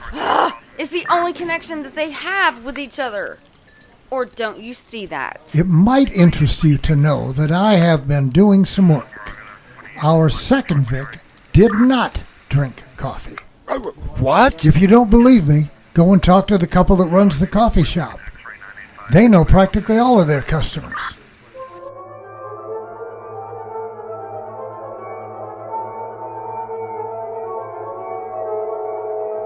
Oh, yes, I knew Mr. Appleton. Always wanted a black coffee, until the day he came in celebrating. Did you know Frank Marshall? Talk about ironic. Hits the lottery, comes in and gets his usual tea, and then hangs himself. Well, that's still under investigation. I couldn't believe it. He seemed so happy. Wait, you mean he ordered tea and not coffee? That's what I'm telling you. How can you be so sure? Because we serve the tea in a different cup than our coffee orders. These cups. Bright orange with a giant letter B on the side? Alex, let me see those pictures again. Something new in the case? I'm not sure. Okay, both cups are the same in both pictures. Well, why is that unusual? Because Brewmaster serves tea in a different kind of cup. Well, so? So where did the cup that had the coffee in it come from? Well, perhaps our victim had it delivered. According to the owner, Frank Marshall detested coffee, which is why he only ordered tea. And then there is our mysterious man without the computer. I take it that you have an idea brewing in that head of yours. No, just a theory. Alex, how would you like to go get some coffee?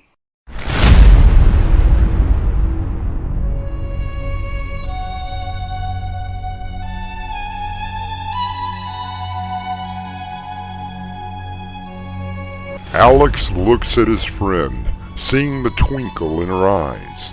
He is reminded of what Agatha Christie once said, "Unless you are good at guessing, it is not much use being a detective."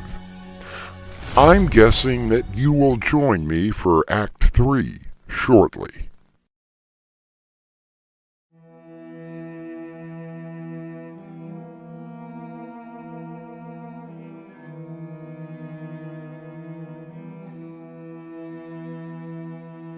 Author P.D. James once wrote that detective fiction confirms our belief that we live in a rational, comprehensible, and moral universe. Yes, sir. How may I help you? Oh, yes. I would like your very best.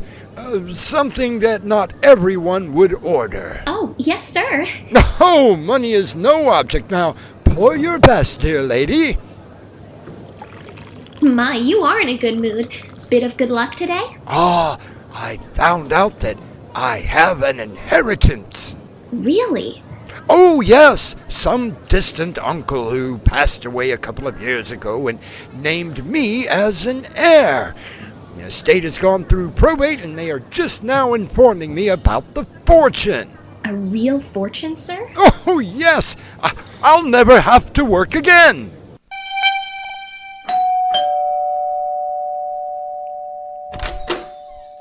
May I help you? You ordered a special coffee from Brewster's. I'm here to deliver it. Oh, well, thank you.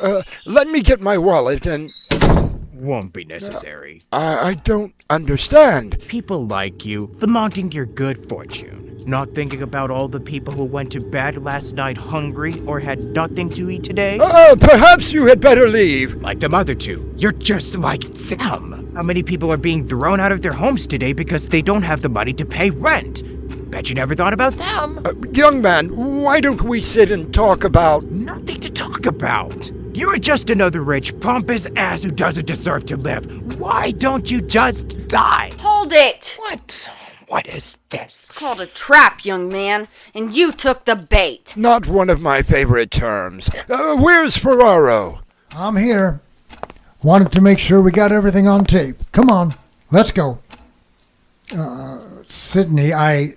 You don't have to say that you were wrong. A thank you will suffice. Right. And that is as close as you are ever going to get from that man. Oh, I think that he's coming around.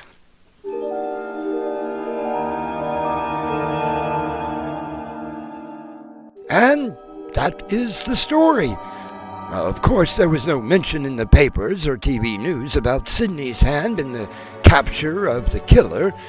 Philip Wilson was targeting people who were affluent. Like so many, he felt it was wrong that someone else had money while there were people who could have benefited more. When police found his notebook, he had almost 20 names and addresses of potential victims. It was lucky, I suppose, that he only succeeded with 2 of them. As for Sydney Chase, we still play our weekly game of chess. She still looks for lost dogs or jewelry, and in my professional estimation, she is actually comfortable with her chosen profession.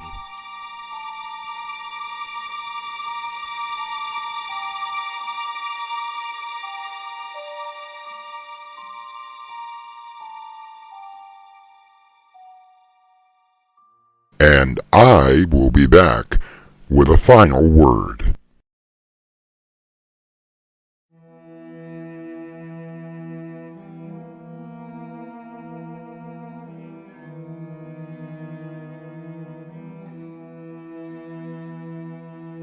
Crime is common.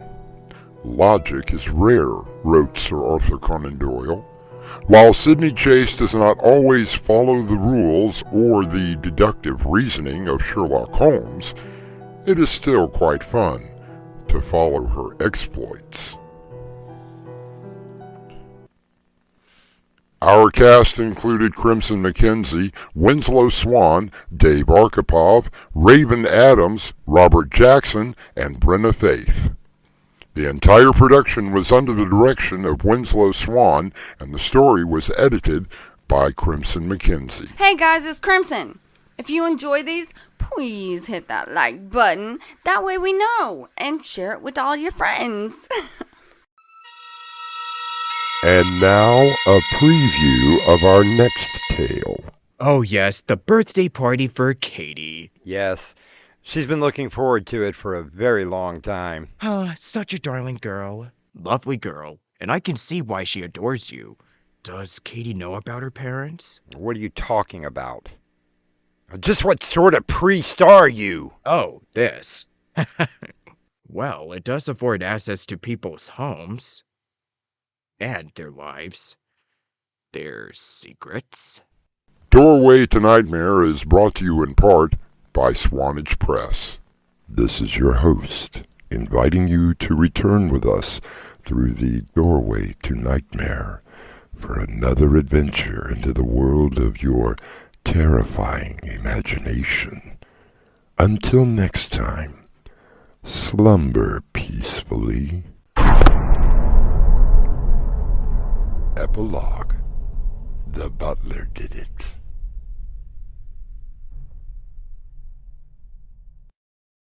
Hi, this is Winslow. This is Crimson.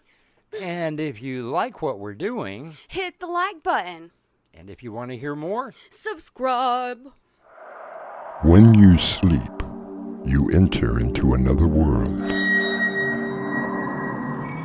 Beyond that world lies the doorway to nightmare.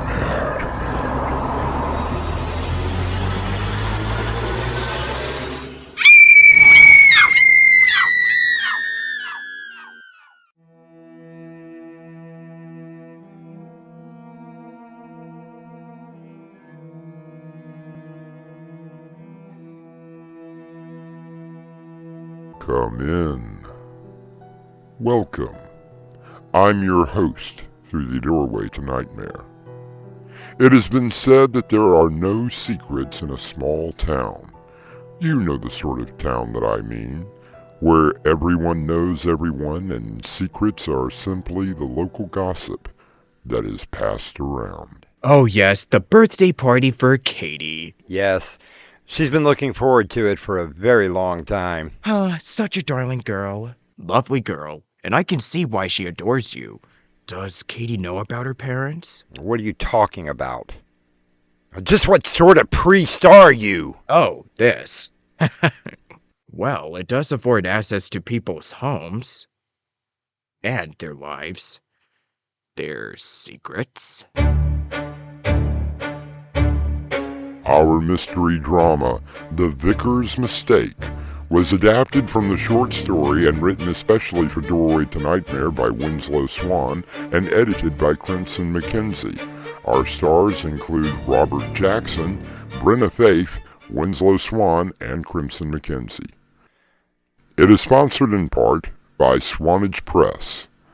I'll be back shortly with Act 1.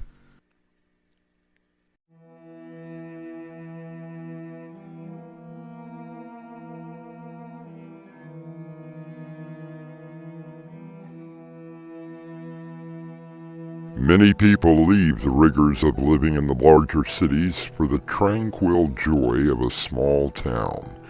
They prefer the easygoing ways of the people, being greeted by name at the local businesses, and relaxing with friends. It is quite nice. We have 172 souls living in this small town. Some of the families founded our little community. Nothing much changes here. Arguments are few and settled quickly. We are not a lawless town by any means. Our sheriff, Jack Moses, has been protecting the citizens for 24 years and will probably be doing it for the next 24. The leaves change in the fall and come back in the spring. The snow comes in the winter, and our little city pool promptly opens on the first day of summer.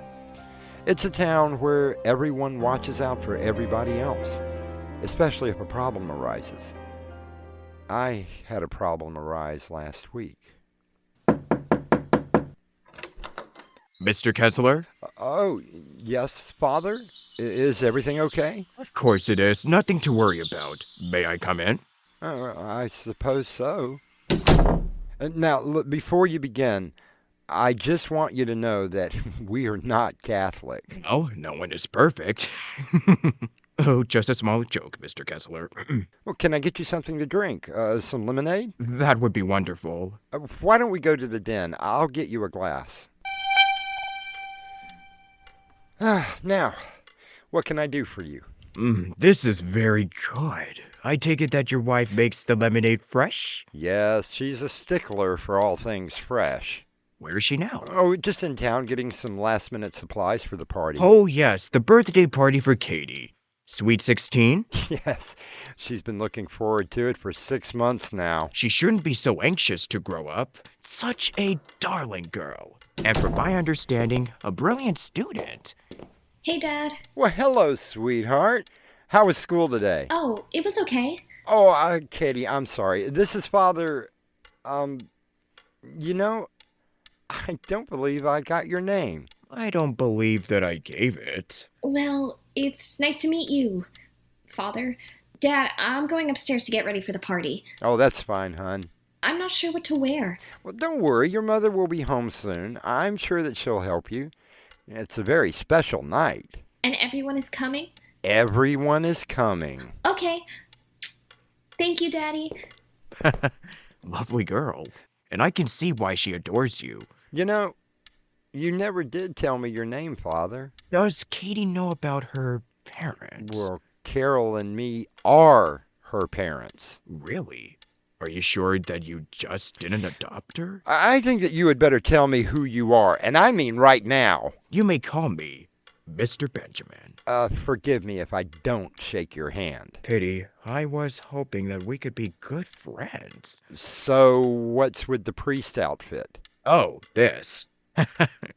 Well, it does afford access to people's homes and their lives, their secrets. Well, if you're not a priest, then just what are you? Why, I'm simply a businessman. I conduct my business not in the usual manner like with an office or with a telephone. No, I prefer to conduct my business in a more personal level. And just what is your business? Oh, coercion, extortion, simply put, blackmail, Mr. Kessler. Pure and simple blackmail. And, I am here to blackmail you. A rather ugly word, blackmail, and to some more heinous a crime than murder. However, the blackmailer must be careful not to become a victim of the latter. I'll be back shortly with Act 2.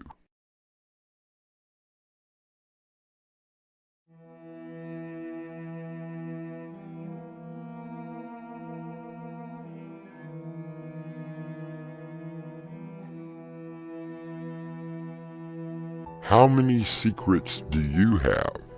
Secrets that you would not want other people to know, maybe even those closest to you. Imagine the horror of a complete stranger telling you that they know your secret and will be willing to keep it that way for a price. Blackmail? Yes, Mr. Kessler. I happen to know Katie's real parents. We are her real parents. Can we please stop pretending? You know as well as I that you adopted Katie when she was 2, when her mother murdered her father and then killed herself. Remember now, Mr. Kessler? Honey, I'm home. I'm in the den. I thought I would never find the cake. You know Katie, how particular she was about the... Oh, I'm sorry. I didn't know you had company. Why, hello, Mrs. Kessler. I'm Mr. Benjamin. Pleased to meet you. Carol, it is not a pleasure to meet this man. I don't understand. Well, this man has a business proposition for us. Actually, the proposition was for you, Mr. Kessler. I have no secrets from my wife. Paul? What is he talking about? It seems that Mr. Benjamin here knows about Katie. Oh, no. Paul? So what do you want, Mr. Benjamin? Well, let's get down to the brass tacks, as they say. I found out through a little research that Katie's mother went completely insane, stabbing her father through the heart with a wooden stake like some sort of a vampire. Afterwards, she took her own life. My question is, have you ever divulged this information to Katie? Your silence answers my question. Oh, stop this, now! Yes, Mr. Benjamin. Please, tell us what you want. Why, money, Mrs. Kessler. That's what blackmail is all about. And exactly how much money are we talking about? Oh, I think that, let me see here. How about, say, $20,000 will suffice? You must be joking! When it comes to money, I never joke. I can't come up with that kind of money. Oh, but I think that you can. If my information is correct, you have $4,000 in a joint account, $8,000 in Katie's college fund, and the rest, I'm sure that the equity of the house will secure a loan. And how did you know all of that? Oh, I have my sources. They keep me well informed. Never mind the rhyme, only the reason. The only question that you should have is how you will pay the money. And what happens after we pay you?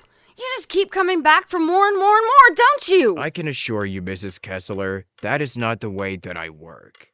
I find that a one-time payment is much more simpler than dragging something out. After all, you can't get blood from a stone. And what if I were to just shoot you now and save us all some trouble? Well, yes, you could do that. It would be very foolish. Why do you say that? I am not alone in this little venture. I do have a partner. If I don't check in with him, the information that that we have, will become very public in a very short amount of time. Paul, put the gun away. All right. Now, I know that it is Friday, and it is already after 5. So I will give you until Monday at 5 to get the money together. Oh, you poor foolish man. He really thinks that we're going to pay him. What are you two laughing about? Imagine what Katie's friends at school will say if they find out. Mr. Benjamin, you said you had a partner? Have you been with him recently? Why is that your concern? Because his scent will be on you. It will make it so much easier to find him.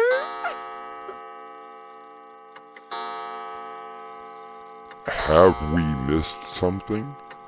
Paul and Carol Kessler do not seem as concerned about the secret of their adopted daughter. Moreover, they are amused by it. Something has turned around, and perhaps we shall find out what it is when I return with Act 3.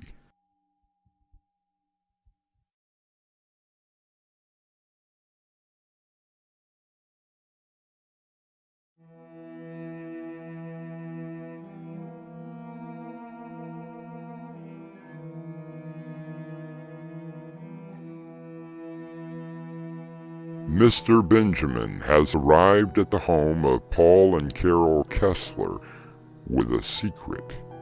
He is willing to keep that secret if the Kesslers pay him $20,000 blackmail. However, this only amuses the couple. Now, just what are you two laughing about? Oh, Paul, look out the window. It really is a beautiful sunset. I'd better go help Katie get ready for a party. It was nice meeting you, Mr. Benjamin. Have you two lost your minds? Oh, no, Mr. Benjamin. Not at all. Paul, why don't you call the sheriff? I'll be helping Katie. Goodbye, Mr. Benjamin. I don't think that it would be wise to call the sheriff.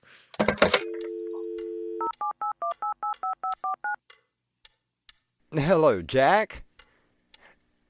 Yes, the party is still on. Oh, she definitely wants her uncle to be here for her special night. Yeah, that's right. Well, that was why I called.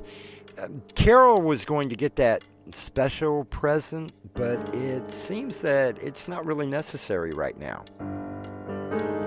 Well, it seems that some man has broken in.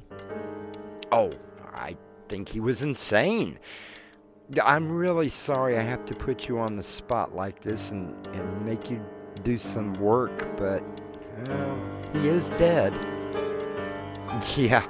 Yeah, messed up pretty bad. I really don't think there is a lot left of him. No, Jack, I have no idea who he is. Yeah, that's right. Oh, no, it won't interfere with the party. The body, or, well, what's left of it, is in my den. And we can just close the door and we'll take care of it after everyone leaves. I really appreciate this. Oh, yeah, fishing on Saturday? Hey, sounds wonderful. I think we could both use the break. Okay, Jack, I'll see you in about an hour. Thank you. A brilliant performance, Mr. Kessler. Now, I will expect you at 5 o'clock on Monday. Oh, I'm afraid that plans have changed, especially for you, Mr. Benjamin. You see, your information was wrong. My information is quite reliable, I can assure you. Oh, you were right about her mother killing her father and then committing suicide. That much was correct, but it wasn't with a wooden stake. It was with a bullet. A silver bullet. I think that I should leave now. Oh, no, I think that you had better just sit there. We did promise Katie a special present. You see, Katie knows all about her parents, which is why she's been so excited to turn 16. Look out the window, Mr. Benjamin. The sun is almost gone. In a few minutes, a full moon will be rising. Here we go, Katie. Okay, turn a little. Now, take your hands off your eyes. Oh, Mr. Benjamin, are you still here? Well, Katie, this is your special night, and you deserve a special present. You mean? That's right, sweetheart. Your very first kill. Oh, dear God, no! No! No! This isn't how it's supposed to go. This is not what I wanted. It's so not fair. It's so not fair. Not fair at all. Not fair at all! Not fair! Now, Katie, don't be greedy. Your uncle will be here soon, and you know how much we all love and never look down on leftovers. Oh, look at her.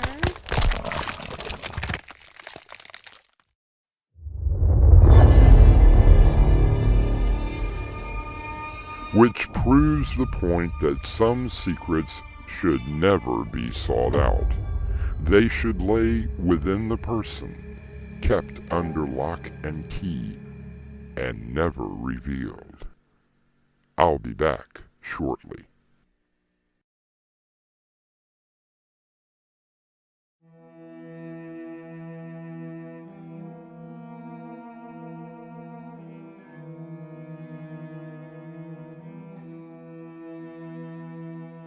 I understand that the party for Katie was a huge success.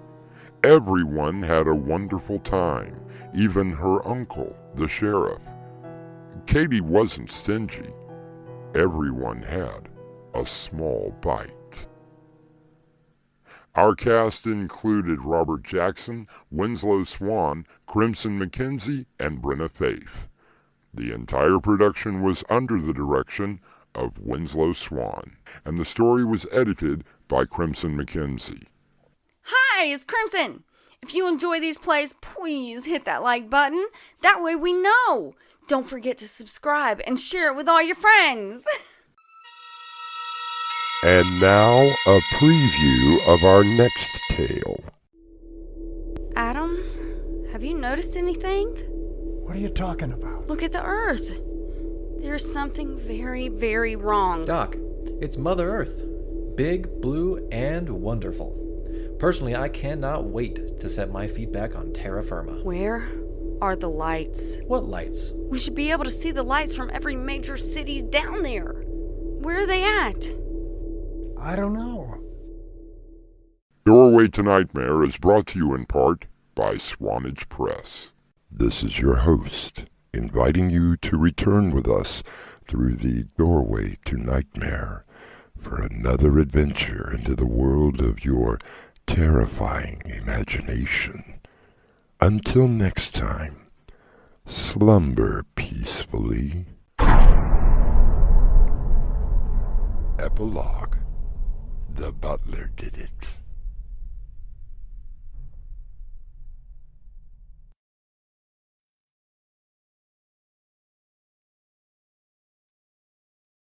Hi, this is Winslow. This is Crimson. And if you like what we're doing, Hit that like button. and if you want to hear more, Subscribe. When you sleep, you enter into another world. Beyond that world lies the doorway to nightmare.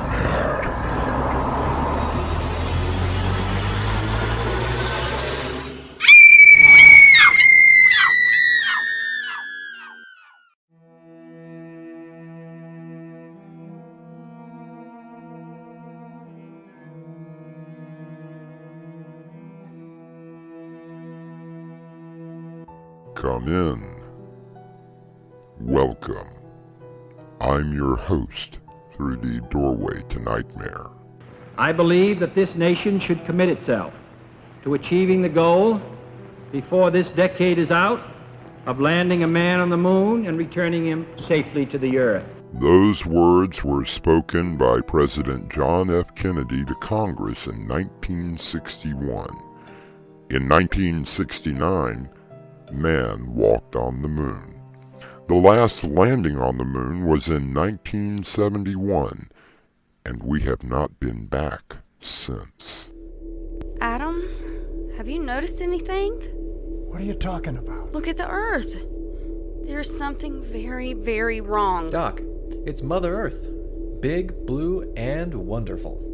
Personally, I cannot wait to set my feet back on terra firma. Where are the lights? What lights? We should be able to see the lights from every major city down there. Where are they at? I don't know. Our mystery drama, The Last Voyage of Icarus I, was written especially for Doorway to Nightmare by Winslow Swan and edited by Crimson McKenzie. Our stars include Dave Arkhipov and Crimson McKenzie. It is sponsored in part by Swanage Press. I'll be back with Act 1.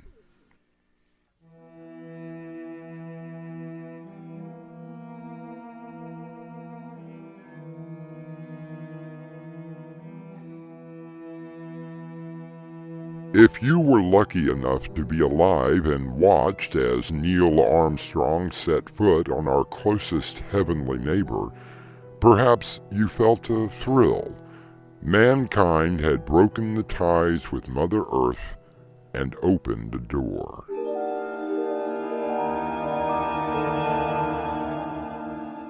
I'm not sure where to begin this report.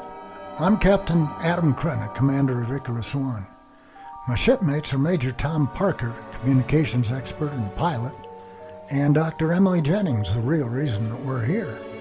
She's invented a viable machine that would generate oxygen, even in a vacuum like space. It was a huge leap toward building a base on the moon. Our mission was to land on the moon and put this machine through a series of tests. I remember the day we lifted off. All systems go. Begin final countdown. Everything reading normal. Are you nervous, Doctor? Yeah. Only my first mission to outer space. I mean, what's to be nervous about? Nothing to fret over, Doc. Just remember that we're basically in a tin can sitting on approximately 500,000 gallons of fuel. It's about to be lit up in about 2 minutes. Oh, thank goodness for Tom, the optimist. I feel so much better. Since they started the space program again, mainly because of you, Tom and I have already made this trip 7 times, so don't worry, you're in good hands. Yep, you're in good hands with Tom. This is Houston Control. Everything looks okay. We're starting final countdown. T-minus 10, 9, 8. We have a go for main engine start. We have main engine start. 4, 3, 2, 1, 0. Liftoff was textbook. Nothing out of the ordinary happened. We broke through the atmosphere and headed toward the moon. Well, Emily, everything you expected? I'll tell you after my stomach settles down. First time is always the worst. Believe me, you get used to it. You'll have to get used to it if this test goes as planned. You don't have to remind me. What exactly are we doing? Well, in short, we're going to build some sort of model of a moon base.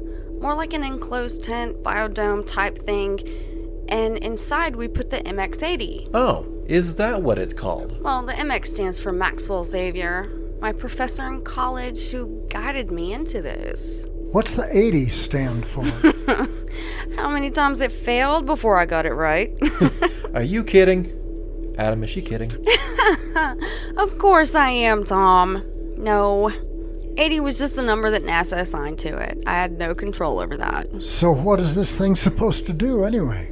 Well, from a non-scientist point of view, it simply generates oxygen where there is none. Like the vacuum of space. I won't get into the mechanics of MX-80 unless you just want to hear it. No, thank you. If it's all the same to you, I'll stick to my radio. By the way, Adam, Houston is sending us some new flight plans. What? Now, don't go all panicky on me, Skipper. They just want to make sure we hit the right spot, so they're having us go around the dark side and slingshot over to the landing zone. Is that a problem, Captain? I guess not. Tom, radio Houston and tell them that they can kiss my... Orders received, awaiting computer transmissions.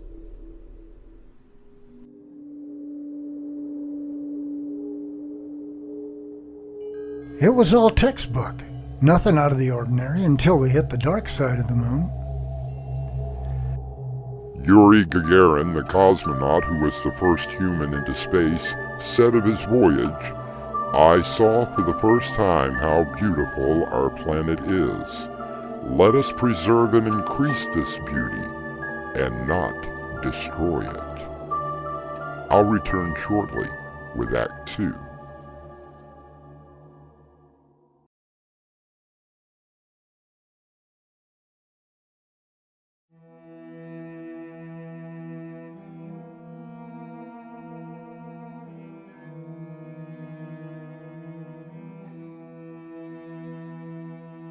New and exciting discoveries happen often in science. From pharmaceuticals to machines, they are proof of what humans are capable of doing. The whole idea is to finally be able to build a moon base where people can not only work, but live. Sounds like a wonderful escape. The biggest problem was the oxygen. It would have to be ferried up every few days. That's why I'm hoping the test on the moon will be as successful as the tests we carried out in the lab. Oh, I'm sure it will be, Doc. Who knows? Maybe they'll build a statue of you on the moon, waving, instead of that other hand gesture that I've heard you give. Tom. Icarus 1, this is Houston Control. Do you read? Go ahead, Houston. We've transmitted the new flight plan. You should be about 10 minutes from the dark side. Everything okay there? Green light across the board. Okay, Icarus 1. Roger that. See you on the flip side. Copy that, Icarus 1. Adam? What does Tom mean when he says see you on the flip side? We're going to the other side of the moon, so we will lose radio contact. No communication at all? But what if... Hey, Doc, it's okay. Breathe. It's only 45 minutes, and then we'll hear good old Houston again. No big deal. If you remember your history, Apollo 8 made 10 trips around the moon. That's 10 times they lost contact with mission control. Well, I failed every history class. Probably 10 times. So... Yeah, but they got them back every time. It's just, well... Okay, guys. It is my first time into space. And you were doing a great job. Just let Tom and me handle the ship. Approaching the dark side. Safe journey.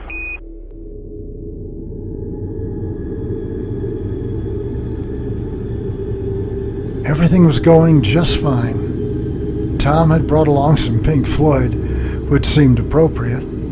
I was finishing up some of the reports that NASA always wanted. And Emily was looking at the expanse of space. I could see the smile on her face. Amazing, isn't it? Beautiful. Without Apollo 8, we would have never seen what this side of the moon looks like. You mean no aliens? No aliens. A lot of unanswered questions, but no aliens. Perhaps if this test is successful... And it's going to be... By next year, we will be on the first moon base. Oh! What the hell was that? I don't know. Tom, did you feel that? Yeah, I'm checking the computer now for any structural damage. Anything? Everything looks okay.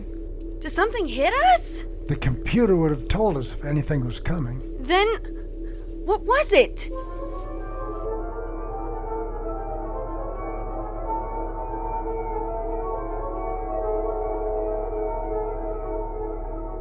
One minute before leaving the dark side. Couldn't happen any sooner for me. There is no dark side of the moon, really, Governor. Matter of fact, it's all dark. Oh, thank you, Major. I kind of needed that. Anytime, Doc, anytime. 30 seconds. We should be hearing the soft strains of the Houston Mission Control right about now. Maybe my watch is off. Adam? Try making contact, Tom. Icarus 1 to Houston. Icarus 1 to Houston. Are you reading me? Try them again. Mission Control Houston, this is Icarus 1. Are you reading me?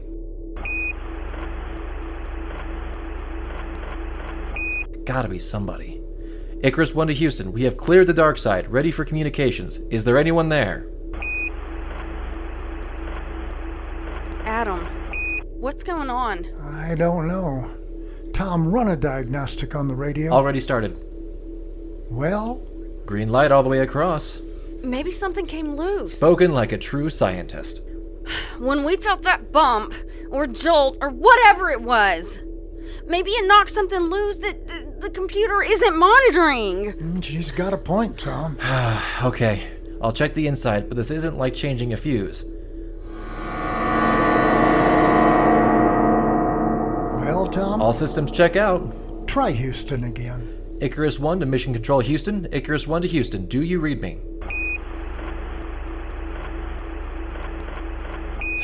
Still no answer. So what do we do? We scrub the mission. Get back to Earth. What? We can't do that. I mean, just because the radio doesn't work? My number one job was to get this done. You don't understand. It costs too much money just to get us here to not do something. And my number one job is the safety of the crew. Tom, put in the coordinates. Let's head back to Mother Earth. Should I keep trying mission control? Yes, I'm hoping that they're getting our transmissions. So, how long will it take us to get back to show everyone that we're failures? It takes about 3 days. We haven't failed. We've learned what to do and what not to do. And you've learned how to listen and be safe. Look, you can see the Earth through the portal. So, I wanted to be on the moon, setting up for the test, watching my life's work come to fruition. Doc, I'm sorry. I'm sure that NASA didn't count on this either. Like you said, there will be other missions.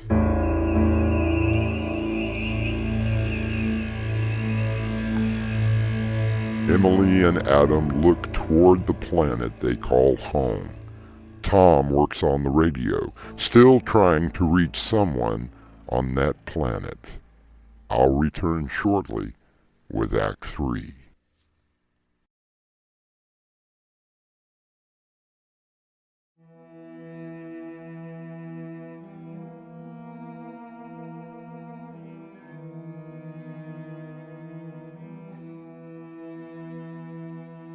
It has now been a little over 24 hours since the Icarus 1 headed back to the Earth. As the small blue and green planet grows larger, our astronauts still worry why there is no radio contact. Icarus 1 to Houston, come in. Still no answer? I can't understand it. I've checked every circuit, ran every test, and there's absolutely nothing wrong with the equipment. Keep trying, Tom. Adam, have you noticed something? About what? Part of the Earth is in darkness. Yeah, so? Shouldn't we be able to see the lights of some kind? What do you mean, Doc? I always thought that from space you could actually see city lights in the darkness. She's right. It's all pitch black. No, there has to be. Oh no! What if... What, Doc? I was just remembering something. Would you like to share with the rest of the class? No, it's stupid. Now's not the time to hold back, Emily. If you know something... Aw, it was just a stupid radio play I heard when I was a child. It's nothing, really. Rocket from Manhattan. How did you know? Someone let me in on the joke? It was a radio play written in the 50s, about 3 astronauts coming back from the moon. As they approach the Earth, they see bright flashes going off and on. They realize that there are bombs going off. Yes, and the only radio contact is in Morse code until... Hey, both of you, stop! Maybe there's a blackout in that part of the world. Look, it's gonna be okay. We land in about 30 hours. Then I vote we check out the pantry. I heard they stocked it with steak last time. Steak burritos. Later. In the meantime, Tom, do you think that perhaps the antenna on the outside is damaged? Hey, maybe it's something that the computer isn't hooked up to. Or perhaps a faulty connection, like Dr. Jennings suggested. But how would we even go about trying to fix it? Looks like I get to take a walk on the outside. Save a burrito for me. Tom did just that. It took about 2 hours altogether. When he came back into the command module, news had gotten worse. Well? The antenna is fine. No damage at all. But? Whatever hit us on the dark side, it tore off some of the heat shields. Oh, great. What does that mean? It means that we can't land. Can't land? If we hit the atmosphere without heat shields, we'll all burn up. So what do we do? Captain, it's your call. Houston has to know that we're coming back. We'll just circle around, hit an orbit, and wait for a rescue. But if the radio isn't working, and they're not expecting us for some time now, how will they know? I don't know.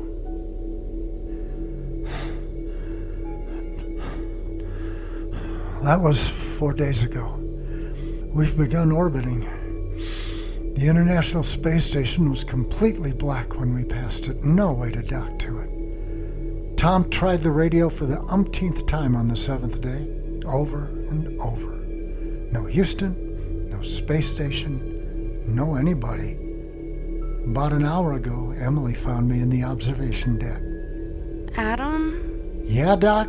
I brought these. What are they? Think of them as a better way out. What are you talking about? You don't have to pretend. I'm not completely ignorant. We're running out of food, out of fuel, and pretty soon, out of oxygen as well. Emily, stop it. Tom will get through to Houston. Don't worry. You're only fooling yourself. Okay, so what about your machine? The MX-80 only works while stationary, with minimal gravity. That was why the moon test was so important. It only works under certain conditions. Traveling at 5 miles per second is not one of them. So what are you going to do? I'll tell you what I'm going to do.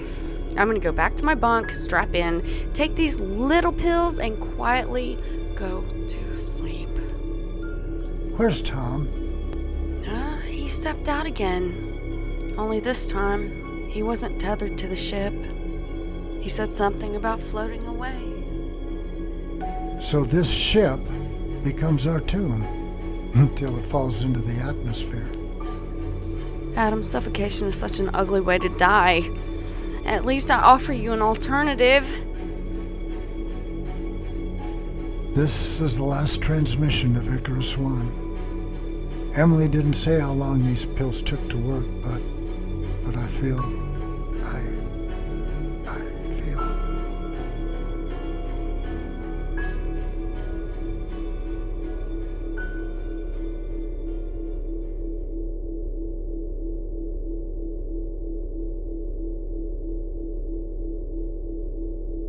Houston to Icarus 1.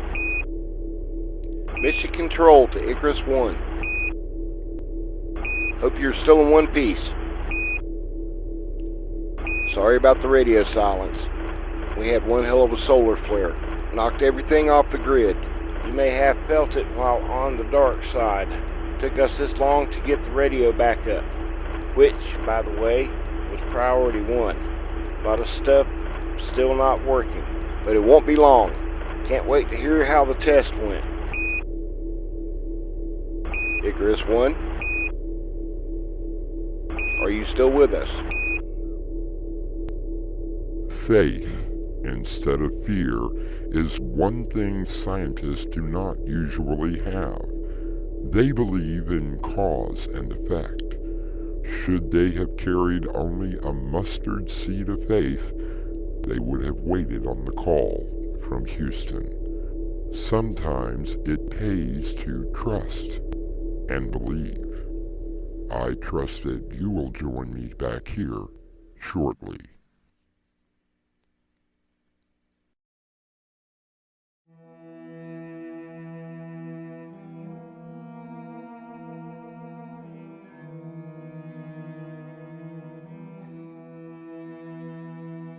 Lewis Carroll once wrote, "If you don't know where you are going, any road will do.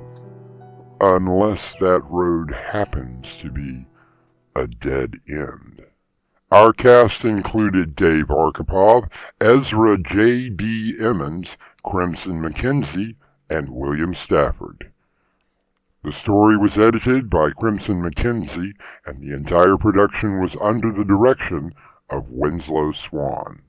So did you like the story today? Yes, I did. Well, why don't you hit that like button? I think I will. Would you like to hear more stories? I sure would. Then why don't you hit that subscribe button? Can I share it to all my friends? Would you please? Oh, thank you. Doorway to Nightmare is brought to you in part by Swanage Press. This is your host, inviting you to return with us through the Doorway to Nightmare for another adventure into the world of your terrifying imagination. Until next time, slumber peacefully. Epilogue. The butler did it.